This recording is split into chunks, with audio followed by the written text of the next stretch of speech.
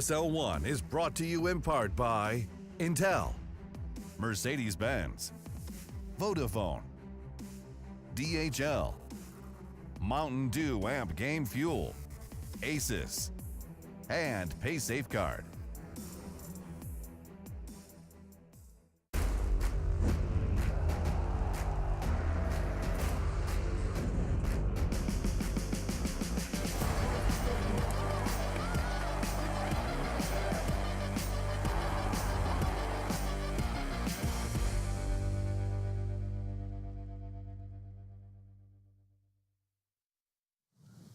Ladies and gentlemen, hello and welcome back again to ESL 1 Katowice. We're here in day number 3 of the group stage, taking a look at some shots here of wonderful Poland where it is icy and cold, but the Dota is hot. The Dota is happening. We're going to find out who is moving on in the upper bracket, who is moving on in the lower bracket, and a whole heck of a lot more as myself, Lyrical, Lacoste, and Basekip will be the people guiding you through the action today. And man, oh man, guys, I'm excited. Wait, why do we look the same? Yeah, what? actually, great. I love that. Uh-oh. All right, I'm done. But yeah, besides looking the same, we also saw some wonderful Dota yesterday. You two twins, how you doing? We didn't see each other until we got into the up, and I didn't even realize until I saw it on camera just now. All right, there you go. Our shirts are a little bit different. Oh yeah, that's a huge difference. Mine has a pattern. We're doing good. We're ready for some exclusive Dota action. We're gonna start this day with Team Secret against Gambit. This is probably gonna be the hypest match we've seen so far.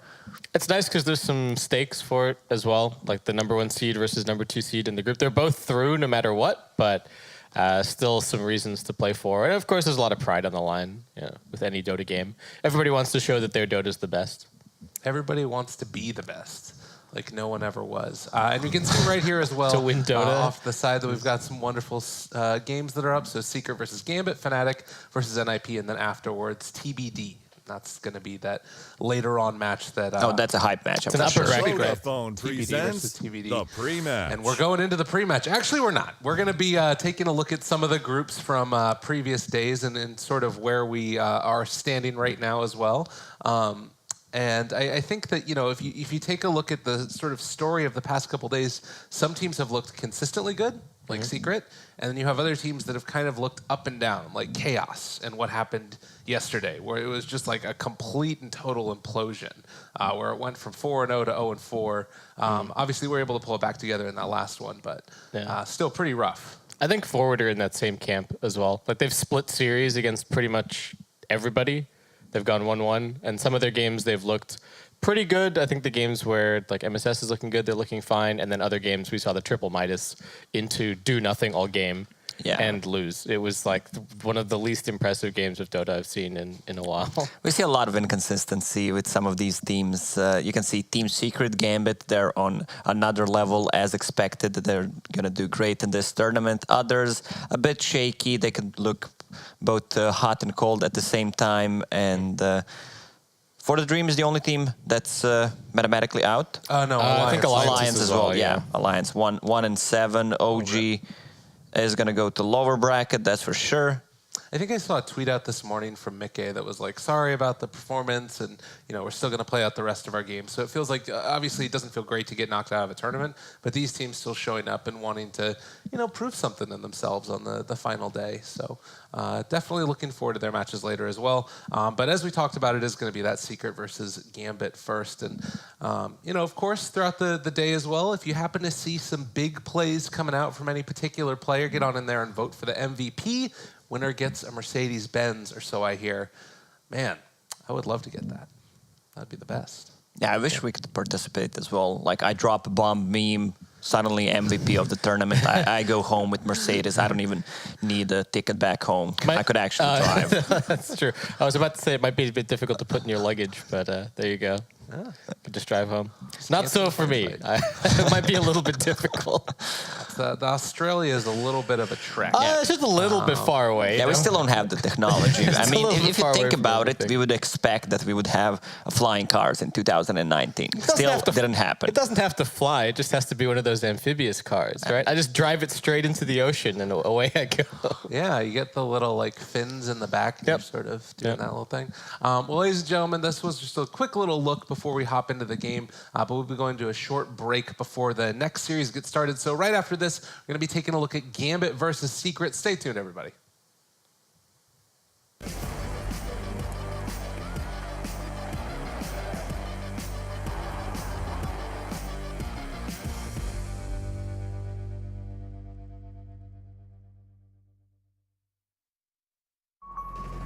This arena is about ready to explode. Welcome to ESL 1. Let's get this started. Ladies and gentlemen, let's go. Grabbing up the epicenter comes in. Oh, it's a big one as well. Look at this damage. The BKB, the black are ready to go. GG.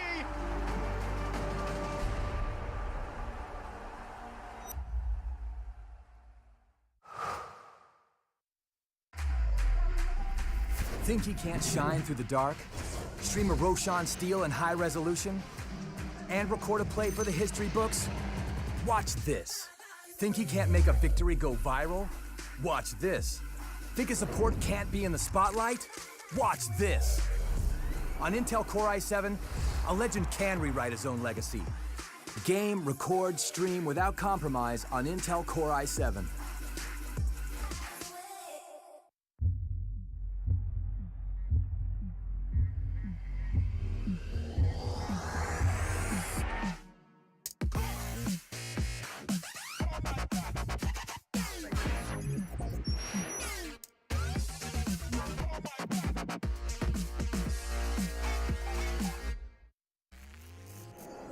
Remember where it started. Your first experiences. The journey you traveled. The journey you love. Remember where it started. And imagine where it will go. Rise on.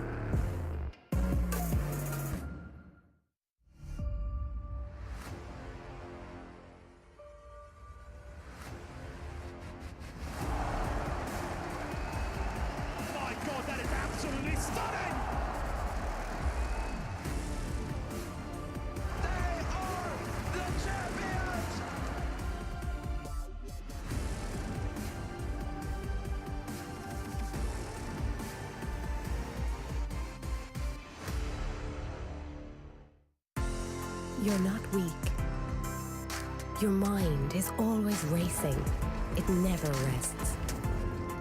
So let the earth quake as you break through.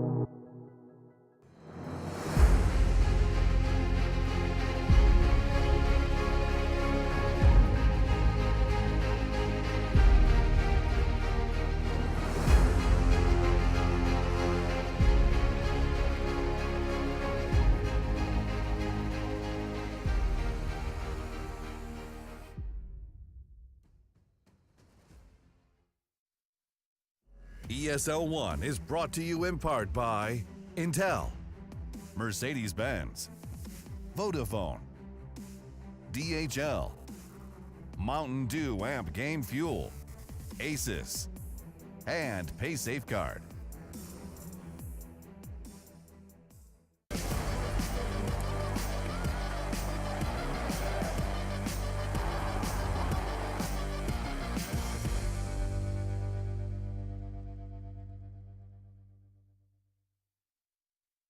Vodafone presents the pre-match. Ladies and gentlemen, hello and welcome back again to ESL 1 Katowice Day 3. We're going to hop into our very first game of the day, the final best of 2 in Group A that we are going to be covering. It's Secret facing off against Gambit Esports as we take some looks there at Poland and now some looks here at us. My wonderful friends, Basecamp, Lacoste, Lyrical. I'm going to call myself my own friend because you got to count as many as you got. But regardless, we're going to be moving on to this match. You guys, how you feeling about it? I'm excited. I really want to see how this one goes. I want to see if Secret. Well, they did bleed already. They lost one game in the group stage, but they've been looking so strong. Even that game where they had the mid one Naga and like they looked like they were kind of all over the place. They were still just the better team and just sort of through sheer individual skill, they kind of won that game. I don't think they'd won the draft, but still pulled it out. They played against FTD though, so FTD FTD won and 7, but FTD looked the best in this game. They showed that they can compete with some of these teams. Sadly, we're not going to see more of them.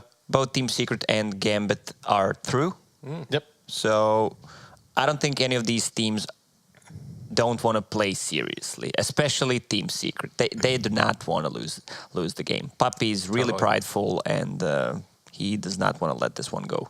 Yeah, I completely agree. And you know, the other thing too is you're playing for positioning here. First seed in this group could potentially matter. Both of these teams are 7-1 so far. Secret, they ended up losing one game to OG, and Gambit lost one game to Forward. Now, Forward and OG are also playing series right now. So there is hypothetically a world where if they won one in between Secret and Gambit, right now Secret would carry the tiebreaker and move on to the next. But hypothetically, Forward, if they win 2-0 and OG don't win a game, then it would be Gambit winning the tiebreaker. So really, at the end of the day, you just need to win 2-0. Just win, baby. Just win 2-0, that's it. It's just as simple as that. You just got a 2-0. Yeah, and that's the important thing. But there are some funky tiebreaker rules that do sort of help to determine which way everybody's going to go. Like the little peek over there. I got to get over the standings at least a little bit. But yeah, it is going to be an interesting one.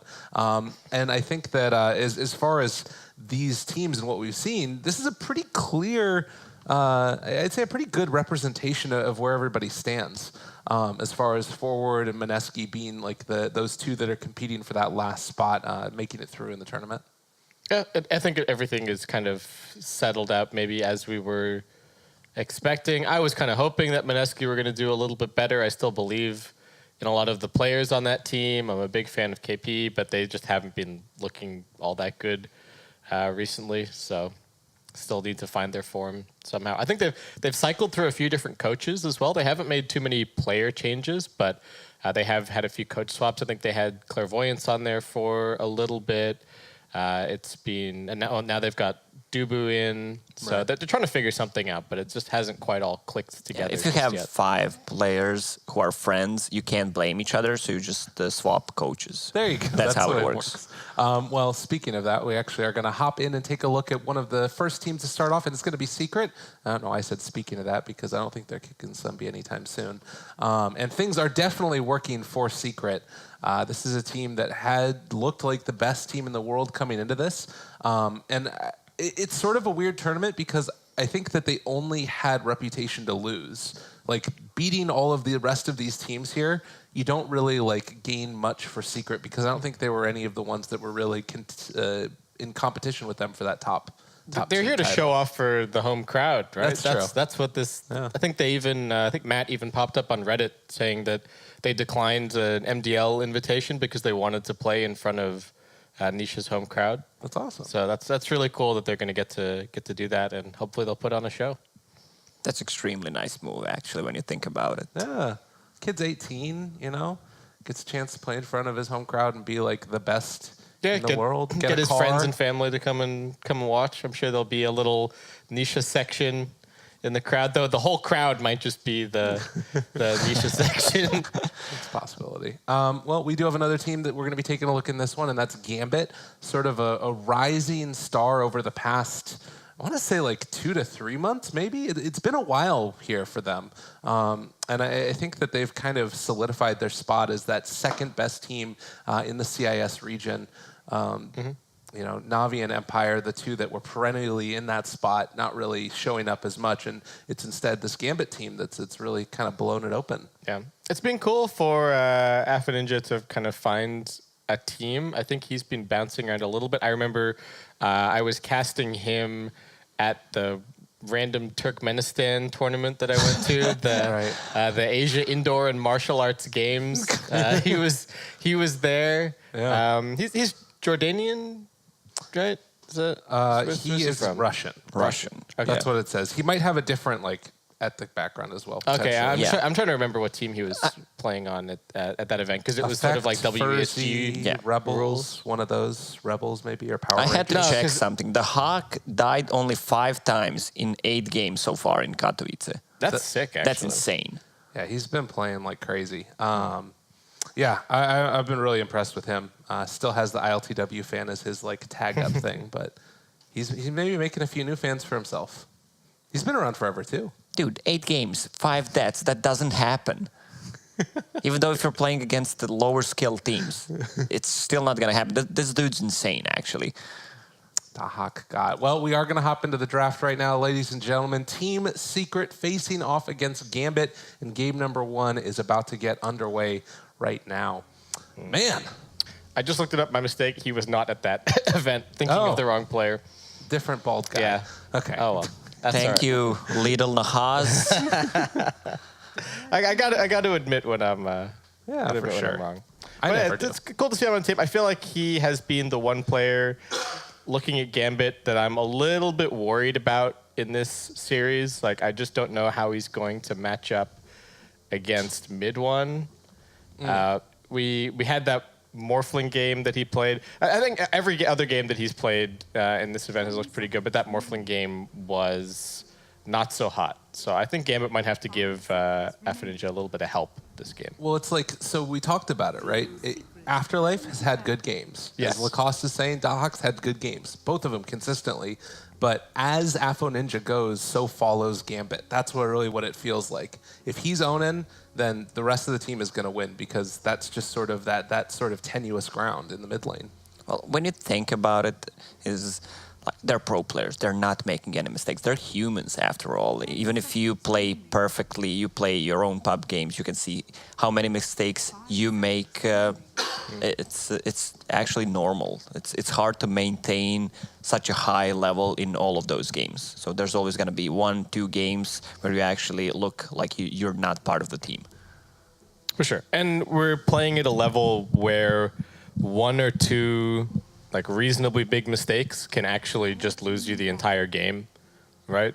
That's the thing. People make a lot of little mistakes. Like, you could always point to, like, oh, this pro player's like missing CS in lane. That's not an important mistake necessarily, but there are these sort of mid-level mistakes where you just make a couple of them, and then your game can go completely out the window. And sometimes it's like decision making, which can fall back to the team as well, but it looks really bad on one particular player. Yeah, so. I mean, 100%. But if you're realistic as a player, you can see that your team is losing because of you, and then maybe it gets into your head and you start making even more mistakes. Yeah, you need to have... Dota is very much about confidence, right? I think that it's been shown time and time again, especially, not maybe so much environment like this, but TI, the value of being an extremely experienced, resilient player, a team with a lot of confidence, sort of being unshakable is super, super important. And that's not necessarily something that comes with time either. That's just something that you either have to have or you kind of don't, or you build it up yourself. But I don't know. You're not guaranteed to get it just by playing, I think is the thing. Enigma, first overall, Yapsor. Just going to go AFK farm for a little bit and make that offlane a little bit easier for Zai by taking away the range creep. Yeah, this is a little bit different. Secret not choosing to go for the Nature's Prophet. they've been in like some of the other games so far this group stage. Whenever the Lesh is getting banned, the Prophet's often making it through, and they're taking the Prophet first overall. But it looks like they do want that Enigma instead. So far, Ursa has been picked 7 times in this tournament, 100%. and he won every single game. Yeah. This is a pretty early grab. Gambit, we've seen them be... They really like this Nyx Assassin. I think, we cast 4 games in a row at the beginning of the group stage. They picked Nyx like every game. Through the middle games of the groups, they didn't really play it as much, but they've been bringing it back now. So it looks like they are still going to grab it here.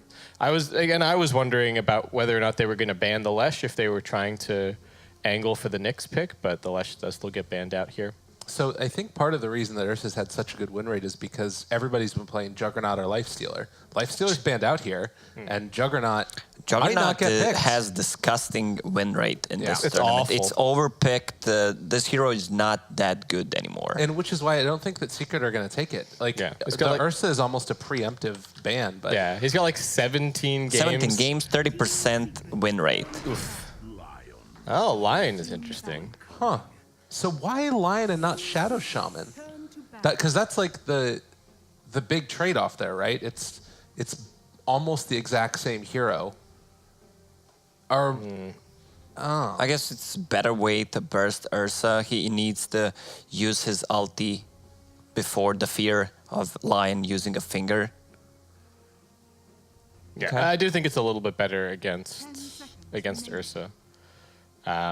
They could also be looking to play with maybe a little bit more of a mana drain build this game. Gambit are fairly mana reliant, but not very big mana pool heroes. So that's something. Could also just be, Puppy or Secret trying something out. They could also be willing to sort of set up for a later Lion mid if they wanted to. Yeah, hit me with that Lion mid and then pick Grimstroke for Puppy. And we'll just do dumb Lion combos. I mean, it feels like that stacking one shot the whole team. The stacking of Finger of the Death's damage is not insignificant, particularly if you could get a level 6 quickly. But it would be kind of out there. It would definitely be out there for Secret. It's more of a pub build. Yes. It's viable in some of the pro matches. Secret would be the team to do it, though, yeah. right? Look at this ban, Silencer. I don't think this hero has been picked so far at all. The hero is one of the worst heroes in Dota right now. It's just because of Enigma, I guess. Yeah. And poor Silencer just had his laning nerfed again and again and again. Mana costs going up, damage going down. Yeah, you just do one of those. Either increase the mana cost or lower the damage. If you do both, the hero's unplayable. Yeah, I think we're down to Last Word does 75 damage for at level 250 mana. Yeah, it's so ridiculous. See, I'm sure what happened is the beta testers just had a Silencer that was in their pubs, right-clicking them with Glaives of Wisdom. Oh, Silencer was overpowered as a support. He was strong. In dual lane meta, he was so OP. I know, I've been spamming Silencer. It's sad because they released that sick new Silencer set, the winter-themed one, but he's unplayable, so you don't get to use it. So I wonder with the Silencer ban if they're going to try and bump this Enigma up to a core now. Because Jakiro taken one of these 3 heroes has to be a core. Why is Secret picking so many int heroes into Nyx Assassin?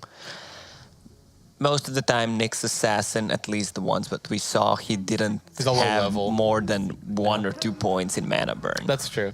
This is actually this is now a very sick Rubik game. This is the dream Rubik game, and this is only 3 picks in.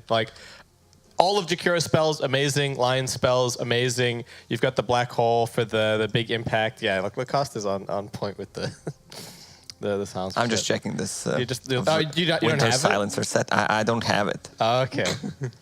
there you when go. Silencer becomes playable, I'm buying you'll this pick for it up. sure. Okay, nice. I'm not buying. Someone's gonna donate. Yeah. Someone's gifting it to you right now. Yeah.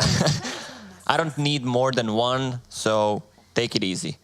All right, they are trying to get Nisha a car. That's what's happening with this draft. They're like, okay, we are just going to build a bunch of heroes that are going to give control, and then PA is going to go ham. That's not how you do it. You need to give Phantom Assassin Empower, Bloodlust, Alacrity. Then you win a Mercedes. Okay, sounds good. Heavenly Grace. It's a shame about Repel. You know, that used to be like the make my carry strong, and now Heavenly Grace is not nearly as... I saw Virtus Pro picking Omni Knight. I feel the hero is still viable. I saw them playing Apex Legends too. I'm not sure if I'm He got listening buffed, to Virtus Pro right? anymore. Yeah. In the recent patch, which would seem to suggest that the overall consensus that he's still not crazy strong, but I agree. He does seem like he's pickable. You just got to figure out the right situation. He's quite a different hero now to what he used to be. I think Having is the biggest thing. the strong dispel is, I think, the best part of the Heavenly Grace now. Because before you couldn't take something off with Repel. You just like, it was a preemptive thing. So when I've seen Omni Knight played well, that's been a big part of it, is having that strong dispel. Secret get their Monkey King. I was wondering if we were going to see more bans on mid one in this game. Is this core Jakiro? Yes or no? Ooh. I say yes. I don't think so. I think so. Yeah. I don't think so. I think it's Jakiro. It's like Zai, Jakiro, Yeah. Yap, Enigma, Puppy, Lion, and then Monkey King and PA, just standard mid one and Nisha. Jakiro is extremely strong against He's these really good heroes. against what Gambit have. All of the attack speed slow against the Ursa and the Chaos Knight is actually really, really difficult to deal with. And I think you would prefer to have... I would prefer to have early levels on the Jakiro here. And they can have him solo in the off lane because they're going to have the Enigma denies. Yeah, So exactly. it's kind of hard to go on him. I like the idea of a 3 Jakiro here. And for Gambit, what do they go for? Can they tinker here? It's pretty good against PA and Monkey King. I don't know if that's their style necessarily. They can't really... They don't really want to Storm, I don't think. They can't Ember. It's a terrible matchup. They have Shadowfin, that's their hero. They've been picking the Razor a lot. Could still go for that. I think Alpha Ninja has looked pretty good on Razor, though I don't know if that's 100% what they want. Then they're very reliant on right-click damage. They have no tower damage whatsoever. So they are gonna need to go for kills, get a grab a kill, not even kill, 2 or 3 kills so they can take objectives. And they're not even just hitting pick mid towers Rasta, let's go. that strong. Shadowfin that is. Okay. Alpha Ninja Classic. So get together early on. They're going to run their classic Afterlife CK. Dahak is going to be able to secure them Roshan. I like the Gambit draft. It's very them. And I think that FNG is set to have a really good game. It's a bunch of good Zai. steals. Oh, do you guys see that? It's Zai is playing Lion. All right, there we go. Zion? I don't know. I mean, that's the thing, right? Is that Lion Zion. Huh? Yeah. we were talking about why the Lion versus the Shadow Shaman, and to me at least, it feels like the main difference, besides being good against Ursa, is the Finger of Death versus the Ward. So try and enable that as to the best of their abilities. Even though the Puppy does like to play Lion. You got to get that AoE mana drain against the CK. That's the Oh. strat, the multi-shot mana drain. Hey. You just instantly destroy 3 illusions. They picked the CK into it, though. They're not ready for the strat. The AoE Hex as well. Show me the Midas Lion. Get those 20 and 25 That talents. is going to break all of our PCs. Do you remember how slow the game gets with AoE Hex? Oh, does it? Yeah, it slows down a lot. Oh, okay. I didn't notice. I haven't noticed. Because You need you a don't better see too PC much game. Lion. I know, apparently. Hey, got to get to work there. Got to wait for the... All right, we'll let you solo cast so you can grab more money, buy a new PC. That's how it works. Oh, yeah. We need the new GPUs. They're too expensive nowadays. That's the problem. Please, AMD, save us. Well, we're going to move into this game now. Game number 1, Secret facing off against Gambit, and we are going right into this game, and a lot of tips already very early on as we hop into this game number 1. I was disappointed by Chaos. Where were the tips? Where were the chat lines? That's what I needed. So if we have plenty of them in this game, I'll be happy. Aye. Beautiful. So a lot of talking back and forth between these folks as we hop into this game number 1. And, well, let's see. Courier just going to be running around. That's no Courier. That's Monkey. True enough. It still is interesting to me that they just have the base courier.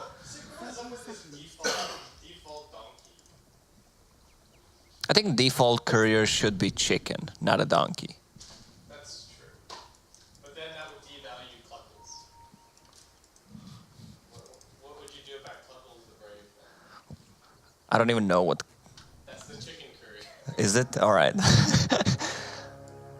I don't just make him default. The battle begins. So in Dota, you can just swap whatever curry you wanted, right? Yeah.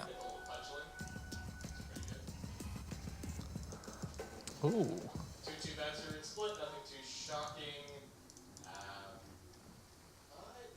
I'm interested to see about this line because Koski and I both said that we would have liked to see just the core Jakiro this game.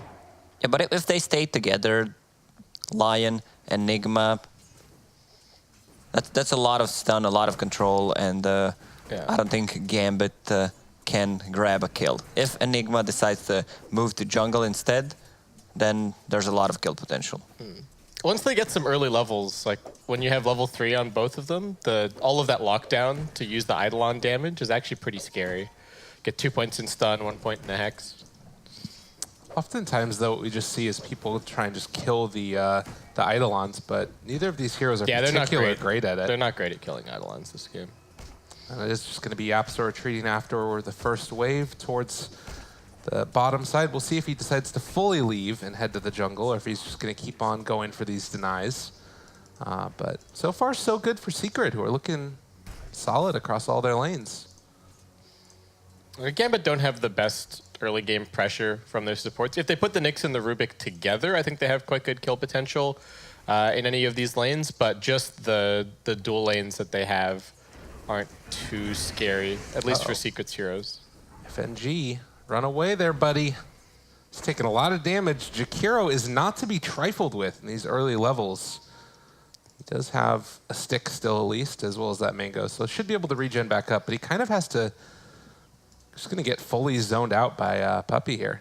Once Shadowfin hits level 3, he is level 3 right now. If FNG wants to rotate, sadly he's only level 2, so he does not have telekinesis ready. It's a guaranteed kill on Monkey King. Either level 3, level 5. Does he live if he dodges one of the raises? Probably not, right? Well, if he dodges the second or third raise, he should live. I keep forgetting about that spell. Yeah, I don't understand why it was added necessarily. Why does Monkey King need phase shift for free? It's cool, man. What's wrong? FNG? They should just give cool, but it's everyone. They should just give every hero phase shift for free. Like, oh, yep. Why not? It's because it's Monkey King. He's creating mischief. Okay. Why are you hating on the Monkey Man? Why does the mischief have to make him invulnerable? Because it's cool. Foninja, dodges the second raise. There's the Boundless Strike, and Foninja going to be hurt and going to be upset about the changes that Monkey King Double got. slash. Living through Where's it for the hell? Where's the TP? Doesn't happen. He's under the tower for like 15 seconds. Nobody's coming to help him. I mean, CK could have TP'd. Yeah. It would be worth for sure. Because Rubik was going back healing. He doesn't even have telekinesis, so he couldn't do anything. Man, he burned two salves and still died. That's so much economic damage. Yeah, show me that net worth. Oh, God.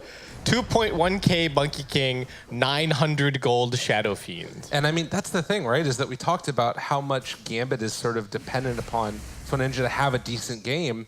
And oftentimes they're sacrificing him and giving the extra...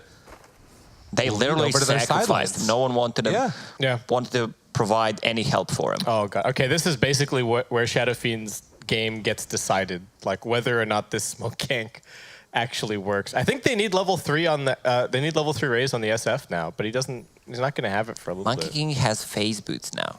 So if they don't help Shadow Fiend, he's dead. Monkey King can just run at him.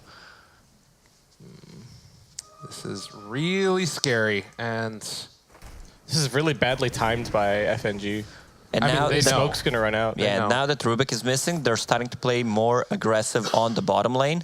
Yeah, it's becoming obvious. Like, Secret know exactly what's going on. But I don't think the Monkey King is even really worried. No. I mean, he's still got his mischief working. He is going to get pulled back in a little bit closer here, but mid one walks forward yet again. Just not concerned. I guess that there's still some value to FNG being here for a moment, but he's kind of just soaking experience. The Shadow Fiend does not want him here. Yeah. FNG needs every drop of experience. I think even, okay, if they can't gank the Monkey King, then Rubik needs to stack. And that's what he's doing right now. He's going to stack up some camps for FNG. They can get him back into the game that way, but it's going to be scary with the start that mid one has had. We've seen how good he is on the Monkey King, on the Pangolier, at just running around and finding non-stop kills. So this is super scary if you're Gambit. Mid one is super enabled. Shadowfiend needs to keep him low on HP, and then Monkey King can't play aggressive. He brought raindrops, tangos. When he regions up, and if Rubik shows on the lane, Monkey King will try to go and grab a solo kill on Shadowfiend. Level 6 right now as well. Okay, they're bringing the Nyx Assassin across as well. Kind of. They're thinking about it. They know that they're so desperate. They want to help Ninja, but I'm worried that these supports are just kind of wasting their time. I mean, I think this is okay though. Like, still Afterlife, he's gotten a good enough start that he's still getting experience here. Level 6 has decent CS. Up top, Ursa's doing fine, and Shadowfiend has caught up to the Monkey King now. Yeah. I like what FNG's doing. He's stacking. Yeah, he's setting them up for later. Like, even just staying off the map right here and being close enough that if something happens, they can respond that way. It's not great, but it's okay. And actually moving in with Afterlife now in a DD rune, this is a pretty deep dive if they wanted to go for it, and it feels like mid one is fully aware of what's happening. That glyph is kind of suspicious. Yeah. But yeah, he's staying way down there to the south, and now moves into position. Reality Rift pulls him back in, gonna go for the stun. Actually pump faked it, and they find the 2-second stun, get the kill. Gambit, it took a while, but they got it done. He was saving a point so he could use a tree dance, what we saw from OG. Thompson did that, and it was extremely successful because you don't take damage because you didn't skill it. Do you think that'll be changed, the way that like dropping your blink dagger and backpack blink was changed? I don't think so. Not this looks fine to me. Yeah. The Monkey can only do it once. Looking like they want to make something happen here against Afterlife, but FNG in the area, they're going to save the lift and throw it onto mid one. Pops the ulti from Afterlife, turning to fight, gets the 2-second stun, still trying to run away Reality Rift, but it's not going to be enough, as Immersion was a bit too late and actually chasing forward for FNG, so getting involved very early on here. Mid one makes it happen. Now they're going to pressure the tower. They're going to even try to go for the Nyx Assassin. Nice double stun.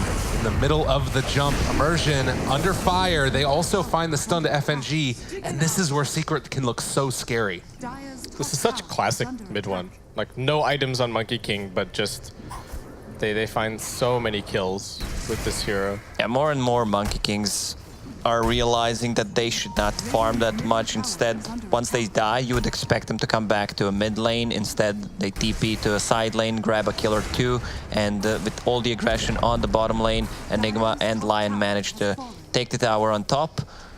The other thing that was really good about that from mid one is that he didn't immediately show that he left bottom either, and Shadowfiend didn't feel comfortable pushing the mid tier 1 tower.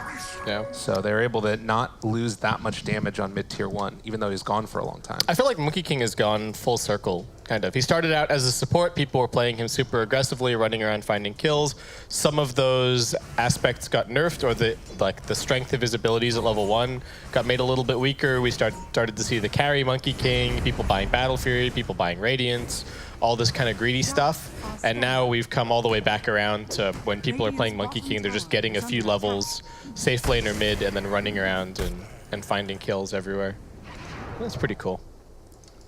I still would be a little bit concerned about the scalability of the Secrets lineup. Like, they need to be keeping this aggression up, certainly, throughout the whole course of the game. Because I think that with, like, the CK offline and stuff, they scale way better than what Gambit has. All of their heroes. You think so? Yeah, every single one of them scale well.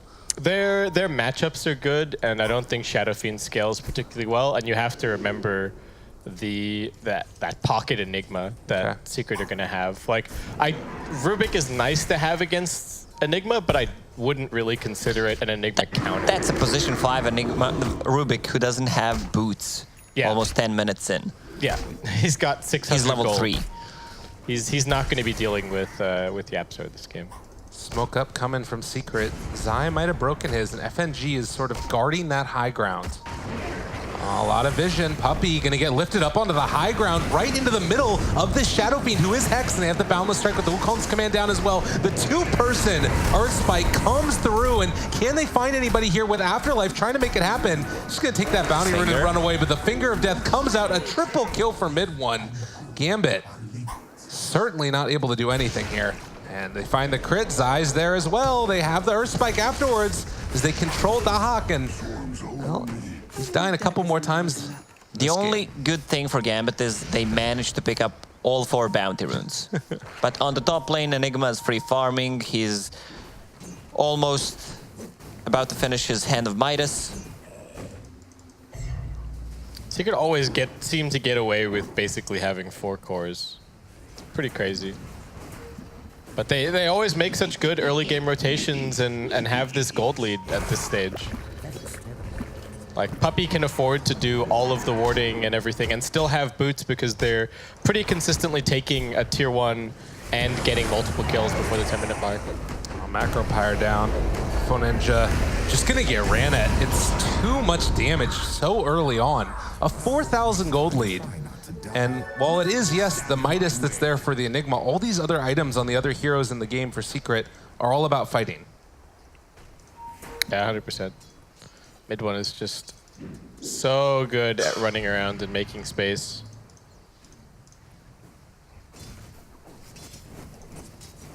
Next assassin is level 6, so he can try to find a kill. Sentry ward is dropped from FNG on the mid lane, so he can be aggressive on this one. It's tough. Shadowfiend needs one more item than other heroes. That's how I feel about the hero. Usually he goes for Mech Guardian Greaves build so they can group up, but the problem is their supports are under-leveled. Hand of Midas is being built on Ursa, so they can't play that aggressive. Chaos Knight also has Hand of Midas queued up, which means that they're not going to be able to fight. God, they got to be so careful. Puppey's moving in from the other side too. 4 points in Ice Path, and they have the initial control that he can follow up afterwards. The long-range stun, not quite going to be able to get there, and instead it's FNG who's able to steal it, turn it back around, able to get them down with the Impale. Zai trying to run away. The Hawk looking for the juke, but it's not going to be there. And Immersion is eventually going to get killed off. Maybe no, the turnaround Ice Path coming from FNG, and then the Impale. That 4 points in Ice Path with like Boundless Strike as the initial setup is a ton of disable from Secret. That's how you play Jakiro. Man, every time I see Jakiro maxing Ice Path, it's so much more valuable than maxing your other spells. Good spell steal from Rubik, kept him alive, but Puppey with the zoning ulti as well, so Gambit couldn't approach. Yeah. They don't need the points in Liquid Fire this game either. Like, they have plenty of push. They found themselves Yapzor. Try and make the escape, but it was never going to happen. Gambit's still getting bits and pieces. The problem that I have with this Shadowfiend mech is that I don't know if Gambit can actually push this game. Their building damage is... It's okay, but they're still going to have to... It's non-existent. Building them. Who's going to deal damage? They don't have a hero they can that take tier pressures ones, the tower. but yeah, they don't have anyone that can siege before they can go yeah, 100%. for towers. They have enough damage, but yeah, they don't have siege. There's no one who can just stand confidently on the front lines. And they don't have save either, so anyone who gets hexed or anything like that, they're just going to die to Boundless Strike plus Finger. And there's the Ice Path, long range, the Earth Spike to follow it up. Yapzor could chase forward for more. Ice Path down and Finger of Death. They just don't get to play Dota. Stuns are good. And their tower defense is extremely weak. The only one who can defend towers is FNG. Yeah, and he's dead, so there you go. The Shadowfiend can't even walk forward and like throw out a long raise. It just has to hang all the way back. I mean, the best ability that Gambit has right now is something that was stolen from Secret in that Ice Path, which is now gone. And, well, they're able to bait this out, Spike Carapace. But this should be a dead... Oh, no, instead, stealing Earth Spike, turning it back around, and killing off Zai. Gambit show up in numbers. Nice. The maxed spiked Carapace from Immersion. Kind of proving a bit troublesome for Secret there. But, see, I like the Secret Midases. I don't know if I like Gambit's Midases this game. Feels like Gambit need items that are actually going to do something for them. Spike Carapace down yet again.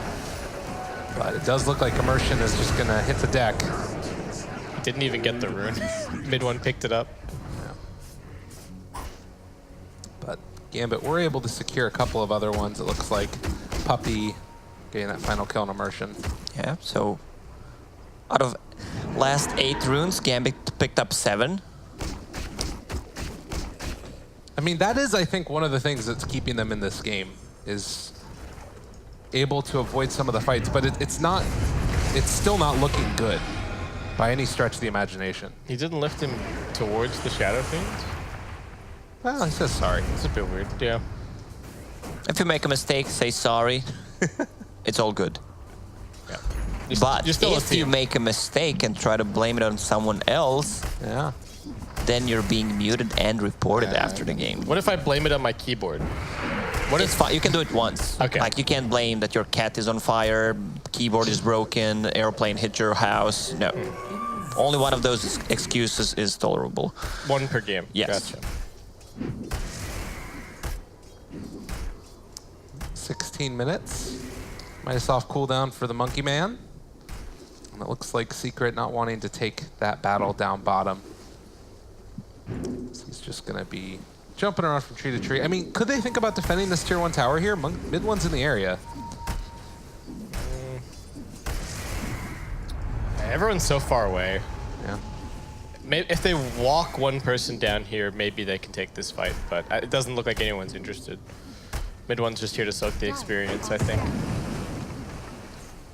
Oh, he could have used the Midas there. That's a if good he point. wanted to Boundless. He's sort of making Gambit a little bit nervous, and I guess that him being down there has kept the rest of the heroes nearby. Yeah, it stops them from just leaving one person here to try and finish the tower. Radiant's bottom tower has fallen. In the meantime, Secret gonna spread out around the rest of the map, get their farm on, building that slight lead up a bit further. So the core Lion going for the Aether Lens first. I think that's... A lot of people are sort of curious what this build is going to be for the Lion. Does he go like the Kaya early on? Does he need to go back for the Blink Dagger afterwards? Looks like he has a 4th staff queued up right now. I think with the Aether Lens and the Phase Boots on Lion, he can actually kind of play without a Blink. I do think he needs the 4th staff, but plus 100 cast range and then the cast range on Aether Lens, he can initiate from Fog fairly reliably. They have nothing that goes through BKB Black Hole unless Rubik steals a Black Hole. Yeah. So Yaps are going for straight BKB after Hand of Midas. Good choice. Yeah. I mean, do you think he even goes back for the Lincoln Sphere in the later stages of the game? He could, yeah. Blink after this and possibly Oh, eating the tree and eating up the monkey. Dahak with the quick fingers. That was nice. Uh-oh. FNG, though, is going to be found by Secret. And Zai, Yapsor, they're in the area. He wants to get a little bit of bonus damage onto his finger. As the Ursa is chasing F1 Ninja there as well. They find the 3-second stun. The jump forward, Zai heads off the other direction. Did not have a CP. Oh, getting out and he's away. God. Respect coming up from FNG. Yeah, that is a tip-worthy play. Damn. Yeah. That was good. That was kind of you. Well, still a nice series of events there for Gambit, in spite of Zai getting out. They almost gave FNG a little window to make a big play because Zai overlapped his stuns a bit, and FNG almost popped up and stole the Earth Spike and turned it around, but still. Didn't even turn out to be that bad for Gambit. The 1-for-1's still okay. Would have been nice to get the Zai kill, but has fallen. They got to take what they can get at this point. Meanwhile, they're making action happening on the map, but Phantom Assassin on top of net worth, almost 10,000 in net worth, level 14 Battle Fury, building towards BKB. Once the cores on side of Team Secret get BKBs up, it's gonna be so tough for Gambit to fight. Merchant is finally gonna be punished for his sneaking around, and they take him down. This game is so on brand for the recent Team Secret. Like, Nisha farming away uninterrupted, Yapzor having that big support as the insurance policy, and then everyone else just running around finding kills. Yeah, and they will catch and kill off Afterlife here. That's Roche. This is sort of you know, up until that last kill right there, it did still feel like Gambit were keeping it closer than most other teams had against Secret. But this is really that big objective that Secret can take where you can sort of just do whatever you want afterwards. And losing FNG here is pretty tragic. He is going to go down. The long initiation coming from that Hex. Yeah, Gambit, you can see they don't want to give this up, but it's really hard to fight into. It's hard to fight into Roche Pit against Monkey King, against Enigma. Lionfinger is going to be up in 20 seconds, but Jakiro is showing on mid, has no mana. They can't really fight into this, and it's always feels so good to steal Roshan from the team that has Ursa on it. Yeah. Do you think they could have gone for it if the Rubik hadn't just walked in and died? Probably not, right? Probably wasn't defendable. When you have Ursa in team, you can always try to sneak a Roche. Two-man smoke, one guy tanks the Roche, Ursa just kills it. Yeah. Not to steal it before Secret got it, but to contest it there. Do you think they could have contested with... if they had 5 heroes? This movement right here, you don't expect the smoke up as they get Roche themselves, and Gambit taking advantage of Secret being far apart, but that Ghost Scepter going to keep him alive for the moment. Monkey King moving into position, misses on the Boundless Strike. They are going to find that Ice Path down, and that is why people don't smoke after Roche gets taken.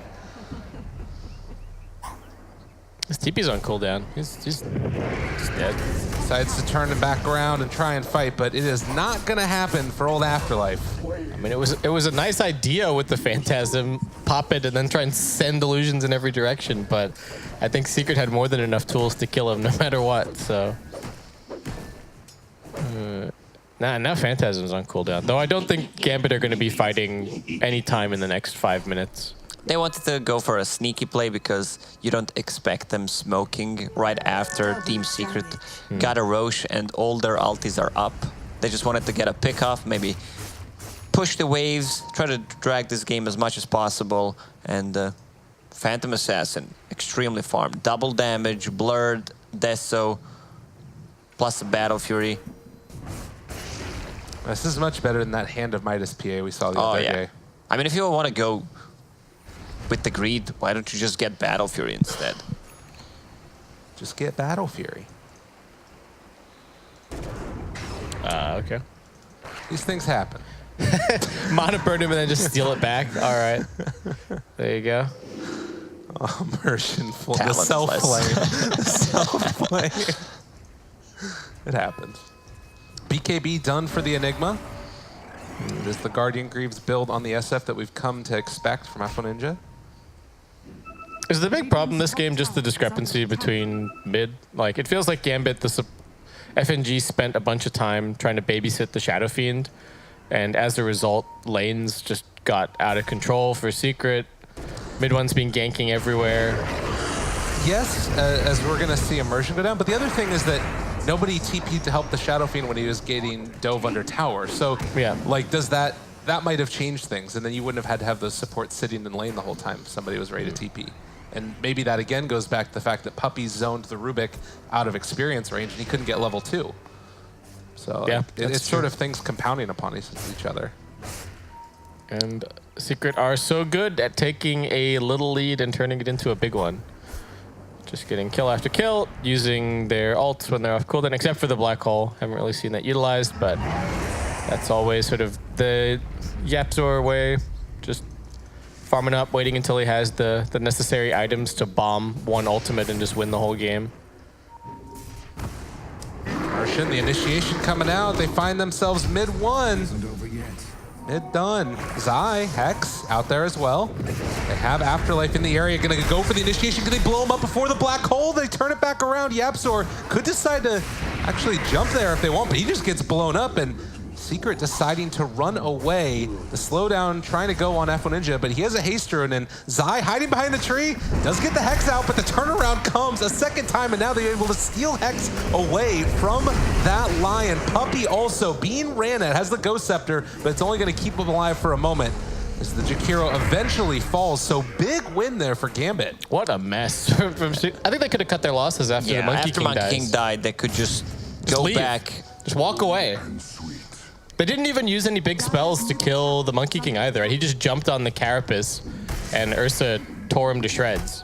It's not. They didn't commit anything big to actually get that kill. I guess Secret were in the mindset of, hey, we still have the Aegis, maybe we can still take this fight, but that was pretty sloppy. They are delaying their BKBs with all these smaller items. Heaven's Halberd, it's a great item against Ursa. Against Shadowfin to one extent, CK as well.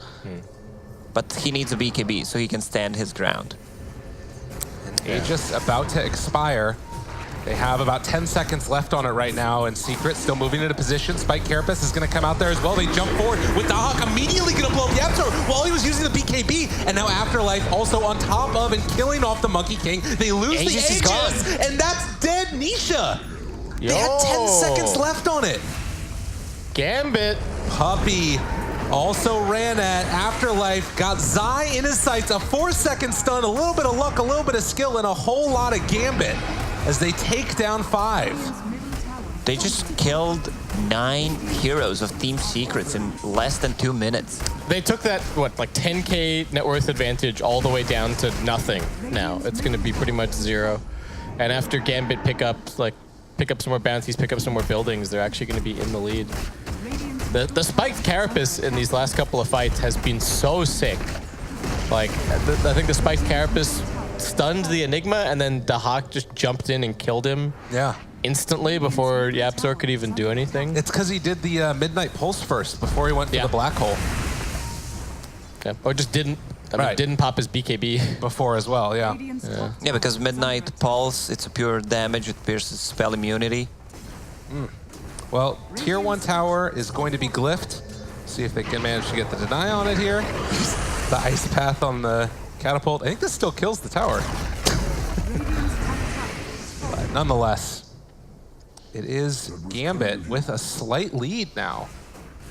And some big items. Like, Ursa's now got a Basher, so he can just randomly kill any of the, like, sort of utility heroes on Secret. A little bit more difficult against the Monkey King and the PA with their evasion, but still a possibility. And I get the feeling that the Hawk is just going to be trying to focus Yapzor. Yapzor really needs this Blink Dagger so that he can start the fight from further away. He doesn't want to be standing there in the middle. He wants to get the lay of the land, pop the BKB preemptively, then go in with the Blink Black Hole. So Secret definitely want to wait for that item before they take any further fights. Yeah, the complexion of this game has changed somewhat in that Secret are not just going to roll over Gambit, but it does still have that feeling of the Enigma not having a great answer. I guess the Rubik is still there, but he's not the most farmed in the world. Okay, Pale, run away, but he's not going far. In the meantime, Gambit is set up to take the tier 2 bottom, though. Yeah, Gambit has some damage. Now the buildings, Shadowfiend is level 21, plus 2 damage per soul. Presence aura affects buildings. Ooh. Going for the AC. Yeah, I guess he's just going to go for the -5 talent as well at 25. Doesn't really have that many item cooldowns that are worth bringing down. Guardian Greaves is okay. And actually having that presence aura affecting buildings and then just running the CK illusions at it, that's going to be kind of effective. Yeah, could be okay. Dire's top tower has fallen. This game's getting interesting, though. Yeah. This is what I was hoping to see between these two teams. There's a little bit more contention. Somebody that could challenge Secret a little bit. Yeah. Well, that carefully curated net worth lead from Secret just evaporated in one. And the crazy thing to me is that play that Secret made at top, the difference between that looking okay and going as badly as it did is mid one waiting like 2 seconds for the rest of his team to just be a little bit closer before he jumps in. And if he had done that, then we're in a completely different game at this point. But that's just the kind of game that Dota is. Those little decisions matter so much. And he has been caught out a couple of different times jumping through the trees, which is just naturally going to be one of the things that's a risk when you're playing Monkey King and having to play it aggressively. I think if you have a playstyle like mid ones, it's just you have to accept the fact that occasionally you're going to have a random death or something here or there. I don't think you get to point to either of those deaths that he's had to the Ursa or jumping in on the Nyx Assassin and saying that was like a huge misstep. It was more the reaction afterwards that Secret had. Kind of, yeah. I think it was a little bit of a misplay in that he just needed to look at the minimap and wait a second or two. But I can understand the mindset that Secret were in at that point with the Aegis, the BKB. They were feeling super strong, and they just overextended a little bit. It feels like Team Secret wants to get their third BKB on Monkey King. He's 1,000 gold short. They have everything they want to fight. Roche will respawn in 20 seconds with 3 BKBs up. If they time it right before they can get initiated on, I think Team Secret wins this one. Also, Lion picked up a gem a couple of minutes ago, so they're getting rid of the vision, and the Nyx Assassin is not gonna be that much of a threat. Ursa has double damage though, only for a couple of seconds left. Man, this is actually such a cool itemization coming out from Gambit. They have the full AC done too, and that just the buckler on Rubik, helping to make up for the armor woes that they get from playing against PA. Like, she's actually not going to do as much damage as normal in this game for a PA. It's interesting because Gambit are very physical damage heavy, but so are Secret. Yeah. So the itemization on both sides is going to be plus armor, minus armor. It's Secret going for Ghost Scepters more so on those supports as their answer. That's true. Dire's middle tower is under attack. Both Jakiro as well as the Lion eventually, but the Hex is out. They got the Shadow Fiend under control. You can't, turn around. Oh, the black hole, is it gonna be good enough as mid one trying to lay into Afterlife? He jump in on top of him and a stolen black hole. FNG making the plays for his team. They buy back on the Chaos Knight, trying to run forward for this one, and mid one gonna get bashed, but the Hex comes out from Nisha as well, and Afterlife back into this fight. He can't afford to buy back here. As Puppey trying to run, Dahak gonna be controlled and killed off, but Gambit have already lost 3, and this is going to be another one. Secret respond in style. Stolen Black Hole was good, but there's no follow-up damage. They managed to initiate on Shadowfin from far away. Lion with the Force Staff. That initiation range is sick. Cast range. He came out of nowhere, right? The Force Staff is huge, and then the cast range is also crazy. As I mentioned, they just needed to use their spells properly, pop the BKBs, and Secret can't lose this game. They're being really disciplined about vision for these fights as well, buying the gem. They've got all those wards around Roche. They're using the Monkey King to scout, just making 100% sure that they're the ones who know the lay of the land and that they're the ones getting the Even though they gem. have a gem, Puppey still puts a sentry before they go for objectives. The same they did for Tier 2, same for Tier 3. You just can't afford to get picked off like that, and it feels like that is one of the strengths of Secret's lineup. Not just the initiation from the Lion, but also, like we saw earlier, Boundless Strike into Ice Path. Like this combination, Merchant able to escape from at that time, so deadly. Stolen Boundless Strike connects onto the PA, see if they can blow her up in time. A long duration stun is just going to be controlled forever, and the Aegis is burned through without having to commit all of that much, and the pullback into Realia, but mid one on top of him there as well. Afterlife just going to walk away afterwards. BKB used from Nisha. Pull him back in a little bit closer, and Dahak on top of mid one, trying to kill him off. Can they bring him down in time? He eats the cheese and able to walk away from them afterwards. Boundless Strike connects on to this PA. Can they kill off Nisha? The turnaround, 5-person Boundless Strike, but Nisha decides to jump back in and immediately gets blown up. And Gambit are able to somewhat hold, but they lost 2 lanes of barracks there with only the range remaining at the And top. they only got the PA. They're very disciplined about how they approach the fight and when to fall back. All their spellcasting was on point to get a PA before anyone on the team could die. They reset and go in again. All right, CK's gone. What, team? Where was everybody? I think they just weren't anticipating that Secret would make any kind of a play. The range on this monitoring is ridiculous. Gambit, what can they actually do? I don't think they can find Zai. He's already TPing out. Yeah. I think Gambit, they like need the next Roche at this point, but it's so far away. Potential respawn 6 minutes time. Dire are scanning. 35 minutes, and the bounty runes are going to be going the way mostly of Gambit, but they are in a hole and they need to dig themselves out of it. 8,000 gold, but more importantly is the racks being into the favor of Secret right now. Zai shows up there, the Earth Spike onto 2 afterwards. They've just got all the control in the world. Once again, Gambit don't get to play Dota. Instant buyback. I'm not sure that's gonna do much. The Hawk, he should be careful. FNG, is this gonna be a dieback for that Rubik? They're moving in and, well, fully being able to zone out everybody else as Dahak is gonna get controlled. They have the Wukong's command down. Gambit can't fight into this that easily. He gets the BKB TP away with the Enrage. That's gonna keep him alive, but the rest of Gambit showed up to try and get him out of there, and it's a dieback for FNG as Zai continues to control more and more of these heroes. They leave Immersion for dead and gonna try and clean up on Afro Ninja here. Although he gets the blink away. Immersion, the player, the liver. GG is gonna be called though. They just know that they can't do it. It's too much. Yeah, getting caught out mid like that is just a disaster. The two of them dying there, Shadowfiend buying back. It was, they knew that Secret had it. Gambit put up a pretty good fight though. Yeah. I have to say, Secret just the same old really good Team at Secret. Dota. Not even anything too crazy. The hero picks are a little bit different, but the core strategy is still exactly the same. Zai and mid one having a great time running around, finding non-stop kills. Their ganks always seem to connect. The enemy team never really seems to anticipate them and then like be able to head them off in any way. You see mid one rotate bottom, and that's like an instant triple kill after they kill a mid. The movements and like the map reads from Secret are so good. Team Secret rotations are just way better in this game. You have mid one who makes a lot of rotations. You have Yapzor who tends to farm. Zai, after he gets level 6, 7, he goes to gank, leaves the lane opened up for Yapzor. He farms his Midas, just continues farming. He was not very active, some good black holes.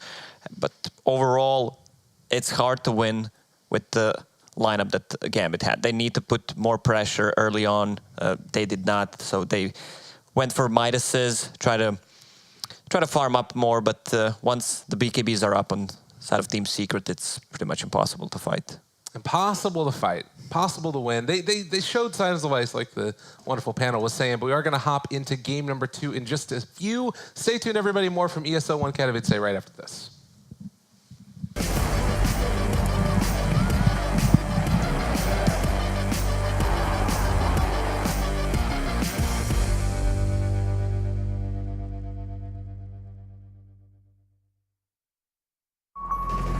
This arena is about ready to explode. Welcome to ESL 1. Let's get this started. Ladies and gentlemen, let's go. Grabbing up the epicenter comes in. Oh, it's a big one as well. Look at this damage. The BKB, the black are ready to go. GG.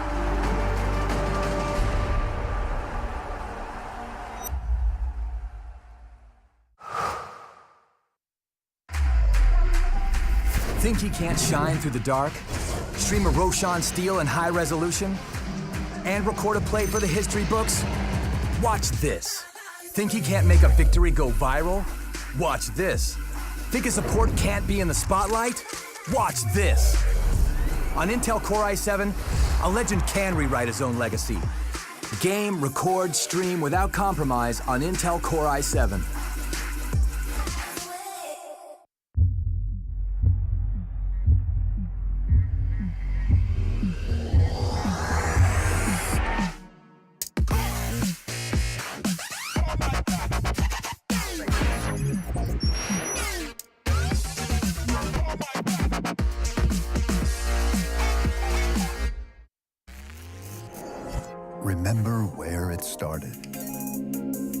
your first experiences, the journey you traveled, the journey you love. Remember where it started and imagine where it will go. Rise on.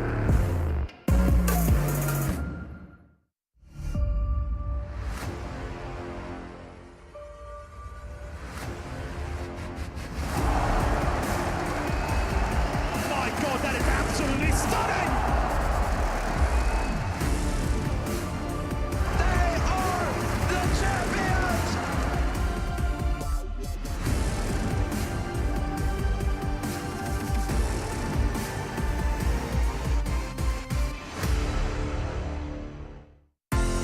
You're not weak.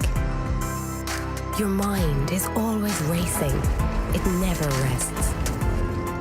So let the earth quake as you break through.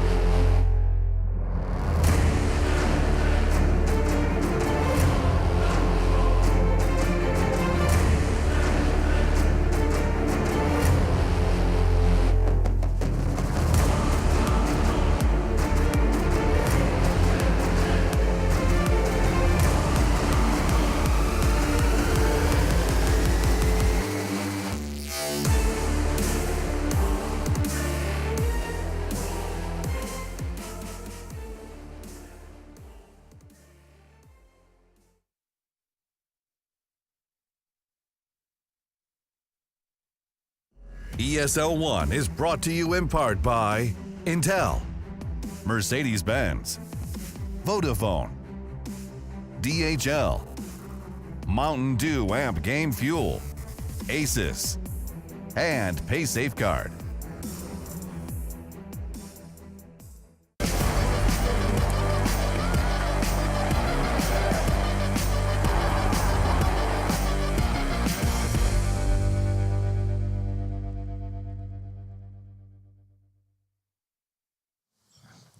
Hello and welcome back, all you amazing, wonderful, and very nice people out there in Dota 2 world. We're here taking a look at the shots of Poland, getting ready for game number 2 of Secret versus Gambit at the ESL 1 Katowice tournament. I was going to say major, but that's not what it is. Maybe next time. I'm sure it feels like a major. It does, doesn't it? Yeah. Yeah, definitely. Good format as well. I love it. You got to love it. Folks, how you doing? Good. Excited. I want to see what happens in game number 2.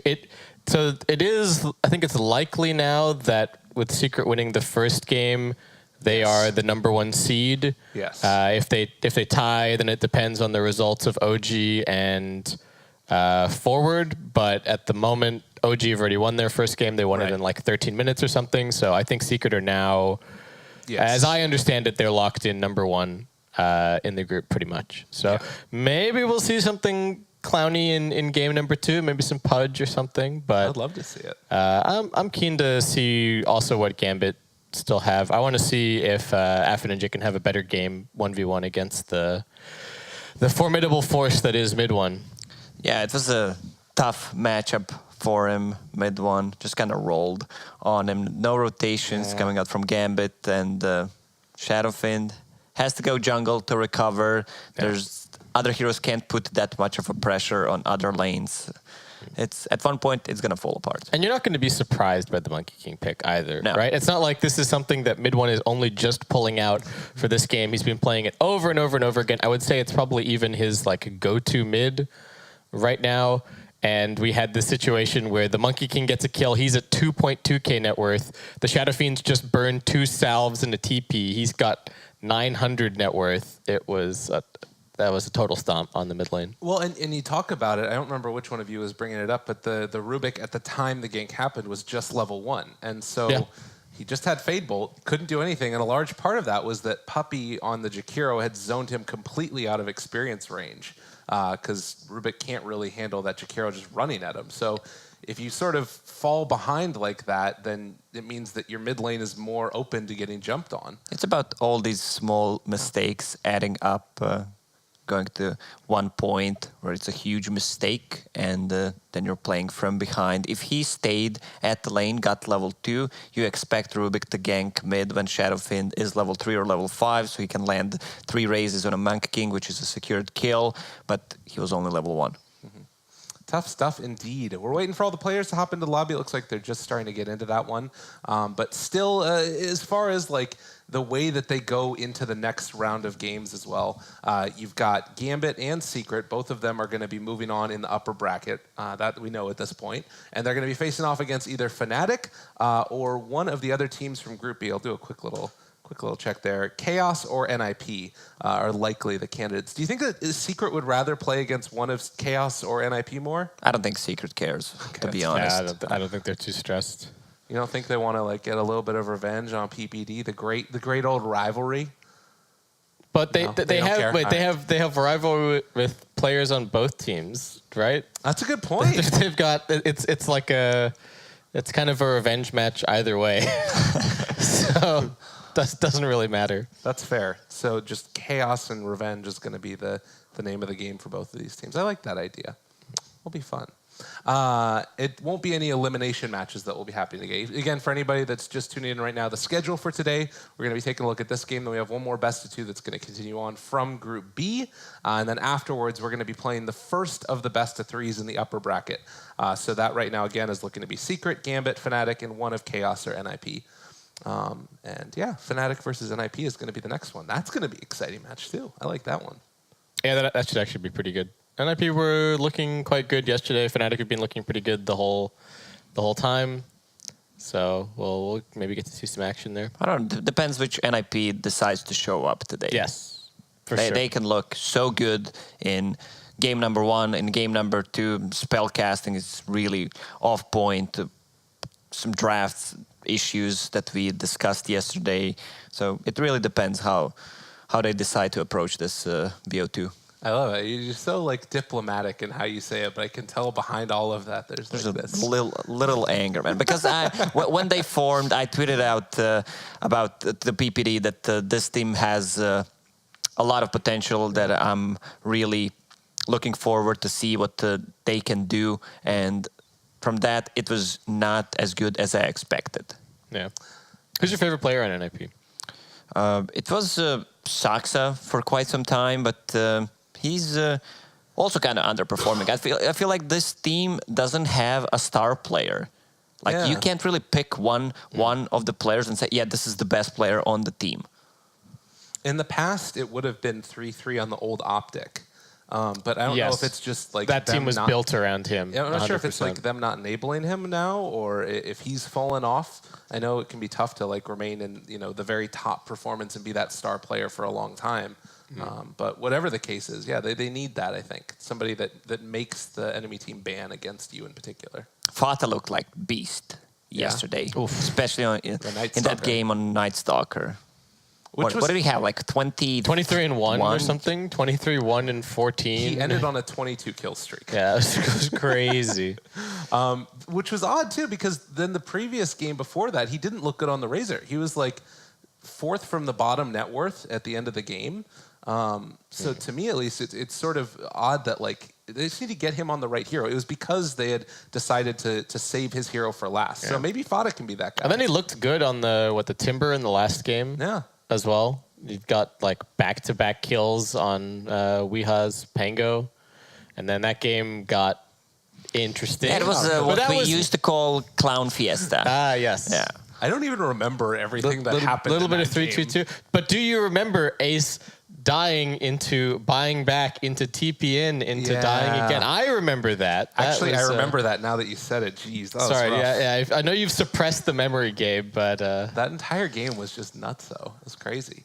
But we also potentially have another game that will hopefully be nutso for all you fine folks out there. Players are connecting. If we load. I shouldn't have spoke too soon because this always happens, and now we're not going to load in. Gabe. Blame me. This is my fault. I'm sorry, guys. Everybody tweet at Lyrical Dota. So what happens? No. What happens here? What's the issue with the players or casters not loading? Usually, if we're in the China server, then it's the English casters that aren't loading. Where do you think we are, Gabe? We're not in China, so I don't know. Are you pointing fingers? There's no fingers being pointed. Blame China. But if I did have to point a finger, it's right there. That's where I'm pointing. They can't see it though, so they don't know. Ah, okay. Let me just check what you pointed at. Let's point at Scriff. Scriff's over there somewhere. That's definitely true. Through a couple of walls, but he can hear us. Looks like the teams are ready to get started, so hopefully all of this stuff is going to get sorted out. But yeah, I don't know why it is exactly, but just something about the Great Firewall, a lot of ping that goes on, lost packets, stuff like that. We haven't had as much of like the inability to watch the games though. That's been kind of gone from Dota, it feels like. There haven't been that many of just like slideshow Dota, I feel like. That's true. I think you still see it a little bit with some of like the NA casters connecting into China games, but it's not as much as it used to be. Because we did used to have all those problems. I remember that there were so many BTS casts where it was just like, hey, next slide, please, for this Dota game. It's like the Tinker March that's just lines of them going down, and you can see it the whole way. I cast so many of those games. The technology that we have right now, we should be grateful for it. In Dota 1, you could not reconnect to a game if you disconnected. That's true. So there was this client called RGC where you could actually reconnect. It was mind-blowing at the time. You old man, you. I'm old. I don't look old. We were just reminiscing today about MYM Prime Defend. It's like 11 years ago now. Dota 1. What was the prize pool? Third place was $150. $150. Yeah. Hey. If you split that on 5 players, that's $30, and then you pay taxes, so you're left with $20. $30. You got to pay the taxes. And keep your affairs in order, ladies and gents. All right, so we see will try again, and then FNG said help. And then there was some weird emoji in there that I don't know what that one is. But regardless. It's an angry emoji. Is it? Okay. It looks like a little pound sign. Everybody says hashtag now. Are you guys a hashtag or are you a pound type of person? Do you guys know what I'm talking about? Yeah. Okay. Yeah, hashtag. You got to keep up. Okay. Maybe I'm the old man now. Yeah, no, I'm team hashtag. Team hashtag? It's pound. Sorry, pound. Grandpa. All right, they're getting ready to hop into this one. OG versus For the Dream finished in 12 minutes last time. I can see in client that they're at 13 minutes and 50 seconds. So there's progress being made on that front at least. FTD able to stick around a little bit longer in this tournament. So we are just loading in yet again. I mean, this is their final minutes of this event, unfortunately. They are already mathematically eliminated. But they gave us a pretty sweet game or two against, that one game against Secret was pretty hype.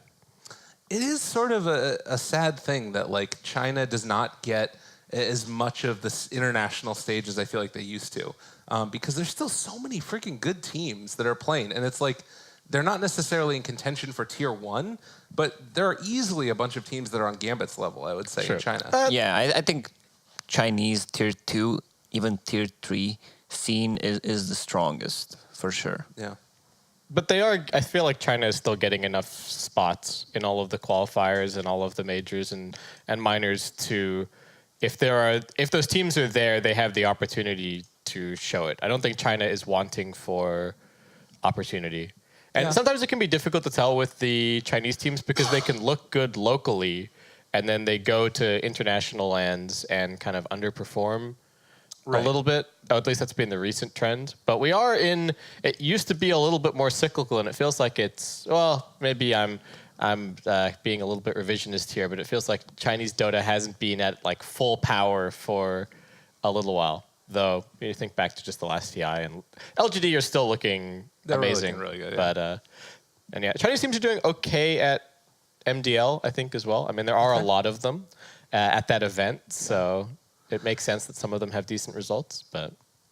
Yeah, I guess, and I think that part of the reason, too, that you do sometimes see Chinese teams not look as good at these international events is because a team that only plays regionally won't have that exposure to other scenes, right? And that's going to naturally make you a better team as well. Yeah, you can see when Chinese team is playing against either Southeast Asian team or other Chinese teams that these games are really tense and the skill level is the same, but they don't practice as much against other regions as, let's say, Europe, because Europe play against the USA, even if they tend to relocate before the LAN event a week ago, they practice against some of the local teams. Yeah, that's true. And you can even potentially maybe get. This is the reason why Europe is the strongest region.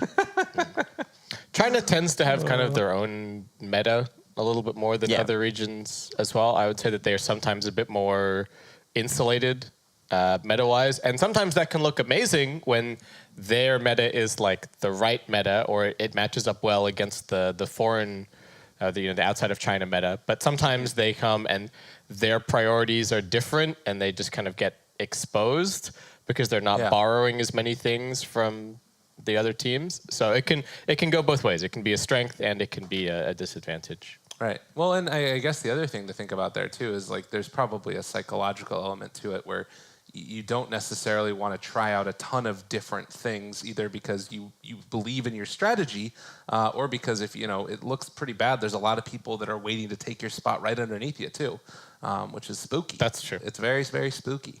But we have remade the lobby. We've got 10 out of 10 in here. Cross your fingers, everybody, please. Everybody I want Dota. Send good thoughts to the servers, and everything is going to be okay. Just send your energy right into the little cords that go into your computer, and positivity is going to rain down. Yeah, just it's the dawning of the age of Aquarius. Is that how that song goes? You lost me, kid. Grandpa again. Grandpa. It's not good. It ain't great. You're not hip with the kids anymore. Whatever, twinsies. Look at these two. That's all you got, huh, Gabe? It's not great. It's not You're good. just jealous of us because we're wearing the freshest clothes, hanging out with hottest dudes. This guy gets it. This guy understands. Not me, though. Sad, sad, sad me. So please You're on the wait auto for chess my train, co-caster. though. I am. You've got that going for you. I'm a proud knight, too. And that means that I'm pretty terrible at that as well. So but that's fine. how do the ranks work? How many levels are there for each There's rank? pawn, and then Okay. it goes 0 through 9, I believe. It might Okay. be 1 through 9. I'm not sure. And then you got knight, and then bishop, and then rook, and then queen. And I'm not sure if there's a king or not. King is kind of like. Do you guys play chess at all? Yeah. Okay, so you know, like king it's a good piece, but it's sort of like it's not the strongest It's not the piece. strongest piece. It's a very strong piece, I would say. Particularly in like the late game, but in the early game, you're not really moving that sucker around all that much. So what does that have to do with auto chess ranks? That maybe it's not in the rank. I don't know. That's the thought. All right. Is it, I've only seen it up I to kind queen. of follow. We went in one direction, and then you're like, Yeah. oh, and the king is like the. Exactly. You're picking up what I'm putting down. Okay. Yeah. Well, ladies and gentlemen, Synergy, Gabe. we will Synergy. see. All right, and- we're in. Nice. We don't have to waffle anymore. We can watch some Dota. See whatever interesting picks we have coming our way. What will Zai play this time? Radiant team back. That's a good question. Zai usually tends to play, at least in this meta, some intelligence hero on the offlane. Your Lesh, your Lion. What else have we seen him on? Not too much. They've been getting Lesh a lot, so haven't really had to put him on too many different heroes. No. I think it's a good idea to take the Lesh out of the pool, though, for Gambit. They banned the Nature's Prophet this time on Gambit, but Secret didn't. They had the opportunity to pick it last game, and they didn't go for it. Team Secrets turn to And battle. okay, Kunkka banned instead. I didn't watch the specific game, but people were saying some not so nice things about Zai's Kunkka. But it looks like Like Gambit what? still have Give me an example. Like that he missed combos. Oh. It's not nice. Oh, I guess it's not nice. It's factual. But I think that offlane Kunkka is actually pretty good. Team pick. oh, the Nyx Assassin draws a ban. Okay. Gambit, did they take the Lesh away? Yeah. Yeah, that's for sure. All right, well, Secret now, they've been playing the Lesh. Do they have the Secret anti-Lesh strats? I see what you did Secret there. I see what you anti-less did there. strat. Secret Wow. strats, yeah. I mean, I don't even really know what 10 that would seconds remaining. be. Like, you kind of need lockdown. You also want burst. Do they still want the Maiden 5 seconds remaining. in this spot, or will they like take Enigma? Which Yapzor hero will they go for? You made a good point the other day, Gabe, that I liked about the I think with the Leshrac being picked, Rubik almost misses having his old Nullfield. Yeah. I think if it was old Rubik and or even maybe pre-nerf Rubik, he got a couple of little nerfs recently with some of the telekinesis, lift duration, and stuff like that. I feel like Secret would snap pick Rubik in this position, but Team not going to go for it. Secrets turn to pick. Oh, they want the Enigma. Okay. Any CMs? So then it would have to be like Puppy, Radiant Enigma, or team CM, pick. right? Pretty Life safe. Stealer's good against Leshrac, that's for sure. Well, Leshric's not bad against Lifestealer either. Because if he's isolated, has one defensive item, Edict deals a lot of damage, and he can actually That's true. chase the Lifestealer because both of them are speedy. The Ursa comes to mind here for Gambit, but I don't know if you want to run that with Yeah, the I think- Leshrac. I think it is. Secrets Seems turn good. to ban. I just kind of wonder now, you have out of your offlaner most likely not hard disable unless you have like a setup for it. So they're going to need to make up for that somewhere else in their draft. They could play Lesh as 5 if they Okay. feel like it. FNG has really wide hero pool. Maybe it was just a steal pick. This is Team Secrets what I'm turn curious to about. ban. Venomancer was being out in second stage twice in a row.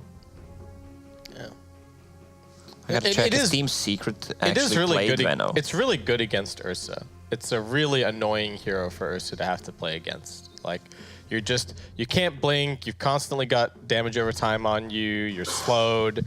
It really kites you to no end. And this could also be one of the things where like they've scrimmed against each other and Venno has come up at some point. Could be. I wonder if Gambit would consider doing something kind of old school and going for the... If they're going to consider running the Lash as a support or even as a core, we could see maybe a Shadow Demon or a Bane coming in here, and they could just Bane is run banned around. out, but Shadow Yeah. Demon, it could work.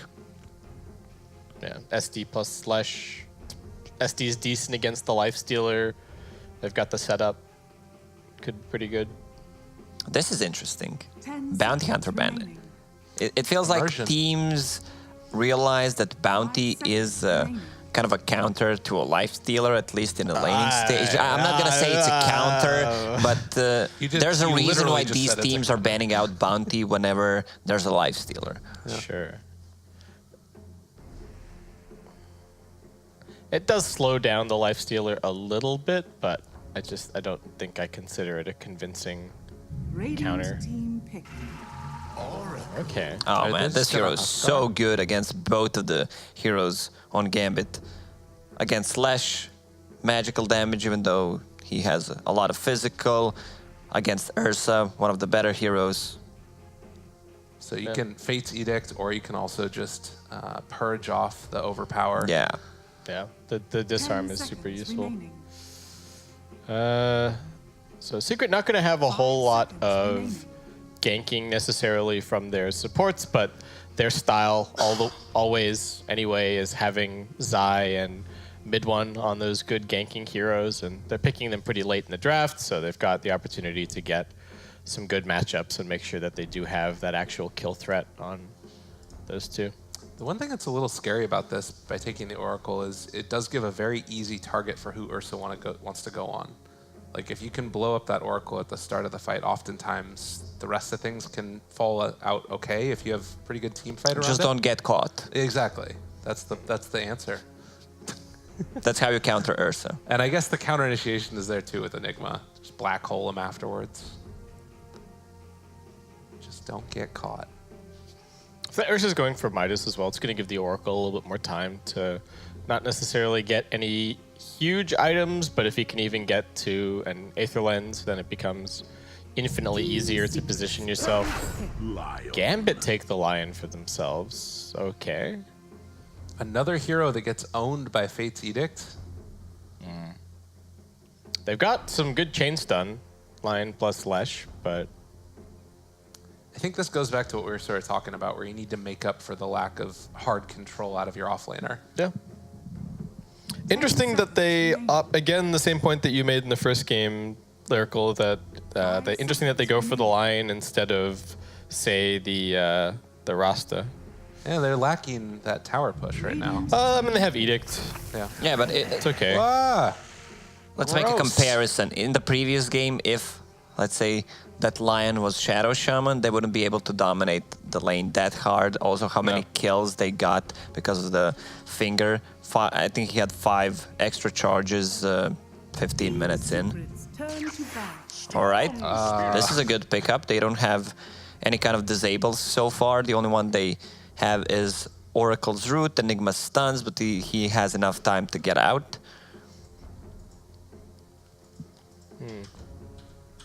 Secret can still pick a different mid hero, though, 10 right? They're not seconds completely locked into having the Now, Viper. this could be offlane Viper. this is the first Viper of the tournament. Not too surprised that it's the first one of the tournament. Why did they take Viper here? What's the thought from you guys? I think it's just the slows against the Ursa. It's good at kiting him. It's a tanky hero that they can another tanky hero to kind of have frontline against the Lesh. I guess there's the extra magic resistance as well. Yeah. That's pretty nice. Feels like it could be offlane, but they might put it mid. Viper against Storm Spirit is a really good matchup for Viper. So is it going to be a Zyper? Zyper could be. They need a stun, for sure, on last hero. Either stun or silence. Anything to like set up, because if you have that initial one to go, then like Oracle can follow up with the root, or you can have like just a black hole afterwards. Traditionally, it would be a DK. Could they pick Pango here? Just go for the lucky shot. Sure. Hey. Actually, I mean, either lucky shot is super annoying for Storm Spirit and Ursa. Both of those heroes, the disarm or the silence, is pretty backbreaking. But it's not the most reliable of initiations, so I think they might want a more solid stun. DK. The other route is to just like go Pugna and just push, although they have a lot of burst.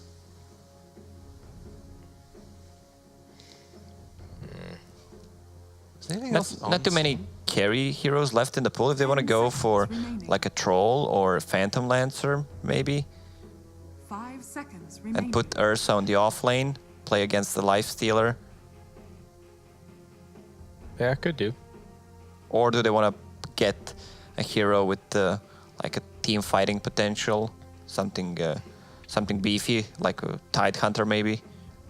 Secret's read on it is that they're still looking for another carry, Yeah. right? They banned the Jug, so their opinion is that that's what Gambit are looking for. Probably Lesh Lion, 2 supports, Ursa offlane, like you're saying, and then Storm Spirit mid. If you are Gambit, are you worried about, like, you're not really that worried about like a Pugna necessarily, right? It's just, it'd be weird for Secret. It's not the catch that they need. They could play this super 5-manny, but I like the Pango ban. Night Stalker.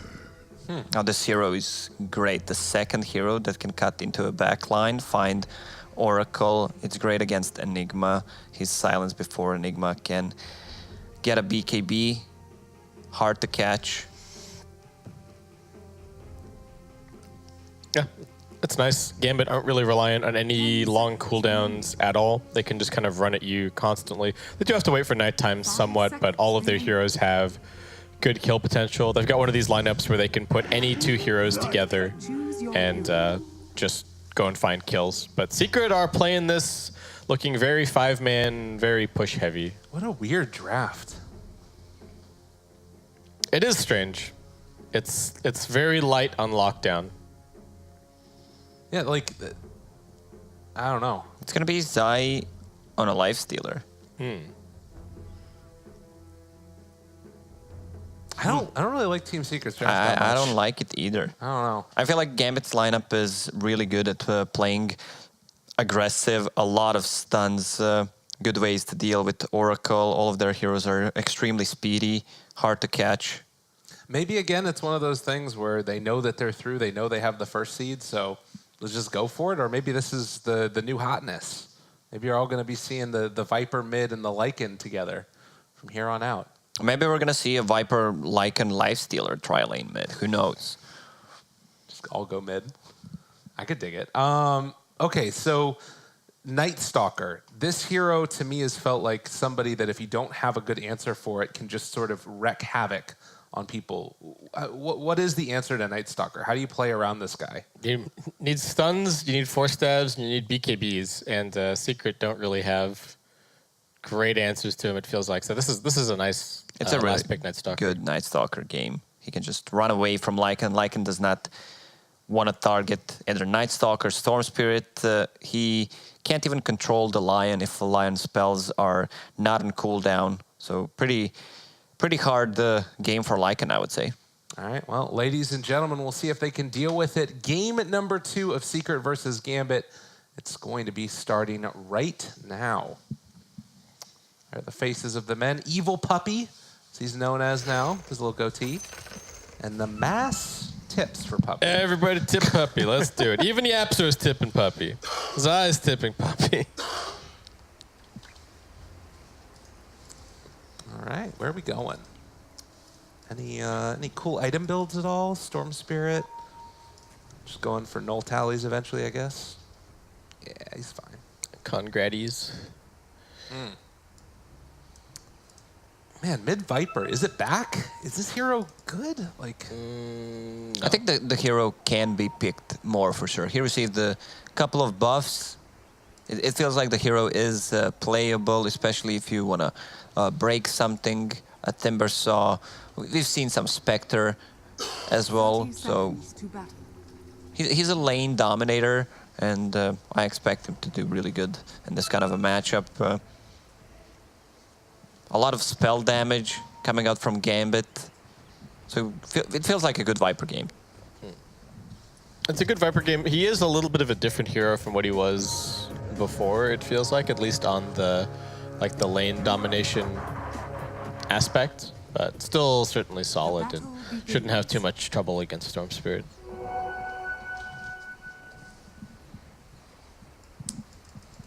Well, it does look like we're going to be able to trade off on those bounty runes 2 apiece. Quick stun goes out there, the follow-up Earth Spike as well, and a few punches, but Immersion is going to need to back away as he does get caught by that root, and well, Zai, in the meantime, just going to TP out with it. Okay, fine and dandy.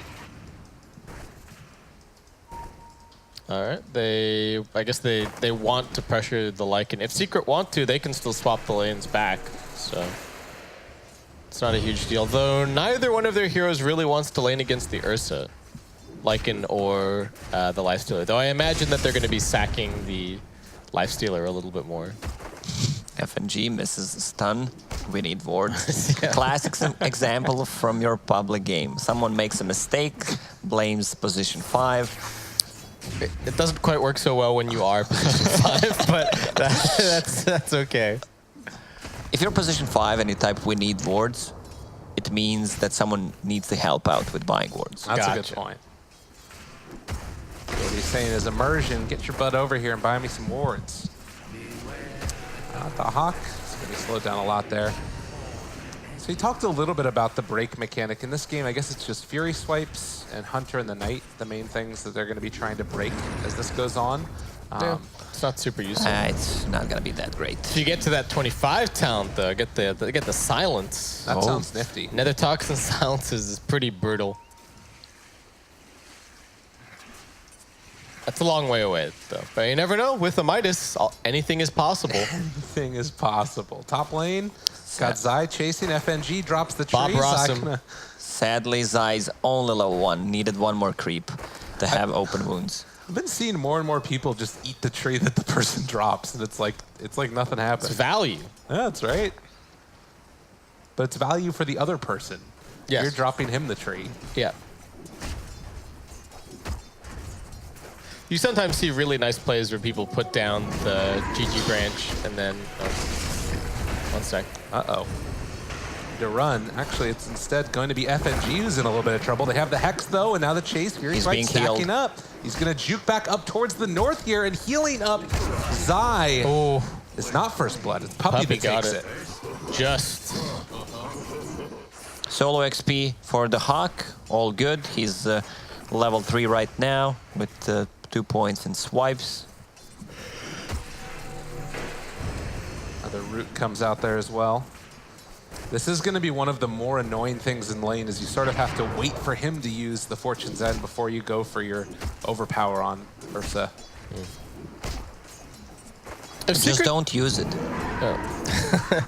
If Secret keep playing all of this Enigma, I wonder what kind of answers we're going to start seeing. Silencer feels super dead.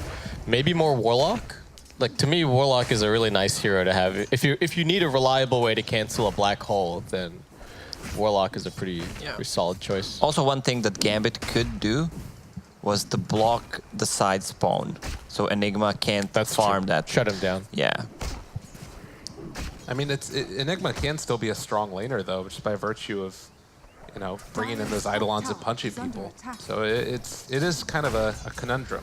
We see more and more Enigma as a support, and he gets his items quickly because he gets gold from denying. Right. Puppy gonna get ran at here. Puppy got a first blood, so he has boots. He can play this game for a while with just these items. They have an Orb of Venom picked up as well. Decent damage. Not going to be a kill. Oh, but it does give Lifestealer a couple chances to get some denies and last hits there as well. And it's Ursa that is still a little bit in the lead there, bouncing back and forth. It's good to tenderize him before the 5-minute bouncy run spawns.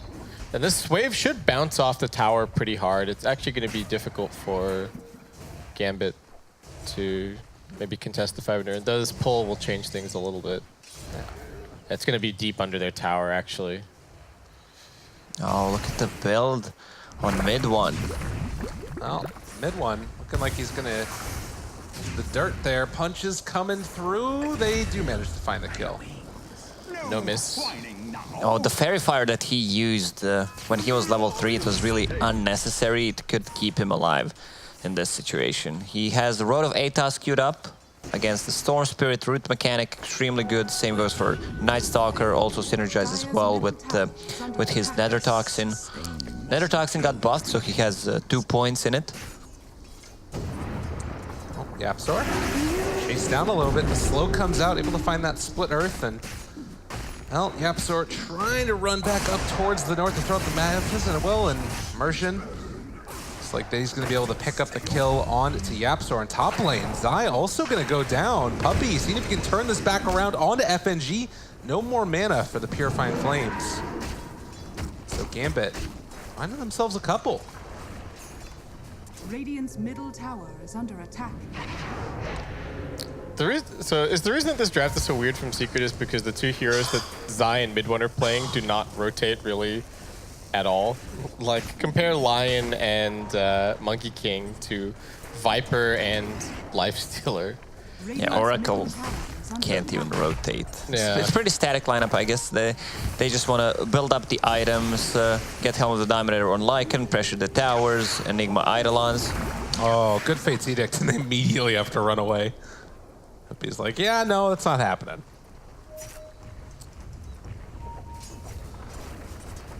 Yeah, it does kind of feel like it's just chilling. Like, compare Viper to the Monkey King, like you were saying, Basecamp. It's just, it doesn't really do anything. And now it's going to be Afterlife that can make things happen if he wants to on that Night Stalker, since it is nighttime. They should just rotate the hero to his lane and try to grab a kill. Because Knight is going to be still up for 3+ minutes, and he wants to be able to get some kills, but he also wants to farm the lane. Immersion moves into position, finds the stun, but the Malefice on the Night Stalker. He's not feeling that comfortable moving further forward. FNG, this should get rewarded. It's being pinged out. That hurts so much. Puppy nose. When you get We need dewarded like wards. that. That's the other classic right there. It's like you immediately get dewarded and you say, the enemy has vision here, guys. Oh, not getting the overload proc there. He's in the Nether Toxin. Silence. Stun comes out. Seeing if they can kill off Nisha, this would be pretty good for them. And Immersion able to find another kill. And this is the thing too, is it's like, it's static lanes, but they're also sort of losing them. Yep. They want to wrap around. They want to grab this kill on Enigma, who's only level 4. Seeing if they can do it. Afterlife kind of low on HP, but it doesn't really matter that much unless they bring in a bunch of heroes. And Nisha also showed up here. It's about those little things. Night Stalker, you need to put your branch from backpack for extra HP, mana. He's getting a bottle instead.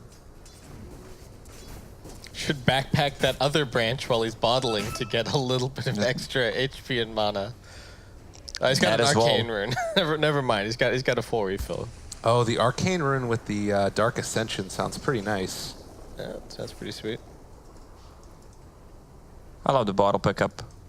He's full HP right now, can come back to a lane. Shrine was used already, so they can put the pressure. Nighttime still up and running for more than a minute. Secret's plays this game really are just group up a couple of heroes and walk in a building, right? Oh, there it is. And immediately people TP down bottom in numbers. 4 showing up for this one, and FNG's like, I don't want to be here anymore. Yeah, you don't want to chase Night Stalker for sure. That was for that deny. And when they immediately TP 4, all the other lanes are going to get pushed out by Gambit. Mid being pressured by Afro Ninja, and up top they're going to also see if they can do something with 2 points in Edict on this Leshrac. Could be pretty good. I mean, there isn't a response now from Secret for this, right? Like, they TP'd everybody bottom. No, but they don't have deep push either, so just the creeps hitting the entire time. Zai's best option is to drag the creep Radiant wave. structures are fortified. Mana Boots Viper coming into your public games, boys. It's already there, Lucas. Welcome to my world. They chase forward here, seeing if they can find Nisha, and Storm Spirit diving forward for this kill onto Yapzor. The silence onto Puppey means they can't do it, but going in pretty deep. It was going to be a kill onto FNG. Still with Storm Spirit staying alive, the Fate's Edict and the runaway. They need to back out from Nisha. Mid one also found the kill on Immersion while this was happening, and we'll find a second here as Zai goes down to Hawk. All right, trades all across the map. Nice to see Secret getting a couple of kills. They do need it. Viper has so much farm. Maxing out Nether Toxin, farming both lane and jungle, sitting on 90 CS 10 minutes in. Yeah, they desperately need this Atos for the catch that's going to provide. I'm interested to see how the Storm chooses to respond to this. Like, he is just going to go for the Kaya initially, but if he dies to the Atos a couple of times, maybe he gets forced into an earlier BKB.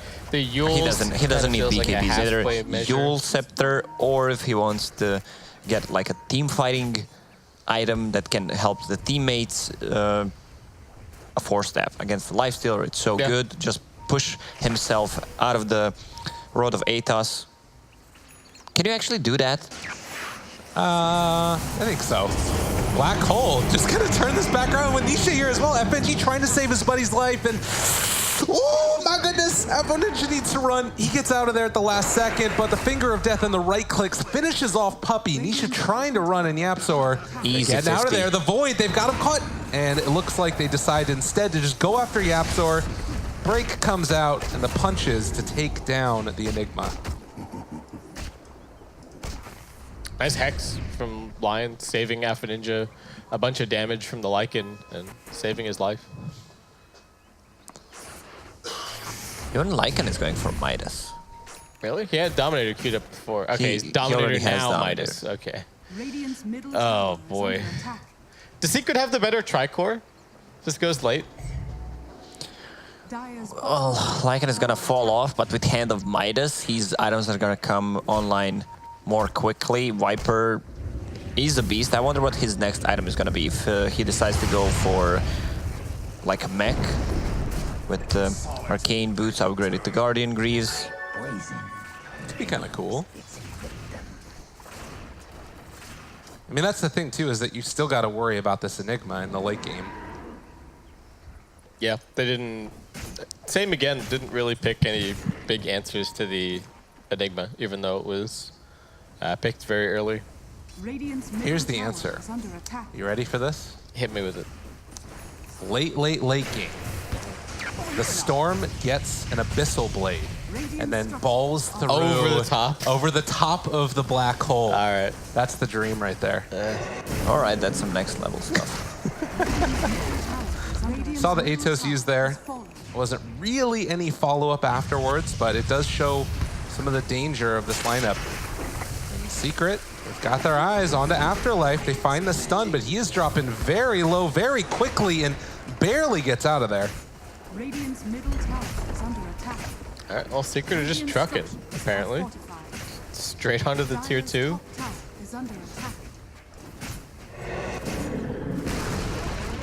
I mean, this is the strength of it, right? You got Eidolons, you got Wolves, you got the Dominator creep, and yeah, this is what Viper is good at. Viper is good at just rallying his team around him and going and hitting some buildings. Yeah, and he can use Nether Toxin twice. 5 seconds cooldown, 8-second duration. It's really good for zoning them out. And this is just a tier 3 tower at 13 minutes. Secret are like, screw it. We want this game to be over.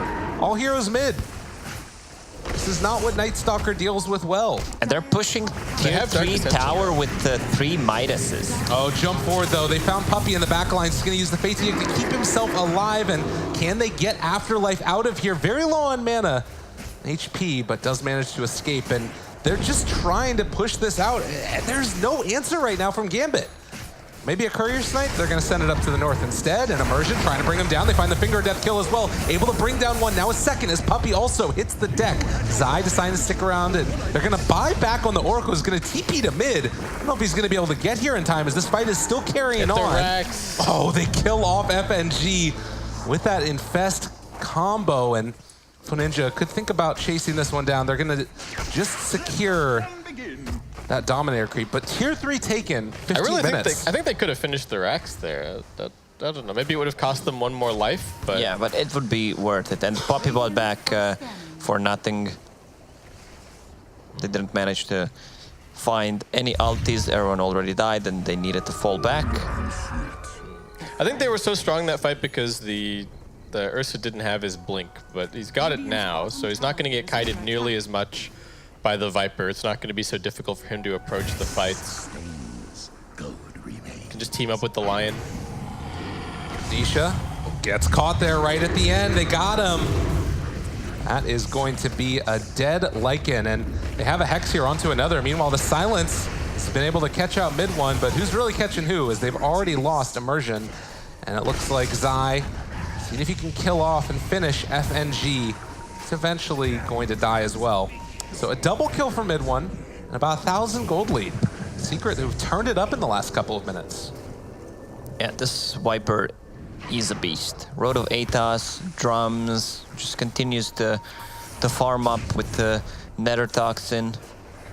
It's a huge problem because Team Secret is playing 5-man Dota, and Night Stalker is not that effective. If he goes in, gets struck by Viper ulti, he's gonna die. Yeah, this is a tough one. And I mean, again, you look at the kill score right now, 14-7, but it does still feel like Secret have this timing window before the Heroes of Gambit come online where they can do a lot of damage. And this is in spite of having those Midases that you were talking about. Immersion in a little bit of trouble, but this is a fast disco pony. Something's wrong. If a team with 3 Midases is pushing your tier 3 tower 15 minutes in, that should not happen. No. Ninja trying to control Puppey. Fate's Edict, and now using that false promise to keep him alive. Eventually will likely die here, but they've also been able to control Nisha. Root is down onto 2, Black Hole, it's only onto 1, and able to interrupt that one. Yapsor does get the kill onto Immersion, but in the end, they're gonna be able to clean up the rest of Secret. Buyback coming from Immersion as they want to try and turn this fight back around even further and see if they can get the Hawk out of there. It is Afterlife that is just laying waste on this Night Stalker. 1 versus 5. Atos down, Immersion, he ends up going down. That's a dieback. Can they kill this guy off? He's breaking the Hunter in the night. He can't do anything there. He's going to need to bottle up in between the damage over time coming through. And the triple kill from mid one secures it. Man, they can't kill this Viper. If Ursa is dead and then they don't have enough damage to kill Viper. Yeah. I love look at the Midas activations in the Viper.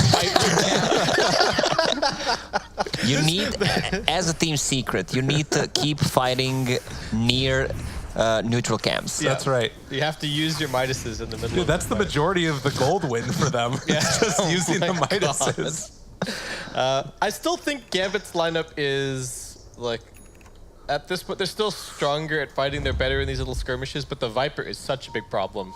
Mid one's build, I think, is pretty perfect this game. All of the little, like, just, he's got so many stats in his item build. And took the talent, this +6 corrosive skin scats as well, stats. Yeah, he's super tanky. It's very difficult to do anything about. He did like all the damage in the previous fight as well, and now he has a double damage. So there you go. Does have those Guardian Greaves queued up. And Secret getting eyes on Mr. Night Stalker. Atos there, got him caught, and this man... You don't even need to use Viper Strike. There's so much damage. Time to go for a high ground. I mean, this has always been the problem of Night Stalker as a hero, is you have great vision advantage, it allows you to gank well, but if they just 5-man and run at you... Yeah, not just Night Stalker, Ursa, Storm Spirit, you want to get a pickoff before you take a fight. Oh, look at this, Lifestealers inside of a wolf. Oh, that's pretty nifty right there. And just jumps onto Immersion. Zai. What a guy. He did not expect that. No. He gives him the tip. He's like, all right, that was pretty cool. Zai not even going for the Radiance. He went back for an armlet. Secret trying to use this timing. Oh no, he's dead again. It's like as soon as they see somebody walk towards them, they're like, oh yeah, Atos, let's just kill him. The range of initiation, and that to me has been the biggest thing that's been showing up here for Secret, is like just initiating from so far away and punishing people that are overextended. I don't think there's any reason for Nightstalker to die there. They had already made the decision that they are not taking that fight. They gave away the lane of Rax. There's towers up in both of the other 2 lanes, so 100% they're not taking that fight, and they just gave Secret a bonus kill. I don't think there's any reason not to first pick Viper every single game. Like, what is this hero is insane. Dude, Lacoste, he's lost it. The Wolves, the Wolf, they got FNG. Dude, you're safe nowhere. This is more disgusting than like the Iron Show Wolves. What happened to Viper is the lifesteal counter. That used to be a thing, right? Yeah. He's actually pretty good against them as well if he's outside of Rage. All right, I'm calling it right now. Viper either banned or picked for the rest of the tournament. The rest of the tournament, oh my god. Secret showing their hand in potentially the least important match for them of this tournament. Now that would be an interesting one. 20 minutes, 6,000 gold lead for Secret, who have just completely blown this open, and Gambit feel like they have lost all agency in this game. It feels like they don't know what to do. Guardian Greaves picked up on Viper. 2,000, exact number. I'm not rounding it up. HP on this snake. Flying snake. Yeah. He's like a dragon. In auto chess, he's a dragon. Viper's a snake, right? Well, yeah, look at him. Like, he's a flying snake. What else is a dragon but a flying snake? Snakes don't have hands. Wings. I don't know. This is just too much. I watched a lot of National Geographic. I didn't see any dragons, to be honest. But new season of Game of Thrones coming out. There you go. So if it's on TV, it must be real, right? It's not TV, it's HBO. Do you remember those commercials? No. Are you plugging for HBO right now? Yeah. How much are they paying you? How much just got transferred into your bank account? It's okay. Nobody say anything. Yeah, okay. So 18-16, and again the Wolves going in from far away. Oh, and they've got FNG. Give him the punch, and he's like, oh no, I can't do anything. This is so funny to watch. This is like the old school Infest the Hawk on Beastmaster. You just fly around. Oh, man. God, it's like, you really can't go anywhere. And like, it's such a sneaky little initiation. It feels like they're almost going to need to like buy a gem or something to deal with it. But you're just going to lose the gem. And what are you going to do, kill every wolf? Is there a game-changing item for Gambit here? Is like a BKB going to change everything?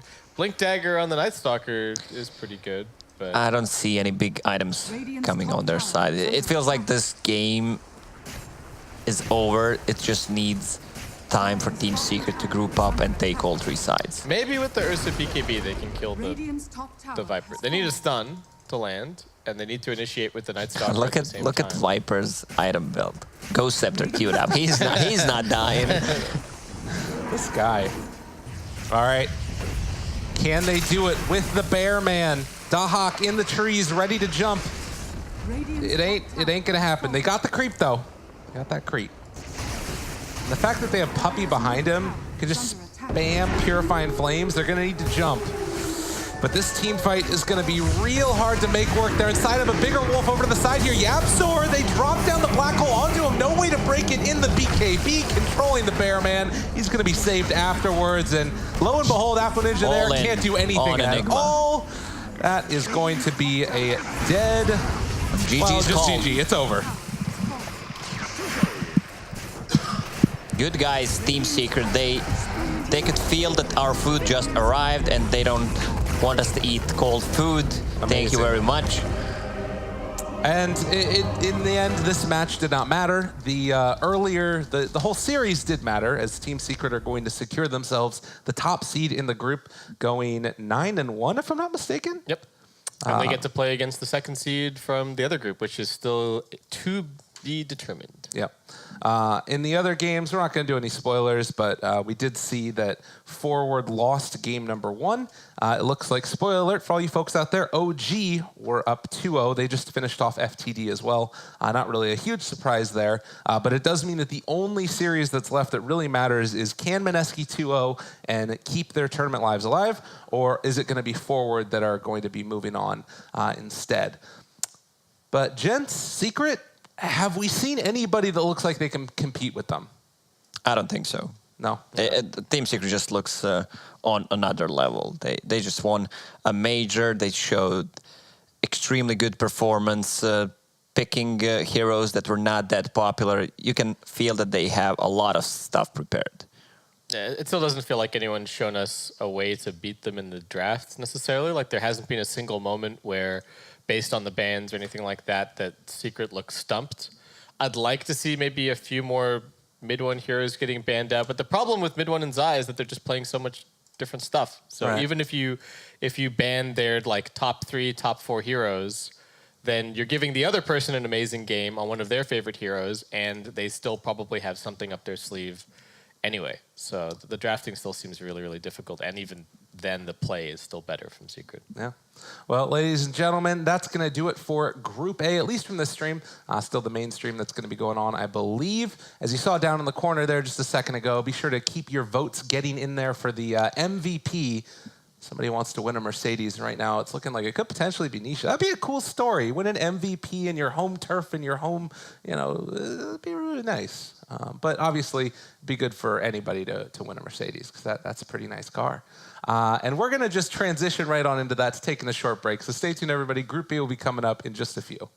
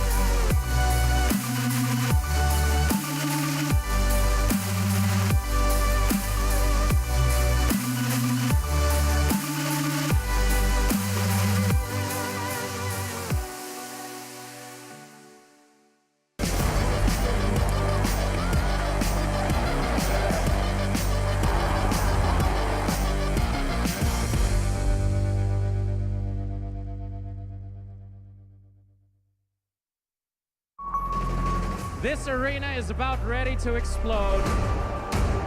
Welcome to ESL 1. Let's get this started. Ladies and gentlemen, let's go. Revving up the epicenter, comes in. Oh, it's a big one as well. Look at this damage. The BKB, the black are ready to go. GG.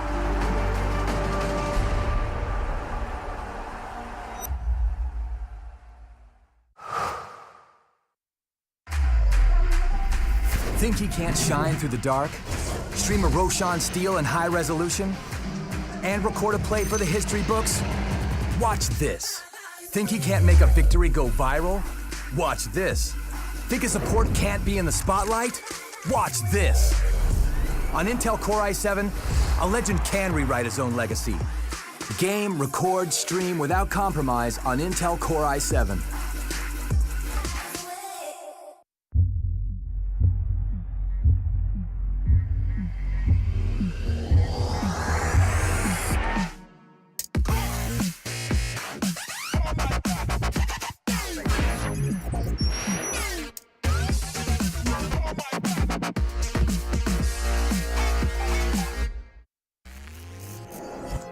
remember where it started. Your first experiences. The journey you traveled. The journey you love. Remember where it started. And imagine where it will go. Rise on.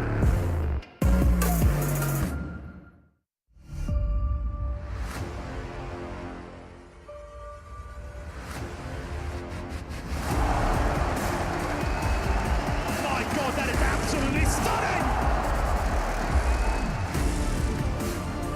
They are the champions!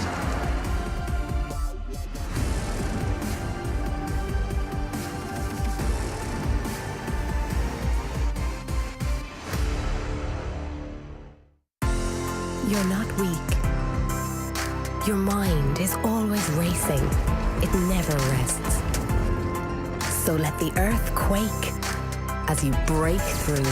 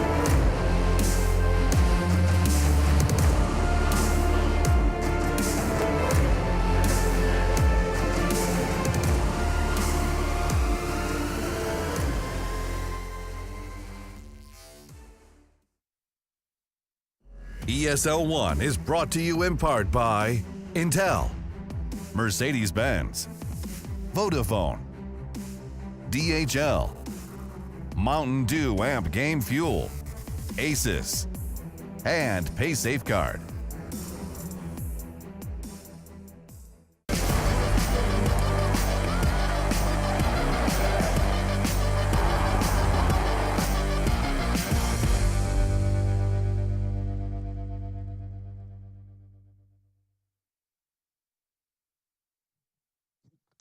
Vodafone presents the pre-match. Ladies and gentlemen, hello and welcome back again to ESL 1 Katowice. We're having some fun here in the studio, and I hope that you're having fun at home as well, as we are getting ready to hop into our next series. We have these wonderful shots from Poland, those apartment buildings that confound the mind. Wait, they're repeating shots, Lacoste. Yeah, That's yeah, right. I noticed. This is what happens, man. Oh, those. Why do you have to ruin it? I know. You said that they weren't. They weren't. You lied on the to first me. 2 days. No, it was true. You can ask the production. Production is true. They Yeah, know. thank you. They let us know.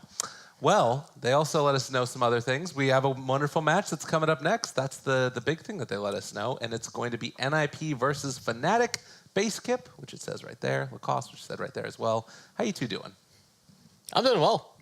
Today's going great. The tricasts are fun. Yeah. We have a slightly shorter day as well, so it'll be high energy. I feel like all of us we came in on the first day a little bit sick. People are a little bit jet lagged. I'm feeling fresh-faced today. I'm excited. Yeah, and you're going to go back home, be jet lagged again for another 3 days. Is that Matt Mercer on that coffee cup? I don't know who that is. It might be. I think it is. Well, all right. don't worry. Everything is fine. No, it's not. Never mind. I thought that it was just going to be a plain old like ESL logo cup. It's probably just apparently somebody I took who the wrong works one. here. Yeah, I'm sure. So that guy's getting some free publicity, but we are going to eventually have a match as we bring it all back home again. And I am so excited. I think that this is probably the match that could be most exciting today. What do you guys think? Yeah, I think this could be, our winner bracket match, which we don't know what it's going to be yet, because it depends on the outcome of this series. Could also be pretty darn hype. So the situation right now is Fnatic are at the top of the group. They're 7-1. NIP are 5-3. So if it does happen that NIP 2-0 here, then they would actually take number 1 in the group, and they would avoid having to play against Secret. But not only that, NIP are also playing to even be in the top half because they're competing against Chaos, who are also tied with them. So really important match. And I think the level of Dota should be pretty good, though Lacoste is skeptical of NIP, and so am I. We got to see which NIP turns up. Yeah, NIP showed that they can play really awesome Dota and that they can look really disoriented, what they need to do in-game. But Fnatic is going to be tough opponent to crack for sure. Fnatic looked one of the better teams in tournament so far. Picks are on point, and they have 4 players who can actually carry them into the late game. Yeah. DJ, he kind of reminds me of Team Secret, the way they're playing. They're prioritizing Yapsor's farm, offlaner moves to make a lot of space, and DJ gets a ton of items. Well, let's take a look at that Fnatic lineup right now, because as you said, there are 4 of them that are really at any given point owning and able to completely carry the game. But then they also have Jabs on there who can kind of be... If you watch Jabs play Winter Wyvern, that man can also carry games. It's true. He actually owns on that hero. If you give him a good game where Winter Wyvern is actually going to have a big impact, he can also really do some work. Fun fact, Winter Wyvern 6 times picked, all 6 games won in this tournament. Hey. There you go. I don't know how many of those are Jabs. I'd imagine that's a couple of them. Well, it seems like it's also fitting really well with like the BKB cores that we've been talking about with the Juggernaut, the Lifestealer. Yeah. Winter Wyvern kind of owns those heroes. And then like at other times we're seeing PAs or other sort of heavy physical damage heroes. And if you run Wyvern into that, it also looks pretty nifty. Yeah, it's also a good setup for some of the other heroes that we've been seeing. If you have like a Pango and a Winter Wyvern, and then you get a good Winter's Curse off, and that just sets up for a perfect Rolling Thunder. You can pick your angle, you can do everything. If you go from northeast, it deals way more damage. Exactly. The other thing I really like about Fnatic is they seem to know what they know what they want. in the draft. NIP have been drafting a couple of different things. They've picked a few here. Like, I think the hero that they've picked the most, they picked like 3 times, and everything else is like 1 or 2 picks here and there. Fnatic, the priorities are really clear. They really want Elder Titan. They really want the Shadow Shaman. They know what they want from the supports, and they're really making it work. So yeah, they're picking supports that have Disable. They have stuns, so it's easy to play this kind of a lineup. I just hope that NIP is not going to do mistakes that they did yesterday, have Enchantress, Keeper of the Light. Even though they won that game, they had a really hard time trying to start a fight with these two heroes. And I just hope they stay away from Faceless Void. They did not look good with Faceless Void. I think they need to have a different approach. I mean, that's the thing, right? Was that you take a look at that series as a whole, and I felt like it was NIP that were playing against Aster. This is the team they're supposed to be stomping right now, right?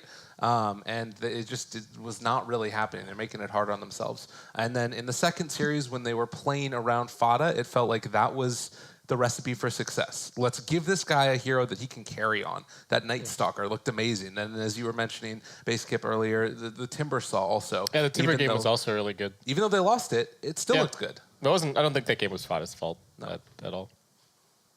That the buyback was rough.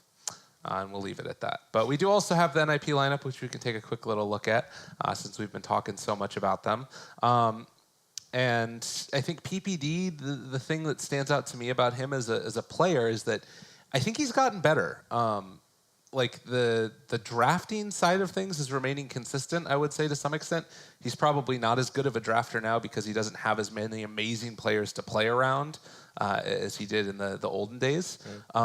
But his like individual play, he's playing on heroes that are a little bit higher skill capped. It's no longer just Tree. Yeah, and we can see him getting way more items on this hero. If you watch one of those games that he played yesterday on Nature's Prophet, he has more farm than Saksa at one point. He has Shadow Blade, actually full Silver Edge on Nature's Prophet, the Necrobook 1, so he tends to get a lot of farm. Yeah, and even on like we do still see some people playing like hard position 6, but the game in general has moved away from that a little bit more, right? Like even though your supports aren't going to have that much compared to the cores, you're still going to have 1 or 1.5 items at like 15, 20 minutes, right? There's still plays that you need to make with Glimmer Cape or Force Staff. The days are completely gone of supports running around with like boots and 2 bracers at 45 minutes into the game. That's just not a thing. Let's get into the draft. The draft just started. Sounds good. Elder Titan banned out from NIP. Fnatic tends to first phase DJ's hero. If it's he played a lot of Shadow Shaman, he played a lot of Elder Titan in this tournament so far. No surprise that Elder Titan is banned out. Let me tell you a story. Don't pick Grimstroke, don't pick Sven. Tell me the Sven story. has 12 games, 8% win rate. Like, this hero is garbage. I don't know why teams are picking. I still think Grimstroke is even worse. Like, this hero just doesn't feel playable to me. I can't believe it got picked 8 times. He just doesn't kill anybody anymore, right? Like the other, I think when the hero came out, the other parts of his kit were so strong, and people weren't even really playing for his ultimate at all. And then people started playing for his kit and his ultimate, and he looked way too strong. And now he's gotten nerfed, and some people are still trying to play him for his ult, but his other spells just don't really do enough. I feel like when Grimstroke first came out, Inkswell was just killing people in lane again and again and again. We were seeing the Grimstroke Weaver, Grimstroke Centaur, that kind of stuff. And that's just not happening anymore. This hero doesn't have that same kill potential that he once did.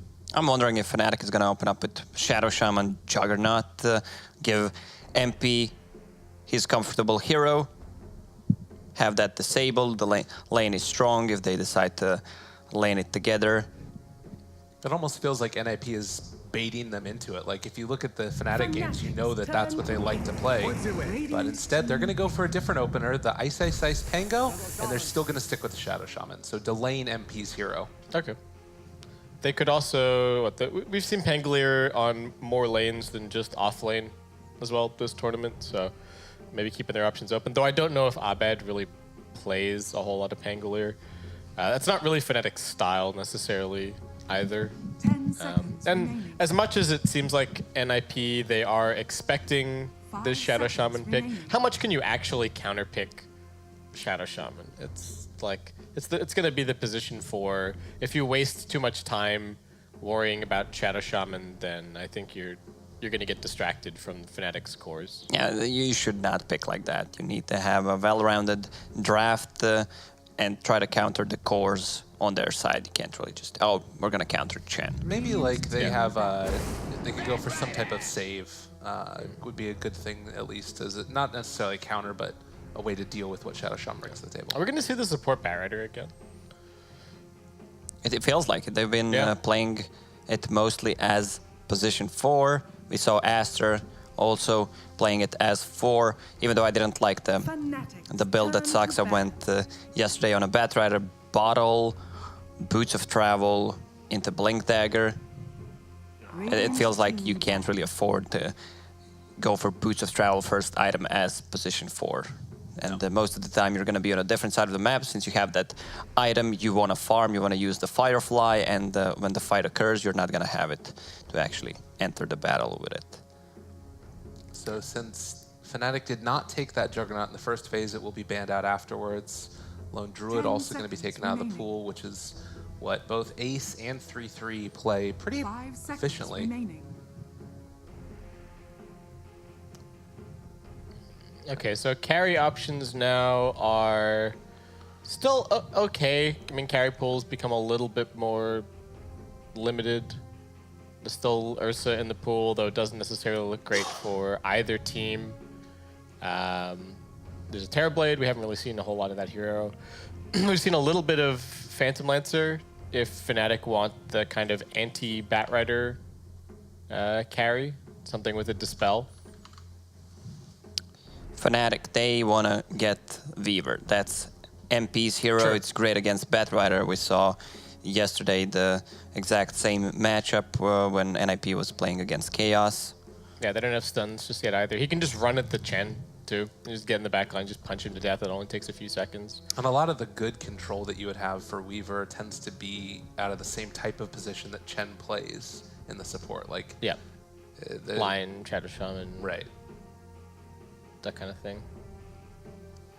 Batrider is extremely good against Shadow Shaman, even Pango, because he can't do what he tends to do in the laning phase. Slow turn rate on both of these heroes. I wonder with these guys if you could think about building towards an Abed Meepo for Fnatic. It's always a threat, for sure. Yeah, it's always up their sleeve. Especially because NIP doesn't have good heroes against it at the start here. Also, we see more and more Legion commanders as a counter whenever Batrider is being picked, because it completely shuts down the hero with a strong Dispel. You can get rid of the lasso, get rid of sticking up palm charges. Not necessarily good for Fnatic, considering the Pango is already in their lineup. God, do you remember that game that Ice had the other day? He got the Javelin at 3 minutes. I remember. Yeah. That was insane. Yeah, that was nuts. Well, it was like first blood double kill or something. Yeah. Yeah, it was too much. And then he's just kind of Javelin in lane and is procking on you with Swashbuckle. It's like, what the hell do you do? Fnatic really taking their time on this ban. This is important, though. They've got a ban into a pick, so this is sort of the last turning point that they have for this draft up until the very last pick. So do have to make sure that they ban the right thing. I just did a quick check to make sure nobody's DC'd. Yeah. We mentioned as well the Meepo potential for Fnatic, but I guess what could also be NIP. Yeah. Probably not as much, and I still feel like Abed is probably the best Meepo player. Full stop. But could happen. And Timbersaw is the ban. That's fair enough. Fnatic don't necessarily have great ways to deal with it. And if they want to have the option open of playing the Pangolier on the mid lane, we saw that he just does not want to play against Timbersaw at all. So this is the interesting thing, though, is you think back to that game yesterday against Chaos, and it was a Fata Night Stalker last pick. I think if NIP wanted to run that here, they would have to take it in this next phase. Because I don't think it would make it through to the final phase. This Lich pick is interesting. Are they just fishing for more information before they go for the Weaver? Like, if they picked Weaver, would NIP go for the Void? Like, what would happen in that situation? I think it's just their comfort pick. They picked Lich remaining. in 5 of their games, if I'm not 5 mistaken. seconds remaining. Lich got a little bit of nerf, but still Not as very big as very Ghost strong Drugs. hero. Yeah. It was like some move speed and a little bit of Sinister Gaze duration, I think. And as far as like the decision of Lich over Weaver at this point in the game, I think it's probably because you don't think NIP is going to take it too. No.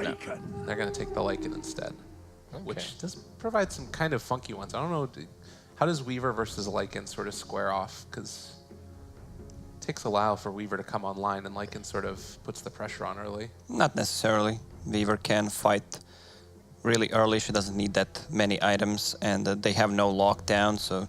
So far, I still think that they should go for a Weaver. 5 seconds. Yeah, the heads-up matchup is not that interesting, other than talking about like the tower pressure, because they're both just so fast. They're never really. If one of them has the clear advantage, they're not going to be able to force a man fight on the other. And oh my God, it's Fnatic taking the Faceless Void. Okay.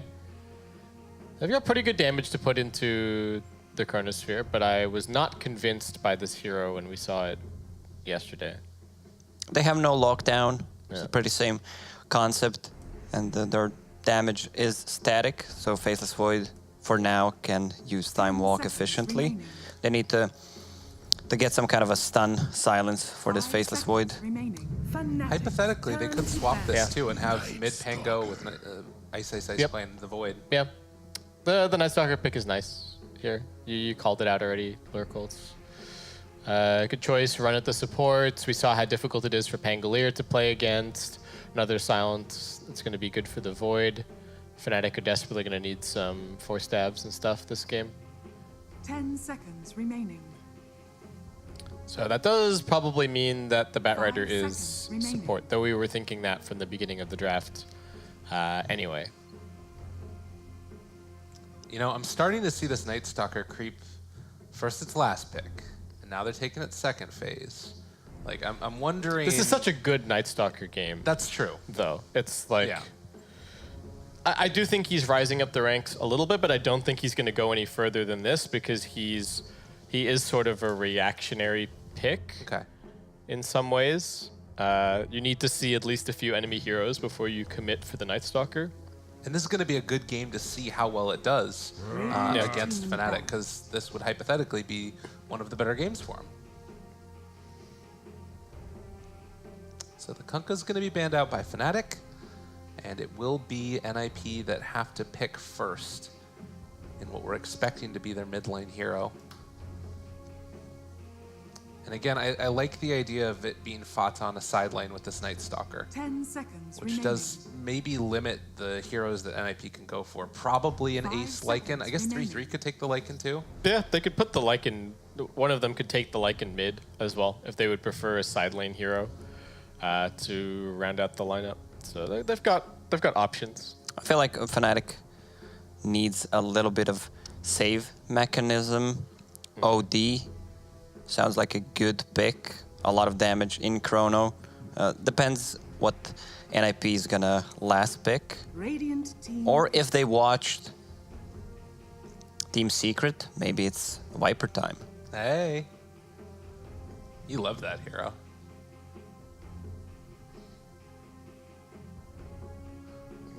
Okay, so Meepo gets banned. I don't even know if Meepo would have been that good with Fnatic's lineup, but NIP not going to risk anything. The Meepo is certainly good against Lycan. 10 seconds remaining. And maybe even whatever they're thinking about last picking here. 5 seconds This is a game remaining. where, like, I think even like an Ember could actually be pretty good for NIP here. It fits into their lineup in kind of a weird way, but this is a game where Searing Chains, and especially the Searing Chains talent, are crazy strong. But that's a route as well. I like the idea of Void just going off lane now and going like Shadow Blade, killing Puck. That's another silence. NIP's lineup looking really strong with these 2 picks. Night Stalker is gonna shut down a couple of the heroes on Fnatic's side. We saw how efficient is yesterday 10 against Pango. seconds remaining. I don't know how 5 seconds Fnatic remaining. solve this now. They could grab a Dragon Knight as well if they want to. Yeah. It's fine, but that's all it is. It's just kind of fine. They just needed a hero that can be the frontliner, that has one more stun against the puck, puts a lot of pressure on the towers, doesn't lose his lane, isn't really affected when Lycan and Night Stalker rush, and he's the one who could be controlling them on top of Faceless Void. They needed some frontline as well, because Void doesn't necessarily want to be the first one into the fight, and against this lineup, it's kind of the same situation for Ice Ice Ice. So the one thing that's really nice about the Dragon Knight is that now they have somebody to either start the fight or just be the one who walks in first to provide the vision, and then MP and Ice Ice Ice can make their decisions about how they choose to initiate. Because if they have to go in too early, then they might just get coiled or something. Fought to Bat Rider, 3/3 Night Stalker. Support puck? Interesting. That's weird. Okay, well, before we talk about that too much, the other thing that I wanted to mention is it does kind of feel like, at least at the initial stages, they have some damage to throw into the Chronosphere. The Chain Frost, they're going to have, like, you know, some Aftershocks there from Shadow Shaman. But as the game goes on later and later, like Night Stalker, Lycan, these heroes are kind of beefy. Can they kill them in the duration of the Chrono? Do they need to? Do you focus on others? Where does that Chronosphere play into it? Because there's a hero in Faceless Void that's kind of run into some issues in the past. No, I'm inclined to agree with you that they might run into a little bit of damage problems this game. Like, initially they have sort of good magical burst, but the NIP heroes do tank up quite a bit as the game goes on. The thing about this, the way that they're choosing to set everything up here, is that I guess they're running Batrider mid against the Dragon Knight. That sounds like is that just an unplayable matchup for DK? Maybe they're gonna swap, put Ice Ice on mid. He has kind of an escape tool against the Batrider, but it's gonna be a bad matchup for both of them. I kind of like the core Batrider. Support puck is a bit weird, but I think it can work here. And they're mostly just using the puck for Waning Rift and the Dream Coil this game. They don't really need him to do too much split pushing. Yeah. So. Okay. I'm just having a bad flashbacks when I see MP on Faceless Void from CQ Major. There were some questionable choices. I feel like in general, Faceless Void is one of the hardest heroes to play because you can look so awesome if you land a good chrono, or you just look like a complete noob. Even the pro players, like, what is this guy doing? How is he playing professional Dota? I mean, it's all or nothing, right? Yeah. Like sometimes you try to catch one hero and other hero on the edge of the chrono, and this just fails completely. Split the uprights. Well, ladies and gentlemen, we do have a short little pause. We can still probably hop into the game, check out item builds and other things like that as we get ready to go into this NIP facing off against Fnatic. Game number 1, a very important match for both of these teams, I would say. Fnatic just need to win a game at this point. Yeah, just win a game. Yeah. Just win a game. It's as simple as that. Just destroy their Ancient. Yeah. Let's do it, guys. Is this little pause that we were talking about.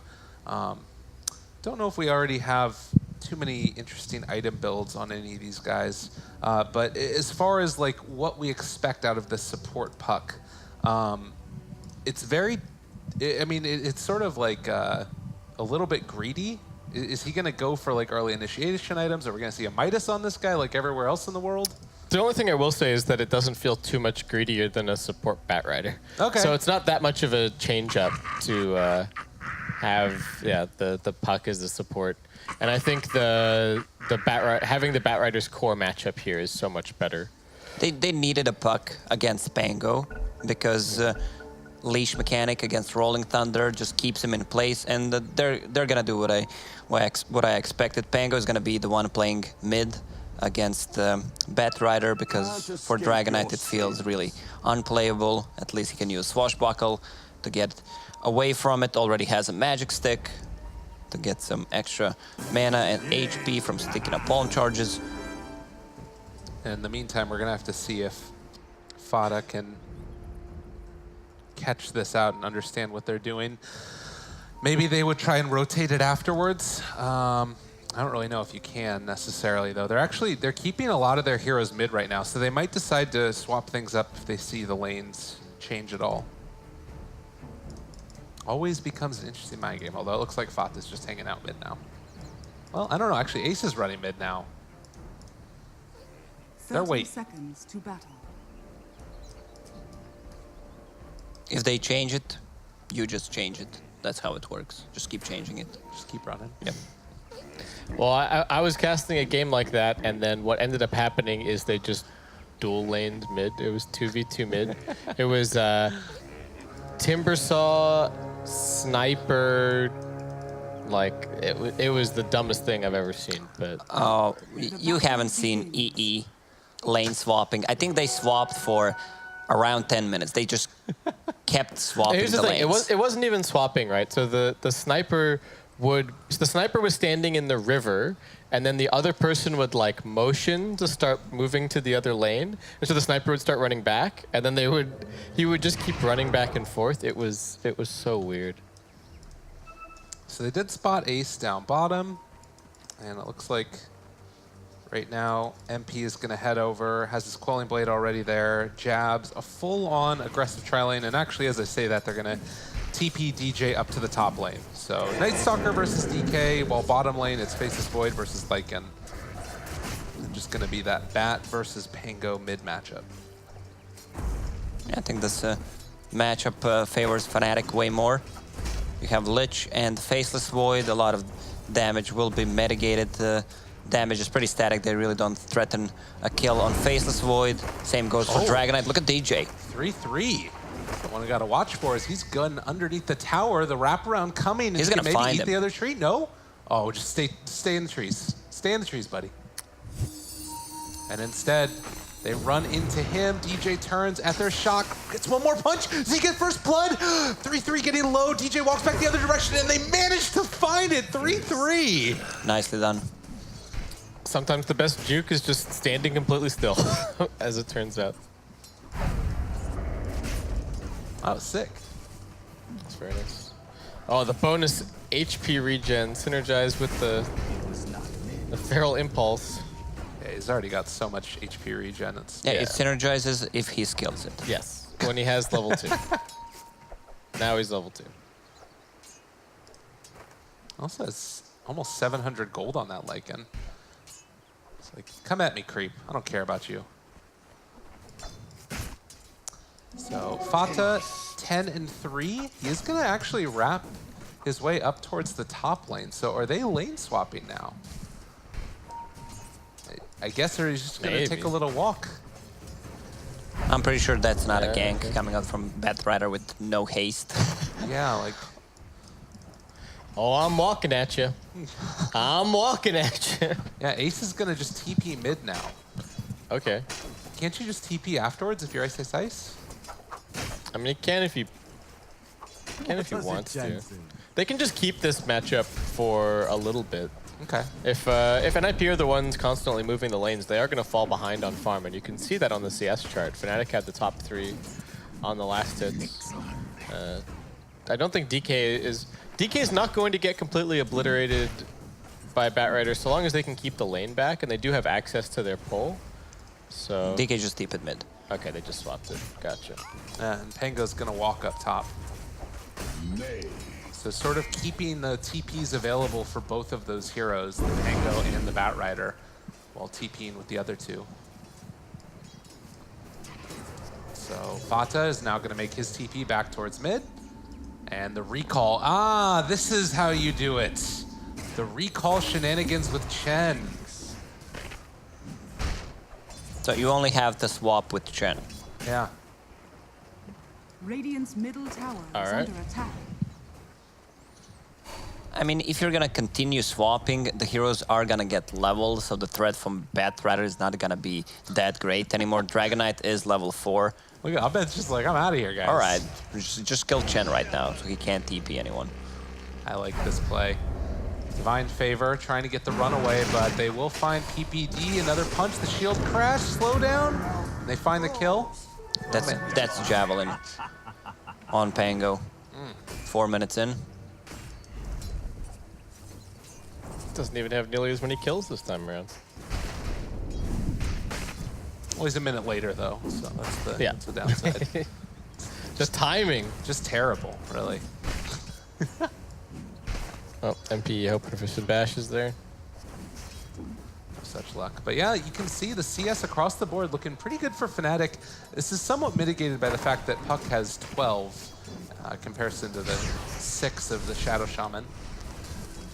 Suxa sort of getting in the face of jabs here, slowed down. 3-3 also in the area. They're trying to kill this man off, and they will kill him off. Jabs goes down. Bounty Rune battle. Yeah, they're making a bid for 3 here. DJ's trying to contest at top. That's really not worth it. Chen is TPing someone to the top lane. It's Batrider. And all 4 going the way of NIP. Nice usage of the Chen TP. This hero is good. This hero is very good.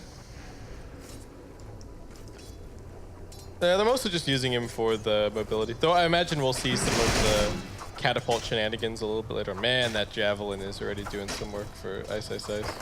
But I mean, that's the thing, right? Is that mobility has sort of kept them relevant in this game and with a slight lead in spite of being behind in CS.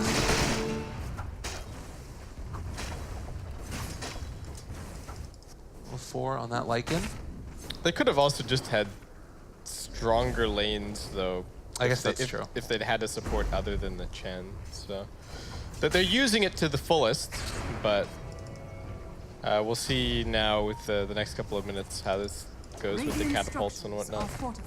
They're fording, keeping that catapult alive up in the top lane, while looks like they're going to try and back away with the Puck.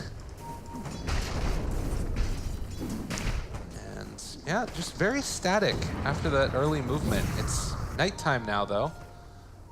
Which does give 3-3 a little bit of a better time. Deny on the Illusion Rune, and now Ace getting hit by the proc. Ice has the ulti, running it up, and gonna be able to find himself this Lycan. This should be a kill as he gets up on the high ground, maybe?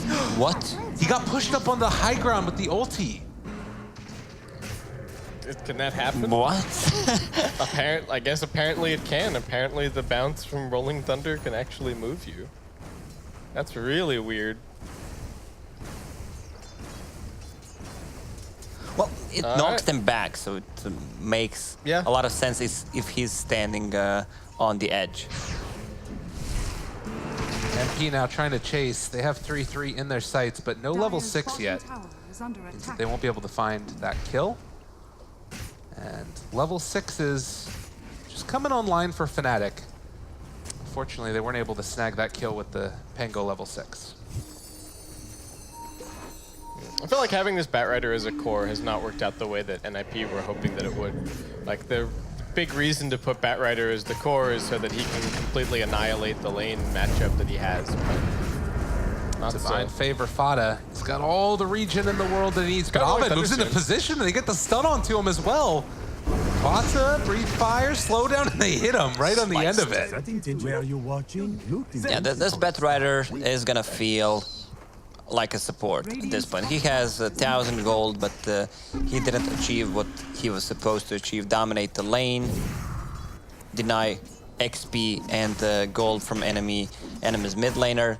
Dragonite is almost full level ahead of him right now. Yeah. And if they just had the DK versus the Puck at mid, then they would have a fairly high level Puck that they could just use to run around and go get some Dream Coil kills, which would be really nice to have with the Night Stalker now coming online. I don't think it's that bad that NIP haven't been able to play that active. It's just the nature of Night Stalker and Lycan as heroes. They're waiting for levels and timings to really start making stuff happen, but after the way that everything played out, I think it would have been better to have they would have preferred the Puck to be a support. That core, sorry. Faceless Void needed one more CS for level 6. That was close. Unfortunate timing there for Fnatic. But still very even early on here. Abed's been able to get himself to the top of the net worth chart, where we often see this player. Has the Bracer, a wand, going for a Blink Dagger first. So no Midases for this man. Thankfully. Thankfully. Ice is burning. Careful there, buddy. Does have his ulti. I mean, he does a lot of damage with the Javelin. He's going to try and steal away some of the CS, but he's taking a lot of damage now, and one more punch. Ice, ice, ice! He's dead. Yeah, that should not happen. He's playing way too greedy. He could have just waited for the sticky stacks to fall off before he did that. Like, that does not look good. Yeah. Dire's top tower is under attack. Well, at least he's got a sense of humor about it. So there's one thing that Ice Ice have, it's definitely that. And, you know, he's going to run into some issues later on with this puck, like we've been talking about. And IP are going to pressure tier 2 here. Fnatic have to send somebody top. Abed does have a TP scroll available, so. Might be him. No, it looks like Ice is rotating over. Okay. They do have fairly good deep push on Fnatic this game. Which is going to be helpful against the Lycan summons and everything else coming their way. 10 minutes in, about 1,000 gold lead for NIP. DJ just doing his usual thing, farming a lot on Shadow Shaman. They need that 6 to pressure the towers. Yep. And he's getting close to an Aether Lens, actually. Almost has it done on DJ. So, smoke up now by Fnatic. That one wasn't underneath any type of ward or anything, as Abed is going to try and pressure that tier 1 tower. They have the wards here as well. How much can Fnatic get? Do they decide to maybe even push for more? As 3-3 is the only one holding on to this tower. Like you said, though, the pressure is also going to be mounted up in the top lane towards the tier 2. But they're going to TP in absolutely everybody to this one. All right, ward's down already. They're pulling back in the Dragon Knight. This is a dangerous hero to try to initiate, but they get the coil onto Ice Ice. He's ulting nothing this entire time. It doesn't look like it's going to matter, though, as the rest of Fnatic was there, and they can still find those kills and get the tower. They don't have the damage to go on the Dragon Knight at the moment. There's just no way. This Divine Favor Catapult, though, it's still going to work for him. And in the meantime, 3-3 trying to find this kill onto the Lich. He will be able to get it. And they're going to get the tier 2 tower on top. Helm of the Dominator creep plus 2 Wolves, 2 Catapults. It's too tough. Dragon Knight got a lot of farm from that. He got the last hit on the tower, and he's been farming the bottom lane, so this Blink Dagger is going to come pretty soon. They're going to have a way to initiate the fight. You know, Batrider, after that kill onto Ice Ice Ice, has had a hell of a time for it. I mean, these Boots of Travel, I think you talked about it being maybe a little bit greedy. I think in this game as a core, it's pretty okay. Can go for the mass up stacks now, as the Blink Dagger is soon in his sights. See how Fada can do with this. I mean, this is just basically the ganker's equivalent of a Midas, pretty much. That's, okay. Yeah. It doesn't save you all the money on TP scrolls anymore because you do still have to buy regular TPs to have both of them available, but it's going to secure him a little bit of additional farm, and they have lots of summons that he can TP onto, so he's never too far away from the fight, which is nice. I think this set of BOTs looks better than the support set of BOTs. Oh, for sure. That we saw yesterday. Yeah. And Saxa has a lot of farm. He has mana boots. He's constantly showing out the waves. 4 points in Illusory Orb, 2 points in Vanning Rift. With mana boots, he has enough mana to spam them out. Yep. Needs only 600 gold to finish the Blink Dagger. This is where usually Winter Wyvern stands, what Puck is doing right now. Yeah. Hobbit's looking for him. Cut through, and the wraparound coming. Hello, buddy. How you doing? Going to be able to find that stun out MP. Wrong button, buddy. He didn't want to pop the chrono. If he misses it, then they're in a real trouble. They can't team fight mid lane. Are they going to defend that? They would lose 2 towers for wasted chrono. They might lose another tower here on top of it regardless. As it's just being pushed in. Jabs is there with the Frost Armor, but PPD is brazenly just punching in the Chronosphere, hitting on the 3 of them. Do they have any follow-up, though? The Chain Frost back and forth between the 2 of them. 3-3 trying to run away as well, as they have the Rolling Thunder through, and Ice Ice Ice seeing if he can chase down Fada, but it's not going to happen. I mean, you can see Faceless Void there. What are they doing? Did he he even time walk? I think he just walked up and chronoed. just chronoed them, yeah. Well, in the meantime, they try and chase down 3-3 here, and it looks like he is just going to be able to kite away from them. All right. Well, that's it. I mean, it was just the 2 supports dying. They do get the deny on the tower as well, so I think that was well worth it. But yeah, that was just extremely weird from NIP. They couldn't quite decide if they were willing to let the tower get denied. And I think it would have been okay if Peter had sacrificed himself to just ensure the last hit, but then everybody else was also just floating there, and it got kind of strange. The walk-up chrono. It happens. Oh, no! Ice, ice, ice. Run away, the swashbuckle. They take him down. He has had a rough game on this Pango. Yeah, it doesn't feel like ice, ice, ice. He's making a lot of mistakes this game. Boots of travel on this Dragonite. Let's see what they can do. Yeah, Peter is on the other side of it too, and Abed will just be able to TP out. In the meantime, they're pulling in a little bit closer, 3-3. That sucker got teleported 200 units. Yeah, with this Boots of Travel, they can be anywhere. With Chen TPing them, they can try to outnumber Fnatic. Pango has ulti ready. They want to try to fight into Roche pit, but this Roche is going down really quickly. I don't think Fnatic can respond. I mean, that's one of the downsides of using that Chronosphere mid, is that it's still on cooldown for this Roche fight as well. So they are going to be able to pick up Roshan on 3-3.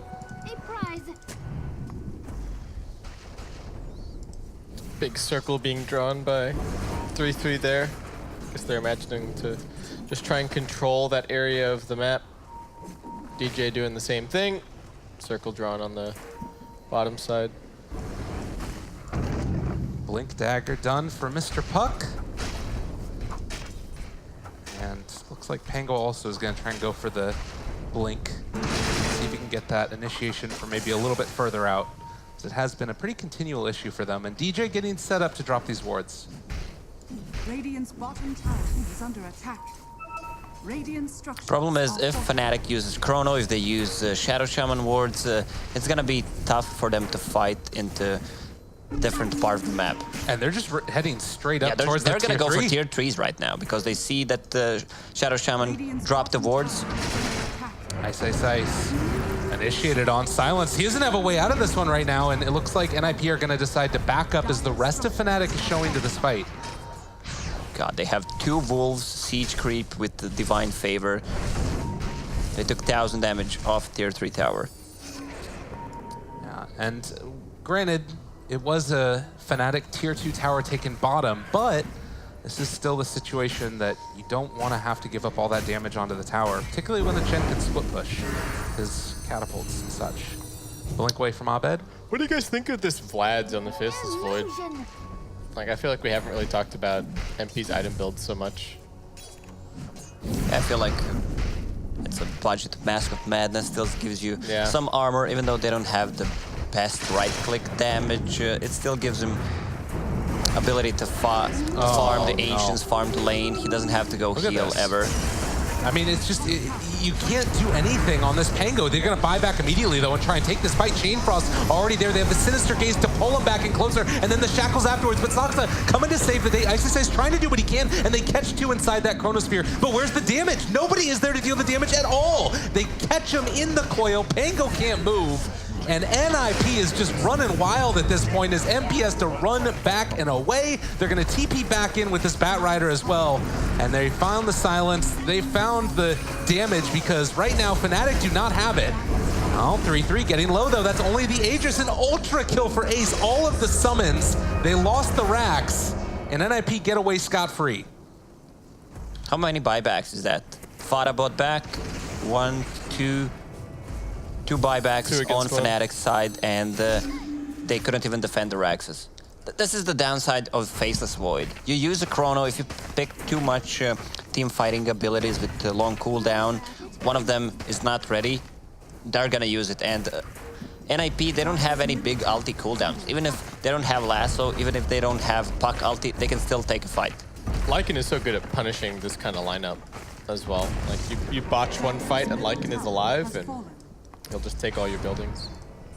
And Night Stalker's such a good hero to have the Aegis on as well, because he just keeps running in, and it's like you have to deal with him.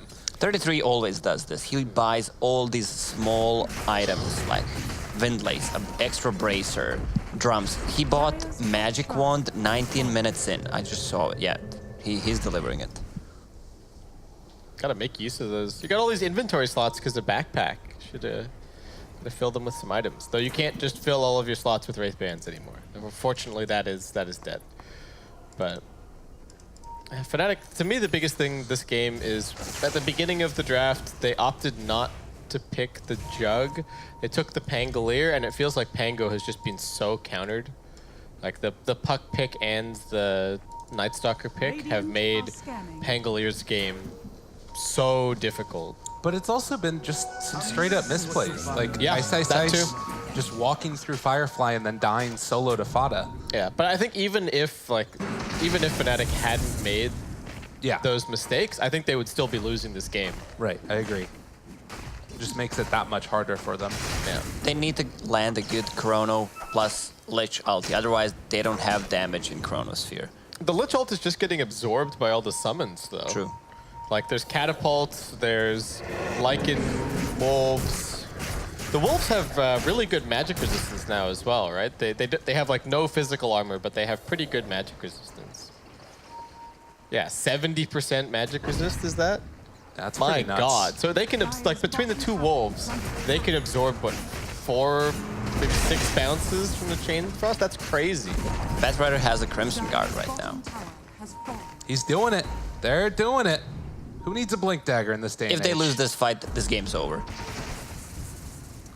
I'll see what they can do. All of the creeps waiting nicely in a line, and 3-3, the one that gets initiated upon. They try and find him. The silence is there, though. Shaman doesn't have the follow-up, the disarm, the silence, and the AoE onto all of them, and Chain Frost hitting neutrals at this point. It's chronoing absolutely everybody. That means only MP is doing the damage, and he's not doing nearly enough at all. They take down the support Puck, but he's buying back and coming into this one. Pango trying to stay alive. They hit the Shrine while simultaneously bouncing around a little bit, but still, it's only been the Puck that's died. They do not have enough damage right now to take down NIP. Fada might possibly go down. They're running away from him yet again.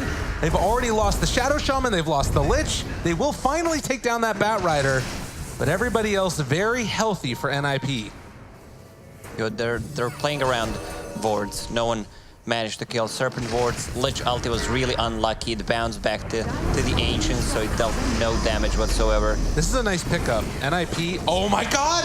The walkway, they can't do it! Woo! 3-3. Almost got out of there. See what you are up against. Smart from Ice to immediately start running away, walking away so he can get a swashbuckle out. Oh, look at the build on Ice. Battle Fury to deal with all those summons. That's pretty sick. I would love if he gets it, that. it's actually going to be pretty crazy. I guess that was a good fight for Fnatic.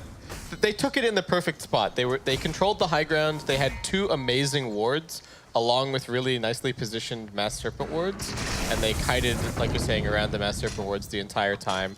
I was worried about their sustained damage, but Abed was able to just sit in the middle of the fight and auto-attack the entire time, and that plus also having the Shrine was enough to win them the fight. But that did not look easy for Fnatic at all. It was about as good as you could hope for. They created the perfect scenario for themselves. Yeah, Faceless Void does not have enough damage yet, but Maelstrom is ready, and I like what he has queued up, BKB, so he can get rid of those 2 silences. And they're about to have that Battle Fury done for Pango. It's coming to your pubs, ladies and gentlemen. Be prepared. All right. How good is this? Talk to me a little bit about the theory behind it. So the way that it works is that it's really, really strange in that the further back you are along the swashbuckle, the more overlapping Battle Fury cleaves you can get hit by.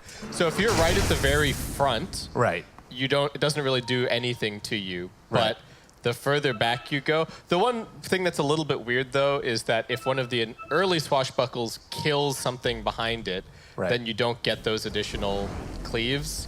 So it's best if it lands on like a bunch of heroes that all kind of survive the first few, and you get lots of cleave damage. Or maybe like some big tanky creeps in the front, like what Chen has, and then the heroes are behind. Interesting. But it's really hard to position it reliably. I'm pretty sure someone's going to say, that's wrong. I know. I mean, that's the thing. Whenever there's mechanic things, it's people are silly. They do have the Crimson Guard here, and they also have pretty decent armor on all of NIP, so that creates some problems as well. Hey, Jab, that's not your side of the map. I just wanted to plant wards. Remember me. He'll be back soon. It's only 30 seconds. He's still a relatively low level. That's value space created right there. Can Ice redeem himself after a very frustrating, I'm sure, early game? They find 3-3 again. Some decent damage. The ward trap as well. With the shackles down, it's not bad. And they pull back in the Batrider as well. And there's going to be the coil, keeping him on top of the... Well, Night Stalker, actually, it's kind of worked out for them okay. And 3-3 runs back in. Will eventually die to the Chain Frost and everything else. And nobody on Fnatic has gone down yet. Meanwhile, Ace runs in his ulti, trying to take down Jabs, but the stick charge is keeping him alive. And they get the chrono right on the very edge of it. MP making the plays that his team needs. And they're actually doing it, Fnatic. It's a good fight. The Dream Coil on the Pango ulti it didn't actually help. No, it was like a Yule Scepter. Yeah, it was kind of that was exactly where he wanted to be. The fact that he just sat there and got 2 shield crashes off, that was great. Now they have 3 Maelstrom, so they can outpush the waves quickly. Battle Fury on Pango. So it means these summons are gonna die so quickly. Night Stalker is tanky enough though. But a lot of the Lycan's damage comes from all of his summons. So if those get cleared quickly in the fights, it's pretty scary. DK's also got his splash. So he's almost got level 18, so he's almost got the Frost Dragon too. Mjolnir coming up for him. Oh, man. All right. NIP. NIP, they're running out of time. Yeah, the clock is ticking for them. And all the little items are nice for 33 for like the early to mid game for this timing push, but it does mean that his late game impact is not going to be at the same level as some of these Midas Night Stalkers that we've seen. So they need to get some stuff done in these next couple. They know Chrono is down for 50 seconds. They want to use that and try to grab Roche. It's Cheese and Aegis. This is so dangerous, though. They get the lasso onto the Pango to start this fight off. What else can they get afterwards, though? The silence from 3-3, they're able to interrupt that one with the shackles being up close and personal. And what else can you find? The 3-person Dream Coil, but Ice not caught in it. Abed dropping somewhat low, and MP able to live through it as well. They get the roll through onto this Night Stalker, catching 3-3. The shield crash, not able to get it as they juke away. The 2 supports are again dead for Fnatic, and we'll see if NIP can take advantage and find a couple more kills along the way. It looks like MP might finally be going down here, and the Dragon Knight just gonna try and TP away. Does he get out? Yes, indeed he do. I think they should have just let them get that Roche, farm a BKB on Faceless Void. He was 300 gold short, and then take a fight. Their deep push is good. I think they could have held the high ground against the Aegis, or they could have at least just stalled. I don't think Aegis is that big of a deal. No. The best carrier is probably going to be Night Stalker again. You do not want to have Aegis on Lycan. It's just not useful. I think that they were also maybe hoping to re-engage a second time with the Chronosphere, because it was about to be back up. And then NIP did a good job. They focused Shadow Shaman before he could get any spells off. Right. Just killed these 2 supports, and they're going to win a team fight. That Aghanims is done for the puck now. Oh, that's... All right, that's scary. That's really scary for the Void, especially. Like, even once he gets this BKB, it's not going to help him. Yeah. Although, if you just chrono him, good to go. Yeah, I guess he can chrono the puck, but if he's used the Dream Coil already... Right, that doesn't really matter. Doesn't really matter. So, Night Stalker has the pipe, Aegis on him yet again. They're all in. No one has a buyback besides Faceless Void. Dragon Knight just got his. Ice, getting some good vision. They're playing around these wards yet again. NIP, if they run up onto high ground here, this is a little bit scary. They're sending in the creeps first, which do give vision there. Oh man, Faceless Void needs 100 gold for his BKB.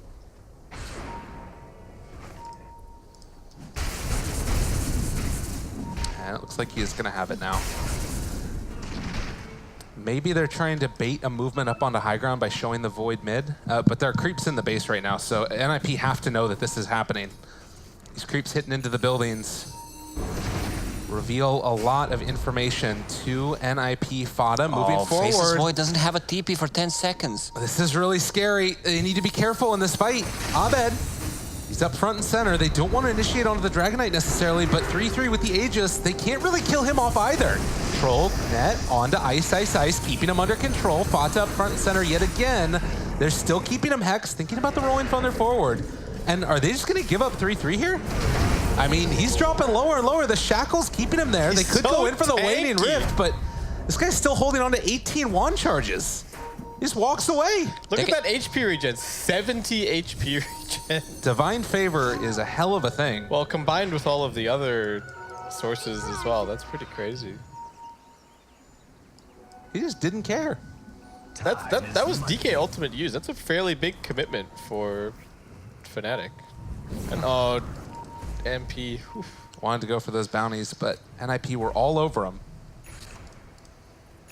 So a 2,000 gold lead now, 30 minutes into this game for NIP.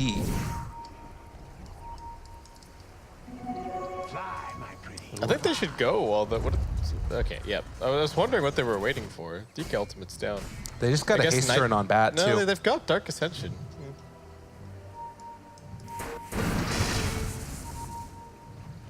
And this haste on bat, we'll see if they can get anything done with it. It's actually about to wear off, though. They're ganking to their vision. They still have pretty good vision in this area. They see a bunch of Fnatic heroes on that high ground.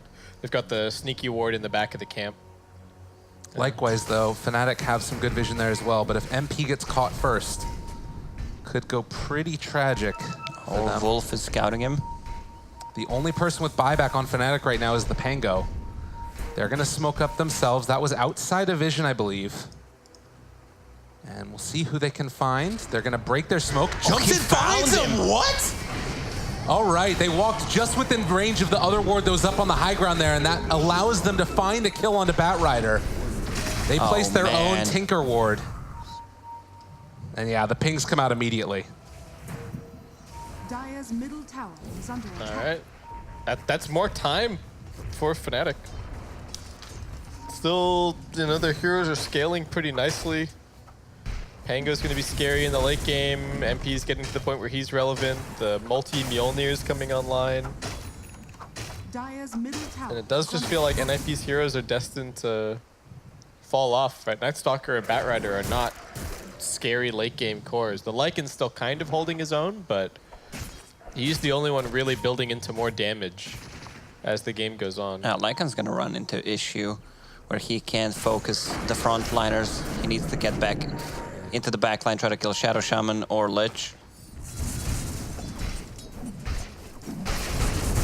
Mjolnir going to be up soon, like you were saying, for MP.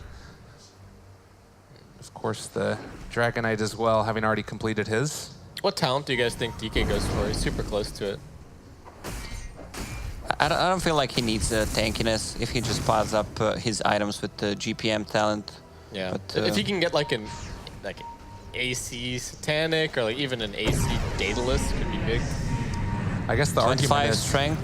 It is. And 3-3, he's hexed right at the start, but they have the last one to the other. Shackle's interrupted by the puck. And meanwhile, they're controlling Abed, but he is so tanky through all of this. The BKB popped as well, and DJ will eventually go down. That's the Aegis expiring on 3-3, so they decide to buy back on both of the supports and see if they can turn this one back around. Shield crash to get down to the low ground, but it's going to be this Nightstalker fully controlled. This Aegis did go down. Yet again, they have nobody to help him out right now as the rest of NIP runs forward, but this Nightstalker is just living through everything, but it's not going to be quite enough for him. The ward trap also onto Lycan, and nice they get the chrono on the back line, finding the other two. Fnatic coming back in style in this game number one.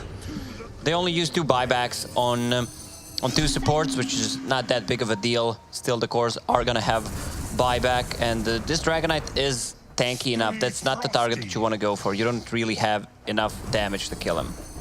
Fnatic keep getting to take their fights at the shrine. I think that's like 2 fights where they've actually gotten to activate the shrine, and it's helped them so much Like, DK got down to about a third HP in that fight. They were just running at him, and then he got up onto the high ground, got close, and got a little bit of Shrine regen, and he was fine. I mean, can't you just, like, push up the top lane and keep creeps pressured in and then recall when you need to with Chen? It feels like that's a winning strategy. Just recall. Just recall him, yeah. Yeah, I think they could. I think they could be, like, applying a little bit more split pressure. The problem is that they want this bottom tier 2. I don't think one more lane of Rax is not going to cut it at this point. I think they need the megas or they need the end. So they have to get to that tier 2 first. And to take that tier 2, unfortunately, they have to take a fight near that shrine.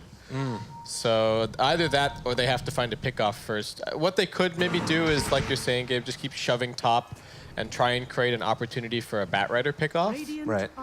That would be good. I guess the worry is that, like, you could get chronoed. Yeah. Radiant's middle But tower is full under Eye of attack. Scotty on Pango. He's so tanky. That strength talent is pretty nice. Yeah. 20 strength at level 20. Yeah, I think Fnatic have just realized that they can kind of tank up out of range from NIP. Yeah. Their damage is not scaling anymore. And with the item build that they're going for, 3 BKBs queued up on their side, that's not going to change anything. They're going to run into a problem where they don't have enough damage to deal with the cores on side of Fnatic.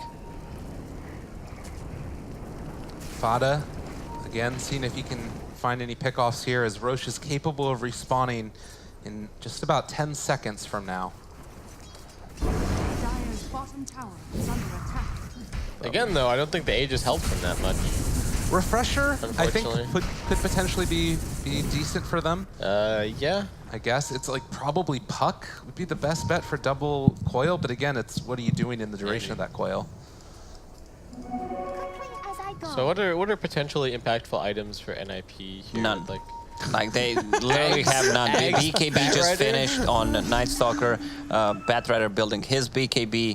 Lycan has 3,000 gold. BKB queued up.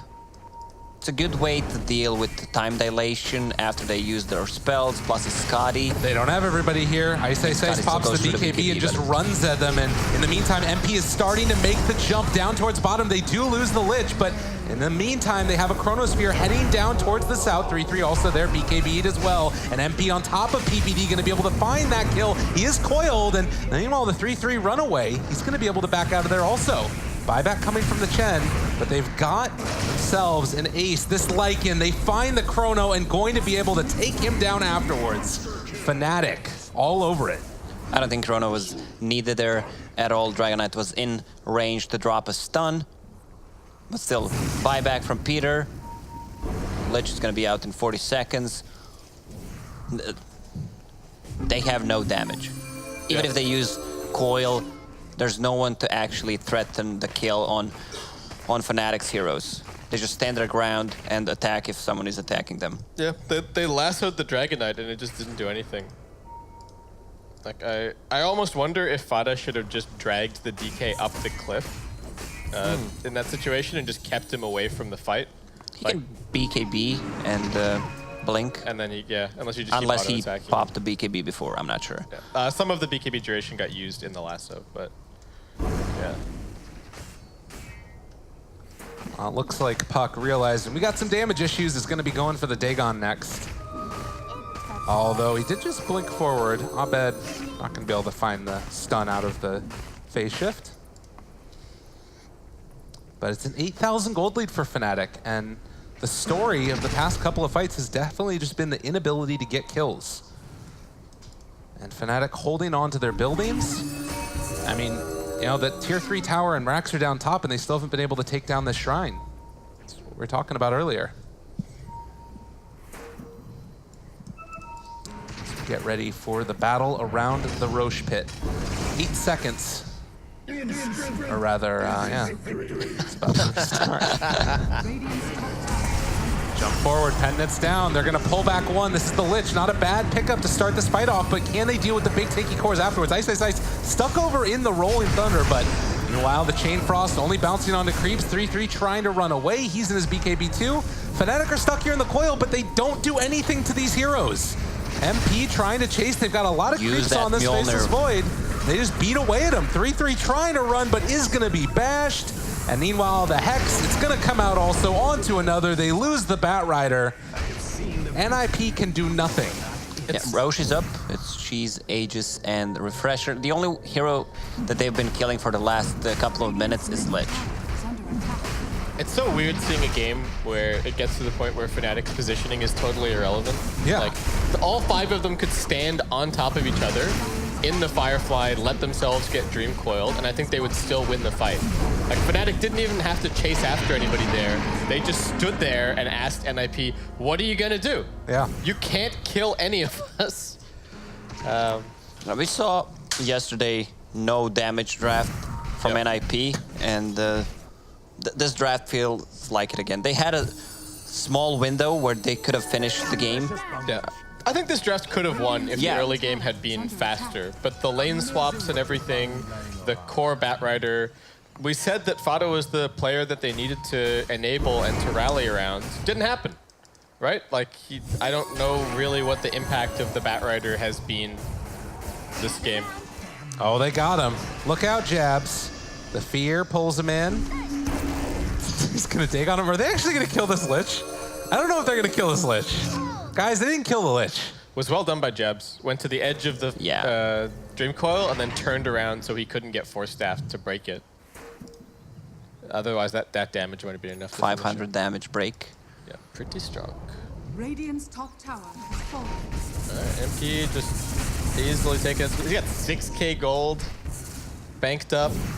So, all right, quick butterfly coming along. He gets the last little value out of that wand, popping the charges, and then sells it off. So MP, but he still has the Wraith Band. Oh, that's a good point. That's important.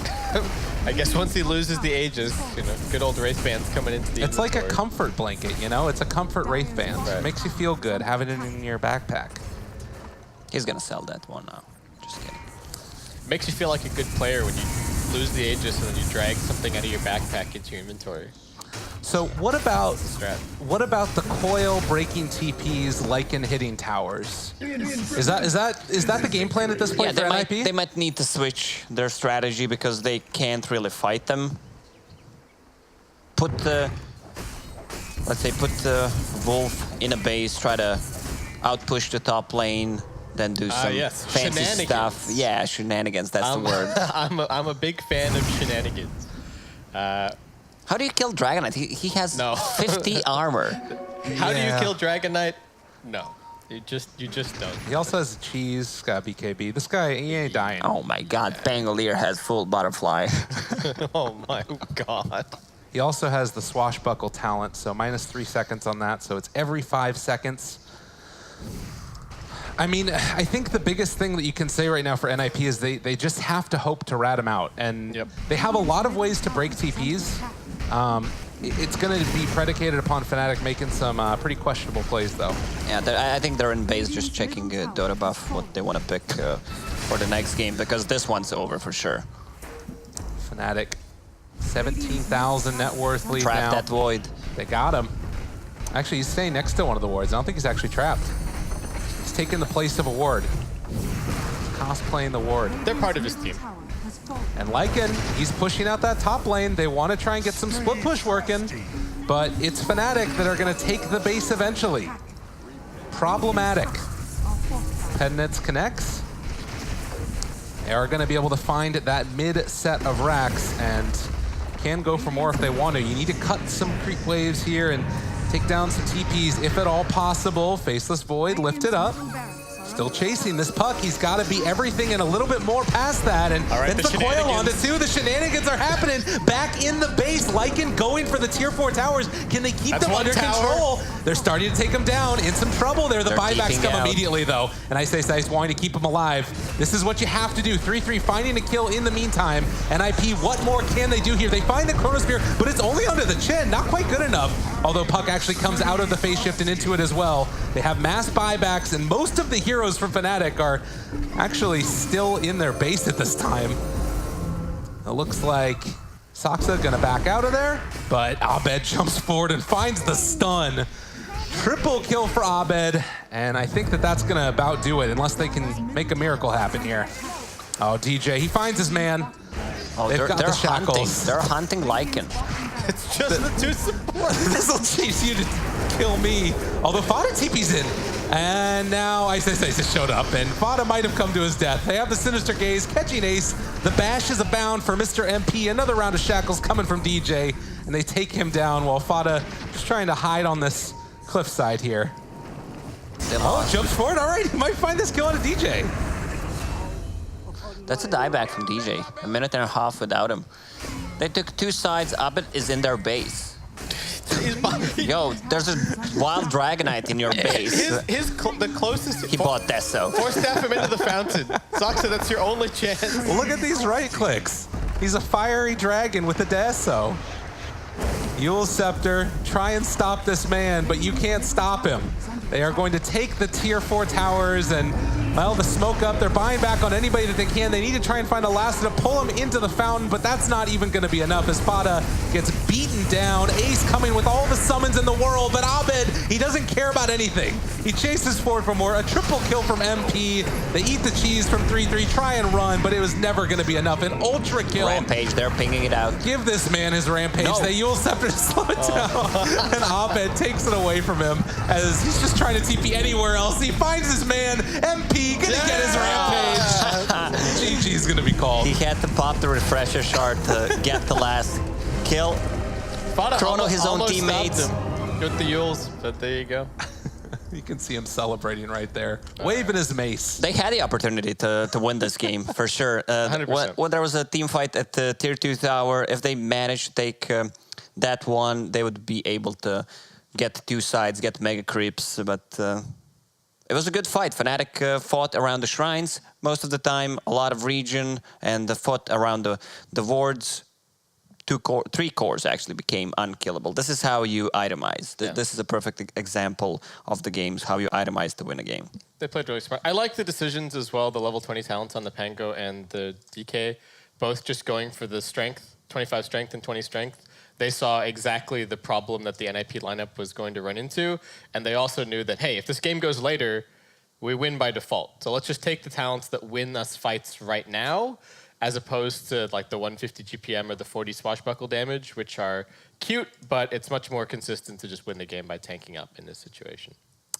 So with this win, it does ensure that Fnatic are going to be the team that moves on in the top of the group. Gambit. They will play Gambit. But it does get a little bit interesting now, because spoiler alert, everybody out there that doesn't want to hear what's going on in the other games, just close the monitor or whatever you need to do if you're watching on a laptop or whatever. Chaos won game number 1 against Alliance, and NIP losing this game means that they have to win if they want to get a chance at the upper bracket. And even then, it's going to go into the tiebreaker scenarios. We haven't done the math on that yet, but we'll do that in the break and let you guys know what's going on. But stay tuned, because Group B looks like it could potentially get interesting as we wait for the second game here of NIP facing off against Fnatic. Stay tuned.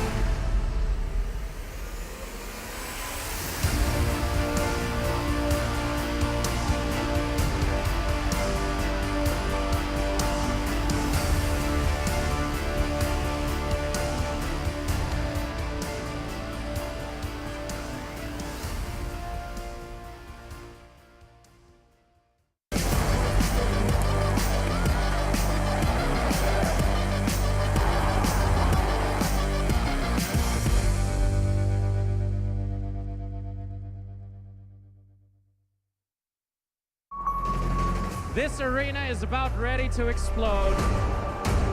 Welcome to ESL 1.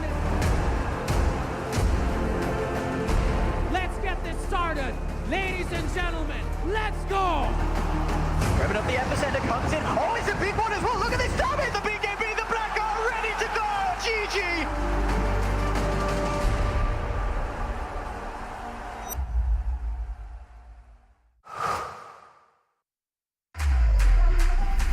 Think he can't shine through the dark?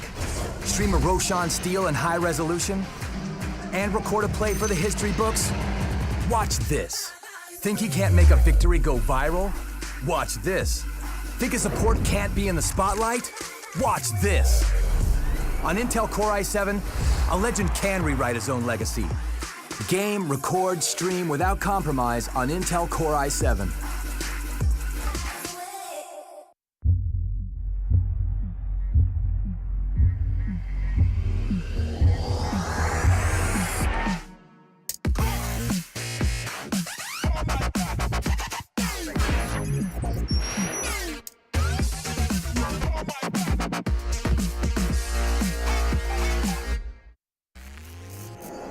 Remember where it started.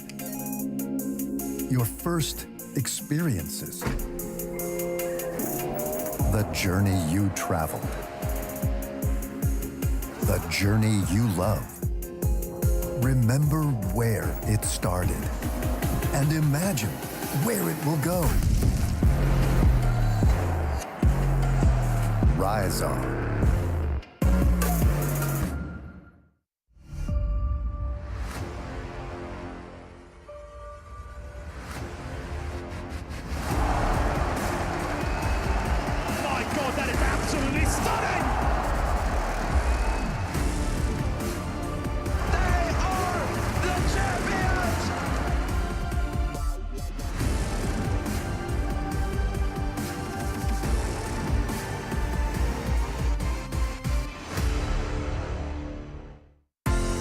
You're not weak.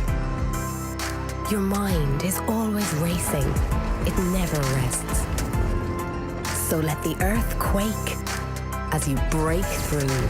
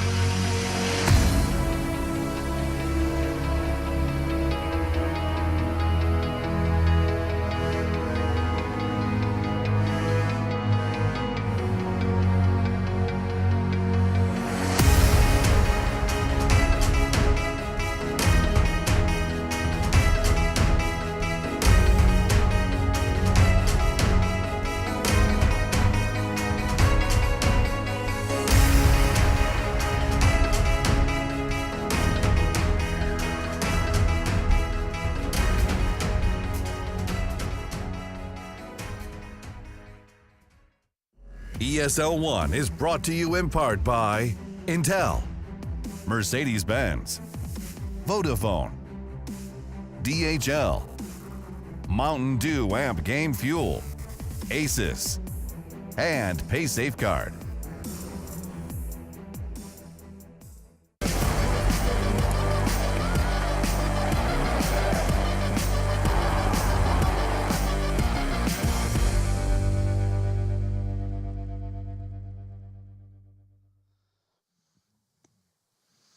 Oh, and hello and welcome back, you wonderful people out there in Dota 2 world. We're taking a little jaunt through Poland right now, but in just a second, we're going to be taking a jaunt through the world of Dota 2, where we are going to be watching game number 2 of Fnatic facing off against NIP.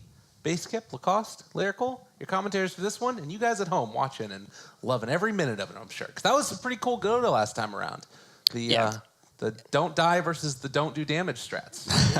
NIP had the opportunity to try to finish this game, but they lacked damage at that point. I don't necessarily think there was anything wrong with the draft. If they were going all in, you could see 33 going all these small items. He was unkillable at one point. They used Divine Favor on him before he runs in. Tanks all the damage, but unfortunately, that bad fight at Tier 2 tower didn't manage to win it, didn't manage to close out the game.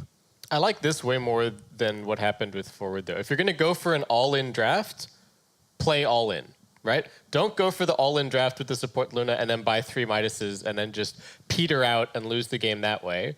If you're going to go for the all-in draft and you know that the timer is on you, buy all the little items and just do your best to close out the game as quickly as you can. What about Team Secret? They're pushing your Tier 3 tower 13 minutes in with 3 Midases. Sure. I mean, they're just on another level, so you can't make any comparison, I guess. Yeah, that's true enough. Well, ladies and gentlemen, I mean, we are getting ready to hop into this next game, NIP versus Fnatic, and talking about strategy-wise, do you think that NIP try and go for another all-in draft? Do they try and buy themselves a little bit more time? And maybe play for the later stage game? That hasn't been where NIP have looked the best.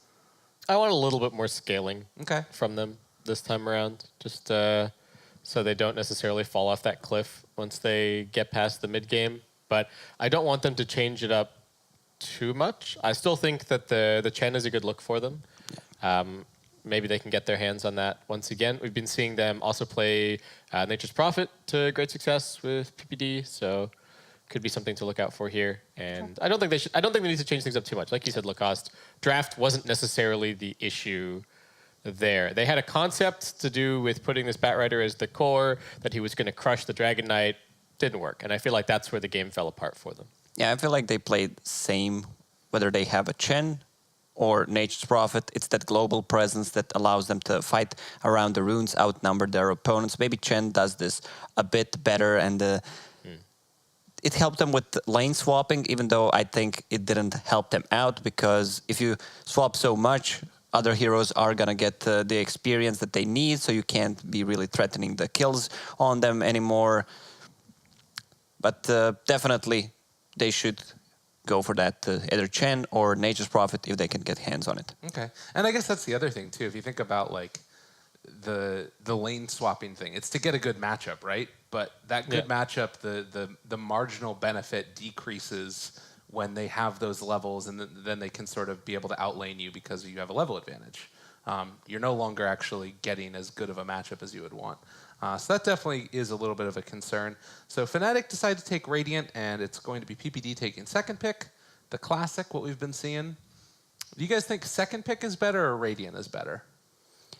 I feel like second pick, which means the last pick, is not that great, because even if you have a second, well, there are two things. First pick is not that strong anymore, because there are not too many like overpowered heroes. We're gonna ban out the 5 or whatever 6 pick, the 7th one, and if you have a last pick, it's good. In my opinion, it's better to have a last pick in this meta right now. But if enemy team has like 3 heroes who can be played at multiple roles and they're prepared to not have a bad matchup, they can still do fine. Okay. Yeah, I think that Radiant is clearly much better than Dire. Oh yeah, by the just step. pick Radiant. Yeah, I well, don't care about first, second pick. Well, here's the thing. Like Radiant, what I mean is that I think Radiant is significantly better than Dire, and second pick is only marginally better than first pick.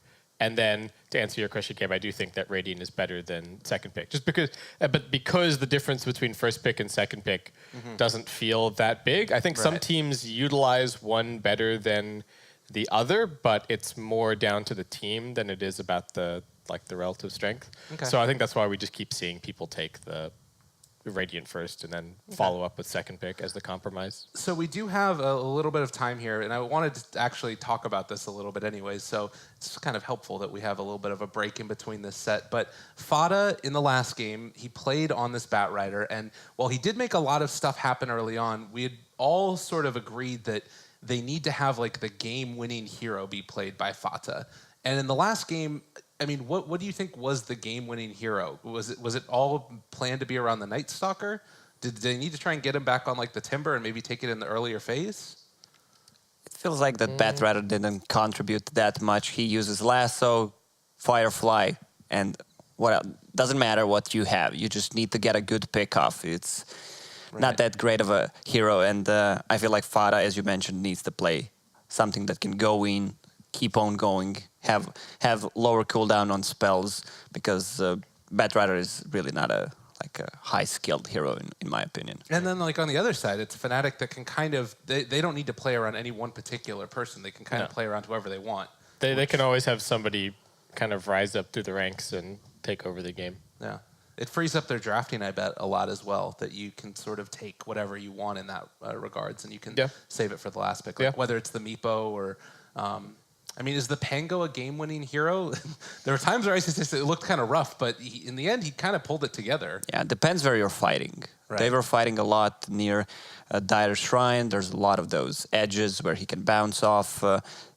Even Puck helped him a couple of times. That's right, yeah. With the coil. That was hilarious. It was fun to watch. Well, we're going to see if we can connect in. And ladies and gentlemen, we do have the beginnings of a draft for game number 2 here. Fnatic facing off against NIP. Let's hop into it. And this is the end of our 2-game series. After this, it's all... we've got all like best ofs for the remainder of the competition. Amazing. It's happening. Look out, ladies and gents. BO3s are way more interesting. The drafting evolves back and forth between the two teams a lot more. And Fnatic will take the Nature's Prophet. Chen's available, but man, those bans flew past. And Fnatic banning the Batrider. Okay, they've decided that it's annoying enough, or I guess enough of a comfort pick for NIP that they just want to get rid of it. I feel like if NIP wants to go with this draft, get Chen again. It's extremely good. They play well with it, and grab that Shadow Shaman. Yeah, the Shadow Shaman being left open there. We'll see if that's what they want to go for. But instead, they're going to take a page out of Secret's book and run the Lesh. All right. Did they take the Crystal Maiden with it? Guess we'll have to see. Lots of different ways that the Lesh can be run. That's the one thing. Just because Secret have been running it so much, position 3 doesn't mean that that's the only place. I mean, we did see Gambit when they took it away from Secret. They just ran it as a support. So they've got options. 5 seconds. And hard to say exactly where the Lesh is strongest, because I still don't know how much we can read into what Secret have been doing in terms of deciding the overall meta.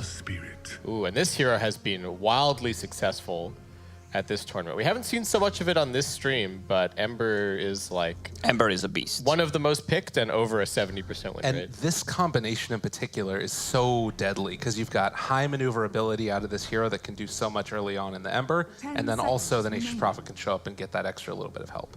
Yeah, and beyond just the ganking potential, the way that these two heroes manipulate the lanes is really scary to play against as well. If you don't have the necessary catch for Ember Spirit, he's going to push your lanes all the way to the tower and still be able to join his team at any time. And Nature's Prophet is going to be providing constant split push pressure as well. So NIP, it's going to be really important that now that they've seen these two heroes that they pick up something that can at least put some pressure on them while they're off playing by themselves. We've seen Gambit playing the Nyx Assassin so far in this tournament. Could be a good game, potentially for Ninjas Pajamas to take that Nyx. Might get banned, though, by Fnatic. I have a feeling that NIP, they want to pick strong lanes, try to dominate from there. A lot of stuns this time, even though not the greatest Ember Spirit control heroes. He can dodge pretty much anything. 10 seconds. We did see a lot of Leshes going for like the Atos build. Yep, that could be helpful. 5 seconds. But I also, remaining. at the same time, Turn to like ban. Lacoste was saying, if you dodge away from it, then it's kind of wasted, and it might be good to take like a harder control offlaner instead. I don't know. This is a great band. Timbersaw, the hero that builds into either pipe, tanks up, Holy Locket, whatever. It's causing a lot of issues, isn't really threatened 10 by seconds these kind of heroes. Good So, counter to CK. yeah. And 5 seconds Fnatic are remaining. going to need some frontline for their lineup. They got 2 very squishy heroes so far. The fact that they don't ban like the Monkey King to me suggests that Fnatic are keeping the option open of just having the Ember be on one of the side lanes instead of mid. They aren't really banning to protect the Ember on the mid lane, because there are plenty of heroes that give Ember a pretty hard time 1v1 mid. 10 seconds. I mean, they remaining. could just swap it too, like you're saying. Yeah, that you can, that's what you I could mean. do either. And Yeah, if they were set on running Yeah. it mid, then I think they would have to spend more bans on protecting it. But if they're willing to play it in multiple places, then they don't have to spend those bans necessarily.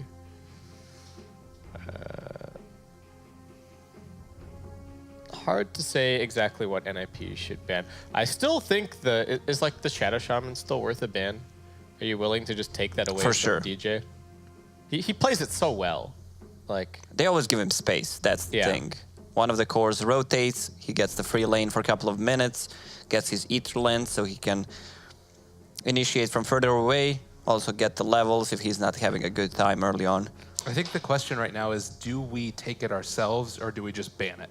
And I think that probably you just ban it, because if you're taking the Shadow Shaman, it can still kind of struggle against the Nature's Prophet in the lane and like just get bullied a little bit. Dire team pick. But they're gonna do the troll troll. ban. Okay. Well, they took the CK, but they spent both of their middle bans protecting it. So CK better have a good game. Otherwise, they've done a lot of legwork in the draft to make sure that CK does okay.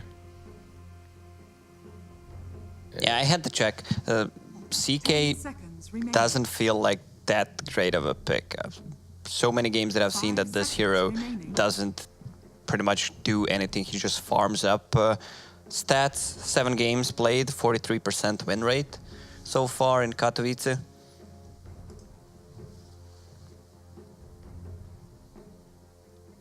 So the pick that you need now, I think that it's still a very wide open draft for NIP as far as where the Lesh goes, but this pick will potentially determine a lot. Fnatic's turn to pick. And they're going to go for the Chen. Okay. It's all right. I thought they were gonna first phase Chen, but still managed got to it. survive. Then Fnatic get themselves Tiny. Okay. I kind of would have rather seen a more tanky frontliner than the Tiny. I think that he could potentially be exploited, particularly with like the Leshrac in the laning stage if they manage to match up against each other. I still think there's another 10 frontline-ish seconds hero coming. Okay. I don't know where the 5 I don't know seconds exactly what remaining. the like core support split is for Fnatic Right. just yet though. Like is support Tiny still playable? It feels like they've been nerfing him in the support role. Probably for DJ. Maybe. So then is it Ice Prophet? Is that the Well, I would think that it The would most be. likely- I'm not a big fan of Nature's Prophet as a core.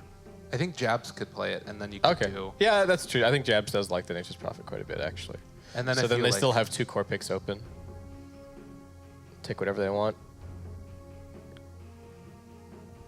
But to me, at least, it could also just be Fnatic wanting to play super high tempo game run at them constantly, Nature's Prophet ulting in for the like extra little bit of damage or what have you, and then taking towers after you find kills. And I think that I like that idea even more now than the Night Stalker taken. Very strong heroes from NIP. A lot of disables, a lot of silences, stuns. Enough building push as well. Edict plus the Chen stuff. So the sort of the utility heroes providing the building damage that they needed. 5 seconds remaining. And Fnatic, not a whole lot of deep push, really. I think they're just going to have to fight NIP head on, which is going to be a little bit... It's going to be difficult, but it's going to make for an entertaining game for us if Fnatic and NIP are just slogging it out. Tiny's going to have some issues, actually, I guess, against the Night Stalker. Like, you can't have a toss into Crippling Fear. So he might be position 4. Yeah, I think so. Like, there's no real kill potential on these 2 cores. Night Stalker, CK really tanky. It's like going to be the same situation as before, where you might blow up that Chen, but it's just like the Lich in the last game. Is it time for Fnatic to pick Viper? I hope so. Could actually be okay here.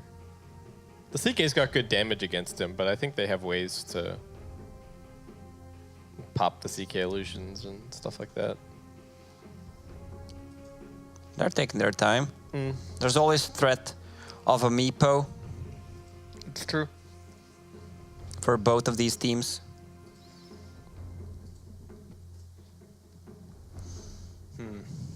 Yeah, the Pango was banned out earlier. It's like, what do you really want to play? They might consider getting a hero with the pipe. Admiral Kunka. Ooh. So this could be Abed or this could be Ice Ice Ice, hypothetically. I think I like it more on Ice Ice Ice. Or rather, on Abed. Yeah. And then just sideline Ember.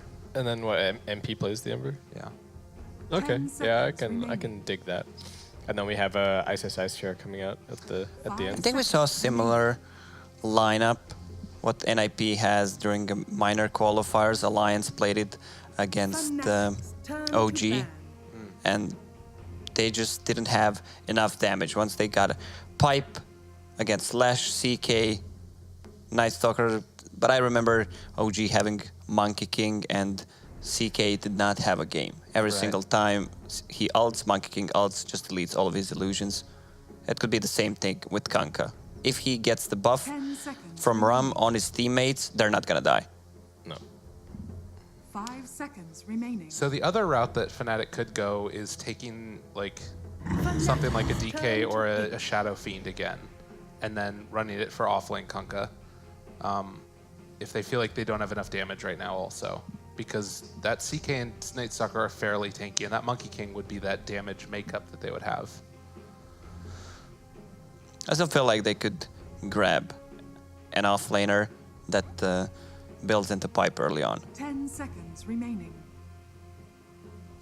Because their damage is not gonna scale. 5 seconds remaining. At least from the spells. Do they have enough cats to like take an Underlord or something? No. Okay. Oh. Warlock. So it is... It's probably Ice Ice Ice Tiny then?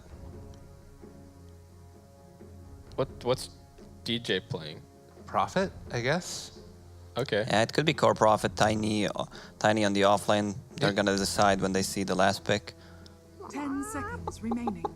I like the Warlock. I like just the last 2 picks from Fnatic escalating up the team fight. Because it's very clear that NIP's strategy is going to be just kind of running at you constantly. And it's a good hero to disrupt the fight. Oh. Yeah, that's another run at you here. Jeez. It could also actually be a support Kunkka. No, I think... Ice Ice Ice is playing Warlock. Guys, throw everything out the window. All right. We've gone crazy. Please disregard, please disregard, please disregard. just ignore everything that we just said for the last... Ovid Kunkka. 5 minutes? What in God's name? Okay, all right. Let's reestablish order in this place. Sure. everything on Ninjas in Pajamas side looks normal, and they're putting Fata on a hero to win them the game. I really like their draft a lot. Fnatic, who the hell knows?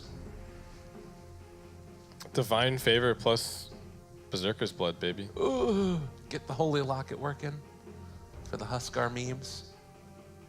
Strong.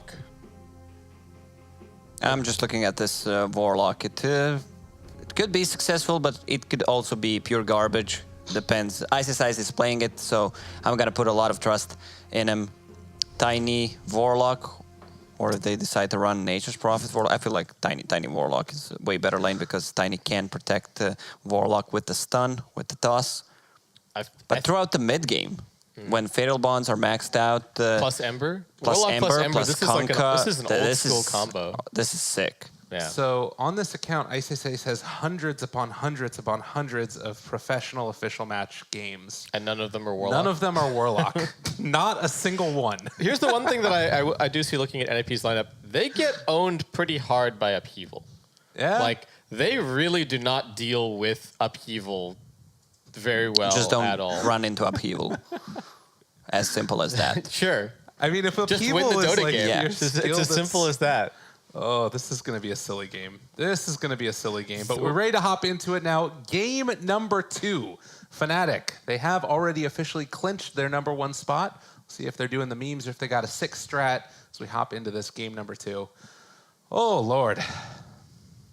And PPD gave him the surprised Meepo face. I'm glad Warlock is back. He didn't get picked. He was one of the, like, 4 or 5 unpicked heroes from the last major. Oh. So... He received a slight buff, and some other position 5s got nerfed. I'm happy that Warlock is back. Always fun to watch. Some wombo combos. And if you check out real quickly in the old chat log, Mr. Wonderful Scriff, you can see that PPD giving him the off-lane Warlock. I've heard the legends. Night strat, Goblin's bed. Oh, God. It's everywhere, Gabe. I told you, it's happening. It's broken quarantine. Warlock for Troll. Amazing. Okay, Warlock, 4 sticks, a circlet, and a tango. Tank up as much as possible. He has 450 mana pool, 850 HP. They go on you, you put a heal on yourself, and you start walking. That's, Warlock has 3 strength gain.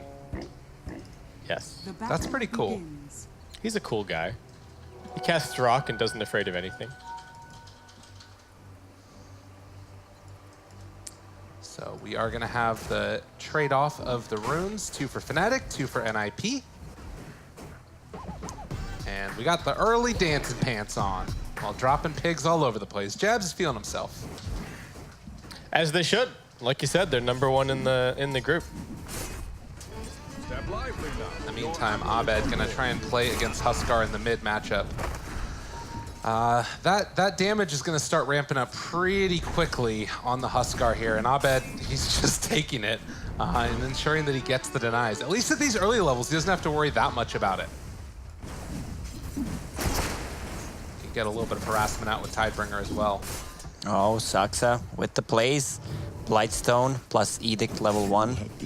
Since it's physical damage, if he can isolate one of the heroes, it's extremely effective, especially against Tiny, who's sitting on 0 armor.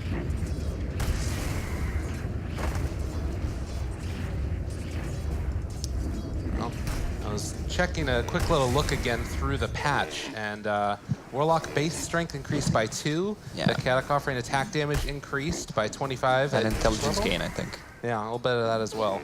Oh, or The backswing reduced. oh, that's huge. DJ has so many pigs, guys. Oh my goodness, look at them all go. He has 140 more. Is it a swine of pigs? What's the... what's a group of pigs Oh, I have called? no idea, actually. Found unworthy. Oh, we got the tips. Wonderful tips out the mid lane. So 7 and 3 on the CK. We got 6 and 3 on the Kunkka. Right now, Huskar is struggling a little bit, but this is going to start getting better for him as the levels go up. Apparently. A drift of pigs. Yeah, no, young pigs are a drift, drove, or litter. Older pigs are a sounder or a swine. Oh. Sounder or swine? I knew it was What is group of crows called? a murder. Exactly. I'm with we it. have a Dota set called like that. Donda one. Good DJ here. What a freaking guy. Just throwing pigs at him. Wink, wink. Radiant are scanning. Do you remember when people thought that the snowballs and the coal was too much? Yeah. Gone are those days. Oh my god, Chaps. Yeah, I don't think this should exist in captain's mode. Wait, is Chaps gonna get on the backside? Private lobbies. Oh, they saw him here the whole time, but he doesn't get it. Can't quite find it.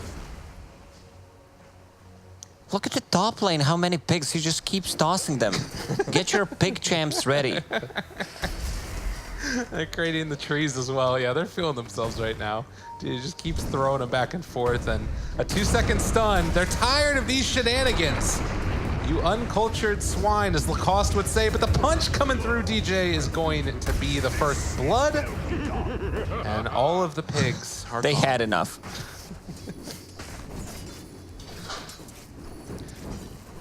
They were so sick of the pigs, they even just stacked their stuns. Oh, mid lane. Can he out-region this? Oh, Bam. fire. Gets the kill. Saksa very much in favor of Fata getting that one. 9 on the Treants as well. We do have just a random Hill Troll Priest around the way as well. It's looking like he is going to get denied by PPD. MP not really doing a ton of damage there with the 1-1-1 build. Looks like the mana regen from the troll was pretty nice, actually. Yeah.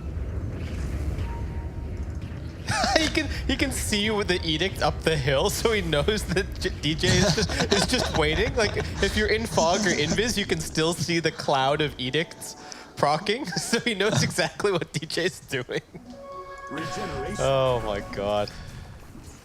Step lively now. Your admiral is on Abed, just hoping that he can keep that regen going. He didn't have a TP on him right there, so won't be able to do any XTP stuff. Has to actually fly out the courier for that one.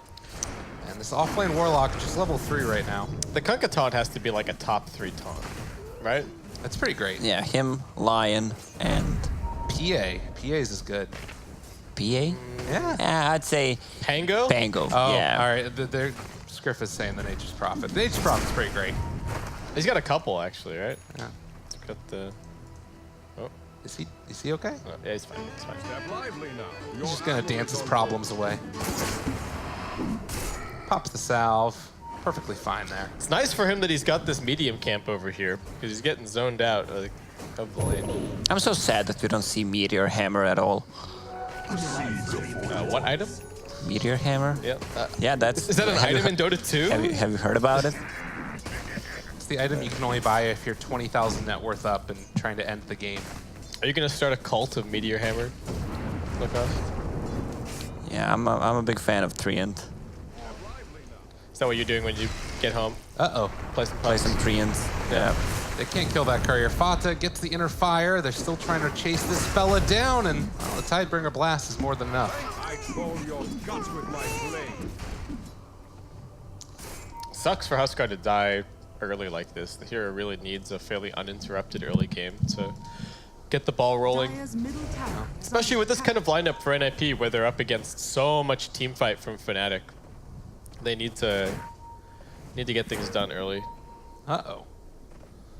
He's fine. This guy's a quick little man. PPD is nearby as well. They could try and bait something out there. We'll see if he can maybe carry Huskar on mid. All right. Some trouble? No. Gonna get up. Step lively now. Your admiral is on board. Looks like they've got MP in their sights, but they're not gonna be able to do anything there either. So no real chance for a kill, but instead it's gonna be NIP trying to clear through this camp as Jab makes the wraparound happen. They're just gonna punch this Chen in the face. 33 has 2 stat shields. Hey. So, I mean, they do partially stack. We see that more often. Against the Nature's Prophet? Not 2 stout shields. Yeah, it's really good against the Nature's Prophet and Treants, but Crown as a first item. Just a casual Crown for all stats. The X and walk away as he didn't feel comfortable trying to go for any follow-up there. Had already thrown the torrent. Warlock, kind of the strange pick in this game, is bottom of the CS of all of the cores right now. DJ's just making the rounds, throws out the avalanche. Jab shows up as well, seeing if he can get into position for some body blocks, but it's not looking like it's gonna happen. The slowdown, but the chase comes, and Abed suddenly there on top of this Chen Divine Favor, the Torrent pullback, the punches, and everybody from Fnatic gonna hop in the showers. As MP gets that kill, but they did lose the Warlock top.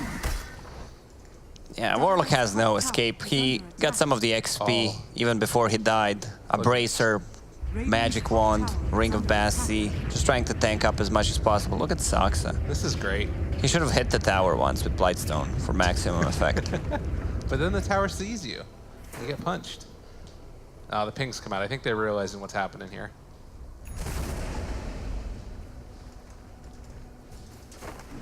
Is he gonna just do it again? Yep. All right. All right. And then they can wrap around on Warlock. It's this thing, you just don't really think all that much about, the tower's going down. Interesting. They do have a glyph. We'll see if they use it the next time he comes back in for it. There he goes. He's waiting for creep wave. It's gonna go down pretty quickly. Do they have a glyph? Nope. All right. Mid lane. A chance for a kill here as they get the X, the pullback, trying to find this kill, and that man's going down. They also have themselves 3-3. Another round of X in a second, but can't quite get it out in time. That hurts, using the Dark Ascension just to survive there. But they got it almost, it's like at the same level as Void using Chrono to just live, right? Or Tide Ravage. The cooldown is really Yeah, it's such a huge cooldown. Level 1, 140 seconds. They'll be able to punch the creeps, though. Yeah, Kaka's gonna need to be active. Oh, there's a huge stack in their jungle. Oh man, this is nice. So taking down the creeps. Oof. Very nice. And also some ancients here. It's going to be a little bit tougher to take for Abed. Does Kunkka build Armlet or anything at all this game? There's just fast Shadow Blade, Heaven's Halberd. Oh, nicely done here as well. Boom! That is fancy. You don't need a Blink Dagger, that's for sure. You called it Ghetto Blink Dagger yesterday. Exactly. Tiny Airlines. And we have a Midas on the CK. This is probably one of the few heroes that everybody's kind of okay with building Midas on. Or at least it doesn't feel as upsetting to see it. Daytime? Well, they're jumping in now with the Ember Spirit, seeing if they can turn this back around and keep his buddy Jabs alive. Avalanche connecting and 3-3. Gonna pop the Crippling Fear, see if he can get out of there in time, and he is going to. Say had the rock, but didn't want to drop it.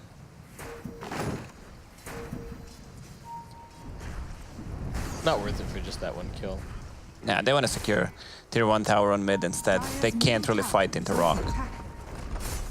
Even with this good of a start, Leshrac is still level 4, almost 11 minutes in.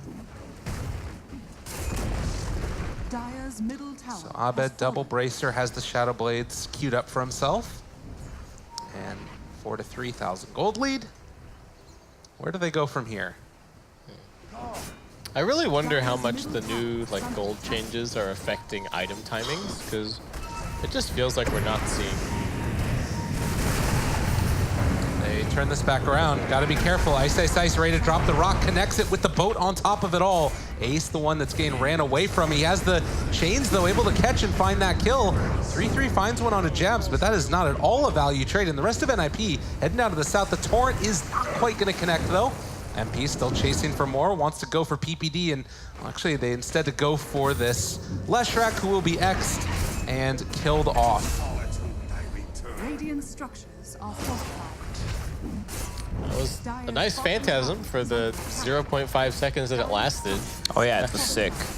After the rock and boat got dropped on top of it. Yeah, they're gonna secure this tower. Oh. Ace comes back in.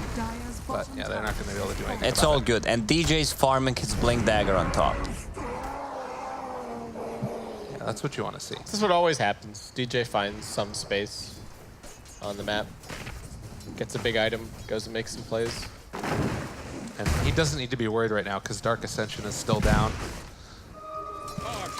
No real chance for a kill there, at least for the next 3 minutes until it's natural nighttime. But one more tier 1 tower to take, and Fnatic are getting set up to move top. Torrent catches on to 3-3. Abed's been pretty good on these blind ones. Throws out the boats. They pull him back in, and 3-3 just not had a game. DJ gets the last hit. This is also a secure tier 1 tower. Fnatic movement is so good. All tier 1 towers are gonna be deleted. Can he get the last hit on this tower? Is this just the nature of Nightstalker as a hero? Like, either you get, it's a good game and your team is taking fights and you're winning fights and you look good, or your team is behind and you can't kill anything and Yeah, it feels like you it. just feed. It's not effective when enemy team is outnumbering you, when they go as 5, and that's what they're gonna do. They have a good ways to deal with the split push if necessary, with Nature's Prophet, Ulti, Ember Spirit, and with Warlock, their team fight is way superior. They saw that smoke, and Jabs is just going to TP away. No way to get him there on Nightstalker. We've had to pop Dark Ascension. So 3.5 minutes in, they jump forward, they find themselves this Leshrac.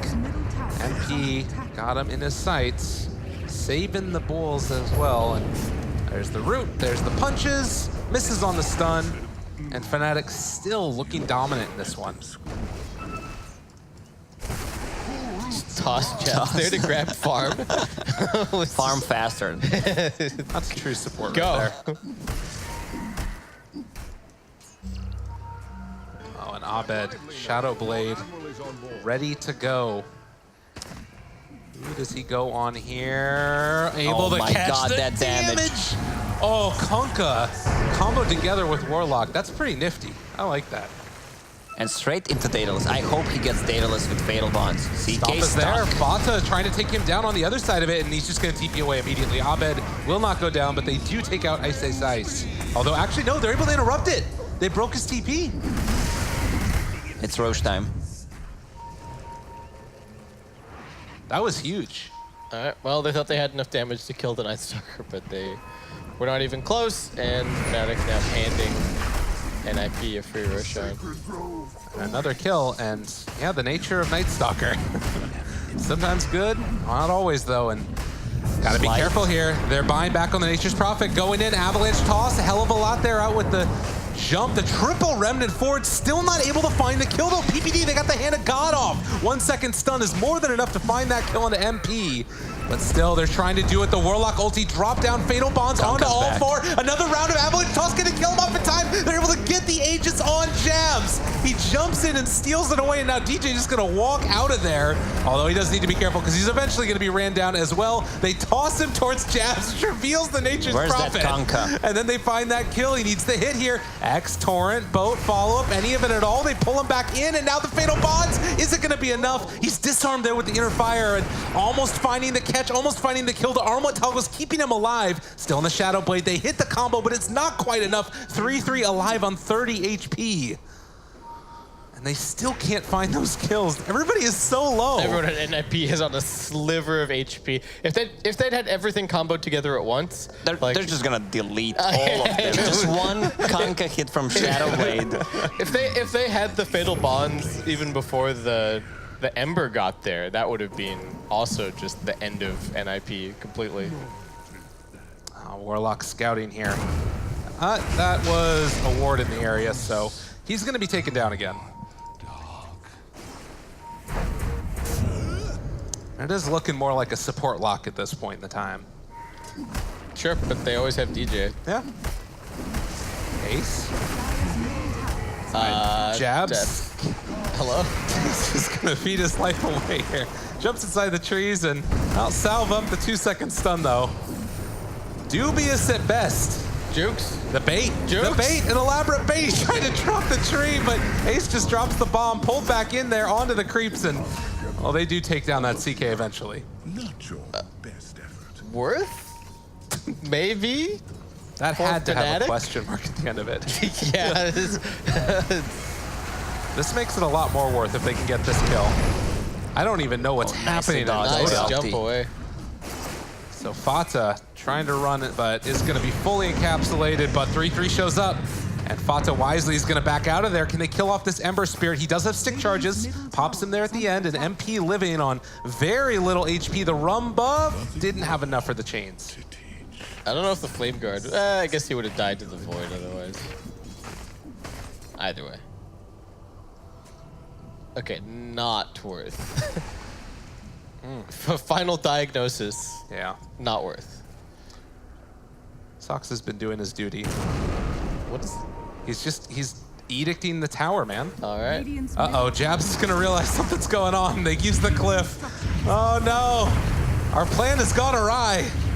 He wants to get the finish though, and he hits the tower. Goes down at the end.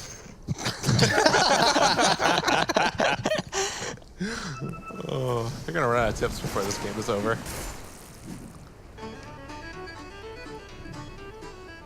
Dun, dun. This CK could be a problem for Fnatic. Has Heart queued up with Armlet. He's gonna sit around 4,000 HP. I think it's a problem because the Ember doesn't have that much farm. I think if Ember had more items, then the CK is not a problem in this game. I wonder if anyone in Fnatic considered buying Radiance. Radiance Kunkka is actually not that terrible, and it's also pretty good on Ember. Yeah, I think he needs to finish his BKB before getting the full Daedalus, so he can't die in team fights. But they're calling out to go high ground actually, and Avalanche toss back, dead in an instant. What can they do up here? The classic, I just died, there's a ward there. Night Stalker does not have a TP, and he is really far away. I don't know if they can actually get here. Night Stalker TP he's casually 15-second cooldown. farming on mid. He's running, but they're taking the tier 3 tower, and he has to run all the way back up. Jab shows up, they drop the boat as well. Fata, not gonna get hit by it actually, as the X comes afterwards, and now 3-3 gonna be tossed back towards his Huskar. I mean, he's just brazenly walking into all of them. Fnatic trying to hold hands is on their way out of here. They throw out the tree as well. Torrent, they've got vision. Fnatic, have they gone out too far? 2-second stun, and yeah, they're leaving him for dead. MP is gonna go down. 3-3 also on the hunt, has found the Warlock. They need to get the silence so he doesn't turn around with the Chaotic Offering.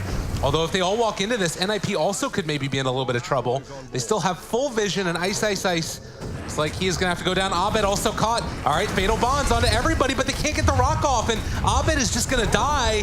The heal comes out, and everybody on NIP very survivable. What's going on with 3. this game?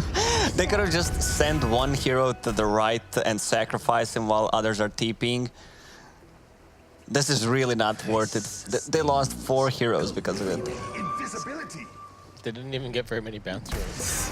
Jabs wasn't even able to go and grab all that much. Jabs has a 20-minute Midas. Right. A little bit of a kerfuffle there going on from Fnatic, but NIP taking full advantage of it. They're up to a 3,000 gold lead now. It was some pretty significant damage done to the tier 3 tower up there, as it looks like this will be a Dead Nature's Prophet. They're able to bring it down to 600 HP.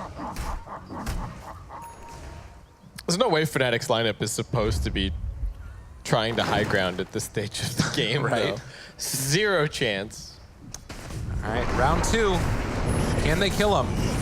He gets the silence out, trying to TP away, and he does not happen. And now PPD is gonna also taste some electric lightning damage. DJ gets the kill. Unless DJ steals it. He calculated it well. Toss plus 3 grab throw. Branch, yeah. They got him. Very weird game though. TJ got I don't know how you feel about it. It's bizarre. There's just strange stuff happening. The NIP supports also, I don't know what they're really doing. Like, Sox is running around edicting towers. I'm not feeling the impact of the Chen really at all. Like, what do you guys feel like Chen has gotten done this game? Yeah, I don't know. Abed, he's just heading back home here in a second. Is he still going to run all the way forward and hit that creep wave anyway? Oh, yeah, he will. Oh. You know it. Dun, dun, dun. Bam! I love this hero. He's amazing. Dun, dun. You can get 2 pipes. There's 2 different cosmetics that have mouse pipes, so you can stack them up. It's great. This hero's overpowered. Double the pipe, they stack. But there is not good for your heart. lungs. But Right. The heart for Ace. This is scary time for Fnatic. And I think their lineup does definitely run into damage issues, at least at this point without the items. Yeah, I think if Ember had more gold, then I would be less worried about damage, just because of the way that Fatal Bonds is going to work with all of the AoE, but they don't necessarily have big items just yet. I think he's getting very tanky. Even the Kunkka, like... I don't think Kanka's gonna fall off with this kind of a build. Usually we see those, like, Heaven's Halberd builds, not too good in this game. It's great against Huskar. All right, let's see the Phantasm, what it can do. 260% more increased damage on those illusions. Well, they're waiting for their buddy to die, but then they eventually take down this CK possibly. But no, NIP is showing up. The rest of them are here. Ace is not dying.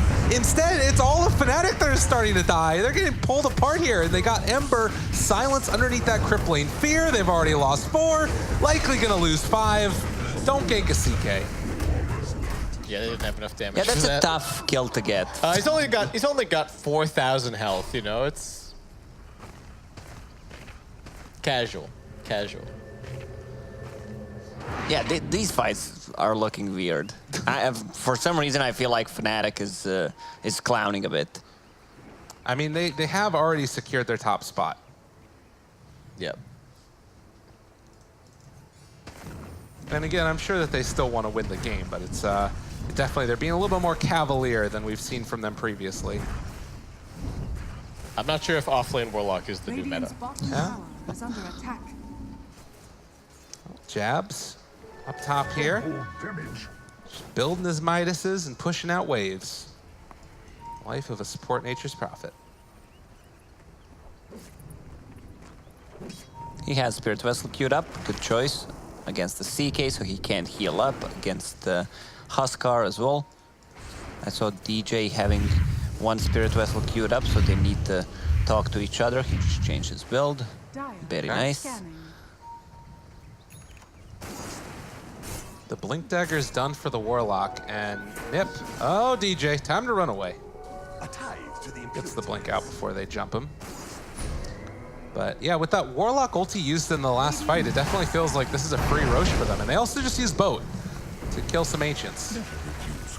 So Aegis is going to be going to NIP. While Fnatic are going to have to try and push out these side waves and get some split push working.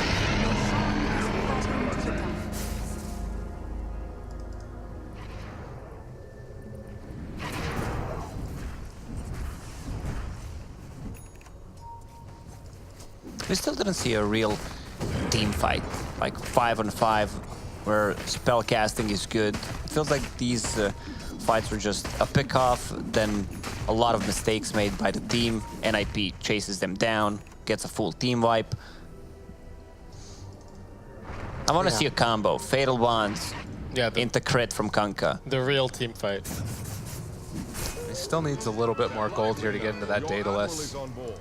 Chrysalis damage, while it can be kind of nice, it's definitely lacking a bit. Does the new Kunkka talent at 25 make up for all of the physical changes to cleave? I think it's something, but I don't think it doesn't get it back to the point where, like, no, not at all. He's dead. Stun. Pull back in. The punches, they're there. Because before it was like you could get, if you had a Rapier and a Daedalus, you could one-shot an entire team.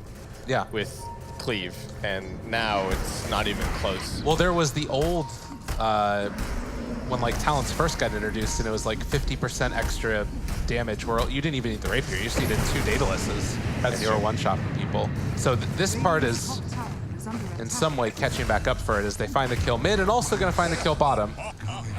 So a trade-off there, but Ice going down doesn't feel that good, and MP also in trouble. 4-second stun. Ugh, it feels bad. 3 dead. He's not having a good time this game. No. It's definitely like not his hero. It's not a very dynamic hero. No. Look, I'm a big Warlock player. Warlock is not the most complicated hero in the world. You press 2 buttons, and then you micro your golem a little bit. But I don't think it really takes advantage of his skill set, let's say. Yeah. Back to the Kunkka thing, though, also, is the Tidebringer bonus cleave damage that you get, the 165, now just on the talent. Like, you can see PPD there almost got 1 shot.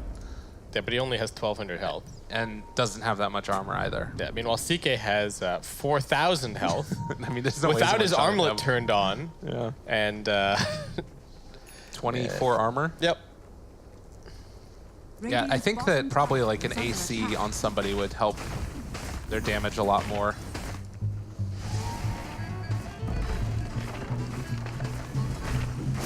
Tickles. Radiant's bottom tower has fallen.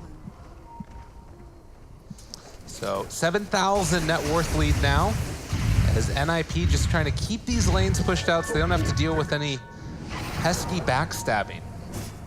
Jabs is just trying to buy time. Radiant's bottom tower is under attack. Aegis is still up for 1 minute and 50 seconds. Spirit Vessel is done. No charges though. Okay, he has 1 charge, sorry. I mean, I think they can kill Fata. Ace is a different story, but maybe you deal with the rest of the heroes and just sort of leave Ace to his own devices. Oh, he's gonna get that Midas. Look at this guy go. Cut creep waves. Make him annoyed. It's the way to play. Ice says no. I mean, yeah. All right. Well, they're getting in the upheaval. Where's that team fight? Look at them go. That upheaval. That does keep them all in the same spot for a moment. And Jabs, he's doing some backstabbing. They're going to send back the Leshrac, actually. In the mid lane, DJ has also killed off the creep wave. And backdoor protection is going to be back up again shortly. While Jabs gets stunned. Soxa trying to get in range, not able to find him yet. They could bring back that Nature's Prophet soon. Fatal Bonds onto all these heroes as well as the creep. They have backdoor protection. They're just out damaging it. With the illusions also, it's doing a pretty good job trying to kill off these illusions, kill off the building. Can they get it? They take it down through backdoor, but the upheaval is still sticking around onto him. It's a lot of damage here with this Fatal Bonds, but not enough to burn through the tanky strength heroes. Fake backdoor protection. Right? It's not very effective. And Aegis is gone. DJ hoping to find somebody on the retreat or just get more creeps, I guess. They need to wait for a while. And even then, CK is at almost 20,000 net worth. Should just buy more Meteor Hammers. Just combo Meteor Hammer into Meteor Hammer. If you want to do that in your Battle Cup Saturday, you need to rename yourself to Meteor Hammer 1, Meteor Hammer 2, so that you know the order. Yeah. You need to make sure not to stack them accidentally. What's happening? Everybody's just running around in circles over here. Like, there's 3 Fnatic heroes and 3 NIP heroes. They find PPD, get the Avalanche toss, find the kill, down bottom. Jabs, gonna TP away from Ace.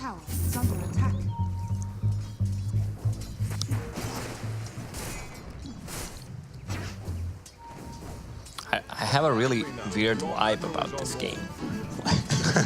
I think it's just because it's Fnatic just feeling kind of chill, I think. They're kind of like, oh yeah, we could try and kill this guy. It didn't work. Okay, let's hit some more creeps.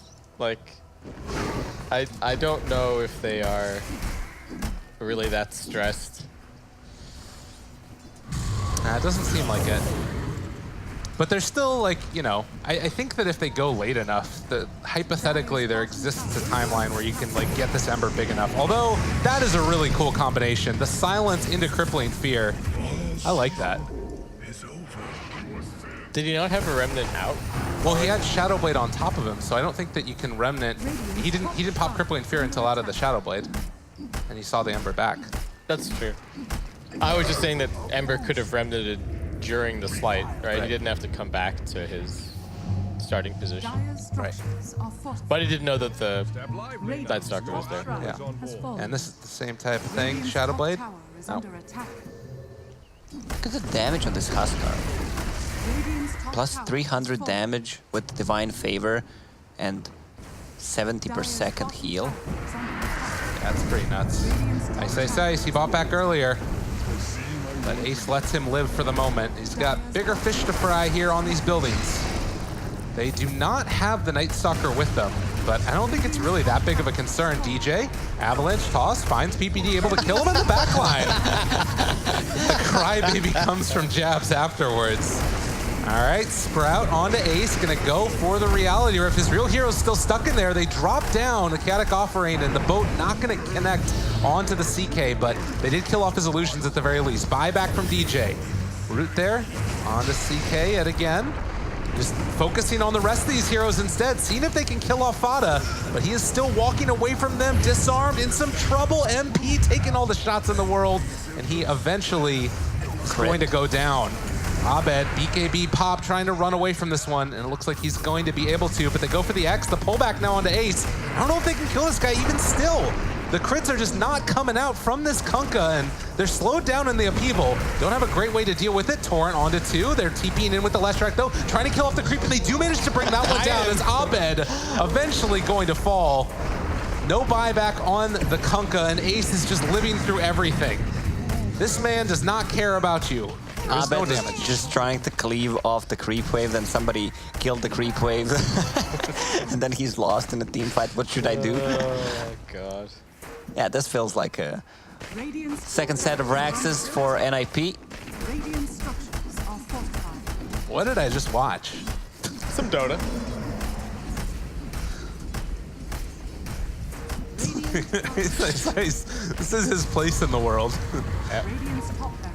Look at this upheaval. Ace can't go anywhere. That horse is crippled. And this horse is dead. Maybe? He has a BKB. He's running. Get the upheaval. Oh, good BKB. And now the turnaround. The bait. Oh, it was pretty nice there. A long duration stun, and MP gonna go down. And that might be about just it. I'd like to issue a retraction on my statement that the Leshrac is dead.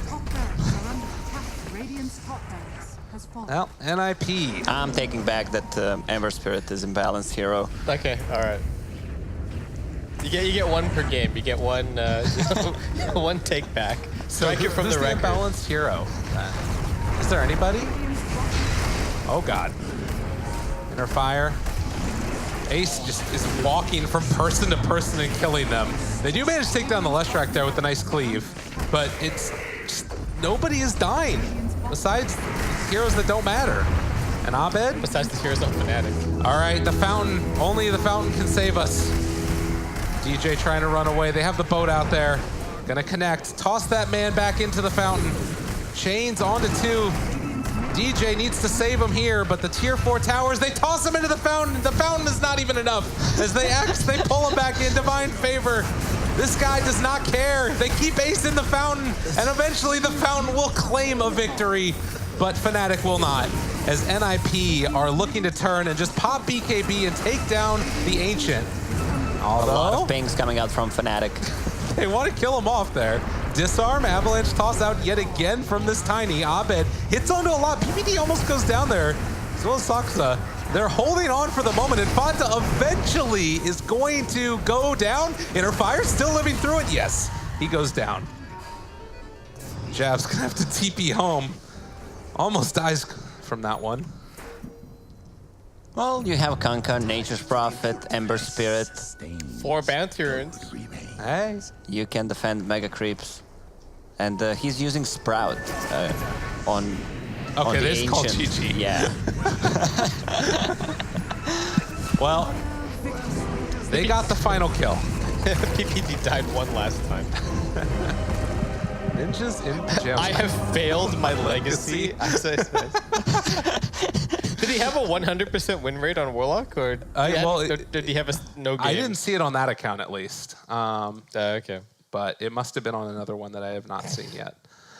Man, what a game of Dota. It was a fun game. Yeah, definitely. Thoughts on you folks? It feels like Fnatic had a lot of fun playing that game. Even though ISS was playing Warlock,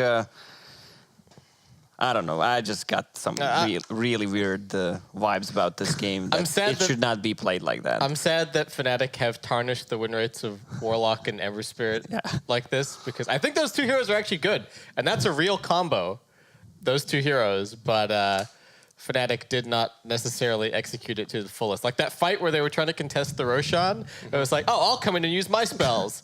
And then the next guy walks up, I'll come in and use my spells. And it's all like 10, 15 seconds apart when they really needed just a big wombo combo. So, Gabe, yes, what's happening with the NIP right now? Spoiler alerts. Ladies and gentlemen, if you don't want to hear what's going on, turn off your computer, throw it into the bathtub, because the other series ended 1-1 apiece as well. So that creates an interesting situation now where both NIP and Chaos are going to end with the same score of 6-4.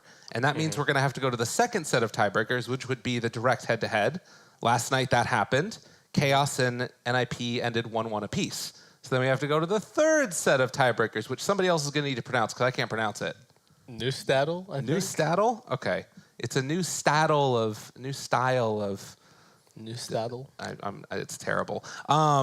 But there you go to the different rates of change in terms of like how many wins each of the teams that you beat had.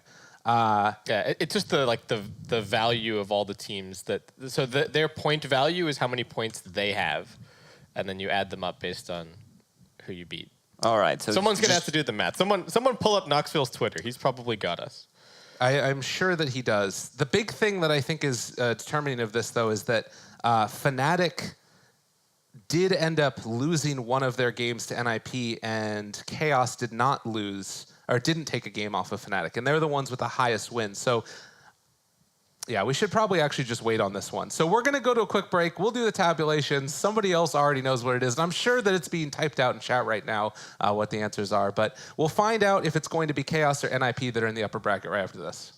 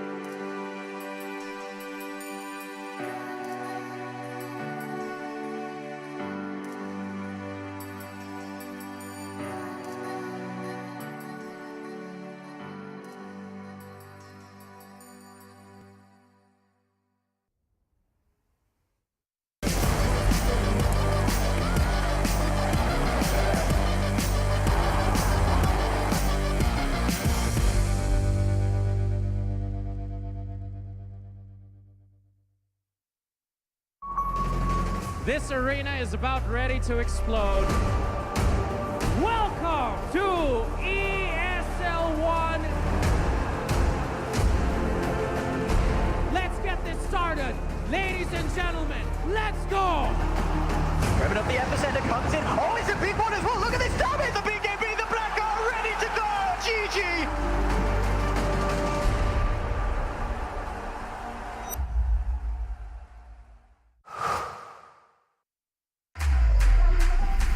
Think he can't shine through the dark? Stream a Roshan steal in high resolution? And record a play for the history books? Watch this. Think he can't make a victory go viral? Watch this. Think a support can't be in the spotlight? Watch this. On Intel Core i7, a legend can rewrite his own legacy. Game, record, stream without compromise on Intel Core i7.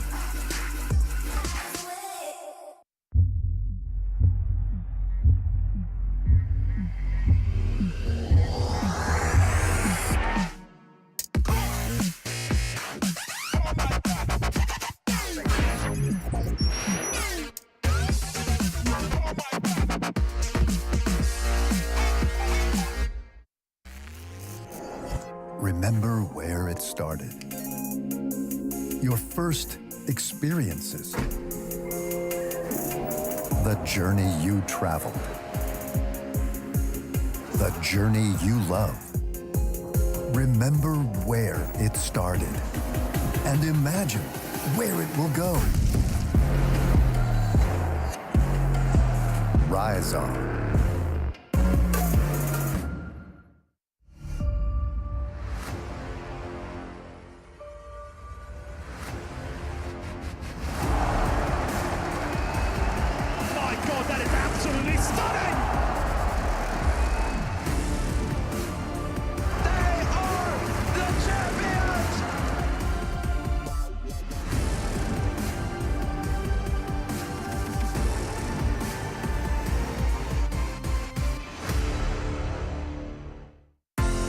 You're not weak. Your mind is always racing. It never rests. So let the earth quake as you break through.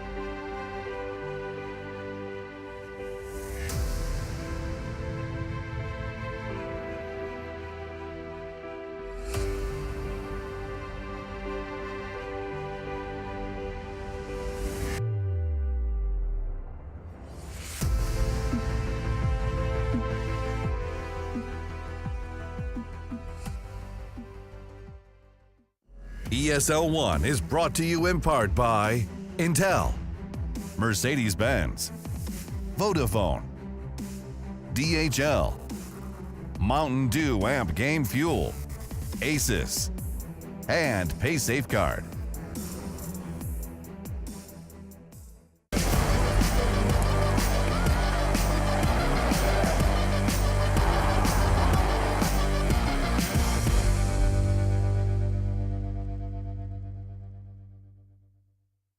Vodafone presents the pre-match. Ladies and gentlemen, hello and welcome back again to ESL 1 Katowice. We are here in the Cologne ESL offices. There's a lot of wonderful people back there working behind us, but we are here to watch some Dota 2, our first best of 3 of the upper bracket, and it's going to be Fnatic versus Gambit. Baseskip, Lacoste, Lyrical, your casters for this one. How you guys feeling? Fnatic got to remind themselves that this game is important. This is serious now again. Wow. But it'll be interesting to see how it goes momentum-wise. Gambit, I mean, it was a little while ago, but they did just lose 2-0 earlier in the day. Fnatic took a pretty convincing game 1 win, and then they've sort of been cruising. So we'll see how it goes. Gambit would definitely be sitting there watching the Fnatic game, 100%. Yeah, and it's our first best of 3. So things get different. The way they pick, the way they play the game, even if you're one game down. Yeah. You need to pull out something big to get a win. We have 5 Fnatic members already in-game. They're ready to go. Gambit, step it up, man. The nice thing about best of 3s is you can actually try and beat something, right? You can try and intentionally let something through in the first game if you feel like you have a strategy that's really good against it. And then if you lose that one game, that's not the end of the world necessarily. Compared to even though we had 2-game series all the way through the group stages, as we saw with what happened with NIP, Chaos with the tiebreakers, every single game was so important. So you couldn't really afford to mess around at all. Unless you're already first. Exactly, unless you're Fnatic, pretty much. And we should talk a little bit about what we should expect then, because both of these teams had very specific strategies that they attempted to run.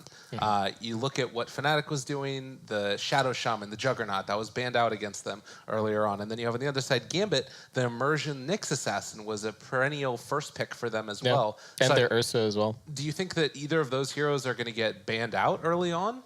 Do you think that you just try and let them run their strat and see if you can beat it? I feel like every single team here prioritize different heroes. Yeah. Let's say Team Secret, they love their Lash, they love their Enigma. Other teams, they're going to go with Shadow Shaman, Elder Titan, what Fnatic is doing. So it's better to just ban out what they're playing, so I wouldn't be surprised if they just straight ban out a hero like a Nyx Assassin, which they feel comfortable, Visage. Yeah. I think the ET is going to get banned for sure. I'm not so sure about the Shadow Shaman, maybe. And then on the other hand, I don't know if the Nyx Assassin is going to get banned. Maybe the Ursa will.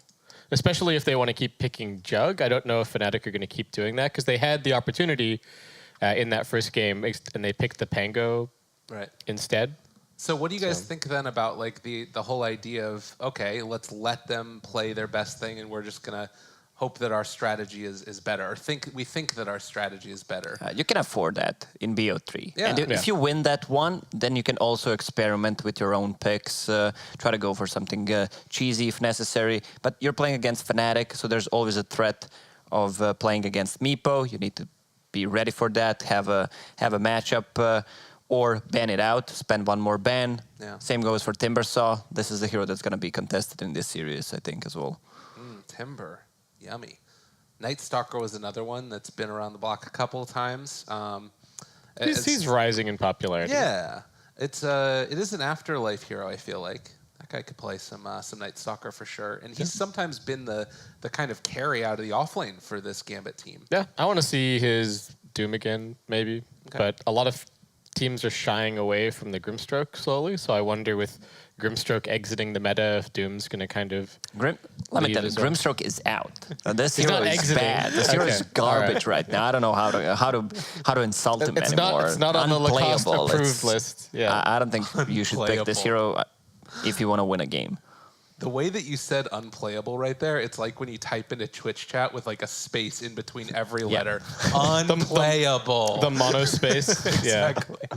But yeah, that is kind of how it feels right now, definitely. But I think also part of the reason that we saw a lot of the Doom was because there was so much Jug and Lifestealer everywhere, which has still proven to be at least a winning formula in terms of Lifestealer. Jug, maybe not quite so much.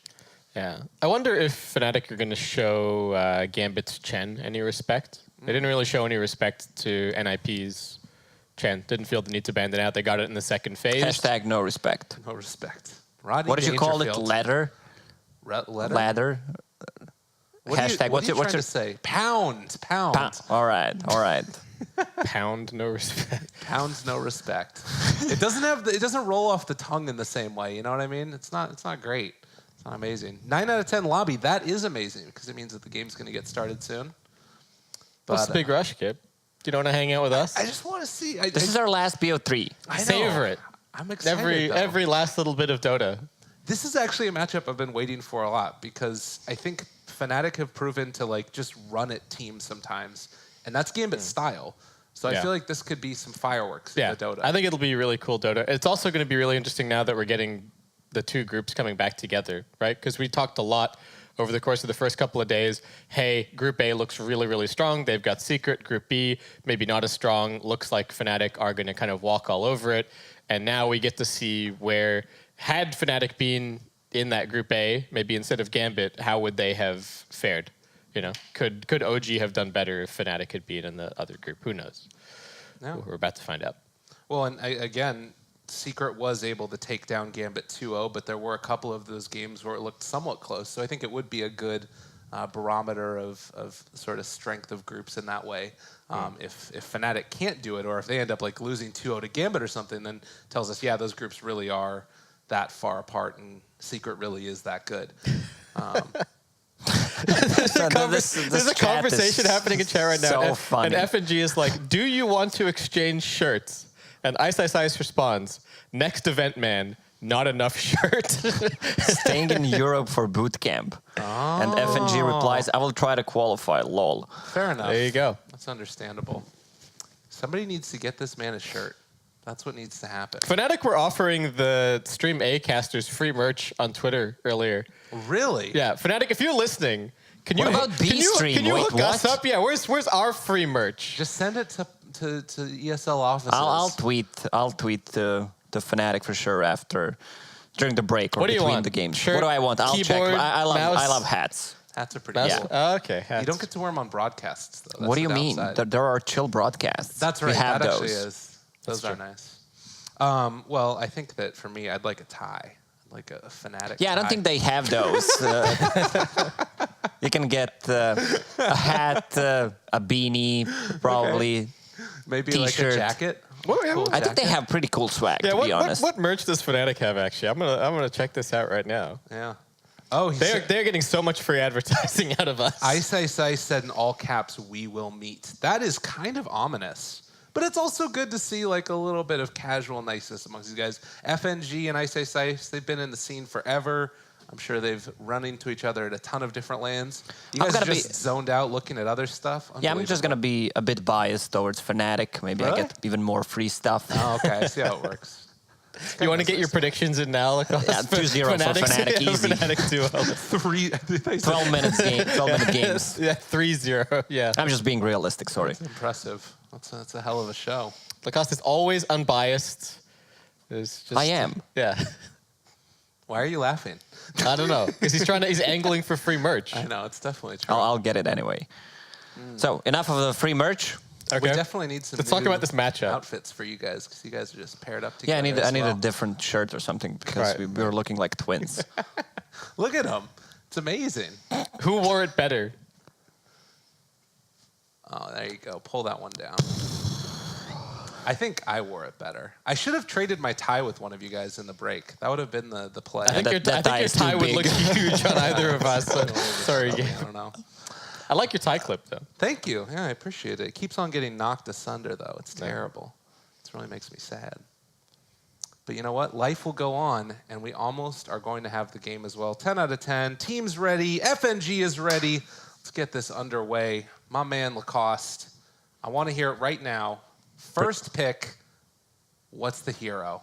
Who has first pick? Yeah. Fnatic. Where did you see it? It's up a So little higher. F&G have second. The Gambit have second pick. So First pick for Fnatic, Shadow Shaman. You think so? Yeah, if it's not banned, I'll say 2. Elder Titan Elder is the Titan, second Shadow one. Shaman. Yep. Shadow Shaman or Pango. And we're gonna just finish the draft the whole way through, so we can say what the next ban is gonna be. Okay, yeah. And then Yeah, what all the right. next pick Yeah, is. yeah, This yeah. is- I don't think this is a I think we should just formula. wait. That's probably I'm the not a best play. professional anymore, but I think we should wait to see what they're gonna pick. I think that's the safe way to play it out. You're so smart, man. You got the little smile there. And we are going to hop into the draft now. Ladies and gentlemen, game number 1 for the upper bracket finals, Fnatic versus Gambit. Fnatic's turn to ban. It's going to be cool.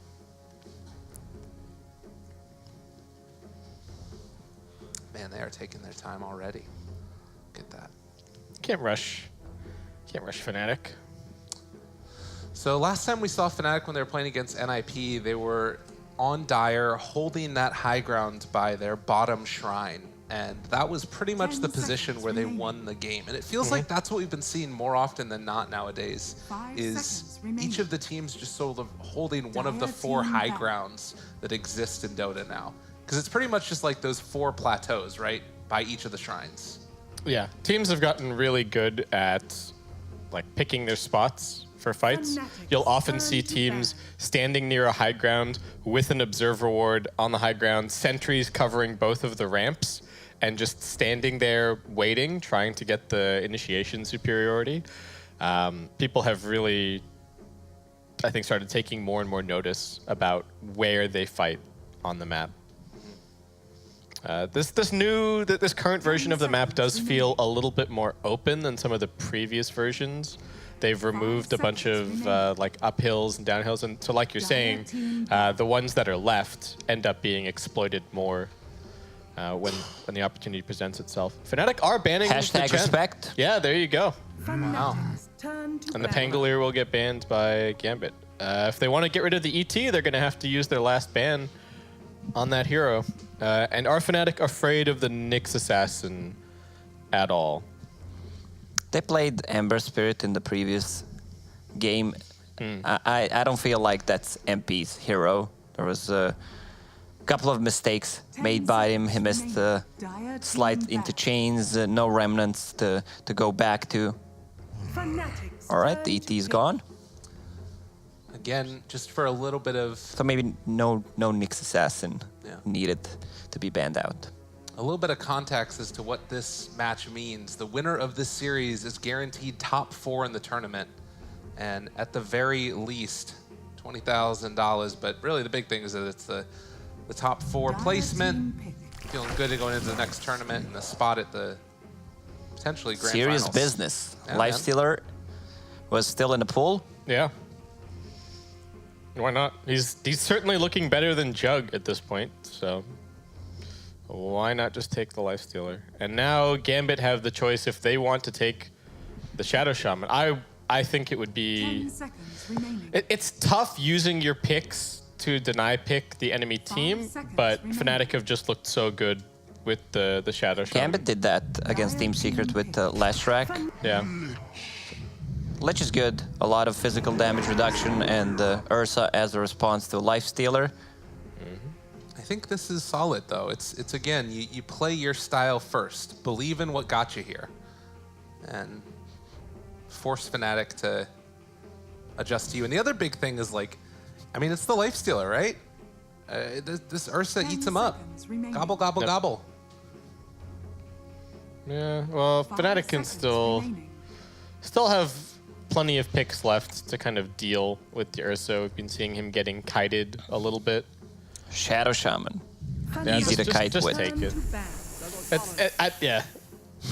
I mean, it's really a no-brainer. It's you really don't have to think about it at all, unless they wanted to somehow keep like the Tiny for DJ open or something. But he just looks phenomenal every time he's playing on this hero. I feel like if Gambit wanted to play Visage, they would grab it first phase instead of Lich. They still have a couple of good position 5s in the pool. First one that comes to my mind that's great against the Lifestealer, Bane. This is how Secret responds to this hero. Yep. Have You have a grip that goes through his rage. You can sleep whoever he focuses. Pretty single-oriented hero before he gets Radiant. Lich Bane feels like kind of an odd No, support no, combo. no. I meant the other way around. Bane instead of Lich. Gotcha. Yeah. Well, it is at least some more hard disable with the Sinister Gaze if you're able to have the initiation in another fashion from Gambit. But yeah, I kind of agree about the Visage. It feels like that's an area that Gambit have completely gone away from in their games, where that was what they were playing a lot coming into it, but they haven't as much since they've been here. Yeah. And it did get nerfed a bunch, right? Is the thing. The level 6 is significantly weaker. So Fnatic's still banning it out here just in case. It is something that Gambit have run in the past, but you're right. It's not something that they've been going to heavily for this particular event. 5 seconds remaining. Dire team ban. Dusa? Have they really been playing Dusa at all? That's another hero where before this specific tournament, Gambit drafted it a lot. They're even a team, I think before this event in 7.21, so before the B sub patch, they had first picked Medusa, like first phase Medusa 7 times. They also ban it a lot, but it wasn't really the trend for this event, which is interesting. Fnatic kind of going off old intel, it feels like. And an Earth Spirit. This is actually another one of the heroes that Gambit haven't really played all that much. And with Ursa pickup, it also denies the Timbersaw pick, which Fnatic likes to play.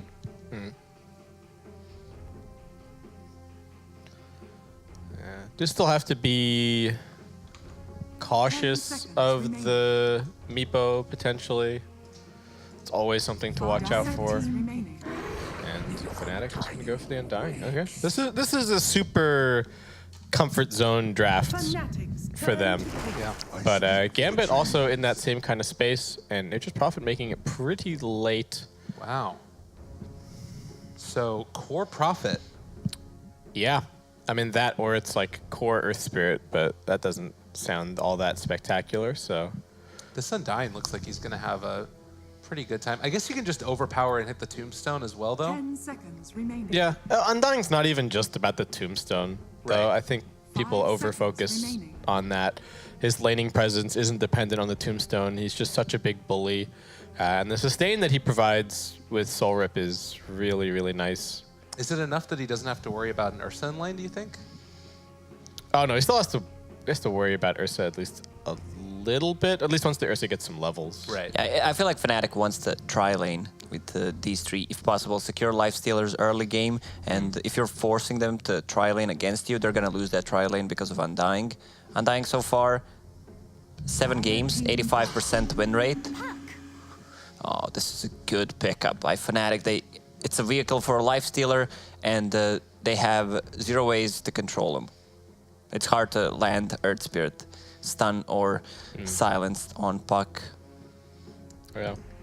What do you think Fnatic should put, if they do go aggro, what do you want them to have 1v1 against the Prophet? What do you like in that matchup? They could have that Puck. Yeah, it could still be a mid hero. Okay. Could they still pick the, even though the Ursa is on the field, do you think like the Timbersaw is still playable or not? For Fnatic? Yeah.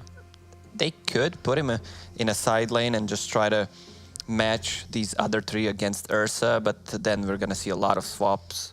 There isn't all that much lockdown for the Timbersaw once you get through that initial laning stage woes of potentially going against an Ursa too. Do you guys like this Nature's Prophet pick here? To me, it feels just a little bit out of place. I see what Gambit are going for with it. They wanted some more building damage, some more push. It fits with their kind of run-at-you style. That's core Nature's Prophet, so they might want to consider fighting into a tri-lane against Undying, which in my opinion is never a good choice, but have that Nature's Prophet who can TP and then you outnumber them.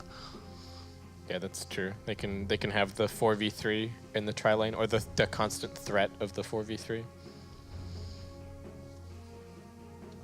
Well, last set of bans. It is going to be Fnatic with the first pick in this last round. And looking for either an offlaner or a mid here, I think. You could switch up the puck depending on what they want. Is the safety ban just the meepo here? Do you just do that? Like... Fanatics Yeah. turn to Okay, ban. Beastmaster. I think unless you're, if you feel like you can deal with a meepo, then you don't want to have to ban it. Sure. It's not a free meepo game by any means. And I think Glitch is actually even better against meepo than he used to be, because 10 Sinister Gaze seconds is remaining. quite good, and Chain Frost isn't like a hard 5 counter, but it's seconds remaining. annoying to have to play with, and that Sinister Gaze I think is the biggest thing. Fanatics turn okay, to pick. Dragon Knight bans. Dire team pick. Brewmaster. Okay. So Abed Puck. They might go for dual lanes because Yeah. they pick a Brewmaster. Depends on the matchup. They're gonna see what the Gambit is gonna last pick. But Brewmaster, good pickup. There's gonna be a lot of chaos. Shadow Shaman dropping boards, Undying Tombstone, Brewmaster with split, 10 seconds cutting into back lines. He removes Lich's armor. Yeah, the Dispel is quite 5 strong in this game. seconds remaining. Really, really strong lineup from Fnatic.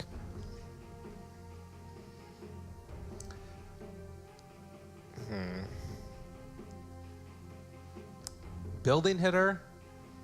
I guess they don't It doesn't need it as have, much. it doesn't 'cause they have just to be. profit I think do it that. needs to provide a little bit of catch. They might end up going for like, oh well, the Kunk is already banned. Shadowfin could be a pick for them. All right. Okay, Razor. Choose your hero. Thought they might want to group up as 5 with that Guardian Greaves.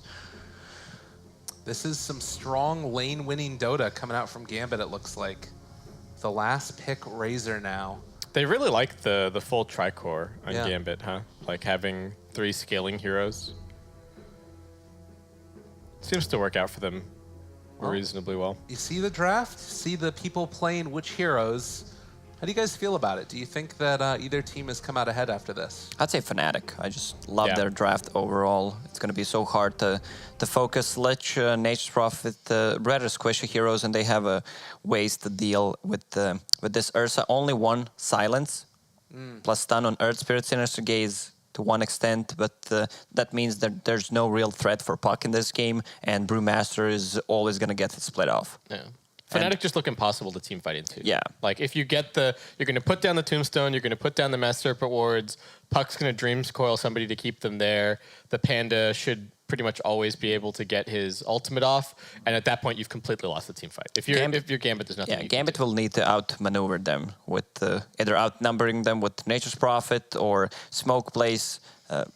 It's going to be hard game for Gambit from what I see. Yeah. Okay. Or split push, force a TP, then go take a 4v5, something like that. And then as far as like the lanes go, I mean, this does kind of feel like you guys are talking about a lot of team fight oriented things that happen after that laning phase. Do you think that Gambit at least has the edge there, taking the Ursa and the Razor, or do you not think so?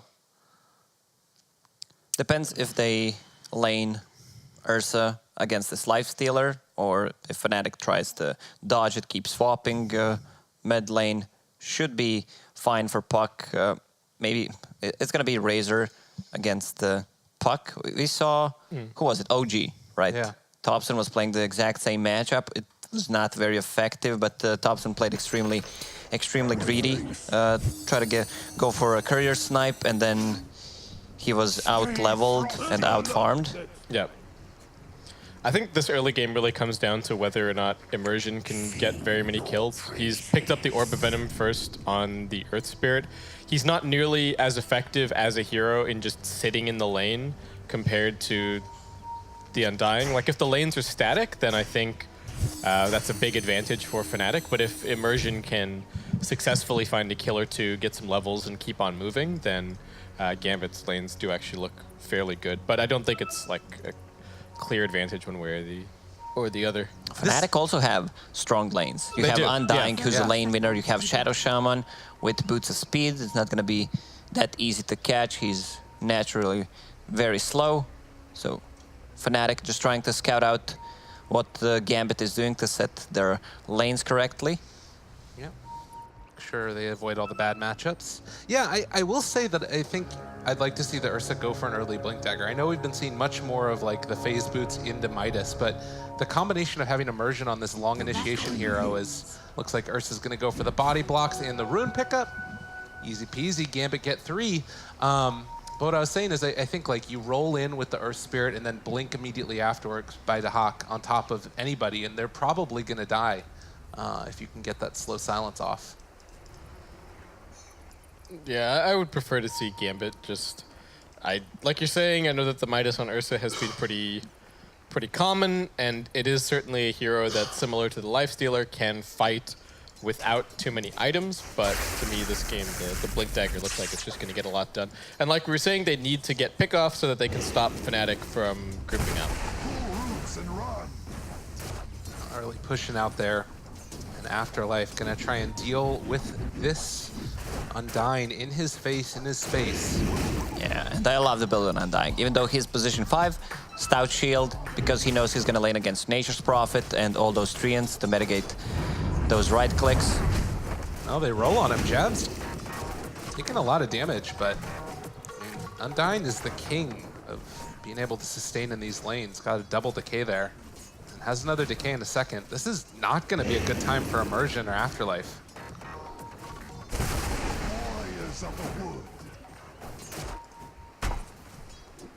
Well, that does mean that up top lane, it's going to be Ursa Lich versus the Shadow Shaman and that Brewmaster. Well, they keep on battling down here in the bottom lane. That health bar for the Nature's Prophet getting lower and lower and lower. They don't really have kill potential.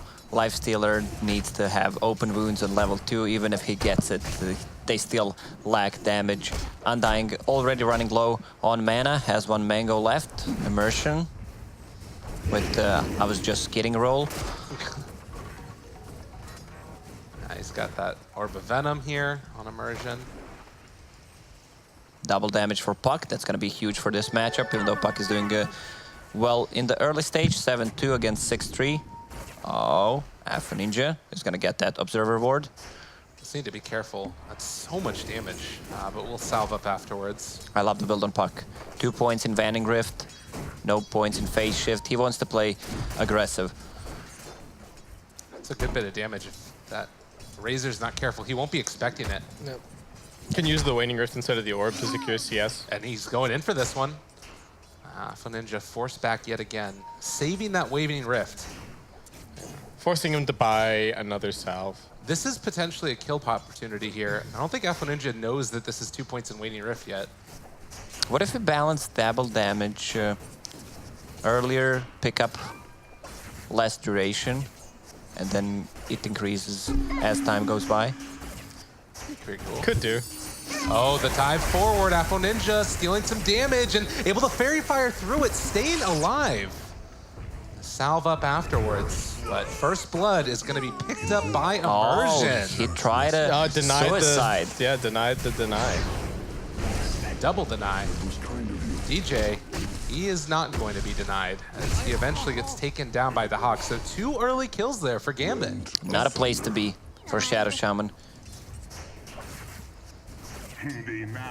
We said that Fnatic's lanes were good, but Gambit's also very solid. Though I don't know if that, like, the kill on the Undying is nice, but it's like not a normal laning kill. It's more just that Jabs is trying to maximize efficiency and kind of got punished for it. And realizes that what he was coming past the ward, I suppose, as he was on his way to the tier 2.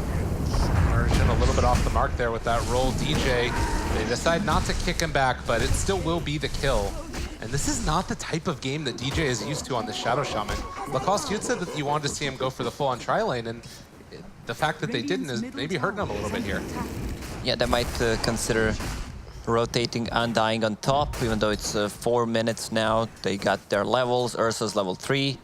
Lich is also level 3. Same goes for Earth Spirit. Another misroll for Immersion.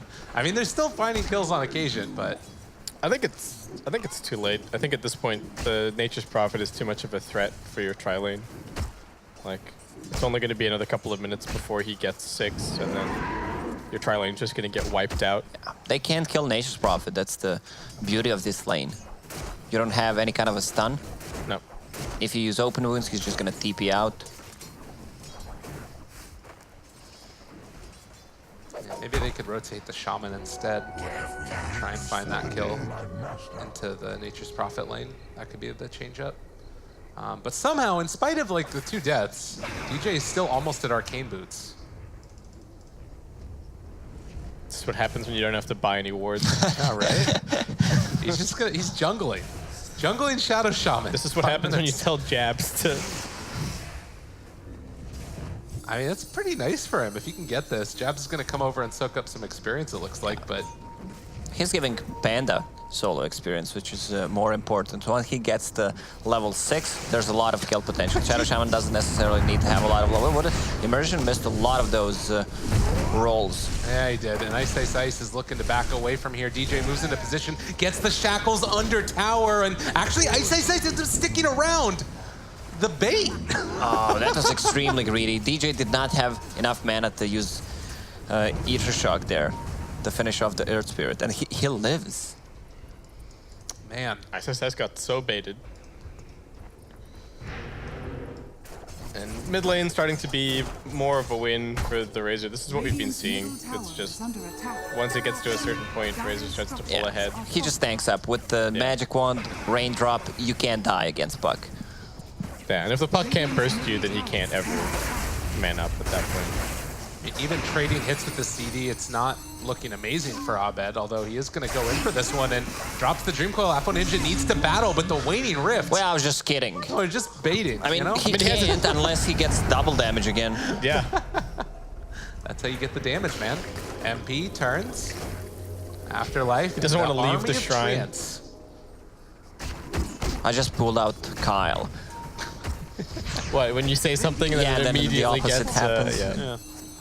Easy. Abed feeling himself right now with the Bok Box. But he does get stunned, and the catch possibly going to find the kill. They have Waning Rift still. Abed holding on to his orb as well. Decides to turn to maybe try and find the kill. This man is crazy. Abed, out of his mind, won't find that kill, and instead... What? Roll finds the solo immersion. The punch, it turns it around, but they get the kill with the Wrath of Nature. Nicely done. Shame he couldn't Blazer out of that one. Yeah, he has no points in phase shift. And Abed's crazy. I love this guy. He's great.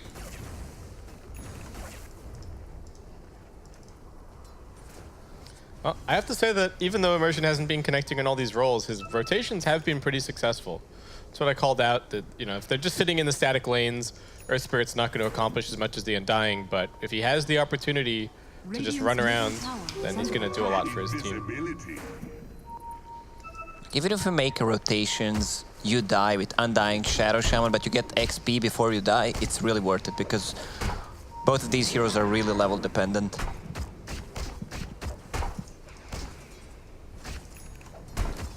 Top of the CS right now, we've got the Life Stealer. The Hawk has gotten level 6 for himself and phase boots. Do have a nice little run around Undying there, doing his dance move. Got to play that mental game. That's right. The Decay walk away.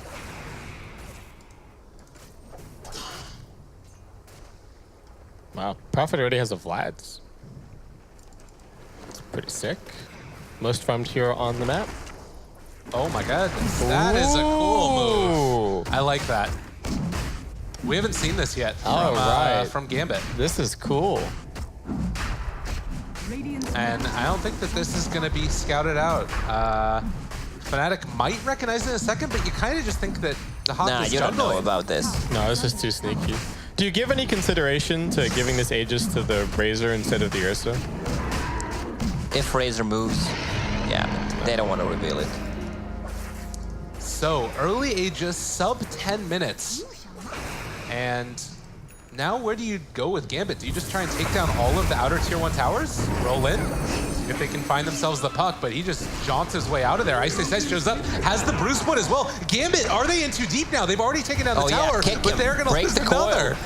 Oh, Immersion in some trouble now afterwards as they pull him back down to earth, and they'll lose 2 off of it. I was a little bit overconfident. Even with the Aegis, I think the biggest thing about this Aegis is they get the gold, they get the experience, and it's going to accelerate the later Roshans, but I still don't think that they're that well equipped to fight Fnatic, who are just having their ultimates come online now. They don't even have the support ultis just yet, but it's not too far away. Roll forward, Abed was stealing the bounty rune from the Hawk, who was very upset about that. And now he's a DD Ursa. That creep wave is actually coming from the top lane. It's chasing him the whole way. But 10 minutes in, it's just a slight lead for Gambit, 5-6, in what's been a pretty close race so far. God, look at all of those creeps just get taken down by Abed. I mean, he's in the middle of everybody. Does have phase shift or back up again in a second. Is he gonna go down here? He decides to not jaunt to it, and well, Gambit, they did not take the bait. Abed goes down.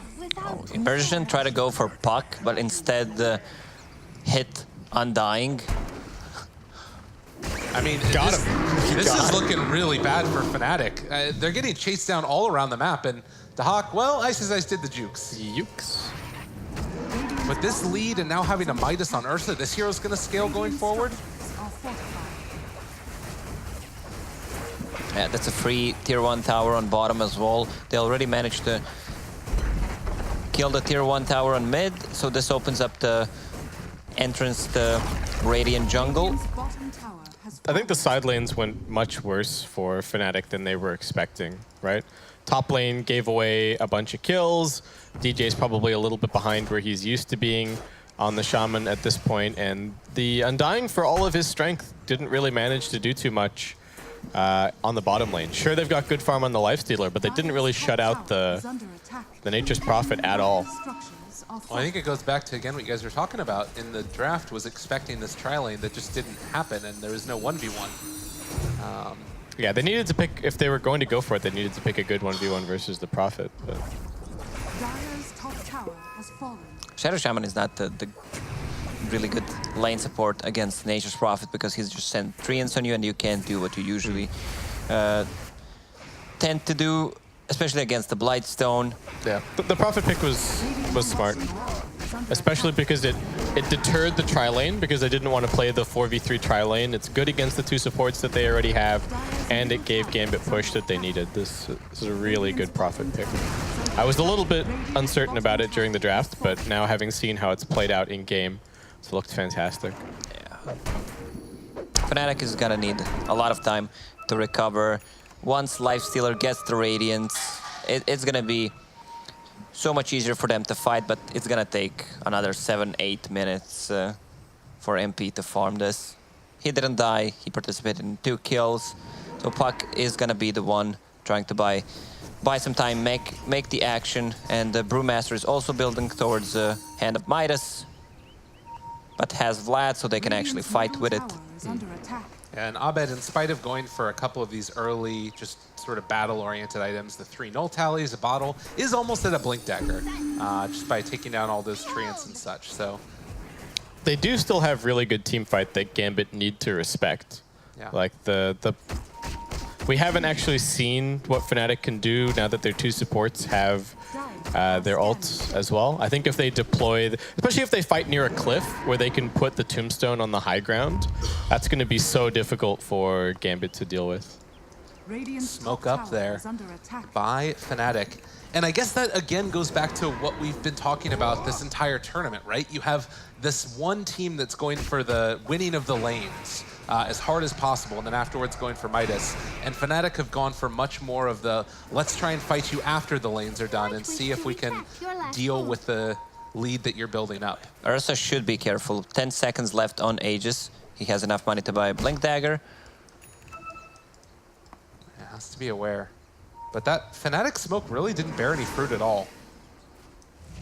Basically just walked to a lane and then left afterwards. So, as you said, Aegis done. I think Fnatic is fine, but just not doing anything. They would love to get levels on Undying and Shadow Shaman, but the game is in this kind of a state where they're fine with just delaying. Puck has a Blink Dagger. I expect them to try to grab one more smoke, get a kill, and maybe take a mid tower. It's on half HP. But the good thing about Gambit is that they managed to take down first Roche really early. So the second Roche with Cheese and Aegis is going to spawn really quickly. Yeah. Oh, Puck. Yoink. Got the bounty rune, but the roll not on the mark, and the blink away afterwards. It's not the best blink reveal in the world, but it works. It looks like that is going to be Abed just getting out of there. Ursa. Hexed. Caught for the moment, hasn't raged though, and he just walks away. Phase boots. Easy peasy. So yeah, again, you have this blink dagger on the Puck. Is there any worry that he's not going to scale since he didn't go for a Midas? I think it's okay. I think that, like, Puck is still just going to scale even if he gets levels. He's going to be shoving waves a lot this game. Like we were saying earlier, there isn't really that much to catch and punish the Puck this game, other than like a random Earth Spirit silence, but that's even difficult to land. So I think he's just going to get farm by utilizing the Blink Dagger. You can even think about the Blink Dagger as kind of a farming item because it's going to let him push waves that he otherwise wouldn't be able to get. Yeah, he just needs to bring a lot of clarities, and he's already preparing Void Stone, Yield Scepter, so that he can't die. It's really good against the Ursa to use the Enrage time in the left. Also, Nature's Prophet has Orchid queued up, so that's his defensive item. Well, Jabs, he's just gonna dance his problems away. Drop one piggy before he dies. I like this from Fnatic, though. I think it would be really stupid for them to force a fight right now. Their Lifestealer is going to get a lot stronger by waiting. The Panda is also going to get reasonably strong. And I don't think they have clear issues if this goes late. So better for them to just relax, because otherwise they could just lose a fight to the Ursa. The Hawk's very strong at this point. Gambit's overall lineup is looking pretty darn good. Gambit are still building up a lead just by controlling the map. You can see that they're still able to hold on to their own jungle while pressuring in the Radiant jungle. And it is going to be about what timing Gambit want to hit relative to when that comes on, the Radiance comes online for the Lifestealer. So Aether Lens done for the Shadow Shaman. And that Radiant's still a couple thousand gold away for the Lifestealer. Oh, Jabs. All right. He's out of there. That ward is not going to be scattered. All right, they drop us another Sentry Ward. Now they take it down. And jump in, Lifestealer Bomb. Say hello. Shackles on the low ground as well. Ursa not getting a chance to do anything at all. Even in rage, Dahak is eventually going to die. Happens just like that. Very nicely done. Ward baited. And the Roche, sadly for Fnatic, is going to spawn in a minute and a half. They still have Shadow Shaman wards. Immersion just gets out of there, and Abed blinked forward to try and find the kill, but now he's in a little bit of trouble. They will take down that Earth Spirit, but Abed gets taken down as well by the Nature's Prophet, TPing in on top of him. A DD for Afterlife, trying to kill off Ice Ice Ice, but Ice Ice Ice just gonna walk away. Immersion buys back. Ice Ice Ice juking to the right. They thought he went the other way. Get inside this little house of snakes with phase boots and TP out. Okay, he doesn't have a TP for 25 seconds. And Jabs just goes down. He wanted to get the last hit on that tower.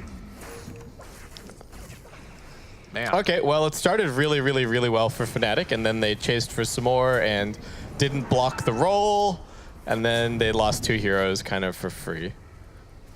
That was a little bit weird. The good thing is, okay, they managed to grab. All right, Courier died to Serpent Wards. What? Sorry, don't give up. FNG's going to be playing Courier for a little while here. There was, okay, there was not. Oh, I was afraid that there was a full Orchid in Courier. Nature's Prophet got it. Don't use Courier if you don't trust your teammates. Good thing about the previous fight is that Lifestealer got both of those kills, so he's getting closer to Radiance. It's going to be 20-minute Radiance. This is a good timing. That double kill really helped him out, like you said. Well, and as much as we sort of talked about the initiation that could come from the Ursa blowing somebody up really fast, it's really much more Abed and this Lifestealer together that's going to do it. Ursa. You can see he does not have an answer to this right now. You need a BKB, you need Aghanims or something, I don't know. But Ursa needs it. He's going for the BKB, but in the meantime, Gambit need to back away from this one. So too will Fnatic. But this is Roche that has respawned. The seeds of fortune. It was a nice pickoff to get. They bought time for Primal Split to come back off cooldown.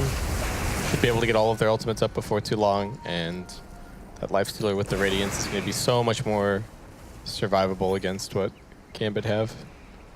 And Abed has his Yules now, so the Orchid's still going to be good on the Nature's Prophet, but it's not going to completely obliterate the puck the way that it would if he was like an item ahead of him. Right. Blink Dagger done for this Brewmaster after going for that early Midas. He's going to scale with this kind of a build. Yeah. A lot of damage, he's going to get experience, all his talents are extremely good. What do you aim for this game? Are you playing the ulti build with the Primal Split health and the cooldown, or are you getting... He might build like auras. right click and auras? Okay. Even getting Heaven's Halberd would be really nice. Shadow Shaman Blink Dagger done with the Lifestealer surprise inside. God, and like this Ursa, I mean, as good as it has looked for them in the past, they need to find the initiation themselves. They've got jumped on twice by this puck. And Immersion, he is going to be the one that gets taken out now. The Radiance out there. And Dahak going to turn and see if he can fight this. Catches out onto DJ, does bring him down. And at B, seeing if they can turn this as well. Chain Frost bouncing around between the Brewlings as well as Jabs.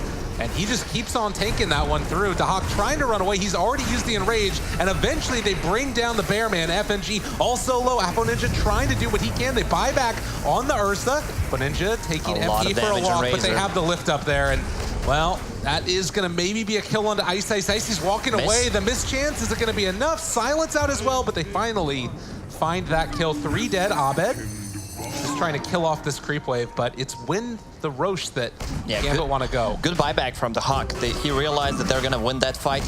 He buys back and secures the Roshan. That's Cheese and Aegis.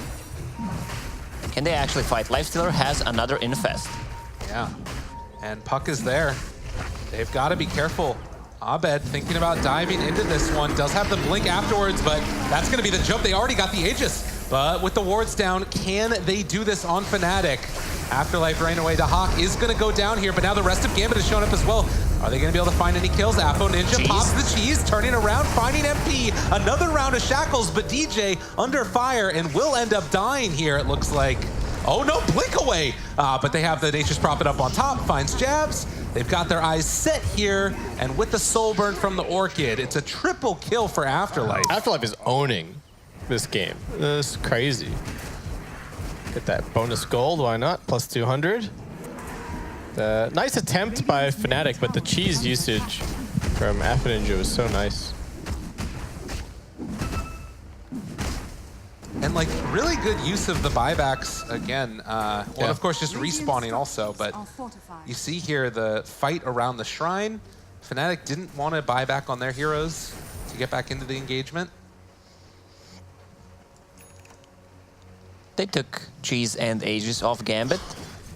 So the next fight is going to be full 5-on-5. I am a little bit afraid of what happens for Gambit if the Prophet or the Razor is the one that gets jumped and they just kind of kite the Ursa. Because so far a lot of these fights have started by just blowing up the Ursa. But I think if they find one of the higher value targets instead, then the team fight looks much worse for Gambit. I don't think that the Ursa is actually... He's a valuable target, but I don't think he's the most valuable target. Yeah, they can't jump him anymore. He has a BKB right now unless they jump him with Shadow Shaman. Right. They see Afterlife. This would be a huge kill. And they're moving in for him. Find the Hex, find the Shackles. This is the strength of Shadow Shaman. Like, he's so tanky, man, with that 10 extra armor from level 15 talent. But it's kind of all for naught if they don't have somebody to save him. And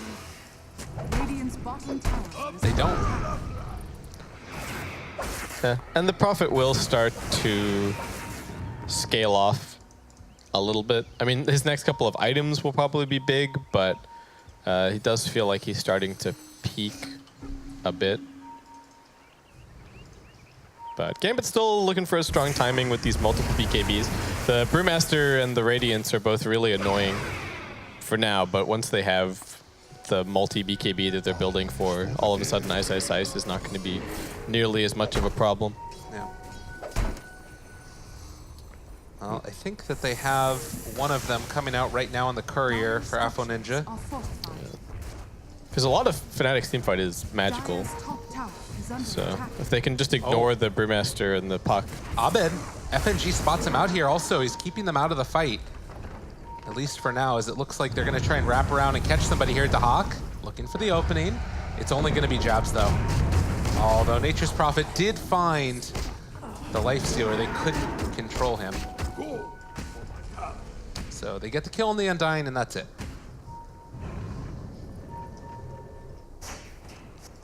I like the Boots of Travel on the Puck if it's the right. I have this sense that Fnatic feel confident going late game, and the Boots of Travel are just going to let him do more of what he's already been doing, which is shove the side lanes and buy more time.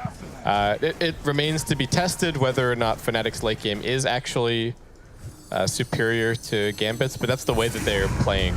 Like, if they felt that they needed to fight right this second, then I think that 2k gold would be better spent building the Aghanim Scepter. But it seems to me that Abed's read on this game is that they can start to take this a little bit later, or they need to delay a bit past this BKB timing. They're going to have 3 10-seconds BKB in next minute, so it's going to be really hard for Fnatic to fight. A lot of magical damage. They basically have no right clicks besides Lifestealer. And he's gonna, there's a bunch of armor on the Prophet, he's gonna get static linked. Alright. That's a 9-second BKB. 2 10-second BKBs and 1 9-second BKB. And Afro Ninja has he's got PTSD from the last couple of jumps. I know, right? It's just as soon as he sees the puck. I'm surprised, wait, were there any tips for that? No, I'm not sure if Fnatic spotted it. Oh, maybe they didn't see it, so maybe they still think it's a 10-second BKB. Well, 2,000 gold lead still for Gambit, and it's really a lot more than that considering the Midas is at play on the side of Fnatic. Granted, I guess there are two. Is there an uneven number of Midases? No, there's 2 Midases. Perfectly actually. balanced. All right, fair enough. Jeez, this is a freaking patch. I think actually, what you've been talking about is right. That the Midas if they can find this Lifestealer with Orchid. They got him there, able to find him in the Sprout, and Shadow Shaman, no way to help out his buddy. MP goes down. MP staying there for way too long. Doesn't have Manta style, so he should farm in a different part of the map. There was no teammates behind him. Hawk and Immersion. They've got the Haster, and DJ passes by the ward. They spot him out. Ghost Scepter ain't gonna save you now. So they roll forward and find the kill, and just running from lane to lane to lane, finding kills, and now pushing out the mid. They're gonna try and take this tier 2. Very nice cross-map movement. All right, Abed cutting creeps next to the tier 3 tower. Unfortunately, top lane's already pushing in, as is mid. It's an Aghanim Scepter done for the puck. That's gonna be answer for their BKBs. Yeah. If they want to kill them, I think he still needs like a Force Staff as well, though, right? Then he can blink Coil and Force Staff to break it instantly. Yeah. And then they can kill them before they get the BKB off, because they still need the they still need the magical damage to actually kill these heroes, I'm pretty sure. Well, what do you do with this timing now from Gambit? It is still a little bit before Roche is going to respawn, about a minute until it's capable of respawning. But maybe try and find another pickoff in that time. Yeah, all the wards drop down. I mean, they would like to gank to their vision, but that ward bottom has already kind of been scouted. But it's not scouted, but they know that there's roughly vision down there because of the way that the Shadow Shaman died earlier. They see Abed, see all of Fnatic, and Gambit thinking about this. It's not an easy initiation, though. And everybody from Fnatic is here. Fnatic doing the same thing as their previous series, just fighting on the shrine. High ground, plus vision, plus sentries, plus the shrine. They're taking advantage of everything that they can on the map to equalize the fact that they're down on gold. And these triple BKBs are going to be hard to deal with. This is going to be a huge pickup if Nature's Prophet finishes Nullifier, so they can't use items. Extremely good against Buck. Lifestealer, he can't Manta. Oh, they have an Infest Bomb from Abed. If they step too far forward, DJ finds the Shackles up on the high ground. Goes Scepter, but he has to break it in a second, and FNG throws out the Chain Frost, bouncing back and forth, but the BKBs are already out and trying to TP away. Shaman, does he get out of there? No. DJ the first one to fall, and now the Lich to follow. So it looks like the rest of Gambit is going to need to back out of there, but Afterlife finding his kill onto Jab. So the two supports go down, and just going to Shadow Blade his way out. Brewmaster had dust if he want. I don't know if he noticed. He could have grabbed the kill on that Nature's Prophet. Magic Immunity just kind of feels like invulnerability for Gambit at the moment. They brought down Affinintia, to like a 3rd HP? Yeah. And then they managed to interrupt the Shackles, and as soon as he pressed BKB, he just stopped taking any damage. Dire's top tower It was is under really attack. brutal. Roche back up in 30. Oh, and there's that Nullifier. That's big. Dire's top tower has been denied. Man, Afterlife has been playing like such a beast this tournament. Yeah. I think this is the best I've ever seen him at a tournament. He's really looking phenomenal. The Hawk solid on his hero pool as well, but to me, the standout player for Gambit has really been Afterlife. But they're still going to win this game. It's still not over yet. Nullifier also in queue for the Ursa, so 2 rounds of it, potentially. It's going to be so hard to fight into 2 Nullifiers. Yeah. They need 4 staff so they can save their own teammates, Lincoln Spheres, Lotus Orbs, and it's going to be tough to farm all those items. Oh, looking for this puck, but Abed getting out the roll. Ooh. Oh, it was just a little bit off the mark there, and BKB, immediate reaction to Ice. Ice is trying to run away, but he's just getting clunked. That is going to be the BKB used for both of them. Probably more important for the Ursa, though.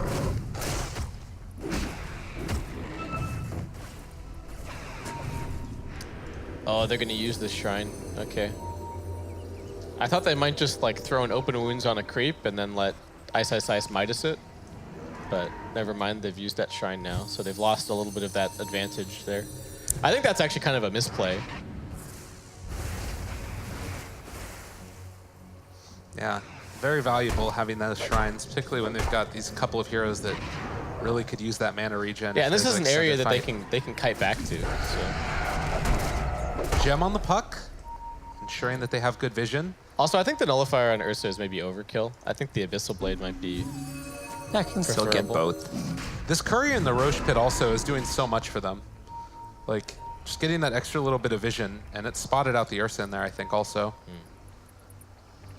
Fnatic are always good with the Courier plays. Do you guys remember the Ice Courier bait, like sending the Courier somewhere else as if it was delivering an item? Yeah. Such a No. I just like, you need to be more specific. Scan's gonna connect.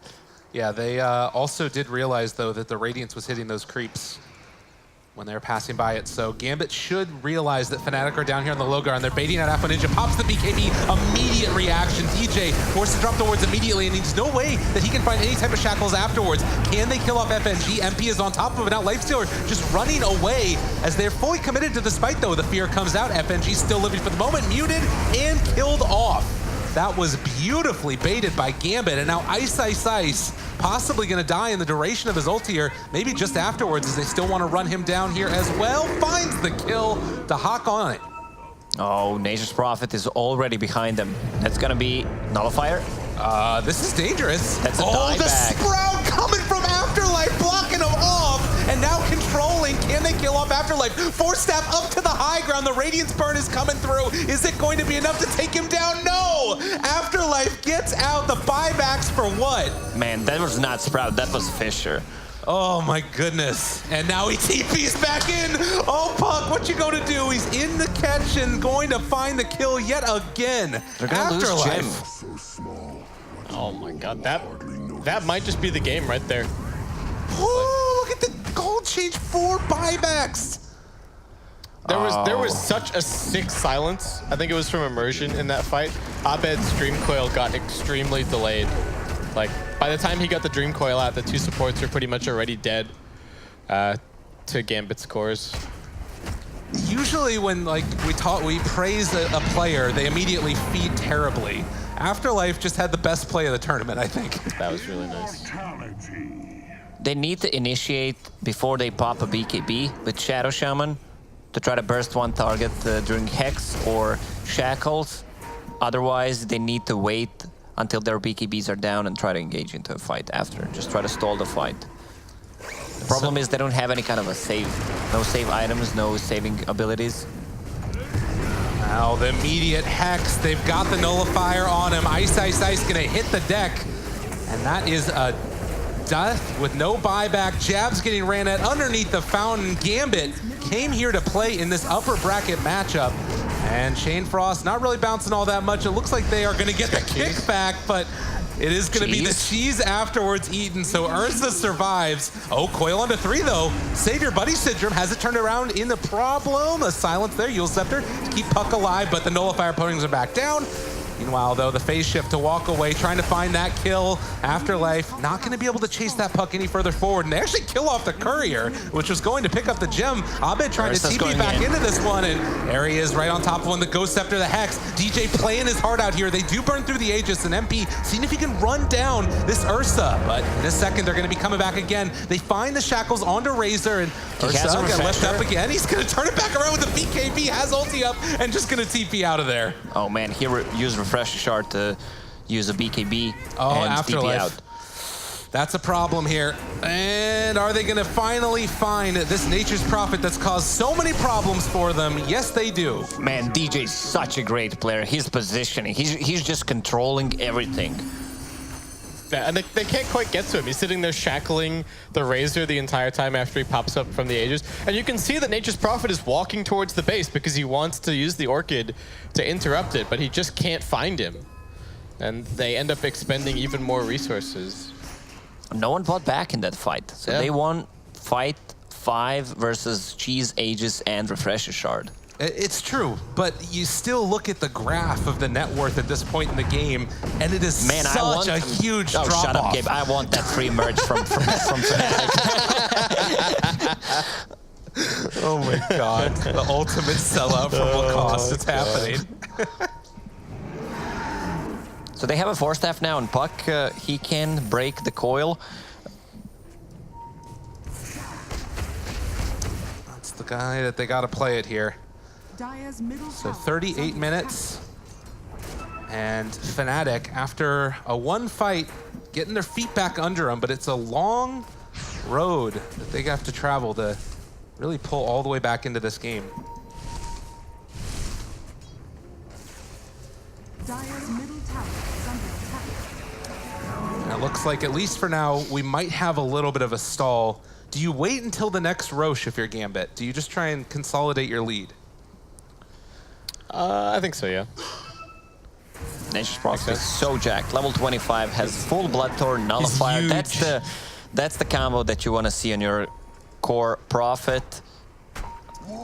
No teleportation cooldown either.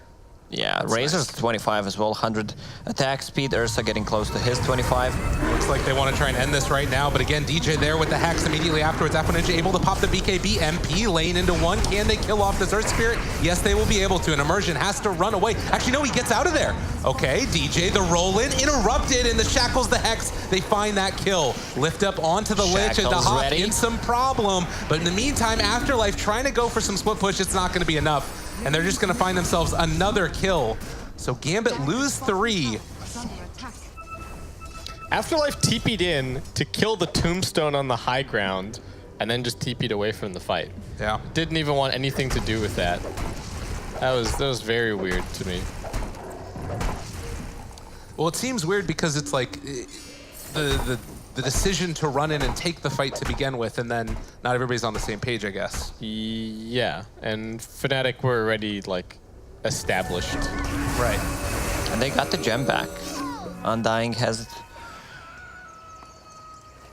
I love the build on Fnatic. 2 Force Staffs, Undying building one so they can save people from Ursa once he initiates with the Nullifier Basher to get people out of the Sprout. Break some Dream Coil. Yeah. Very nice. And suddenly, a DD rune on this Lifestealer and hitting this tower. Lifestealer might consider getting the Linken Sphere in this game against Static Link, against those Nullifiers. Nature's Prophet, Afterlife versus DJ, and DJ coming out on top here as he found his man and is going to take him down. He's level 20. Extra 2.5 second shackle duration. He can basically perma hex and shackle people. The caster curse just took a few minutes to set in, guys. That's right. He has a buyback though. I mean, it makes sense that you're trying to like make whatever room for your team you possibly can, but if you give up your life, now it's suddenly 70 seconds you have to hold. With your team. Why, like we have, the last 2 fights have not been proper 5-on-5s. Chain Frost used out, but they used the wards as well. Tier 3 tower is down. There's no split push happening. Fnatic are on their high ground and taking a lane of Rax. Look at DJ. Lich uses Frost Shield on melee Raxes. He immediately focuses the range ones. Look at Lacoste in his new hat. Oh, they find the Hex here as well. Fully controlled is going to be Ice, Ice, Ice, and he does die as they chase forward for more. Able to find one. That's only jabs, not the best in the world. Immersion wanted to find more there and does not have any more stones to roll with here, it looks like. Let's get one more in a second. Force Staff up as well, but I can't catch anybody. Oh yeah, Puck level 25, 420. GPM. Just watch those numbers climb. Oh. All right. Ice Ice didn't skill anything. He's level 21. He's saving a point to see where he wants to go for. Oh, yeah. He has the AC queued up right now. I guess you can take one more fight and see if your pandas actually die and then kind of decide. Because like a Basher build can be pretty sick on Brewmaster. You get Abyssal Blade, Blink, BKB, Abyssal, just start smacking people. They need to talk to each other. Both Lifestealer and Panda have AC queued up. Well, Lifestealer's already picking it up. Yeah. I wonder if that does sort of signal that they're going to go for the right-click build on the Panda then. Seems likely. It's also just a good aura to be carrying anyway. Like even if you're playing for you went for the 1500 HP to Primal Split units. Yeah, so and he's gonna go for Octarine Core. Yep. Yeah, okay. So pretty much permanent pandas. I feel like they could use Lotus Orb. It's such a bolder item this game against Static Link. Remove the Silence, Nullifier, Lich ulti, Silence from Nature's Prophet. Yeah, Not so sure more who ways can to buy buff it. up their Lifestealer would be great. God, that Puck gold. Just going off the charts. Can get a Moon Shard, I guess, for teammates later on. Yeah. It's pretty good on the Panda and the Lifestealer. So 43 minutes, 10,000 gold lead. That starts to matter less and less as we get into the later stages of this game. That rage duration for the Lifestealer. What becomes more vital is the buybacks for everybody. Rage, 80% status resistance. And Fnatic playing on their high ground. Gambit playing in the mid lane. A little bit vulnerable here. Oh, Yule Scepter lift up. Still has BKB in Enrage, but Abed just playing with him. Takes off that Arcane Rune. Haste. Prophet's just everywhere. Taking all the remaining farm on the map. Can be with this team anytime. I mean, that is one nice part about this. If you have all of Fnatic playing in one area, then Prophet can just head to that other side of the map and doesn't have to worry about not being able to enter in the fight. Well, he has to be worried about DJ, though. Right. If he finds him again. seen exactly what happens in that situation. You're isolated against Shadow Shaman. Doesn't matter if you have 40k net worth, you're getting chain stunned forever. Yeah, another courier. Okay, they popped the courier shield. Yeah. They don't know it's there.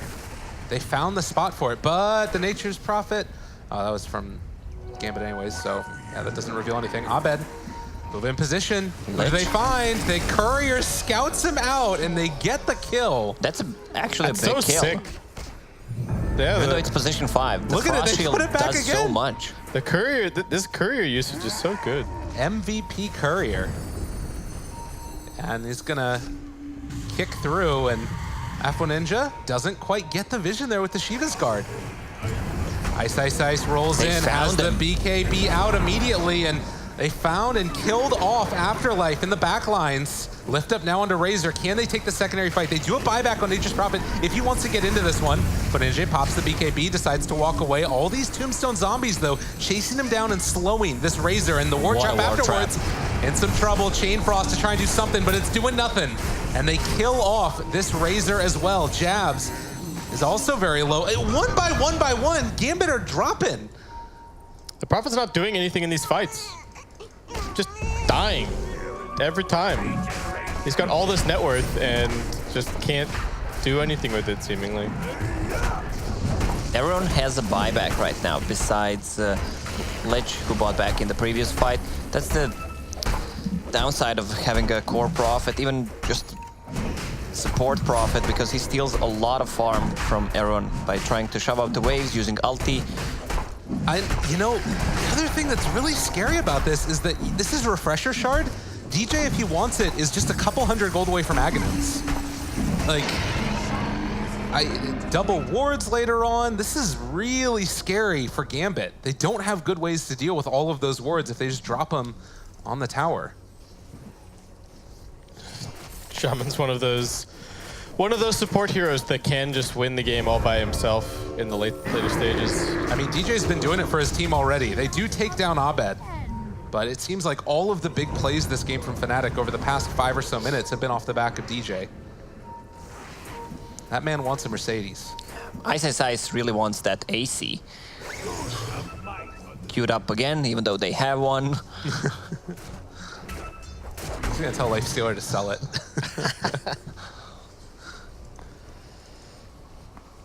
I mean, what else does he get? What are the useful auras are there at this stage of the game? Shiva's Guard. Yeah. Yeah. He could get Lotus Orb. It's armor for him. He could build a Hex as well. Lotus Orb on Earth Spirit. An Abyssal for the Lifestealer as well. A Blink Prophet so he can get that initiation too. Travels for DJ. Okay. I like this though. Prophet doesn't need boots anymore. Oh, he got rid of the boots one item earlier. He sold Shadowblade to get a Blink Dagger. I think he doesn't need Vlads anymore. No, probably not. If they really desperately need the Vlads, the Lich or the Earth Spirit or something could buy it. Yeah, just tell Lich to buy Vlads with 300 gold. Later. Earth Spirit has GPM talent, so he can buy one. Yeah. I mean, yeah, poor Lich. Needs to get those levels up too. Some of those later talents are pretty cool for him. The Frost Shield duration and then giving the 60 HP regen if he gets to 25. So 48 minutes into this one, it's down to just a 3,000 gold lead. For a long time, Nature's Prophet felt like he was the difference maker for Gambit. Now he's the difference maker again, but it's because Fnatic are winning the fights. He's not able to do much. Ward down on the high ground in the Tinker spot. They've got eyes on Ice Ice Ice, but the rest of the team is here. Can Ice Ice Ice stay alive? The Force Staff comes out, saving him. A secondary Force Staff. They want to find that kill, but the Brewmaster is not going down, and now they fully committed onto it. And Gambit, can they turn this back around? MP trying to run away. They get the split off. Ice Ice Ice chasing forward for this one. They've already lost the Lich, and now Afterlife, does he get out of there in time? He is going to be able to escape. Oh, they had no vision. Force Staffs were on cooldown, so they couldn't cut the trees with it. And they will find this kill onto Razor, but fully committing onto that Brewmaster, you have to find the kill, and it didn't happen. Yeah, really nice counter initiation. Oh, man. These team fights are now just no longer going Gambit's way, it seems. The Prophet is not a hero that's equipped to just stand and auto attack, really. Feels like he's just getting kited every time. And they've only got the one lane of Rex, so it's not, I mean, it's equalized too. And I mean, that's the thing, right? Like, it hasn't even been huge fights back and forth, but again, keeping our eyes on the net worth graph and the experience graph, it's 20,000 net worth, 25,000 experience just about. And it's only been, what, a little over 12 minutes or so? So Fnatic moving up onto high ground now. Immersion just trying to clear through this creep wave. They're gonna chain Frost for 2 creeps. But I mean, if whatever works, Hex out, MP, thinking about chasing. Don't go for it. They get the courier kill by virtue of Afterlife. Gonna One flask on the courier. Dump out him now next. I mean, the courier's been scouting for him earlier, but they don't want to use this Razor buyback if they can afford to not use it. Frost shield onto the melee barracks, and they're just gonna end up giving up this range, I think, and they get him. DJ yet again. Every time this man does it. And Nature's Prophet feeling like he's gonna need an Aeon Disc because this Shackles lasts forever. And in the meantime, Fnatic, they're still taking this fight. They're gonna lose another. Immersion went down. Dahak gonna pop the phase blitz and run away from those wards, but another lift up onto this Lich, and Ice trying to escape in the duration of his ulti Afterlife, running forward, has been able to find MP, but MP is still living through all of this. Muted up, this Razor is caught, he is shackled. There is no way for them to break this right now. DJ finally gonna be pulled back, but that just leads into the coil, and Dahak trying to chase is gonna be actually able to get away from that with the status resistance from Enrage. Apo Ninja going down, they find themselves another kill, force in mass buyback. And they do have a buyback still on Ursa, but Gambit have already expended so much, and Fnatic are looking strong. Looks like they won't use any more buyback since it's a tier 2 bottom. Aegis is gone. DJ bought back in that fight. It feels like they want to close out this game. They want to get those mega creeps. There's still a tier 2, unfortunately, that they have to get through. Radiant are scanning. Dire's bottom shrine It's still not over just yet, but what a turnaround. Fnatic finding those crucial kills on the Nature's Prophet time and time again is just kind of won them the game, seemingly. And now they do find Puck, so Afterlife nice. getting big kills. Much needed. Yeah, but he needs to get the heck out of here. Oh, no. DJ, he's found his man in the TP back. Oh, BKB and now running away. Actually, turning to fight Afterlife, wanting to take them all down. Abed, is they going to be able to find this kill? Afterlife, he's stuck around for too long now, and the rest of Fnatic has shown up. They break it and break him. Oh, 2 minutes without Nature's Prophet. 2 minutes without Shadow Shaman as well. DJ feeling pretty good about that. This game could go both ways. If someone makes a mistake, they die without a buyback. The only buyback right now for the Dire is on Ursa. We're getting into pretty treacherous territory for both teams. They gotta watch that Nature's Prophet respawn time as well.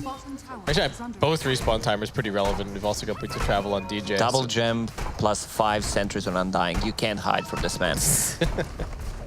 And he sees everything. They do know that there is no buyback on the Nature's Prophet. Again, the win here in the full best-of-3 series would be top 4. And Immersion just gonna back away, but they have the lift up onto Razor already, and they're just gonna commit onto this building.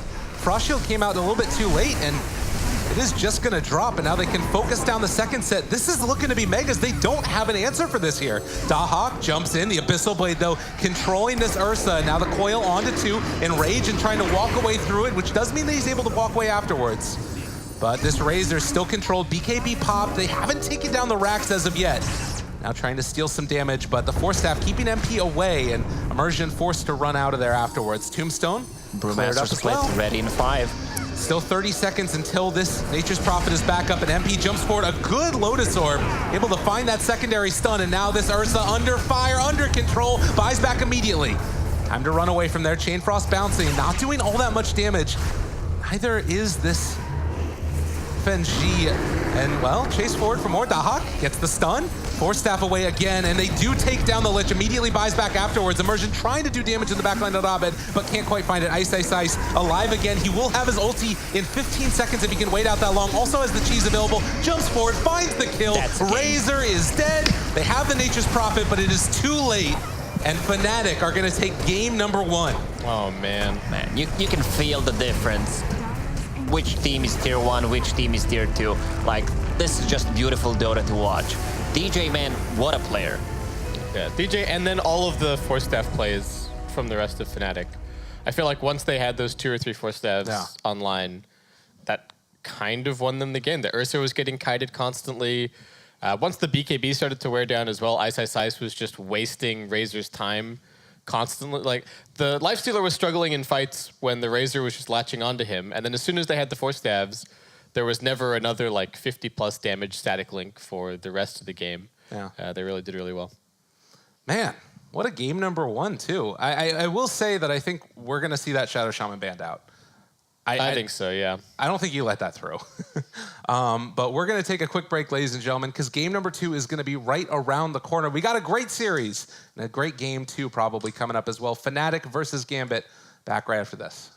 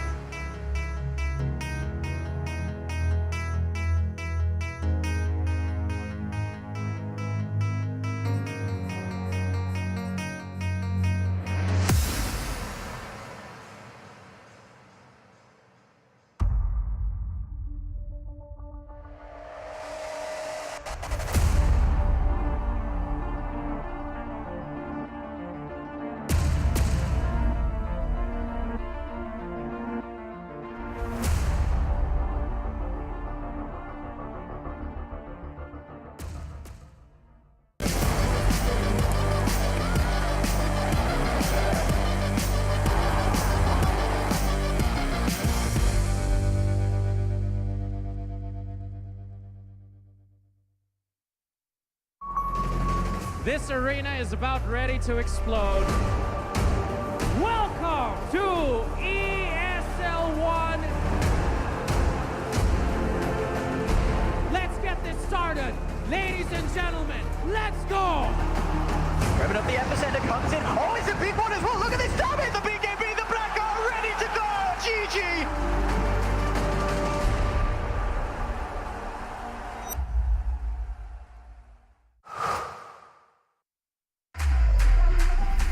Think he can't shine through the dark? Stream a Roshan steal in high resolution? And record a play for the history books? Watch this. Think he can't make a victory go viral? Watch this. Think a support can't be in the spotlight? Watch this. On Intel Core i7, a legend can rewrite his own legacy. Game, record, stream without compromise on Intel Core i7.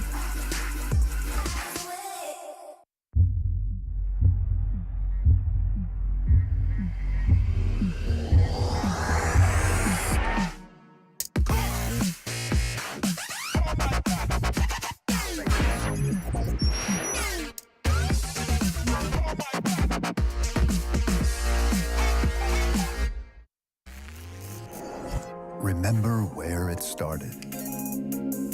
Your first experiences. The journey you traveled. The journey you love. Remember where it started. And imagine where it will go. rise on.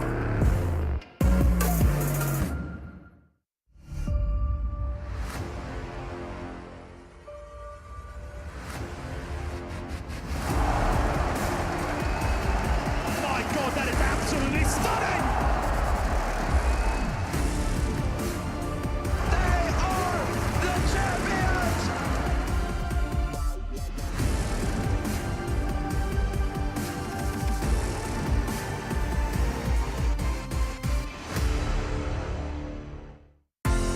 You're not weak.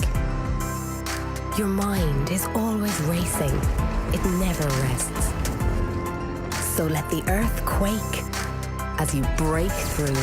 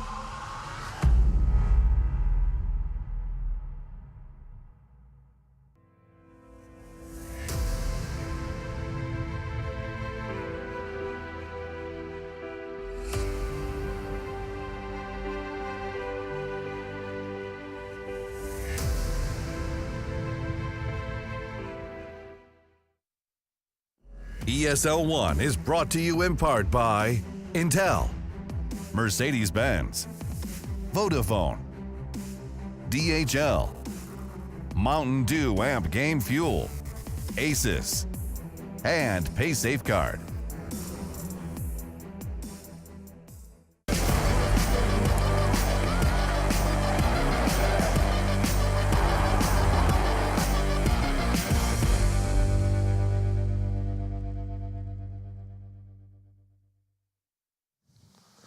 Ladies and gentlemen, hello and welcome back again to ESL 1 Katowice. We are here in the upper bracket. We have gone through the group stages, through the fire and the flames of game number 1 of Fnatic versus Gambit, and now we are back and ready to hop into game number 2. Can they do it? Can Gambit pull it back? Are Fnatic going to continue their dominance here after winning the group and also winning game number 1? We're going to explore that and many other things with my wonderful co-casters. Base Kip, Lacoste, how you find folks doing? Good, man. It was really nice to watch this extremely good Dota. There's a clear difference between some of these teams. Finally, we're into the upper bracket where good teams gather to play some amazing Dotes. I'm expecting this to go to game number 3, if possible, even though I'm going to cheer for Fnatic to get some swag from them. Hit him up on Twitter. Yeah, The ultimate sellout. I'll send you my address, no biggie. He's got it. What about you, Base Kip? I mean, this is your C Pride situation, right? Being the Australian sensation. Yeah, I suppose. I'm a fan of Fnatic for sure, and I watch a lot of watch and cast a lot of SAA and China Dota, so I'm definitely hyping up Fnatic coming into this, and they looked so good. It's also really cool to get a taste of the main event, right? We finished the group stage, and we get to do a little bit of the sort of the main event coverage. Yeah, that's cool. As well. Definitely. Get excited. I think that it also just, these games have a little bit more weight. And throughout this entire group stage, it's all been best of 2s. We have this desire to see what actually happens when they face off against each other in a best of 3, and we get to see that now. On the other stream as well, it's going to be Secret versus NIP, which... You don't want to watch that. No, you want to stay right here and watch some more Fnatic versus Gambit. That's what's happening. Definitely. But yeah, do already have the teams all 10 out of 10 in lobby, and they're getting ready to get started. And I just was able to see down there that FNG opting to take second pick over Radiant. Yeah. So that to them is a little bit more important. Thoughts on why in this case? Is it just the Gambit, they value that second pick that much more? I think they like I think they want the last pick, and then they also seem to like that 1-2 punch in the first phase of the draft. Like we had, they picked the Lich Ursa combination. I think they're aiming to put a combo together by taking second pick more than anything. Yeah, I think this first pick for Fnatic is way better for them, even though they chose Radiant and got the first pick. Right. So it means they're going to get one of the DJ's heroes. This Shadow Shaman needs to go out. Yeah. Like, you can't let this guy play the hero. No, it's too good. And I think that, like, giving away that first pick also means that they don't want to play it themselves, right? Yeah. Which does make sense to me. So they are going to get going. I think that the other thing to watch for in this is just going to be sort of, like Lacoste was saying, the decision-making in-game. It feels like Fnatic is maybe that one step ahead of Gambit right now. And I'm not sure if that's going to be off the back of like running a more cohesive, like early game focused draft like Gambit is used to doing, or maybe just trying to like keep the nerves calm in the later stages of the game. Yeah, Gambit seem good at getting like one lane of racks, but they're not always good at closing out the game. And that's not just based on this previous game, but some of the other games that we've seen from them this tournament. It's almost like they get the first lane of racks and then the tension kind of breaks a little bit, and then we see somebody get picked off, or the vision game starts to falter a little bit. It can be really difficult when, before you break the base, you're often playing right up against the enemy's base, and your wards are all kind of in that area, and then you take the racks and you get forced all the way back onto your side of the map, and all of a sudden your side of the map and the river are completely in darkness, and it can be hard to reestablish yourself properly on the map with vision, and I think that's maybe somewhere where Gambit are struggling just a little bit. But I feel that Fnatic really outmaneuvered them. They were staying one step ahead with the vision, with the smokes, even though when they were behind they were playing around the smokes,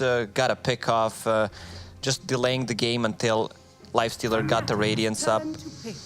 I think there's a mistake. There's been a mistake. We got a remake. Shadow Shaman still in the pool.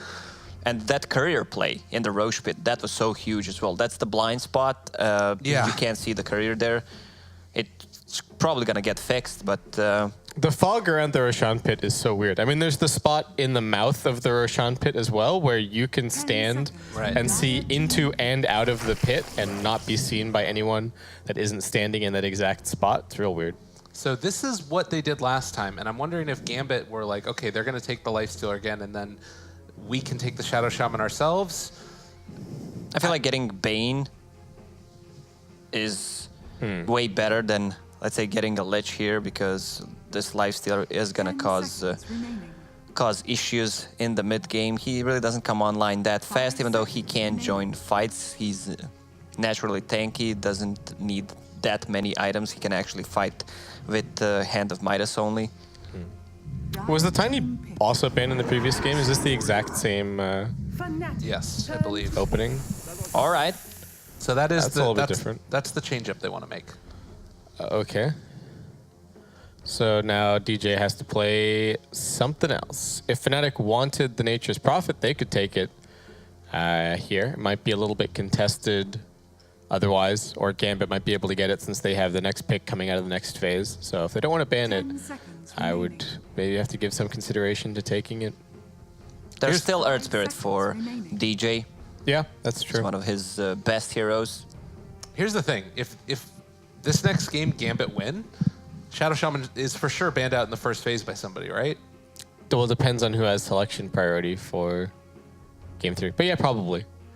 I mean, I don't know if Fnatic would be willing to ban it, but we'd have to see.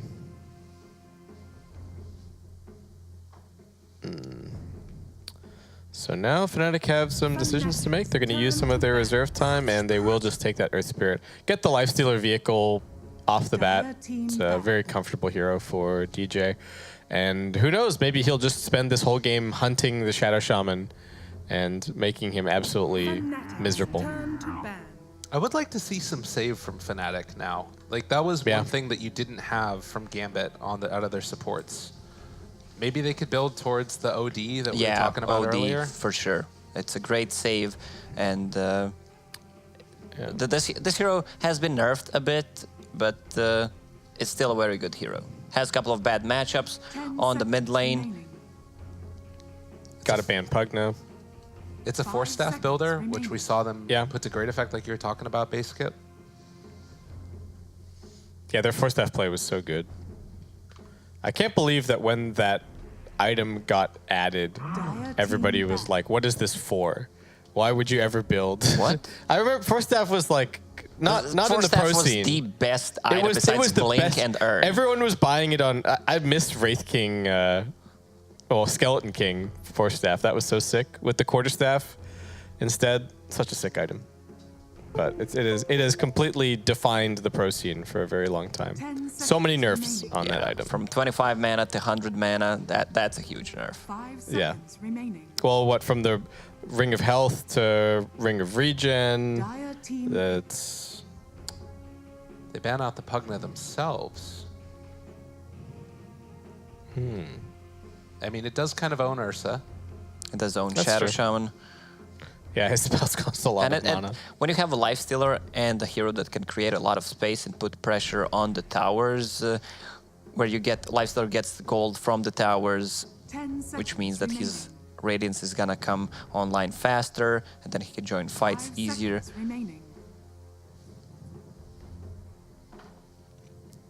Timbersaw is still in the pool. I don't believe Fnatic is gonna pick Timber, considering that there's Ursa already picked by Gambit. You don't want to reveal anything right now if you're Gambit. Like, it feels like both teams want to react to what the other team is doing. Sure, but what position 5 do you take in this spot that doesn't give anything away without making your lanes too weak or weird?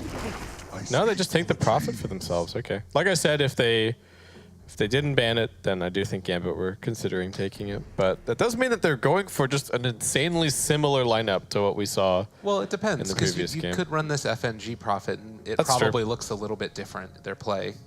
Yep.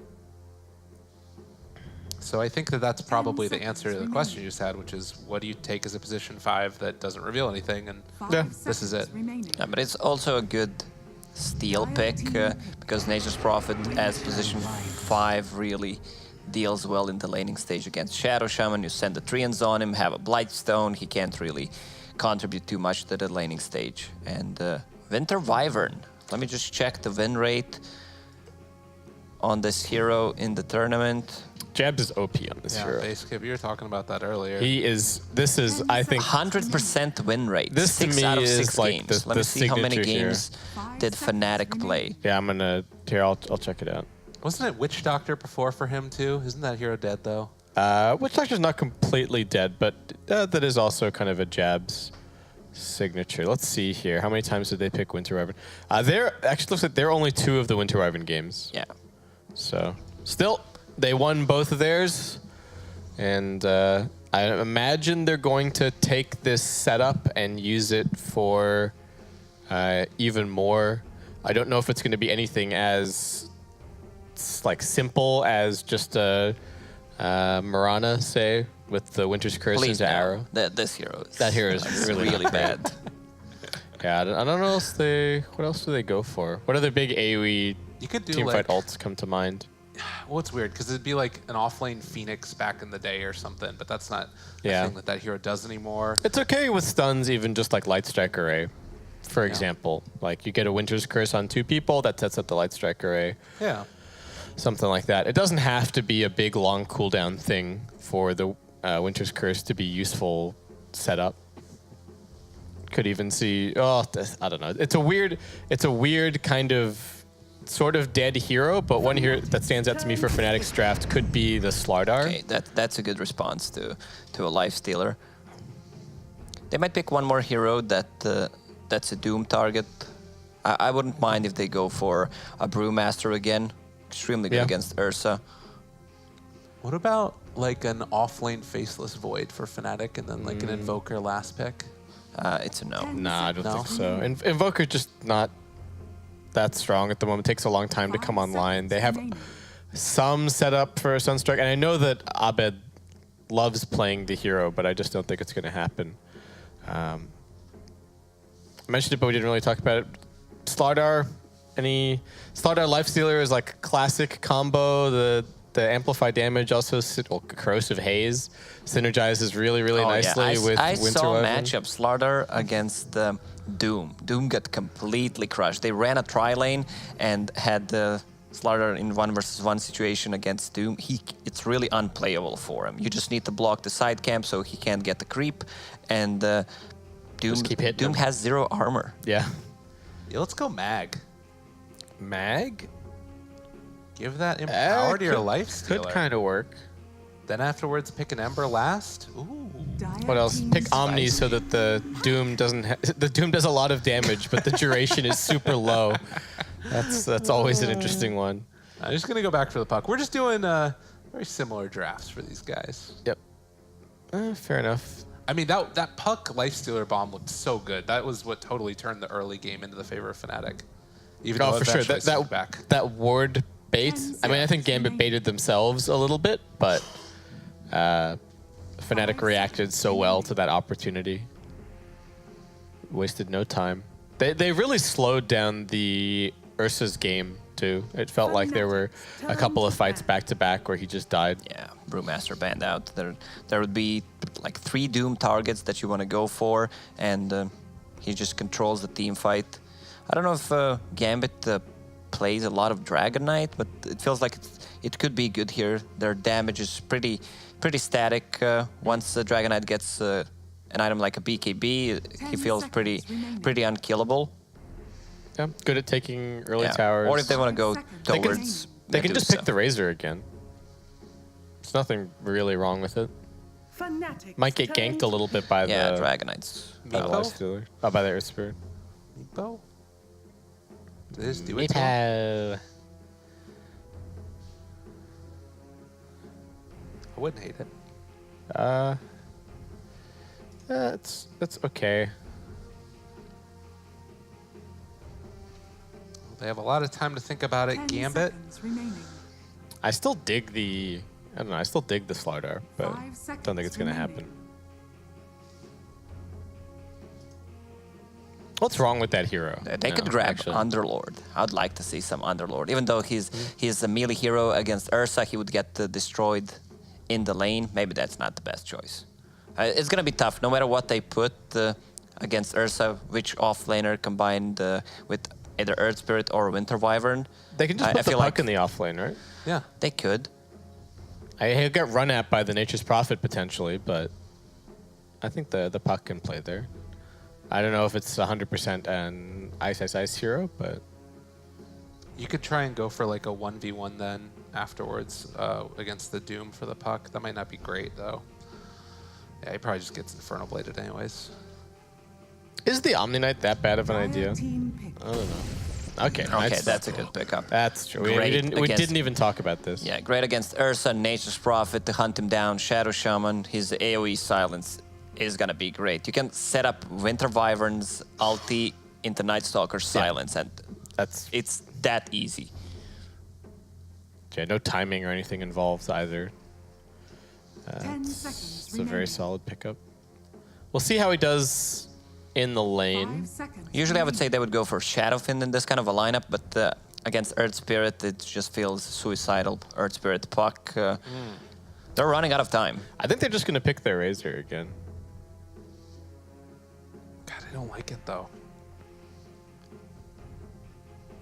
Secure the late game. Go Medusa. Alright. You may now select Well, your Base Skip heroes. called it. We'll see if it's what ends up working out, but low on time. They go back to the Comfort Razor for Afo Ninja. I would have liked the Dragon Knight more, but it got banned. So Right. Tough stuff. So everybody on the heroes that we were sort of expecting them to be on. The Afterlife Doom, though, this is something but both of you were saying throughout the group stages looks very good. In one of those games, it looked so good. He single-handedly almost won them the game. They lost the game, them but in the game. there was Morph who did not have the best performance in that one. yeah, itemization is just off. I think. Yeah. This one, Fnatic. I love this Night Stalker. We saw Night Stalker looking extremely good in the games or just being completely useless if enemy teams decides to group up and go as 5. This is what they have, but they have a good pick-off with Nature's Prophet, Shadow Shaman, Ursa. But overall, I like Fnatic's lineup. I think they have a lot of heroes who can stall the game, be very active at the early stages to give Lifestealer enough time to get his items. Base Skip? Yeah, I really like this Night Stalker last pick, actually. And just beyond just the Night Stalker, the other, not the other 4 heroes, but the other 3 heroes, DJ, Jabs, and Abed are all playing. They have so many ways to just run around and make tons of space for the Lifestealer, and he'll go the same uninterrupted build pretty much as always. It might even be difficult to Doom him this game because there's often going to be a silence up in Doom's face in the early fights, so I don't think he's going to have too much trouble there. And Fnatic just looked like the better team as well. That's fair enough. I mean, the better team, potentially the better draft. We're going to hop into this game at number 2 now. We'll see if Fnatic are going to be able to take it 2-0 or if we're going to going to game number 3 by Gambit. Oh my goodness gracious. The tips, they're already happening. Are they all going to Ice Ice Ice? Oh, no, Ice Ice Ice fires back at FNG. Okay. I mean, he's got to tip somebody else, right? Yeah. And we got some because. Is that really the chat line for Shadow Shaman?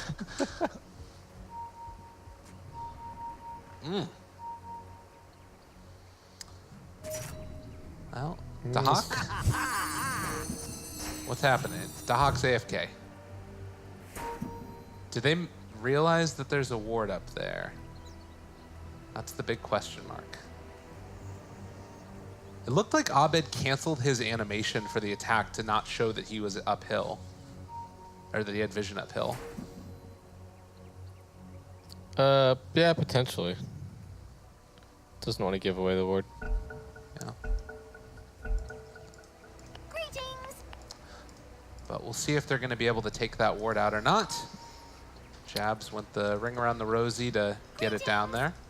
30 seconds. I wonder if, with the benefit of experience, if this mid lane matchup will go any differently, given that they just played it. Right. Like, I wonder if either player is going to do anything differently. I feel like Razor made the right decisions, picked up like a Wraithband, a Wand, and the Raindrop early, just to make sure that Puck couldn't kill him. And Puck played it as hard as he could, right, picking up the early points in Waning Room. Yeah, he had 2 double damage rings as well on top of that. Hiya, getting their man and getting the kill. Jabs going down, but Immersion 2 will fall. Afo Ninja picking up a bounty rune. Gonna be able to go and find the other one, and the roll forward, trying to slow down Afterlife here, who is eventually gonna be tracked down a little bit. A battle just continuing on. Gambit got 4 bounties. They're doing it, and DJ might go down here as well. They move back into position, find the shackles, he used to salve even, and they give the kill over to Afterlife. A great start for Gambit. They did not expect the Razor to be there, it seems like. Oh my god, immediate roll forward though. They recognize that Afo Ninja is pretty low HP, and DJ is able to find this kill here, possibly. Fairy Fire running, trying to get it, needs another touch, and it's not quite going to be there. Salve up, DJ deep under in the woods, and Afo Ninja just gonna saunter away back up to full HP, and Abed, he used his orb to chase forward for this one. He's in some trouble, able to dodge away from that stun. Now Afo Ninja could just get all these CS under the tower. All right, well, this mid lane is already going very differently from the way that the first game started.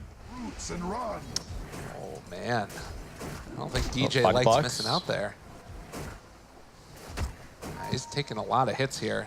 Those body blocks coming through. Ice, he usually does this to other people. FNG showing that he's got the micro skills, too. Oh, the stop playing is not going well, so DJ is going to be pulling the creep wave, what we usually see if there's a tri-lane against the dual lane. You just pull the creep wave. You saw 2, sometimes even 3 creep waves being pulled between tier 1 and tier 2 towers just to secure the offlane. Looks like the Hawk's going to be doing the right thing as well. And FNG, the benefit of having this Nature's Prophet is he can still go to try and deny out a good amount of these creeps as well from DJ. It's not free for the Earth Spirit. So far, so good for Gambit. Already 1,000 gold lead just 2 minutes in. Radiant's top tower is under attack. If they get too far ahead out of the lanes. Courier. Oh, Courier goes down. Man, FNG is doing so much early on here. Yeah, force that salve, gets the Courier snipe. Gonna TP away here. He's not going back to base though, he's actually going top. This is potentially a little bit unexpected if you're a Fnatic. You might not realize that the Shadow Shamans come up here. Ice, they move into position. DJ will be able to break the shackles afterwards if they want to, and they turn now onto Immersion, but the shackles will be there, and DJ, who has not had the best of games so far, is he gonna be able to find this kill onto Immersion? They're moving forward, Overpower already out, and the chase coming. DJ, who played so well in game number 1, is not looking good here so far. 2 deaths. It's so cool to see the Gambit are not shaken at all. No. After that previous game, right? Like, if you were feeling even a little bit worried after game number 1, I don't think you're not making those Nature's Prophet Courier snipes, these little plays from the Shadow Shaman. They just seem fired up, to be honest. It's really cool. Look at the build on FNG. He had 4 branches upgraded to for Magic Wand. He's extremely tanky right now. TP to mid to place a sentry, just to be sure that there's no Observer Ward. On Fnatic's side, there is one, but it's too far away for him to find it. FNG and this creep are just chasing jabs all the way back across the map. And it looks like eventually they're gonna make his way back over towards mid, and Wonder Wyvern just keeps on having to take the walk. So 4-minute mark, and Gambit continuing to build up this lead as they're winning all 3 lanes kind of at this point. Yeah, it certainly seems that way. That was also the case in game 1. Yeah. Though. So we'll see if they can do anything different with the lead this time around. But it is really scary. Ice looking in a little bit of trouble, and Ahak able to find that kill. I would say that their lineup has maybe even slightly better push this time around on Gambit.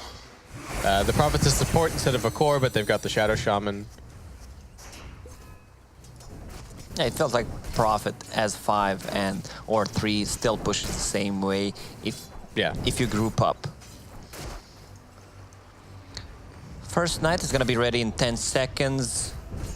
Night Stalker is only level 3. So they're gonna need to maybe rotate one more hero to grab kills on top. DJ trying to secure a bounty rune, but it's not going to happen. Immersion still has that shackles, uses them now onto DJ, but this is going to be a dead Shadow Shaman in a second. Sei's able to walk away afterwards. So bounty runes going mostly towards Fnatic there, it looks like. FNG was able to pick up the 1. Gotta make up for what happened at the beginning of the game. True enough. So how do you sort of translate this slight lead that you have on Gambit into more going forward? Like, do they need to make any moves with level 6s? Yeah, Doom is just about to hit level 6. They want to grab the skill on Lifestealer. God, he's so close. Now I'm sort of baiting this out with Immersion nearby as well. Oh, gets the kill and immediately turns and finds the shackles. Oh, Lifestealer. Might have known that that was coming. We'll see if they're able to get the deny. Not going to happen. It would be actually huge if they got the deny. MP would still lose the gold, but I hope he goes for Hand of Midas first item right now. They use the Doom. He doesn't threaten a kill on Doom. Earth Spirit is low level. With Winter Wyvern, there's not too much kill potential on this Doom, so he can just go full greed right now. Yeah, I don't think there's any point in buying the boots necessarily. Yeah. So there's that Midas queued up there for that Doom. A 3,000 gold lead, 2-5. Radiant's bottom tower is But under as you attack. guys were both saying, this was similar to what happened in game number 1, where Gambit were able to get out to a hot start. Puck also now getting level 6, so could potentially punish rotations. And it looks like they're bringing in a bunch of heroes. They want to find a kill onto this Razor. So Coil used, chase forward, but the raindrops and 11 stick charges. This is not going to work. And in fact, they've gone a bit too far, and it looks like Abed is going to be punished as they take him down and now chasing for more. Ninja still with a lot of stick charges, pops it now, chases forward, Eye of the Storm out. They roll in with Immersion, and Jabs is dead, DJ's dead. Gambit striking back hard in game number 2. They should have go back immediately after they saw a TP, after they saw a TP from Nature's Prophet. All right. Night Stalker. Nice moving in for this one. I mean, Afro Ninja is low, so looks like they might have to give up their lives for this. FNG stick charges Fairy Fire, eats it, tries to walk away. Sprout underneath the tower, they eat their way through, almost getting the kill there with the Plasma Field, but does not end up working out as the bottle charge is going to keep Night Stalker alive. A nice little turnaround, but Gambit are playing super crisply. Like, good response to that mid gank. Like Lacoste is saying, I think Fnatic could have cut their losses a little bit more. 100% DJ didn't have to die. Yeah. Right? I don't think there's any reason for him to go in like that. But. And all it's going to take for Gambit now is they just got to make sure that they take out the tier 1s. I think they're in such a good spot that they can take pretty much any fight. Oh, don't take the rune, and now they spot out this Puck. They get the Hex and the Shackles afterwards. No orb afterwards. And Abed gonna go down again. Afro Ninja is gonna have such a good time this game. He got the first blood. He bought new raindrops, magic wand, 2 raid bands, power threads. And it's only He's 8 so and a half tanky. What is he building? Does he have anything else? It looks like on the courier, Hand of Midas for Dahak. Yeah, it doesn't look like he has anything else yet. Yeah, his net worth is still pretty far up there, though. Just going for a hood. They need levels on both the DJ and Winter Wyvern. Yeah. It's gonna be 10 minutes. Pretty soon they're gonna need to fight for bounties. Also Tome is coming up. This has been an unusually quiet early game for DJ.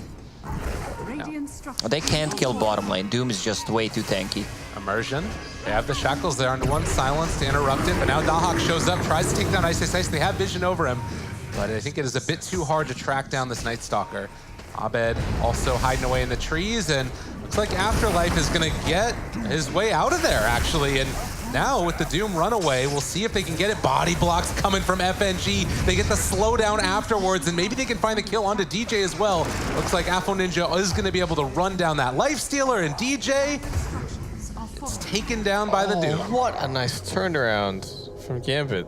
They should not try to grab a kill. I just said that they can't kill Doom, and they go exactly to grab a kill on him. You should say it louder. Lacoste needs to connect you to their TeamSpeak.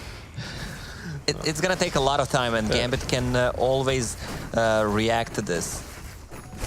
And a 5,000 gold lead in just 10 minutes. They've been keeping this up, and it doesn't look like Fnatic have the answers. They do have good heroes for stalling out the game with the Winter Wyvern. You know, Puck obviously being able to cut through creep waves. But just the pace of it feels like it is exactly what Gambit want to do. Stalling's not going to cut it, though. They do need to find some kills with the Night Stalker and the Puck, because they're not going to... They don't scale as hard as the Tricore on Gambit, so they actually have to try and make use of the nighttime and the ultimates and do something. How many times have we seen at this group stage Lifestealers get doomed and then just walk away? But they're finding kills with every doom. Oh, and the dodge. Oh, FNG. The silent is not going to stop him, and they drop wards mid at the same time. A lot of space created. Yeah, those Mass Serpent wards do not care about your Splinter Blast. And they throw out the Sprout as well. Jabs, he thought he was safe. You are not safe from the Nature's Prophet. The Razor is eventually going to run this man down. Gambit supports are playing so well, especially FNG on this Prophet. Like, he has set up so many kills. He killed that Courier, he secured the Lifestealer kill after they popped the Doom with the body blocks and the TP in. And they're playing so fast. This is the Gambit that we usually see. Trying to finish game as fast as possible. Most of the time, it's around 30-minute mark. They're just going from tower to tower, grabbing it. Yeah.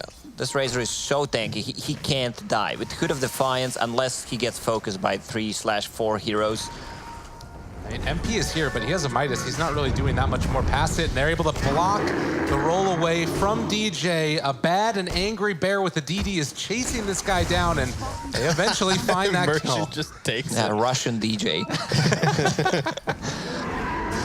Russian Yapzor. Yeah. Getting all the kills. Lag. Kale. Give me some Kales in chat. Where's the Kale? No, somebody has to say lag first, and then... That's right. Then that's when Fnatic respond. Let's see if we can get a good... what you got? A good little tip here. Use the Flying Courier Shield wisely. It has a very long cooldown. This is wise words. Man, so yeah, 8,000 gold lead. Jeez. 12 minutes in? When was the last time you saw an Aegis be attacked and denied? Ever? What? No, I have seen it. The Aegis of the Immortal can be attacked and denied. Abed denied it with an illusion when he was playing TA. Okay. But it was the other team that had killed Roche, and then he sent in an illusion and it denied the Aegis. That's crazy. That was pretty sick. So who messed up and didn't pick it up in time? I don't remember. I don't remember who it was. Somebody screwed up bad, though. Yeah, you got to really mess up and have like your backpacks full. I mean, the real strat in pubs is when you put like your branch in someone else's inventory. Oh yeah, so they can't pick up the Aegis. Take it. No. That's the Pay real attention. strat. This is educational stream. That's right. Yeah. Well, it does look like Jabs had to make his bladder gladder. So we'll be back in a second, hopefully. 4-13. 12 minutes in. Okay, so if you're Gambit in this position, there is I think some teams have this tendency where they take all of the tier 1 towers from the enemy but haven't lost any tier 1 towers themselves, that they spread themselves too thin on the map, and the enemy team is super grouped up because they've only got the space behind their tier 2 towers to play in. So anybody that pokes their neck forward even a little bit just gets jumped by 5 heroes and dies, and you lose your advantage super easily. I think if you're Gambit, the safe play and the correct play to make here is you take control of the tri-camp area, you keep 2 to 3 heroes there, and you still let Fnatic have a little bit of the Radiant jungle. I think you try and take over like the tri-camp plus the medium camp over near the Radiant mid lane. And that's the space that you occupy. And that's perfectly fine with the heroes they have, because you can send Nature's Prophet down there towards bottom, and you know, he can just get his farm on without being in too much of a problematic position. Yeah. But teams, I mean, pub players do this 100% of the time. Pro players do it 50% of the time. There is this temptation when you have this lead to spread yourselves way too thin. You're like, we're winning the game so hard, nothing bad can happen, and then Fnatic, like starving wolves, will just jump on anybody that pokes their head forward. I don't know if we mentioned it. I think Gambit's going to go for Roche. There's a double damage. That's true. Double damage on Ursa. 4 points in Fury Swipes, more than enough. We saw the sneaky Roche last game as well with the Nature's Prophet. This is not sneaky. No, this is not really obvious. But this is super easy, is the thing, with the Treants to tank and the Ursa to do damage. Calm players almost always make better decisions. Wrong. Is that you, Lacoste? Are you a calm Dota player? Depends which region I'm playing in. How about you, Basecap? I'm a pretty calm Dota player. You have a very calming voice. I feel like. Thank you. Yeah. Yeah, I think I should probably get on the mic more in pubs. To be honest. There you go. I don't make enough calls. Oh. Bad support player. They call GG. Oh no, that's never mind. Excuse me. Whoops. Do you guys have whoops on your chat wheel? Oh yeah, I have that everywhere on my chat wheel. Fnatic lose jabs, and Dahak going for the Roche. Give him additional treants. There you go. No. Not too many. No. Only one at a time. But the walk-in. They're moving into position. Abed trying to take it. The silence is out as well. Can they steal away the Roche? The Age is snatched by Abed. What a player. But are they going to give up everybody in turn? It's a really good magnetized DJ. Reapplying this onto everybody. It's done so much damage, but the Enrage takes it off of Dahak. Ice trying to kill him off in. Kale.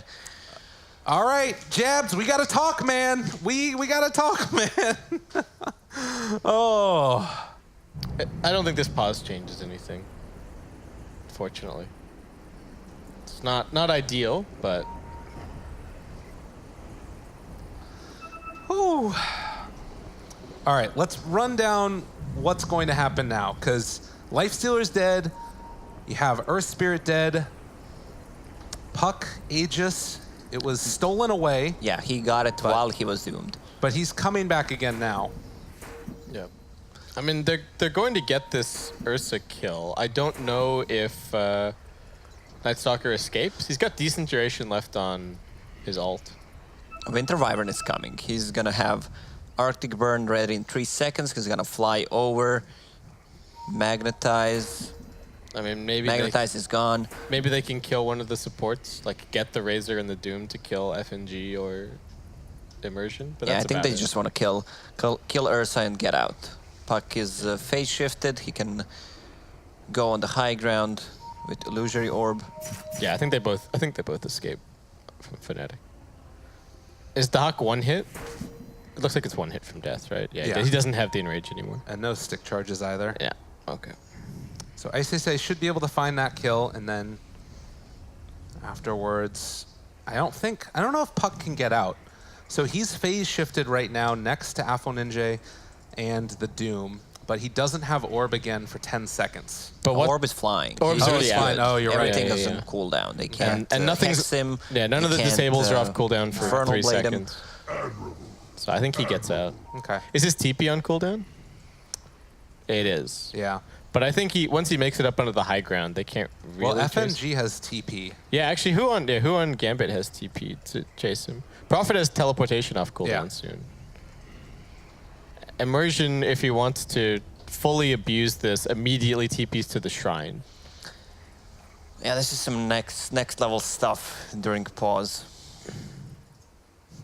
Let's see what's happening in the secret against. Oh yeah. Oh yeah. This. No spoilers. Some people could be watching the VODs. You can't spoil. Okay.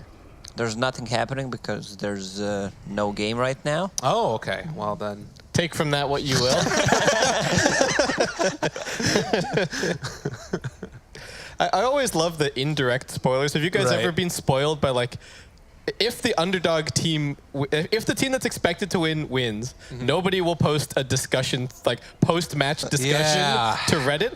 But if the underdog team wins, then you get the Katowice upper bracket round 1 post-match discussion, and it's like, oh, I wonder who won that game. Right, I know. Could it be that the underdog team won? Can I tell you a story real quickly? Sure, we have a lot of time. I'm sure we have all the time in the world. So back in the day when I was first getting started casting, I was like, I'm going to cast all of the group stage games from TI5. And I did about half of them.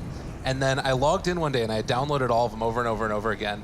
And I logged in and the giant thing on the front said, spoiler alert for anybody that missed it, EG wins TI. And I'm like, well, I guess that I'm not going to cast these games anymore. Did you just spoiler alert EG wins TI5? I mean, you know, there's a few people that are a bit late. If you're watching this event and you're like, I can't wait to go back and finish watching those TI5 VODs. That's the problem, Thanks, Gabe. You really spoiled my fun. I gotta plug my my casts from 3.5 years Are ago. they up on your YouTube? No. Oh, they might be. I don't know. But regardless, you don't want to watch those. They're terrible. Look at this melee creep, man. This guy's doing it. How the hell did this get here? Oh, he chased. I guess he's from mid lane. Yeah, right? Probably. Seems the most likely.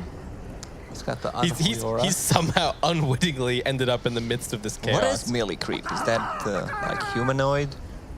That's a good question. He looks... Kind of looks like is he made of wood? Yeah. He's got like spikes coming out of him though also. I don't know. It's not great. He's a creep. That's what he is. Feed the trees. Feed the trees. They do look fairly demonic. What about the radiant creeps? How do these guys look? Are they any better? They're sort of like elfin. Do you guys like the alternate creep skins? No. No? I don't use them. I'm not a big fan. I use almost default everything. I feel like I'm weird. This is Sparta. What are the little sand people from Star Wars? It's not Ewoks. No. You know what I'm talking about though, right? Yes. Yeah, little Sand Kings. Yeah, little Sand Kings, exactly. Yeah. But that's what they look like. They're like with the little hood and they buy the droids. Jawas? Is that Jawas? it? Jawas? Yeah. Probably Jawas. Yeah. I think that's right. That's what melee radiant creeps remind me They kind of of. look like that, yeah. Little Jawas. Basically, why do you have 20 tabs opened? Because I need them for all of my important ESL information and my email. Yeah, Jawas. Jawas. Man. Well, we are waiting for Jabs to get back into this. For anybody that has just tuned in, Fnatic took game number 1 in a pretty fabulous fashion. It was a very back and forth game. At various points, it felt like it could have gone either way. At one point, Gambit was up around 20,000 net worth. And then it all went back the other direction. If you need something to watch, go check out Gabe's TI5 group stage VODs.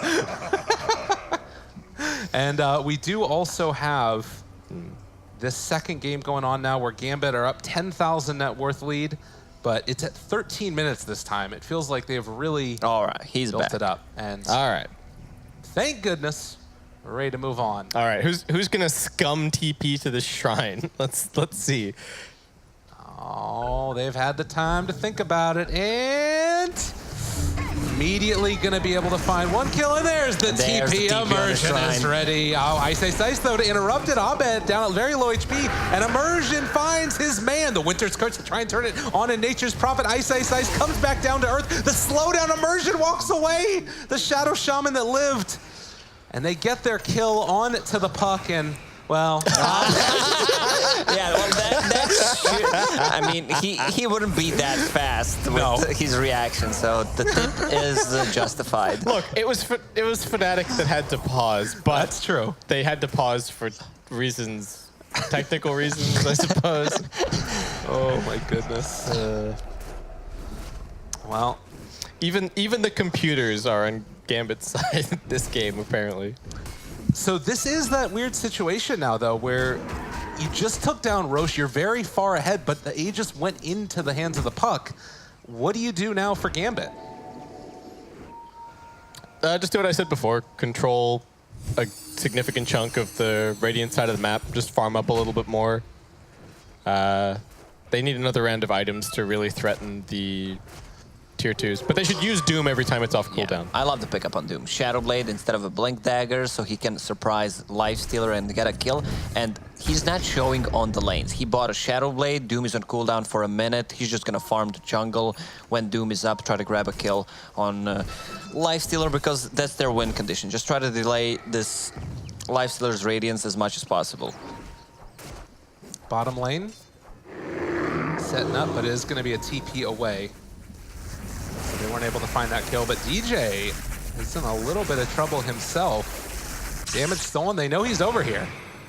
Oh, Shadow Shaman, no detection, and DJ able to escape, but one other shows up. Winter's Curse, the bait. Oh, yeah. Full duration static link. Give him all that damage just to use it against him with the Winter's Curse. Oh, an elaborate ploy. All right. So Radiant still a ways away for MP, but 7-19 and a 10,000 net worth lead. See double bracer for Night Stalker, getting closer to that Vlad's. And they aren't really deciding to control that side. Instead, they're controlling the Fnatic jungle.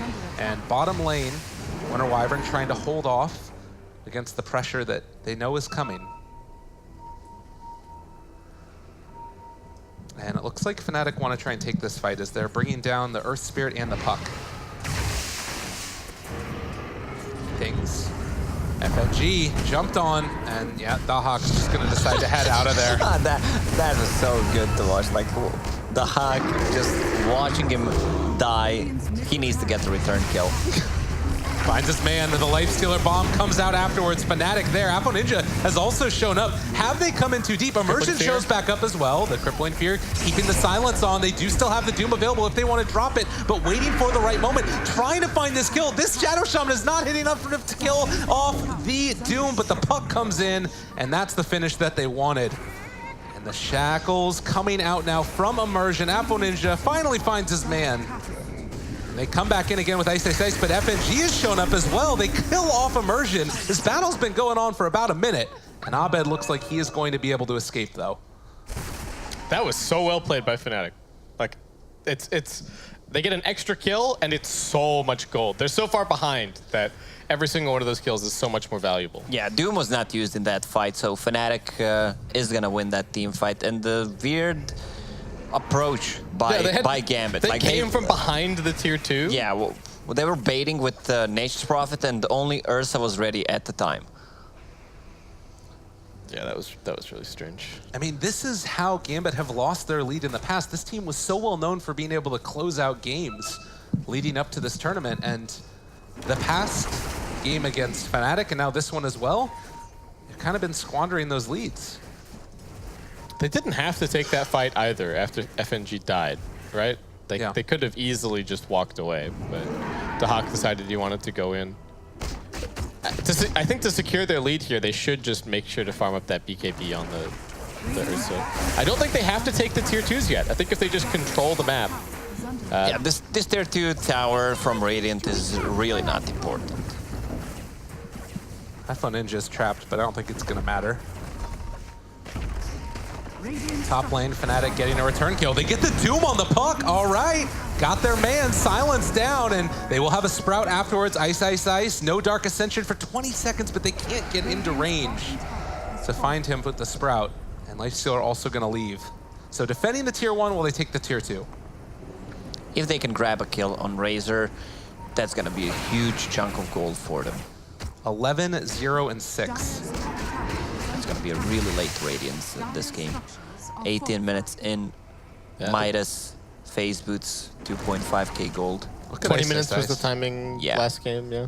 He's just trying to make space, but he is almost going to get caught by the Infernal Blade. They connect, Immersion, wrap it around the other side, finds the Hex, and the silence is there, but So too are the Shackles and the Bear Man. Man, he used the ultimate for that. The Night Stalker is no more. That's rough. Gambit continuing to battle and not backing down from Fnatic. And that was all to the service of trying to cut a creep wave.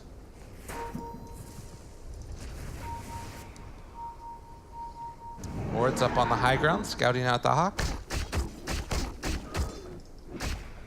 And you can see that right now, Fnatic not feeling comfortable going for any type of a battle, as looks like Gambit are just going to be able to push down for this top tier 2. Warriors of the wood. Radiant's top tower is under attack. With the other tower being taken and Roche possible to respawn in about a minute. We'll have to see what Fnatic's options are, but it really does feel like just trying to cut creep waves and stall as much as possible. Even that hasn't always ended up working out for them. Yeah, same story as the last game. Just need to try and stall for the Lifestealer. Odds still favoring Fnatic. Radiant I believe. scanning. Oh, the Shadow Blade. And They had the scan. They knew that he was there. didn't have Doom anyways. Haste. So DJ spots that haste rune. Now they need to be careful for a little while at the very least. And a 13,000 gold lead at 20 minutes. Radiant's still not online. Relic's still not online. What more can Gambit get before Fnatic start having heroes? Sprout? Can't get him. They need to play Radiant's middle tower is under attack. aggressively.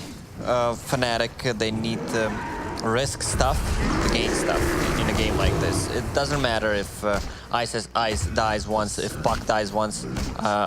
If their lanes are pushed out to give Lifestealer enough time to farm his items. Lifestealer just needs to farm faster. Like Dota motivational speeches, just farm faster. Lifestealer bomb, maybe that would be a way to farm faster. You try and get the kill here onto Mr. Razor. He's trying to walk away the Sprout to save his life for the moment, but it's going to be the kill in the end, taken by Abed. And they use the Winter's Curse as well, but this might end up being a tragedy and a half as Gambit still chasing for it from where they already have lost one. The Winter's Curse, don't know if that's gonna keep him alive long enough, but they jump in with Ice, and that might just do it. They find that kill onto Doom as well, but Immersion seeing if they can find it. MP able to get away. And now the turnaround. Ice fought back for this one. Can he go down? Yes. Triple kill for Dahak. Go now to the river to wash And your instantly blood. the Roche pit. Roche is not gonna respawn in minute and 15. Good for Fnatic. They managed to keep Lifestealer alive, but they need to bring more dust, more sentries. Shadow Shaman has Glimmer Cape, Doom has Shadow Blade, so they need to be ready for this. Yeah, Fnatic still have pretty good ward coverage given their position in this game. 4 observer wards kind of around the pit. I'm just gonna keep checking this. They know the only thing that they need to do right now is secure this Roche and try and slow down MP if at all possible. BKB done for the Ursa. Wants to jump. Oh, the Glimmer Cape initiation. MP, sensing danger. And in the meantime, Ninja gonna try and steal away some damage. Orb goes out, he knows that he's over there, but with no Yules or anything else, they can't find that. This Nature's Prophet is getting so farmed, even though he's being positioned by DJ with the Just walks up, slaps the tower. All right. I mean, to be honest, though, that's the best thing that DJ's done this game. He's had a rough one. It's been a hard game for Mr. DJ. His contribution to the fight at the Roche pit was pretty good, but yes, that was also a really good play.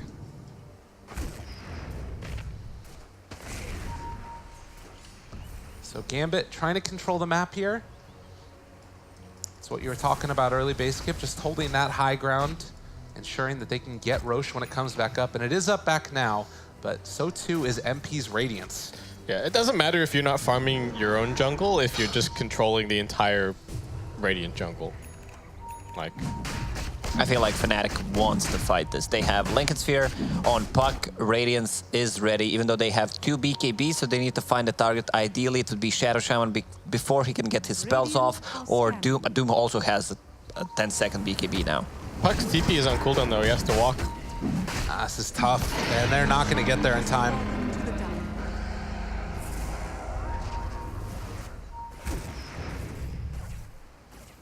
So 15,000 net worth lead with Aegis and Cheese.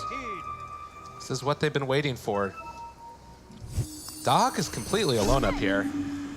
It's really interesting to see the difference this game. But for the Puck, just having the little bit of extra catch from the Doom and the Shadow Shaman compared to what was up in the previous game, he has so much less farm. Because he has to play so much more safe.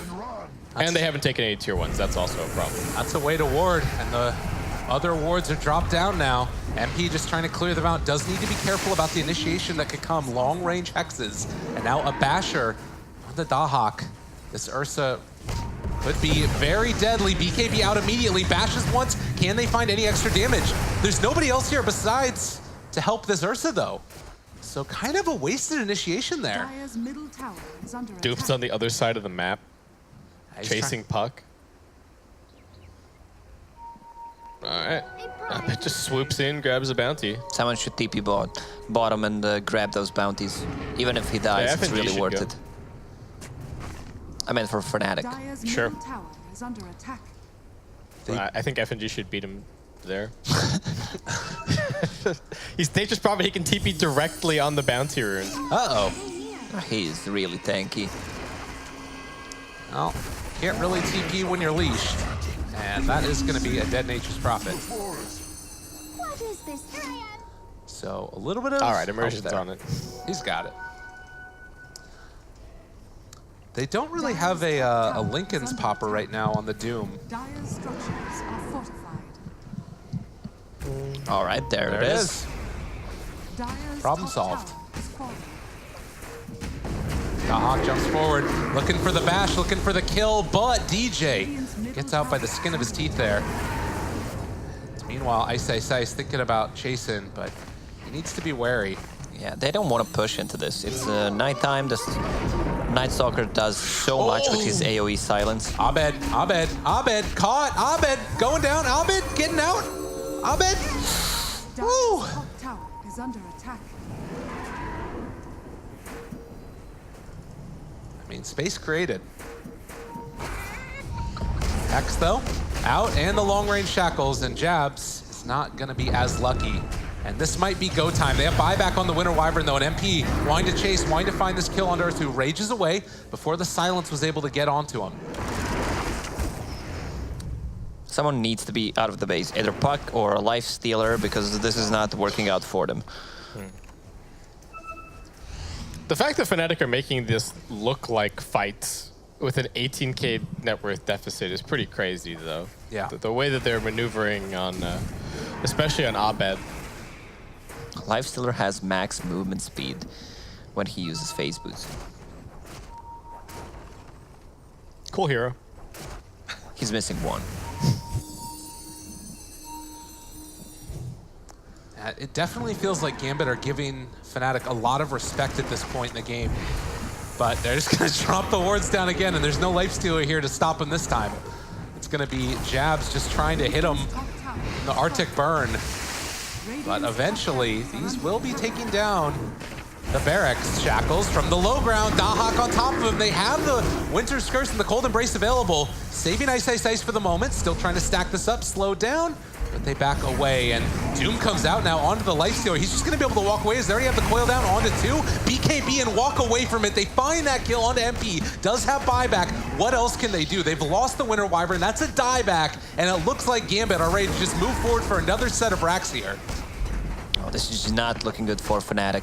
They don't have the tools to fight with. Lifestealer has a buyback.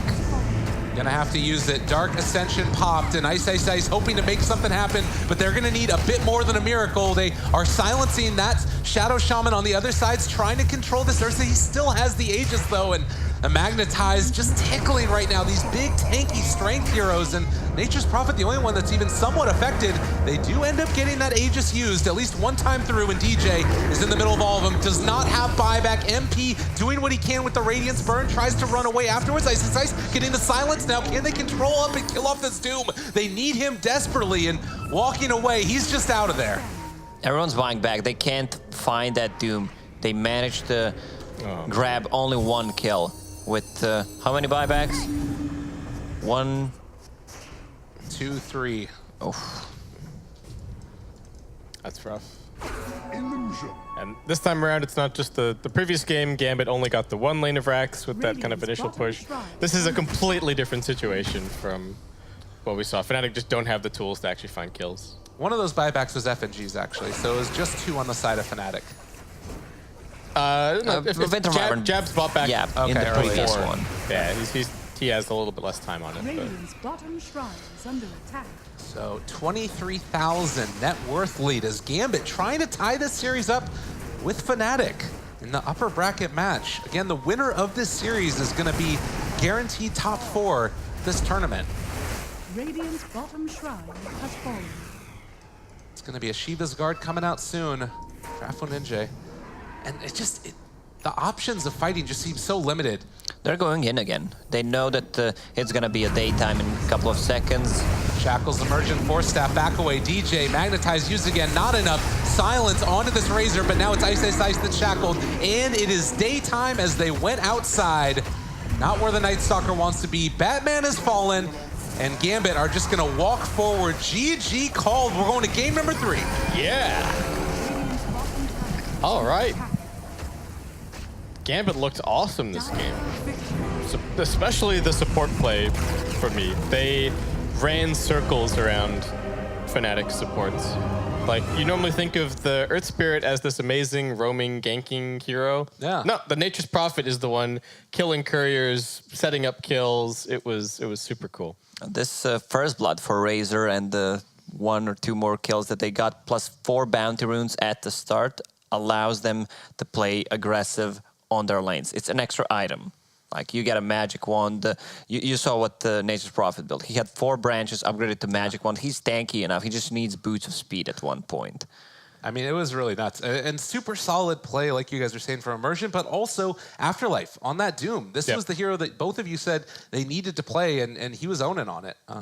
Really solid laning stage. Every Doom, through the first, I think, 3 of them, found kills on the Lifestealer.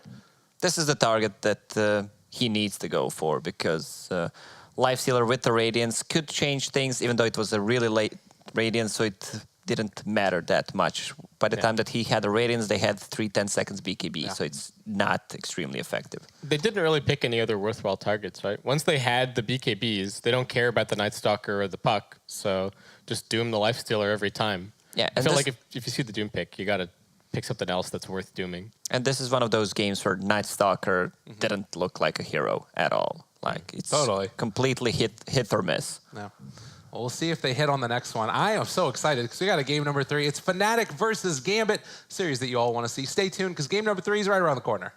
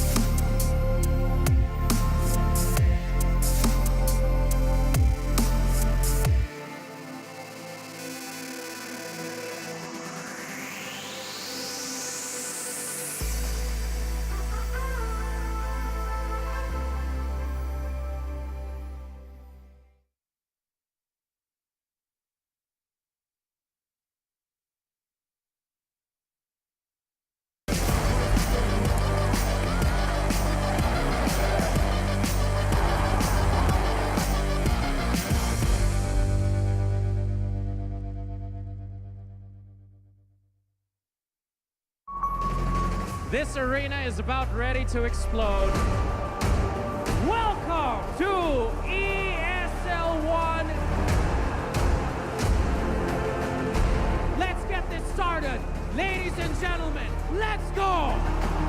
Revving up the epicenter comes in. Oh, it's a big one as well. Look at this damage. The BKB, the Black are ready to go. GG.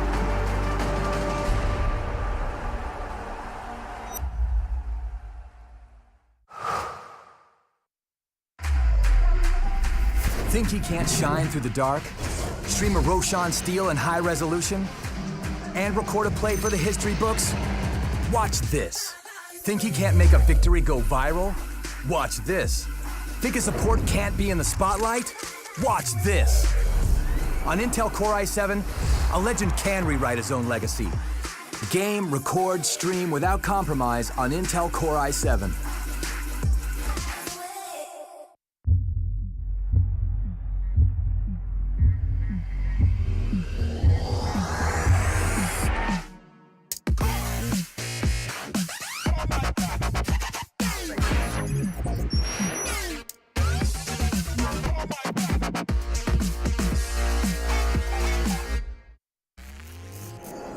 Remember where it started. Your first experiences. The journey you traveled. The journey you love. Remember where it started. And imagine where it will go. Rise on.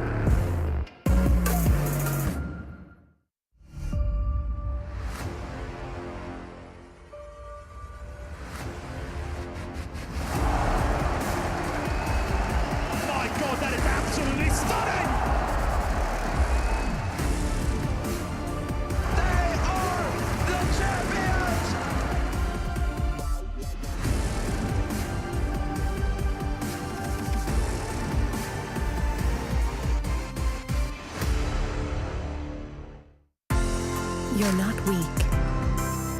Your mind is always racing. It never rests. So let the earth quake as you break through.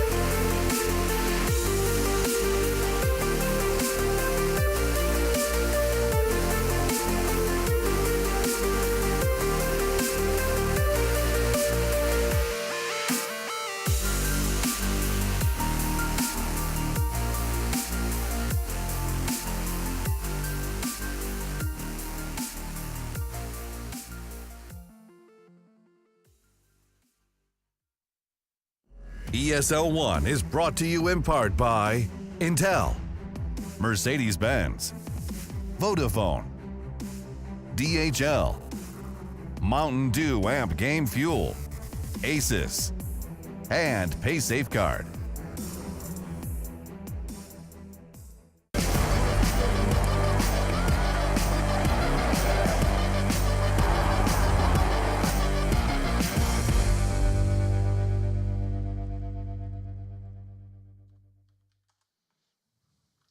Oh, hello and welcome back, ladies and gentlemen, Dota fans from all over the world. We're ESL 1 Katowice. It's the upper bracket, and it is going to be Fnatic versus Gambit in game number 3. You got beautiful shots of Poland, looking cold, looking brisk, looking dark outside, but the Dota is light and beautiful, and we got some wonderful people to bring you all the calls, all the action. It is going to be Base Kip Lacoste, myself, Lyrical.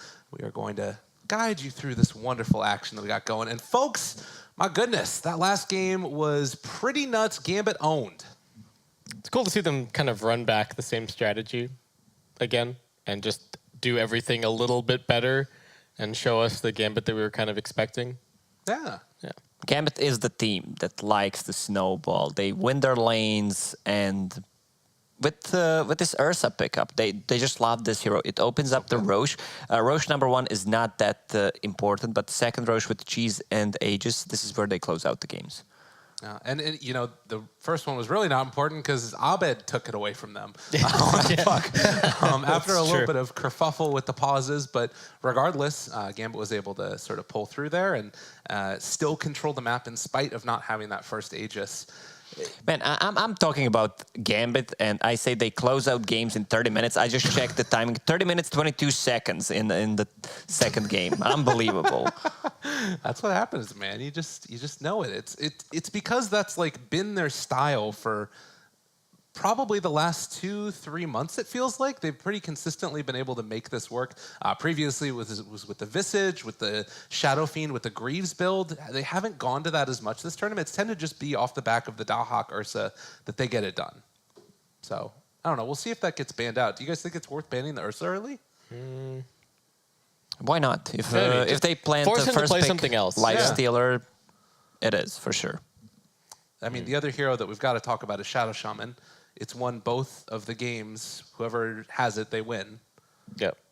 So I guess we have another coin flip for this game. Is that it's probably the rule set? Oh yeah, that is what's going on right now. So the coin flip is happening. So that's actually going to be quite important. The admin says heads or tails, and both Jabs and FNG call it immediately. But Jabs called heads and FNG called tails. Well, that's fortunate. That works out. Well, FNG gets it. Tails never fails. But easy. I don't know, does the flip actually matter? Because when Fnatic had priority, they took Radiant. Yeah. And Gambit took second pick. And then Gambit got priority, they took second pick. Fnatic took Radiant.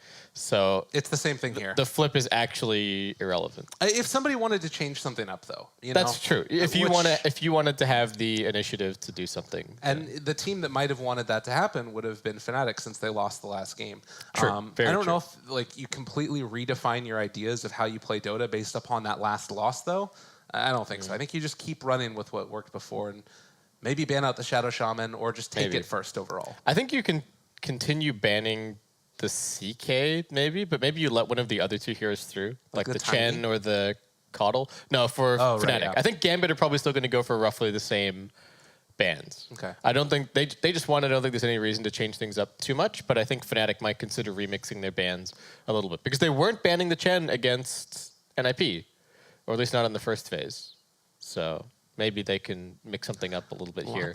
Lots and lots of questions, but we do have a draft, so we can hop in and find some of the answers now. It's game number 3 about to get underway. Gambit facing off against Fnatic. Let's hop into it right now.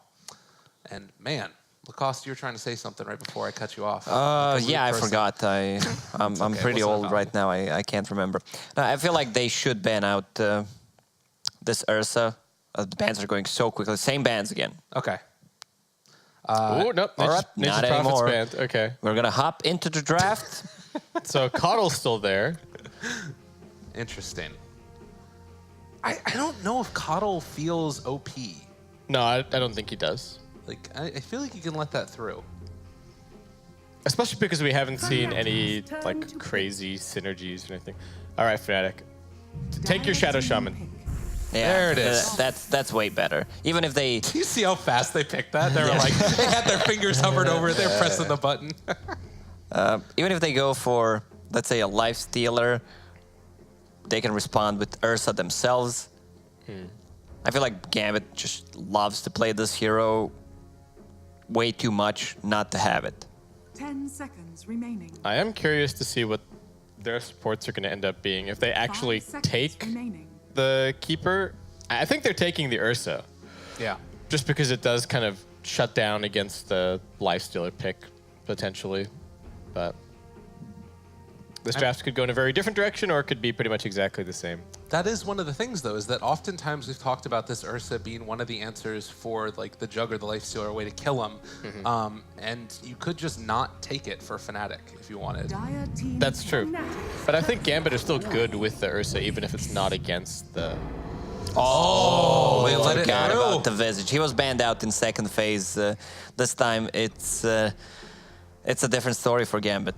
Okay. Oh, this is a lineup that's gonna finish before 30 minutes. This is totally their... well, previous to the sub patch, this would have been 100% their comfort. 5 seconds I think they've shied away from the Visage a little bit because of some of the nerfs, but we saw them play it probably once or twice in this event, and it still looked pretty good. And it's not just all about the birds necessarily. They'd be like the one game that we watched, they were tri-laning with it. Oh yeah, this if they decide to try lane with the Visage Undying, this is a good response. To stay away from Lifestealer, he needs way too much time to come online. The game might be over considering that they got the Visage and Undying. With Medusa, she can be tanky enough. She's a great deep pusher. Pretty good against both of these heroes. Yeah. Just deal with 10 seconds fairly good at dealing remaining. with the Tombstone. Is a fairly mobile hero, though. 5 Yeah. seconds remaining. Is there any way to really punish this pick? Like, it did get a little bit of nerf. Now you have the extra mana at the 25 talent instead. Her Mystic Stink is still insane with that level 15 talent. The problem for Gambit is that their team fight is fairly immobile as well. Once Visage is committed into the middle of a fight, it's fairly difficult for him to disengage. And once they put down the Tombstone, they also want to fight in that area. So this is a situation where I don't think it's actually that bad that the Medusa just wants to go full turret mode. That might be the situation that we find in these fights where like it's the Serpent Wards and the Medusa on one side, the Undying Tombstone and the Visage on the other, and everybody's just throwing hands. Yeah. Gambit opened up with Nyx Assassin on the first and second day, couple of drafts, and it's not necessarily the greatest hero against Medusa because this hero needs levels, and he's leveling up really slowly, so you tend to prioritize other spells instead of getting a mana burn, but there it is. So even with those two heroes banned, there's still like a Phantom Lancer, an Anti-Mage. There's lots of your traditional Medusa counters still left. I think in the pool. Anti-Mage is no longer a Medusa counter fully, though. I don't like Anti-Mage against Medusa. I'd prefer to have a Phantom Lancer. Yeah. Dire team pick. They take out the Fnatic's Timber Saw, turn to pick. and it's going to be an Earth Spirit. Played for Immersion this time, most likely. Dire team pick. So Fnatic, more D-push, more team fight. The Lich is a little bit of a weird pick. It's good. This is Gambit. Oh, man, through and through. You know exactly what the draft is going to be. It's just Yeah. about whether or not you can stop it, basically. Can they pick something that just crushes the Shadow Fiends on mid? Not anymore. I think that their supports are not that good at rotating. Shadow Shaman is slow, even with the boots of speed. They picked Earth Spirit, which is one of the best heroes against Shadow Fiend. Yeah. Do you think Fnatic will just end up putting the Medusa mid, or? Yeah, it feels like it. Dire team back. They're going to take the Weaver for All Fnatic. I don't know if I like this draft from Fnatic. It's got a lot of problems. They do have some, like, you know, pretty good defense for high ground as far as Frost Shield and trying to spam out waves. but I don't know if they can fight into Gambit. Gambit feel like they're just going to be this indomitable force just walking at them.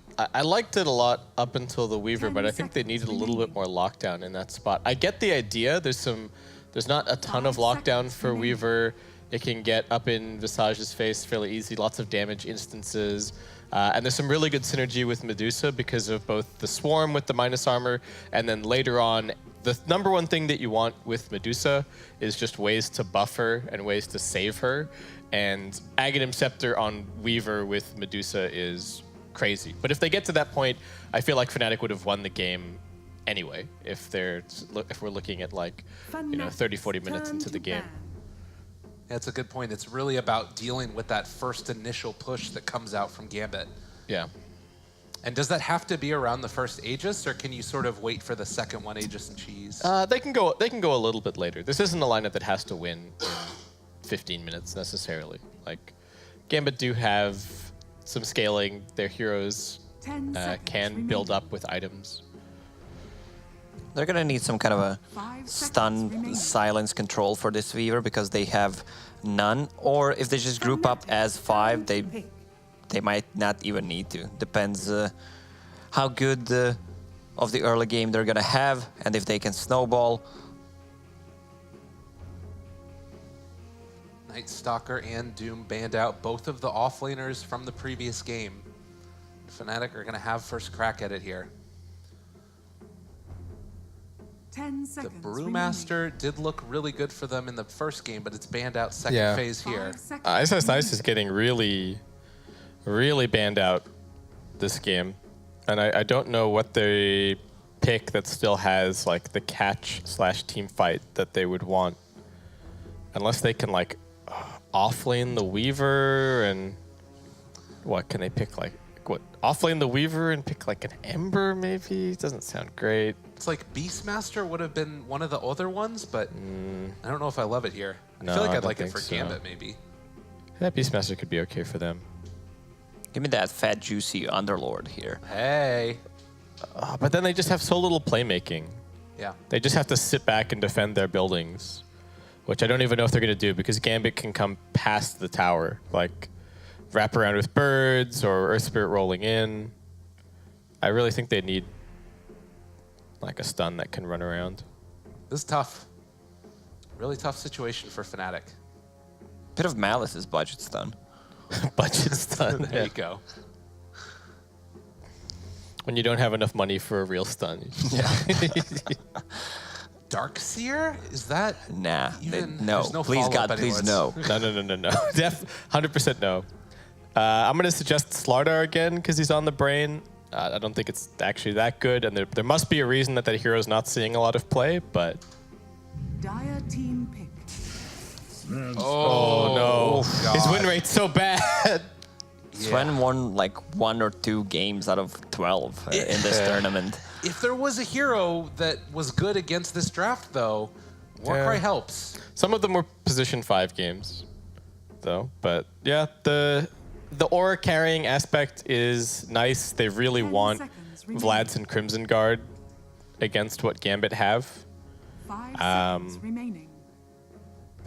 It looks okay, but the hero has been nerfed quite a bit. Though I think some of that win rate stuff is to do with people first picking the Sven and then putting it position 5. And I don't think that was a good look at all. I think position 3 is still playable. So we'll see how it goes. Yeah, I agree. Most of the time when Sven is looking bad, it's mostly on position 5, and he's been playing the position 3. It looks different. He builds into this team fighting items, benefits the team, but he's been nerfed. He has. He's been nerfed a lot. So we've got as those other offlaners, an Underlord, Tidehunter has been picked a fair amount in this tournament. Even just like the ultimate, the God Strength cooldown hurts you when, because a lot of the time as Sven you just randomly pop your ult and you go hit some creeps or something, right? You go clear a wave, or you farm some ancients. Afterlife Underlord. Okay. Budget stun. Budget stun. You can't handle the budget stun. I actually like it against Weaver. It's pretty cool. It's a good hero, and it fits what they want to do. They might actually try lane with what was their hero. Earth Spirit, Undying, and +1. Visage. Visage, yes, and have Underlord in 1 versus 1. I had scenario. Underlord in my brain. I couldn't get him out. I was like, what other heroes do they have? You're the one who's got the working computer. Yeah, but it takes time to load, because I was just watching at heroes. That's why I said Underlord. I just need to see the heroes, otherwise I can't predict it. Just send them some swag, yeah, of course. Well, ladies and gentlemen, we've got the 2 lineups set up. The upper bracket matchup winner of this is going to move on to face, spoiler alert, Secret in the upper bracket finals. And we were talking about it all throughout the group stages that we felt like one of these 2 teams would be able to sort of contend with them. Mainly Fnatic was what we were mentioning. Gambit had their first crack at Secret earlier and weren't able to come up with a win. But I don't know, we'll have to wait and see as we get ready to hop into this game. Underlord, though, it is a hero that we have not seen a ton of recently, but you say you still think it's a really strong hero. Yeah, in a scenario like this, for sure. He builds into auras, maybe even allows Visage to get different items, even though he would love to get a pipe, so he can get other items like a mech, a Crimson Guard, and suddenly you have these 3 team fighting items. You can get Vlad's as well on this hero, and Guardian Greaves on Shadowfin. That's how they play the game. Suddenly you have the best team fighting items in the game. You just push up as 5 and finish the game. Yeah. Not necessarily that that's going to happen, but that's the plan. I mean, that as soon as we saw the Visage, we knew that was what the plan was going to be. And in the end, it looks like this is the response that Fnatic think they can run into. But we are ready to hop into the game now. Game number 3 of Fnatic facing off against Gambit. And the mass tips to start. You're not quite in the game yet, but Abed, he's getting the treatment. Why me? Love you. Oh, God. It's getting late, I think, for these players over in Poland, and, you know, they're having a little bit of fun. What about me? Jabs is feeling left out. Abed, he's got the love for him. These guys have only played 4 games of Dota today. Yeah. They're pub fiends. I'm sure all of these guys play like 8 to 10 games a day when they're just grinding out pubs. So I don't think they're too worried about it being late or anything like that. You know, they just get a little loopy. They're giving the mass tip. That's true. That's what's going on. You gotta give as good as you get. You know, if they're mass tipping you gotta mass tip them. This ward is kind of interesting for the Radiant in the mid. It doesn't show vision of the rune, and it does barely show vision down below that tree. I don't know. I guess it's not going to get dewarded most likely. It's about not getting dewarded, and it's also about watching for the Earth Spirit coming from that angle. Yeah. Because the Earth Spirit gank onto the Medusa with the Shadow Fiend having the right levels can actually be a kill. So they need to see him coming. But it also gives that little bit of high ground vision mid, so maybe they can get some Mystic Snake bounces or something. 3-4 Fnatic this time. That's nice. That's what you like to see if you're a Fnatic fan, and Afterlife getting the business from Mr. DJ. I feel like the Undying should be bottom with the Underlord, not the Earth Spirit. The Earth Spirit doesn't want to stay and play down here, but if they leave the Underlord by himself, I think he's just going to die. Well, it's going to be 2 versus 2. They send DJ up top now, so that maybe will make things a little bit easier for him. FNG now going to get punched. Stout Shield, 4 tangos for him. It's not easy to hide as Underlord in the trees. Like, you're not small. That's true. It is funny, though, because I feel like people look at Underlord and... Bugs level 1. Bugs level 1. Plus the Frost Blast. Let's go. This might be a kill. If he has another Frost Blast, he's dead. Oh, God, need to walk away in first blood. John by Jabs. Watch your step. This is underrated spell, level 1. I saw some players killing it when there's a 3 versus 3 scenario. It feels like it's one of the few level 1 nukes left that has like less than a 10-second cooldown. Almost every stun and nuke at level 1 has gotten nerfed to the point where it's like you can't use it multiple times in a level 1 engagement. But I mean, call me crazy. Couldn't you have just TP'd out? He could. God, that would hurt so much. Yeah, you don't want to TP out to Fountain. No. No. Well, I mean, even he had the salve just back to the tower, maybe. Maybe. Regardless, it is going to be a bit of a tougher lane for him now. It doesn't matter that much because he's not going to have a good time in this lane anyway. So if he TPs out to a tower, dies after. All right. Wave there. Okay. Immersion is taking some time for himself. Okay, he dragged it all the way back between the tier 3 and tier 2. Sure. So in the meantime, taking a look at the CS across the board, Medusa having a very good time against that Shadow Fiend. And some punches now given over to FNG, who is like very low, and it's looking like it could be another one. Although the walk away only hits one with that decay. It's gonna not quite take a tower shot, but walk back towards the secondary tower, pop the mango, Stormhammer connects, and finally Ice Ice Ice will claim his kill. I think that Undying loved that he died there. Instead of walking back home, then TPing, he's just gonna arrive at lane with full mana, full HP. Alpha Ninja's getting spanked mid. Are you guys seeing this? Yeah, man, it ain't good. 16-3 against the 9-2. I mean, Shadow Fiend will catch back up, but still. And Jabs, if he had stuck around a little bit longer, that courier's coming in. He is pretty fast if he spots it now, but the Frost Blast Snake doesn't connect. Not gonna do it. The Flying Courier upgrades and Frost Shield. Afro Ninja trying to walk away. A couple more punches, Fairy Fire, and just dead. Dire's middle tower. Not even needed to hit the Snake. This is a huge kill. Abed gets the last hit. Meanwhile, the Shackles up in the top, able to find themselves Immersion, a 3-0 start, and Fnatic off to the races. Granted, this is also a hallmark of the Gambit draft, as it looks like Afterlife is going to go down. If you're not going to help the Underlord, you can't pick him like this.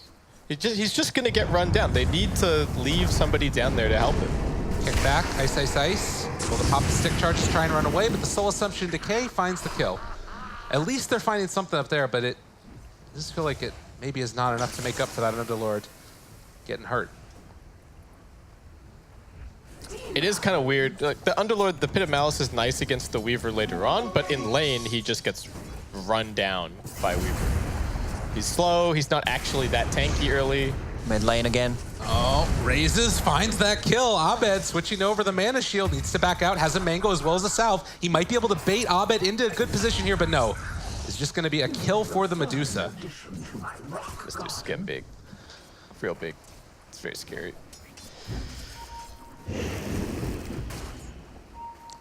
So 6-2, 1,000 gold lead as we get ready for the bounty runes.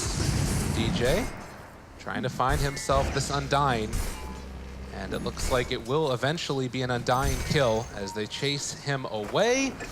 And they kill off the Underlord while giving him the tip as well. FNG pulling him all around the area. DJ finds this kill. I mean... He hesitated for 0.1 second, then like, wait, I'm Shadow Shaman, I'm getting that kill. But this does allow Gambit to get set up and take themselves a couple of the bounty runes. So something going their way at least. While Fnatic find the other two. DJ get low on HP and no more mana for the Soul Assumption. Oh, they're gonna Shrine and come back to a lane. Visage needs levels. He's level 3, 5 minutes in. It feels like a real waste to have both of the supports at top for Gambit. They're losing all lanes. Yeah. This Underlord was their last pick, and it's getting trashed. Like, he's getting some farm, but he just keeps dying over and over, so he only just now gets boots. Another stun, 8-2. I mean, again, the Gambit draft, when it comes online and they get their level 6s on Visage, it does start to group up as 5 and look better, but you can't be losing the lanes this badly, I feel like. Yeah, they really need to get off to a better start, because their push is predicated on just walking up and hitting the building. Right. They don't have catch, because they picked Underlord last. So Abed, more and more farmed. Abed just jungling. He even has Quelling Blade queued up. So he's gonna give lane to one of the supports to get levels, even though that's gonna be a free lane for Shadow Fiend. Looks like Afterlife is deciding to cut the creep wave now instead. Sitting between tier 1 and tier 2 while the roll forward comes. They connect on the Ice Ice Ice and kicked with the Soul Rip to boot. Get a little bit of comeback there. he disappeared. Radiant structures are Afterlife is between tier 1 and tier 2 tower. They're using Glyph to try to save the creep wave. Oh, he lost a couple of them there. And now they're TPing in a couple more. Underlord is gonna get the treatment yet again. The Sinister Gaze pulls him back in, and well, Afterlife eventually going to fall. See if he can get some damage out, but MP gets the kill. MP's getting a ton of farm on this bottom lane. He's involved in 4 kills, has a free lane, Hand of Midas queued up. Man, this is getting ugly. DJ trying to run away. Does look like he might escape though, the stick. And then the walk away. Immersion has another roll in 4, but he can't do it. Medusa's getting farmed, your Weaver's getting farmed, DJ's almost ahead of the freaking SF. I think it's a total red herring for Immersion to keep spending time top. And they're bringing back the Lich towards the top lane. Ice body blocking, trying to find himself FNG. Shackles are there again. Fnatic, it's just been a feeding frenzy up here. Oh. Gambit Ice step down. aside to dodge DK. They have a catapult. Dire's top They tower know. is under attack. They know someone's out there. Dude, what in the hell is happening with Gambit? 10-3, 3,000 gold lead, and Immersion. I mean, he can't do anything. He just AFK in the trees. They won the flip, took second pick, and then did nothing with last pick. And they're losing the lanes, spending way too much time around the Visage, stealing his experience. Like, I really don't think Immersion should be playing up here so much. But for whatever reason, he's been up here for like the last 6 to 7 minutes. He was bottom for 2 seconds, saw that the Underlord was just dying, and then came top instead. And they've just been trading back and forth up here, but I think the trades haven't even been helping the Visage. This is one of the worst feelings in Dota. You have your Hand of Midas recipe ready, someone's using the courier. Roll forward, seeing if they can find a return kill here onto DJ. It would be nice. The Soul Rip has done oh so much. Ice walking in a position. They do find that kill with the Soul Assumption. If nothing else, Immersion has been able to secure a couple of those kills onto Ice. They need level 6 on Visage. Yeah. Those birds are gonna help them a lot, either to keep them alive or to play aggressive. And Abed is a monster right now. He's been farming both jungle and the lane.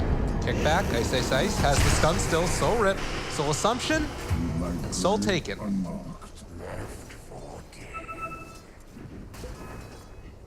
Oh, except that Dusa and the Weaver are completely unaddressed, and they don't even have the tools to address them. Like, how do they kill these heroes? Yeah, they have no mana burn at all. No one can build into the Fusel Blade. Dire's middle tower is under attack. Let's get MP there. Bounty rune trade 2, or rather 3 for 1. And now Dahak has his birds. He's a level 6 Visage. What can they do with this? Nothing. They don't have any way to start a fight. I don't think they can push into Fnatic either. They've also got pretty good deep push. Just park the Medusa in front of a tower, and I don't know what Gambit do.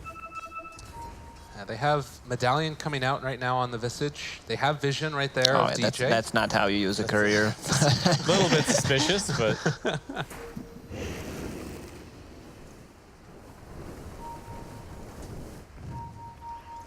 And Jab's just stalking Kafo Ninja here in the jungle. We'll have that level 6. Gives him the punch and walk away. All right, his invis was wearing off anyways. I'm sure it's fine. I'm sure it's fine. Yeah, he's gonna TP out there. Fenji gives him a high five.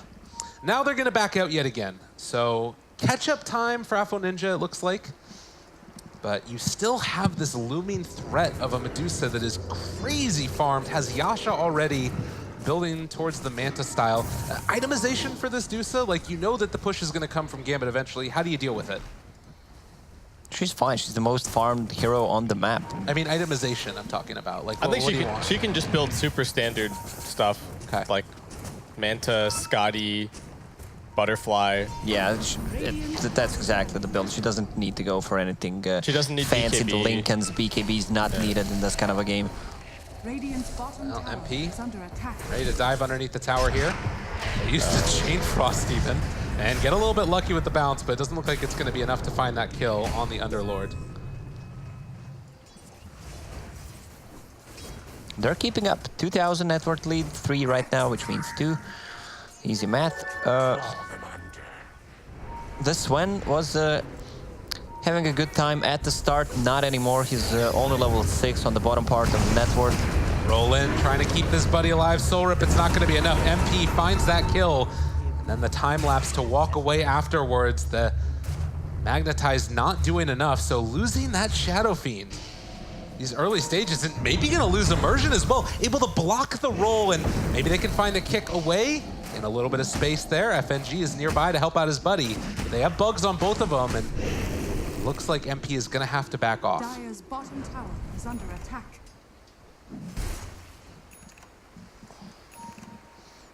What do they do on Gambit, though? They need these early aura items like the mech and the Crimson Guard and stuff to be able to take towers, but they need the tower gold to get those items. So they're just kind of stuck in this loop while Dusa is out farming everybody.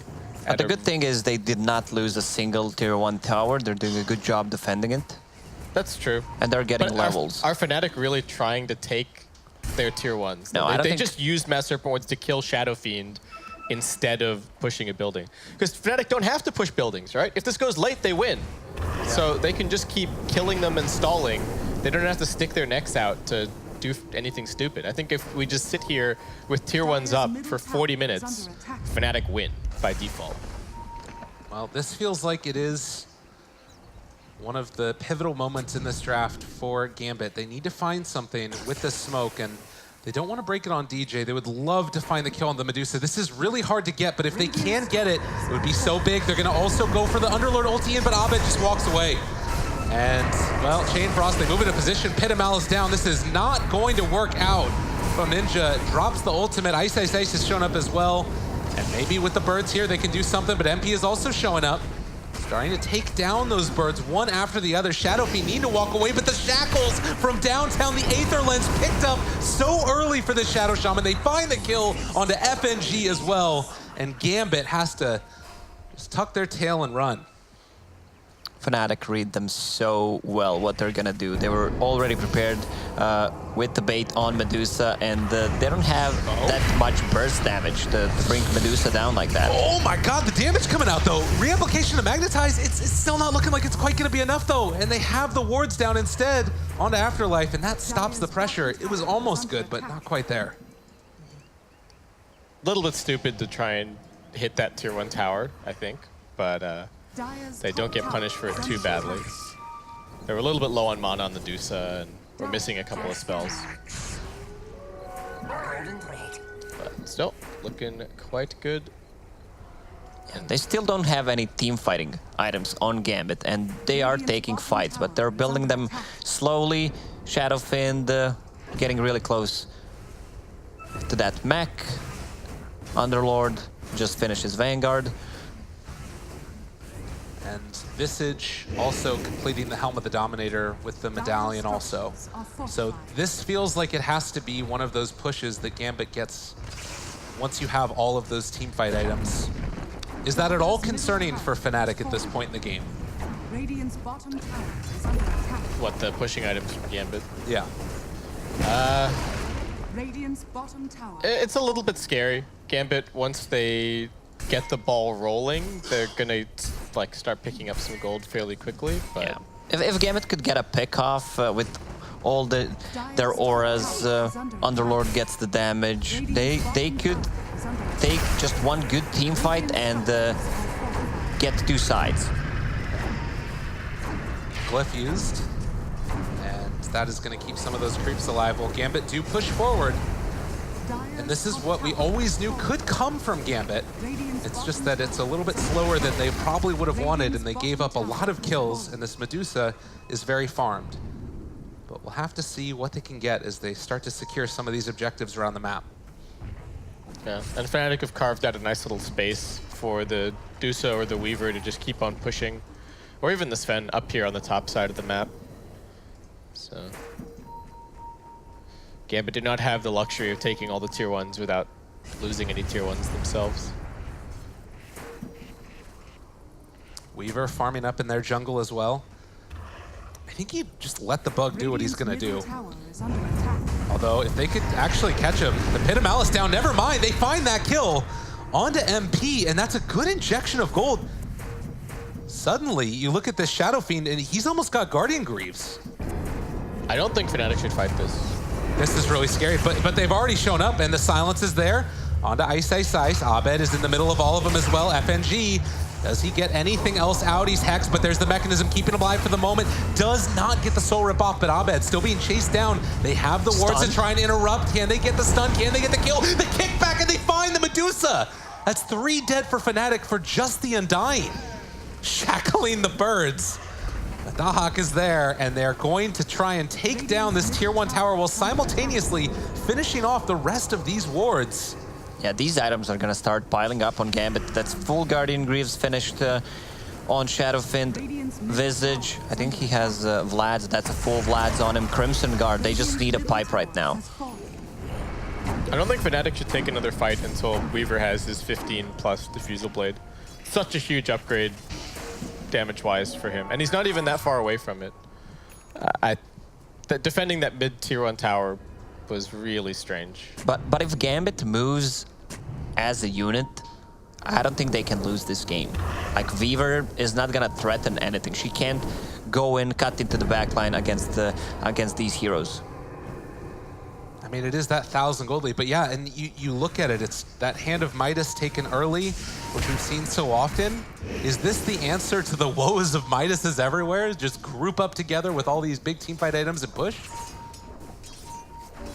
Dire are scanning. We'll have to see. Yeah.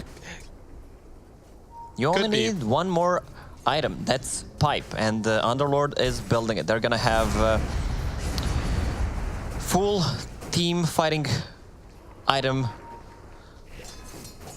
Look at this. Yeah, I don't know, man.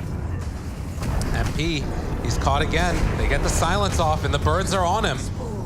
No defense for this one for the Weaver. And that's the thing, like, if you're taking all these towers, but your cores are still farming, you can hold high ground as Fnatic. But if you start losing a couple of heroes, it gets a little bit scarier. Tombstone won't find anything as Ice Ice Ice backs away wisely. If they can get another pick off, it's gonna be so easy for them to grab a Roche, and that's where they're gonna threaten the high ground. Not an easy task against Lich armor, against bugs, Medusa sitting, defending those tier 3s. Presence Aura affects buildings for the Shadow Fiend. The level 15 talent up and online. But it does feel like they've sort of slowed down a little bit, just waiting until they get that next round of items. You can see the odds very even at this point. It is a blink done for DJ. And we've seen time and again this player just get out of control. He actually sold it and has decided not to buy it. Okay. They want to kill MP again. Wonder if he's gonna go straight Ags or something. Force Staff maybe? There's a lot of Radiant heroes here. Danger Town. They found themselves this Visage out of position. The birds trying to keep him alive by getting the stuns out on others, but this is not gonna work, and Fnatic will gladly take that kill given over to them. So does Gambit's lineup just, did they cap once they've got all of their auras and stuff? Like once they have every sort of team fight AoE item, the pipe, the Greaves, the Crimson Guard, that's kind of where their lineup starts to hit a wall, right? Not necessarily. Like Shadowfiend is gonna scale. You're gonna have Underlord in the middle of a fight with his aura.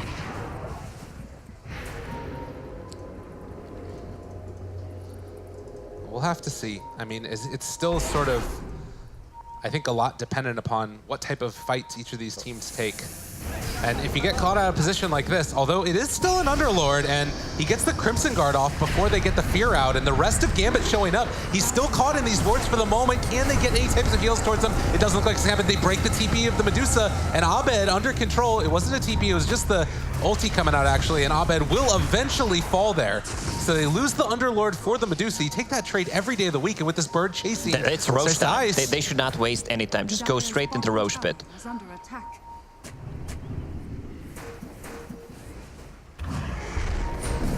All right, this is a huge timing for Gambit, as FNG is just gonna walk up the hill and make sure nobody's moving over into this position. The Deuce is really not looking tanky against all these auras and stuff. When you've got the Medallion, they've got the Alpha Wolf buffing up the damage, the Vlad's buffing up the damage. Gambit are hitting really hard. Roll forward, trying to find MP. And it is gonna be Aegis onto Afro Ninja. Dire's top tower Pressure is gonna come, and Fnatic, they have done a good job of protecting the other outer towers. Tier 1 still standing in the top lane. And this is the build that the Hawk always goes for.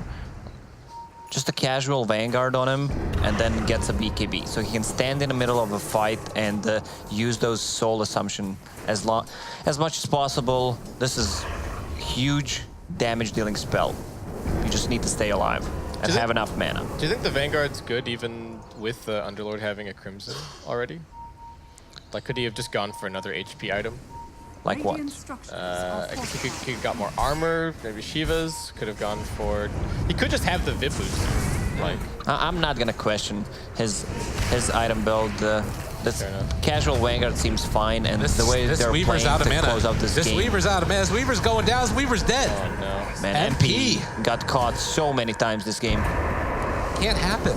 And this tier 1 tower is just butter, as Gambit are gonna walk forward in immersion, giving him the tip. The Shadow Fiend giving him the tip. It's like only the Earth Spirit that can set up these kills on MP, but he's just getting caught by it every time. And this push is not gonna stop.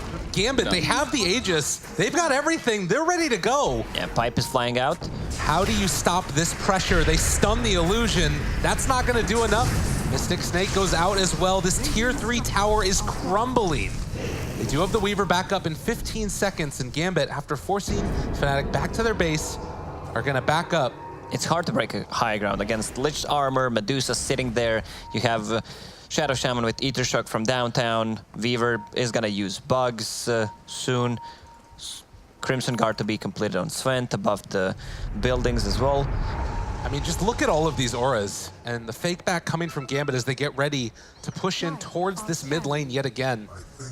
I mean, this was never hidden from Fnatic. They knew what was coming as soon as that Visage pick came. Pipe, Crimson, Helm of the Dominator. All the auras in the world, and Gambit taking another tier 2 tower. It's still only 1,000 gold lead, but it does have that sense of potentially being ready to just end this game. Yeah. The ward trap onto Immersion. We'll find him with the shackles afterwards, so it looks like one life will be given up. Or he rolls away. Good blink forward there by DJ. Tries to get the kick away, but it's not going to happen. Man, DJ's sick. Waiting to see the roll angle before he uses the blink. Yeah, that was really nice.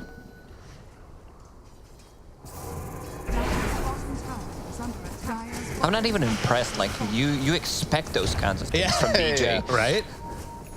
That's what he does.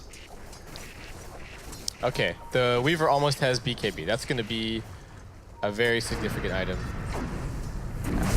Because a lot of the way that they've been able to kill him has been by virtue of the silence afterwards. He's done no damage in any of these last couple of fights. Yeah. So if he has the BKB, he can ignore the pit, he can ignore the silence. Well, likewise, look at Shadow Fiend just up in their face. Still a minute and a half left on this Aegis. They used up the glyph earlier, have no way to protect it outside of the Frost Shield, and that's not enough. MP, can he do anything here at all? The minus armor trying to work. Dusa not coming back. Right now. It does look like she's finally going to be here as well. What can they do? That BKB is available for MP. They're fine with this. Yeah. No casualties. Underlord didn't even bother popping Pipe. I mean, they've got the Scotty done for Dusa, so some amount of damage. But really, it's the building damage that's coming out on Gambit. They're just taking those objectives. Does this fan have his Crimson finished? It's pretty big. Not yet. Not quite. It's a pretty big item for Fnatic. Oh. Also pretty big is just losing jabs there. He's their Frost Shielder. Meanwhile, Afterlife might get jumped on here by DJ. Could not get his ulti off. He's not going to have mana to TP out or do anything. He does have stick charges afterwards. We'll see if that's enough to keep him alive. Could think about doing it, but no mana. Couldn't get his ulti off. Cost 200 there, so it will be Afterlife. Eventually die, maybe not. They show up in numbers. Wards are dropped, but DJ gonna be chased down by Afro Ninja, and they chase, roll, finds the catch, gets the kill, and just gonna farm these ones up. Fine and dandy. Aegis expired. They're gonna take both shrines. They can also chip the damage on tier 3s. But lanes need to be in a good position. So we talked about that second Aegis with the cheese often being the time that Gambit just want to end the game. Do you think that Fnatic are getting into the items they need to defend this push? Medusa still doesn't deal that much of a damage. Yeah. Neither does Weaver, especially if there's a trophy aura anywhere near them. And I love to build an Underlord. Uh-oh. Heaven's Halberd against Medusa. It's gonna be so effective.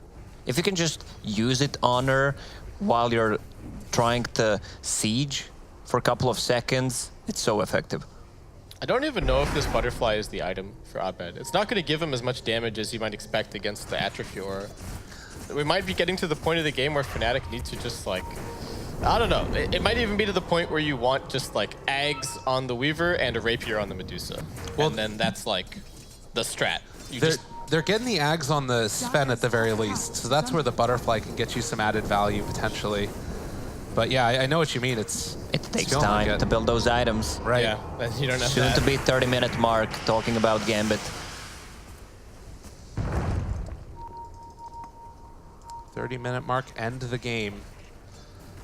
MP trying to split push to the best of his abilities. Roche capable of respawning in just over a minute. Still just a 2,000 gold lead as they're keeping it very, very close, but all these things built together. Stormhammer dispels enemies? How valuable?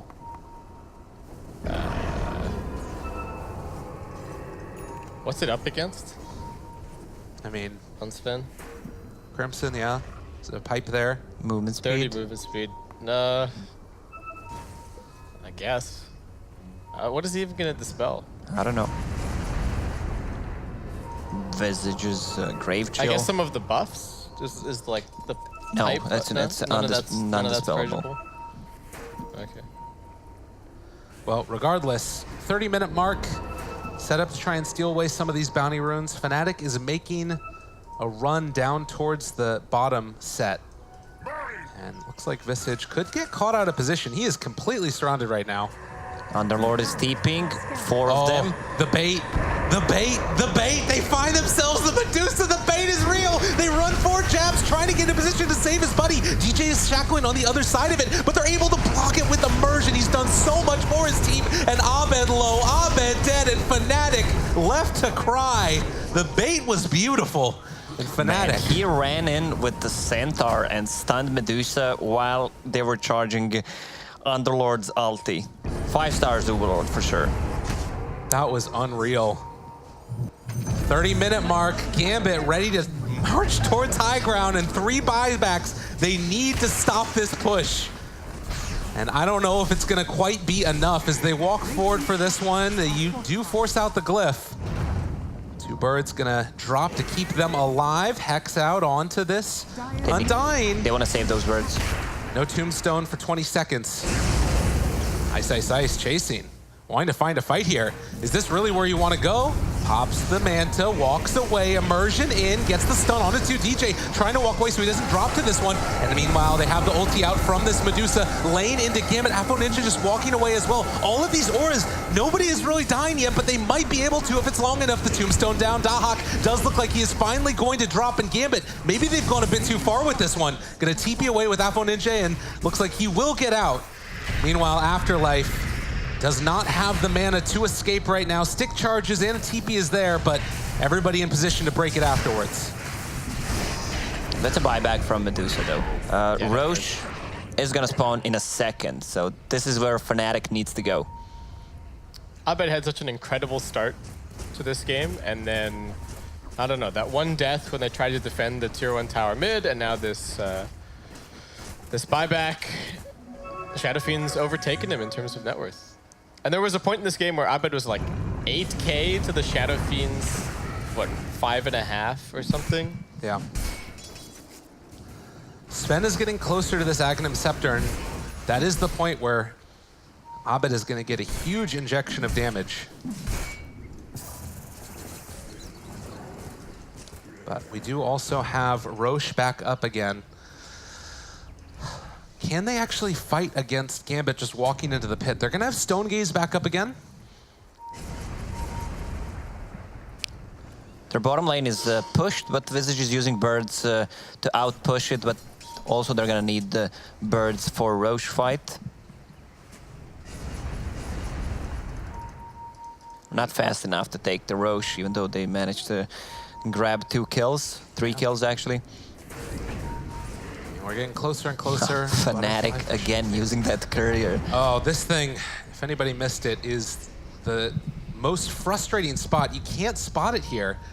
And it was able to give him so much vision in the game number 1. Isn't there a strat with Visage as well where you can put the birds up there? And I think they fixed that. Did that get fixed? Okay. Did it, Gabe? I don't remember. Okay. I mean, if you can put the courier there, I'd assume you could put the birds there. Yeah. But it's about whether or not the birds can attack Roshan while Roche is not doing it. I think it got fixed. I think that might have been patched, yeah. They could, if they knew about this, then they would just send the birds to kill the courier. But And they probably will eventually, but those birds do have such a low vision radius that they might just hit Roche and not even realize it. It's one of those things where coach probably would have told them in between games, hey, that's what happened before. And the Hawk, birds in there. They're gonna spot this. This is not a surprise from Fnatic. They know what's happening. The courier is there, full vision. Is this the dream fight that Fnatic needed? They're walking in with Ice, Ice, Ice. They have the stun onto FNG. The silence out as well onto MP. Pops the BKB, able to find him. Ward trapping in his own Weaver, though, but able to Sakuchi out afterwards. And the full combo comes out, kills off the Lich, but the Stone Gaze as Abed walks in the middle of all of them, trying to take all of these heroes down. Can they get it? A stun still onto 2. They back out. Immersion going to be caught there in the shackles. These birds still doing a good bit of damage, but it's not looking like it's quite going to be enough. They do have control over Abed here. The Hex, can they find this kill on Immersion? He's done so much in this fight on this Earth Spirit. Abed walking away now afterwards, and MP's got eyes on Aphrodisia. He's going to be able to take him down. Buyback coming from the Shadow Fiend. They don't have a buyback on that Lich, but they time-lapse and walk away afterwards. Gambit, this fight gets a little bit scary. They're fighting around these wards. It's done so much damage, but they find him. They get the kill. That's MP dead. No buyback for 90 seconds. Oh man, MP dealt so much damage in that team fight. Look at the Dusa. She's attacking the entire time, but between the Atrophy Aura and the Requiem, she actually just doesn't do anything. She doesn't do any damage. And you add the Crimson Guard on top of that, they've completely neutralized the Medusa with the heroes. They took out Undyne. Oh, and base camp. You look at this right here as well. Yeah, the glyph. Immediately they head in. DJ can't take care of it, and he is going to hit the deck. Immersion is feeling himself. He has no buyback for 3 minutes. Both of these heroes are gone. Both the Weaver and the Shadow Shaman, and Gambit looking like they might have set themselves up for victory here. The very least, Mega Creeps. Sai still 1,000 gold away from the Ags. It's not happening. And Gambit just gonna take this one down. They need to wait it out. They don't have to I'll leave. say hello to Mega Creeps. Yeah, they can just stay right here. And in the meantime, Fnatic can only look on. Weaver gets his buyback up again now. Still 15 seconds. I mean, you don't want to give up at this stage, certainly for Fnatic, but Gambit have just won a huge victory in that Roche Pit fight.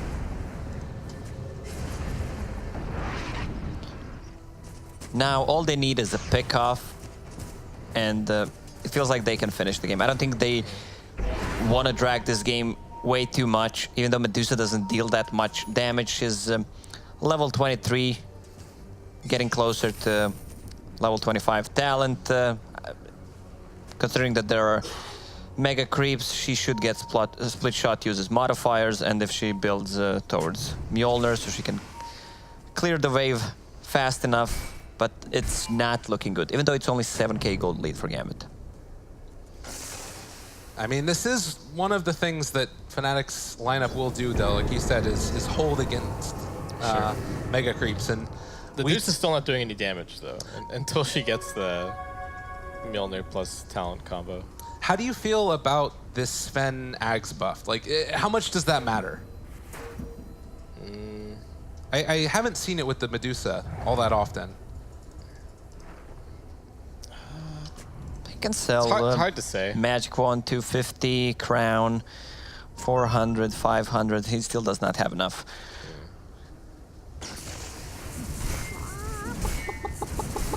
Well, they're gonna keep on taking it. Sakuchi movement speed, as Weaver did get level 25, has that XPM talent. And in the meantime, Gambit can just keep farming up as a team. The AC done. Visage apparently going to buy a bottle. Oh, makes sense. Get that DD rune online. And he's going to leave it for his core. What a guy. All right. I like it. It's going to be a completed butterfly for Alpha Ninja if they want as well. Yeah, he's going all in. He does not have a buyback. Has Aegis. It's time to close this game. Fnatic just sending some pigs in their own base, having a lot of fun. Time to shine. The Sven just 500 gold away from an Aghanim Scepter, but it doesn't look like it's going to get there quite in time as Gambit want to close this one out. Still 2 minutes left on this Aegis, and I don't know if they're even going to have that. They kick the Sven back in, and he is going to die. Has buyback here, but if you use it, all hopes of that Ags are completely gone. MP walks into the middle of him, trying to take him down. Chainfrost out as well. Able to bounce back around the other direction. Sven walking into the middle of all of this. Abed going to be controlled. They throw out the Warcry, trying to keep him alive. The Fear pulling back in immersion. Still, though, the Hex is also following that one up. They might be able to find that kill on to the Earth Spirit, but the Medusa goes down, forces out the buyback afterwards. Still, Gambit able to whack up if they want to. Ninja backing up the raises as well, starting to get those right clicks out. They draining through the mana of Dahak. This Visage is starting to fall down low, and they do use the Stone Gaze now, trying to slow these heroes down. Apo Ninja gonna pop the ultimate. The turnaround is gonna be there. Magnetize only onto one. They fear, they pull back in onto one there, onto jabs. Underneath the tower, they're getting that bonus armor as well. Fnatic just trying to hold out against the pressure that Apo Ninja's coming in, dodges away from that Manta. The stun coming in on him. And MP trying to find a backline immersion, burning the mana, but GG is called. The Ancient goes down, and Gambit, our top four, a date with Destiny against Secret. This is how Gambit rolls. Man, even though everything led to this moment that you know what Gambit is gonna pick, you still can't respond to this. And the way they played with it, it's so good. They lost all 3 lanes and still managed to come back. Underlord got dumpstered. Completely destroyed. He died he died right at the very beginning. He died like 2 or 3 times after that. Jabs was ganking mid. The biggest thing for me is that the Medusa was just completely irrelevant. They picked it super early, and then the aura stack itemization plus the damage debuffs of the Atrophy Aura and the Requiem of Souls, they just ignored it. Dusa had like 20 plus K net worth, and he's sitting there auto-attacking like crazy, and it's doing nothing. That was crazy. The early Medusa pick, like, super farmed, but so little impact. They know how to play against Medusa. That's their play weapon. Medusa. Yeah. Well, very impressive showing from Gambit, who were able to take the series 2-1. As we mentioned in the cast, it is going to be against Secret that they face in the upper bracket finals. So that should be another good match. It's a rematch of the final game that we saw from them in their groups.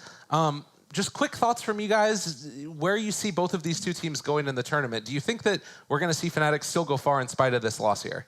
I think so. It's scary that Fnatic are in the lower bracket now for anybody else who's anyone else who's down there. Yeah, they definitely look like a top 3 team.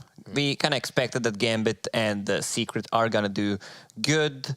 There are some in this teams tournament, that can, in this tournament, we should clarify that. Yeah. Top 2 team at this tournament. Yeah.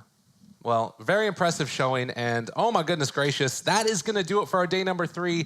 We are going to say adieu to you on the B stream here. Baseskip, Lacoste, Lyrical, your casters. Shout out to the production in the back, taking care of us throughout all the days, but we are going to end it now. Oh yeah, shout out to Scriff. Yeah, don't forget Scriff. What a guy. We always forget him when we're ordering food for him, but when there are shout outs, never forget Scriff. Any other shout outs you guys want to give? We got a moment here. Shout out to all my... Just kidding. No, that's it. Thank you guys for watching. It was a pleasure. As always, we had some fun. We watched some world-class Dota, and you're going to see more of us soon. All right. Take it easy, everybody. See you guys next time.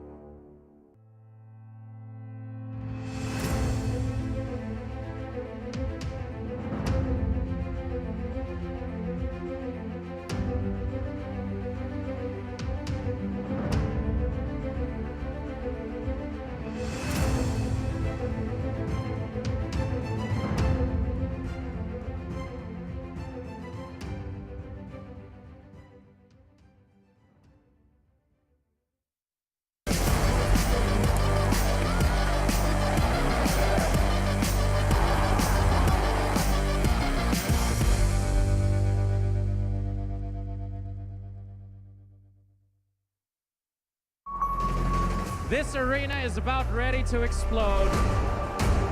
Welcome to ESL 1. Let's get this started. Ladies and gentlemen, let's go. Revving up the epicenter comes in. Oh, it's a big one as well. Look at this damage. The BKB, the Black are ready to go. GG.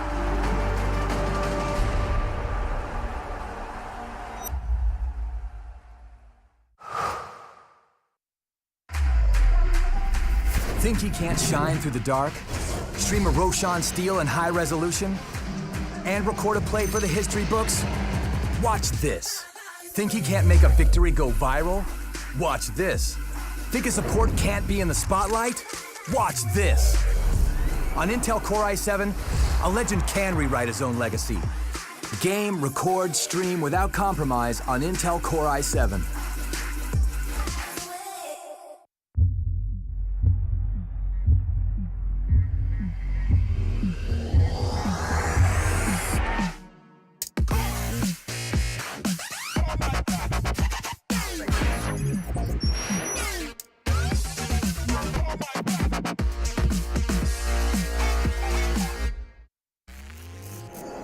Remember where it started. Your first experiences. The journey you traveled. The journey you love. Remember where it started and imagine where it will go. Rise on.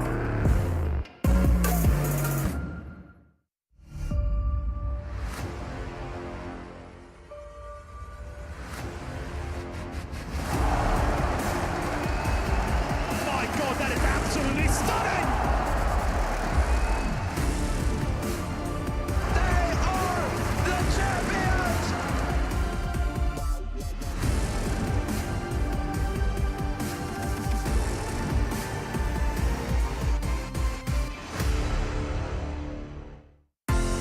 You're not weak. Your mind is always racing. It never rests. So let the earth quake as you break through.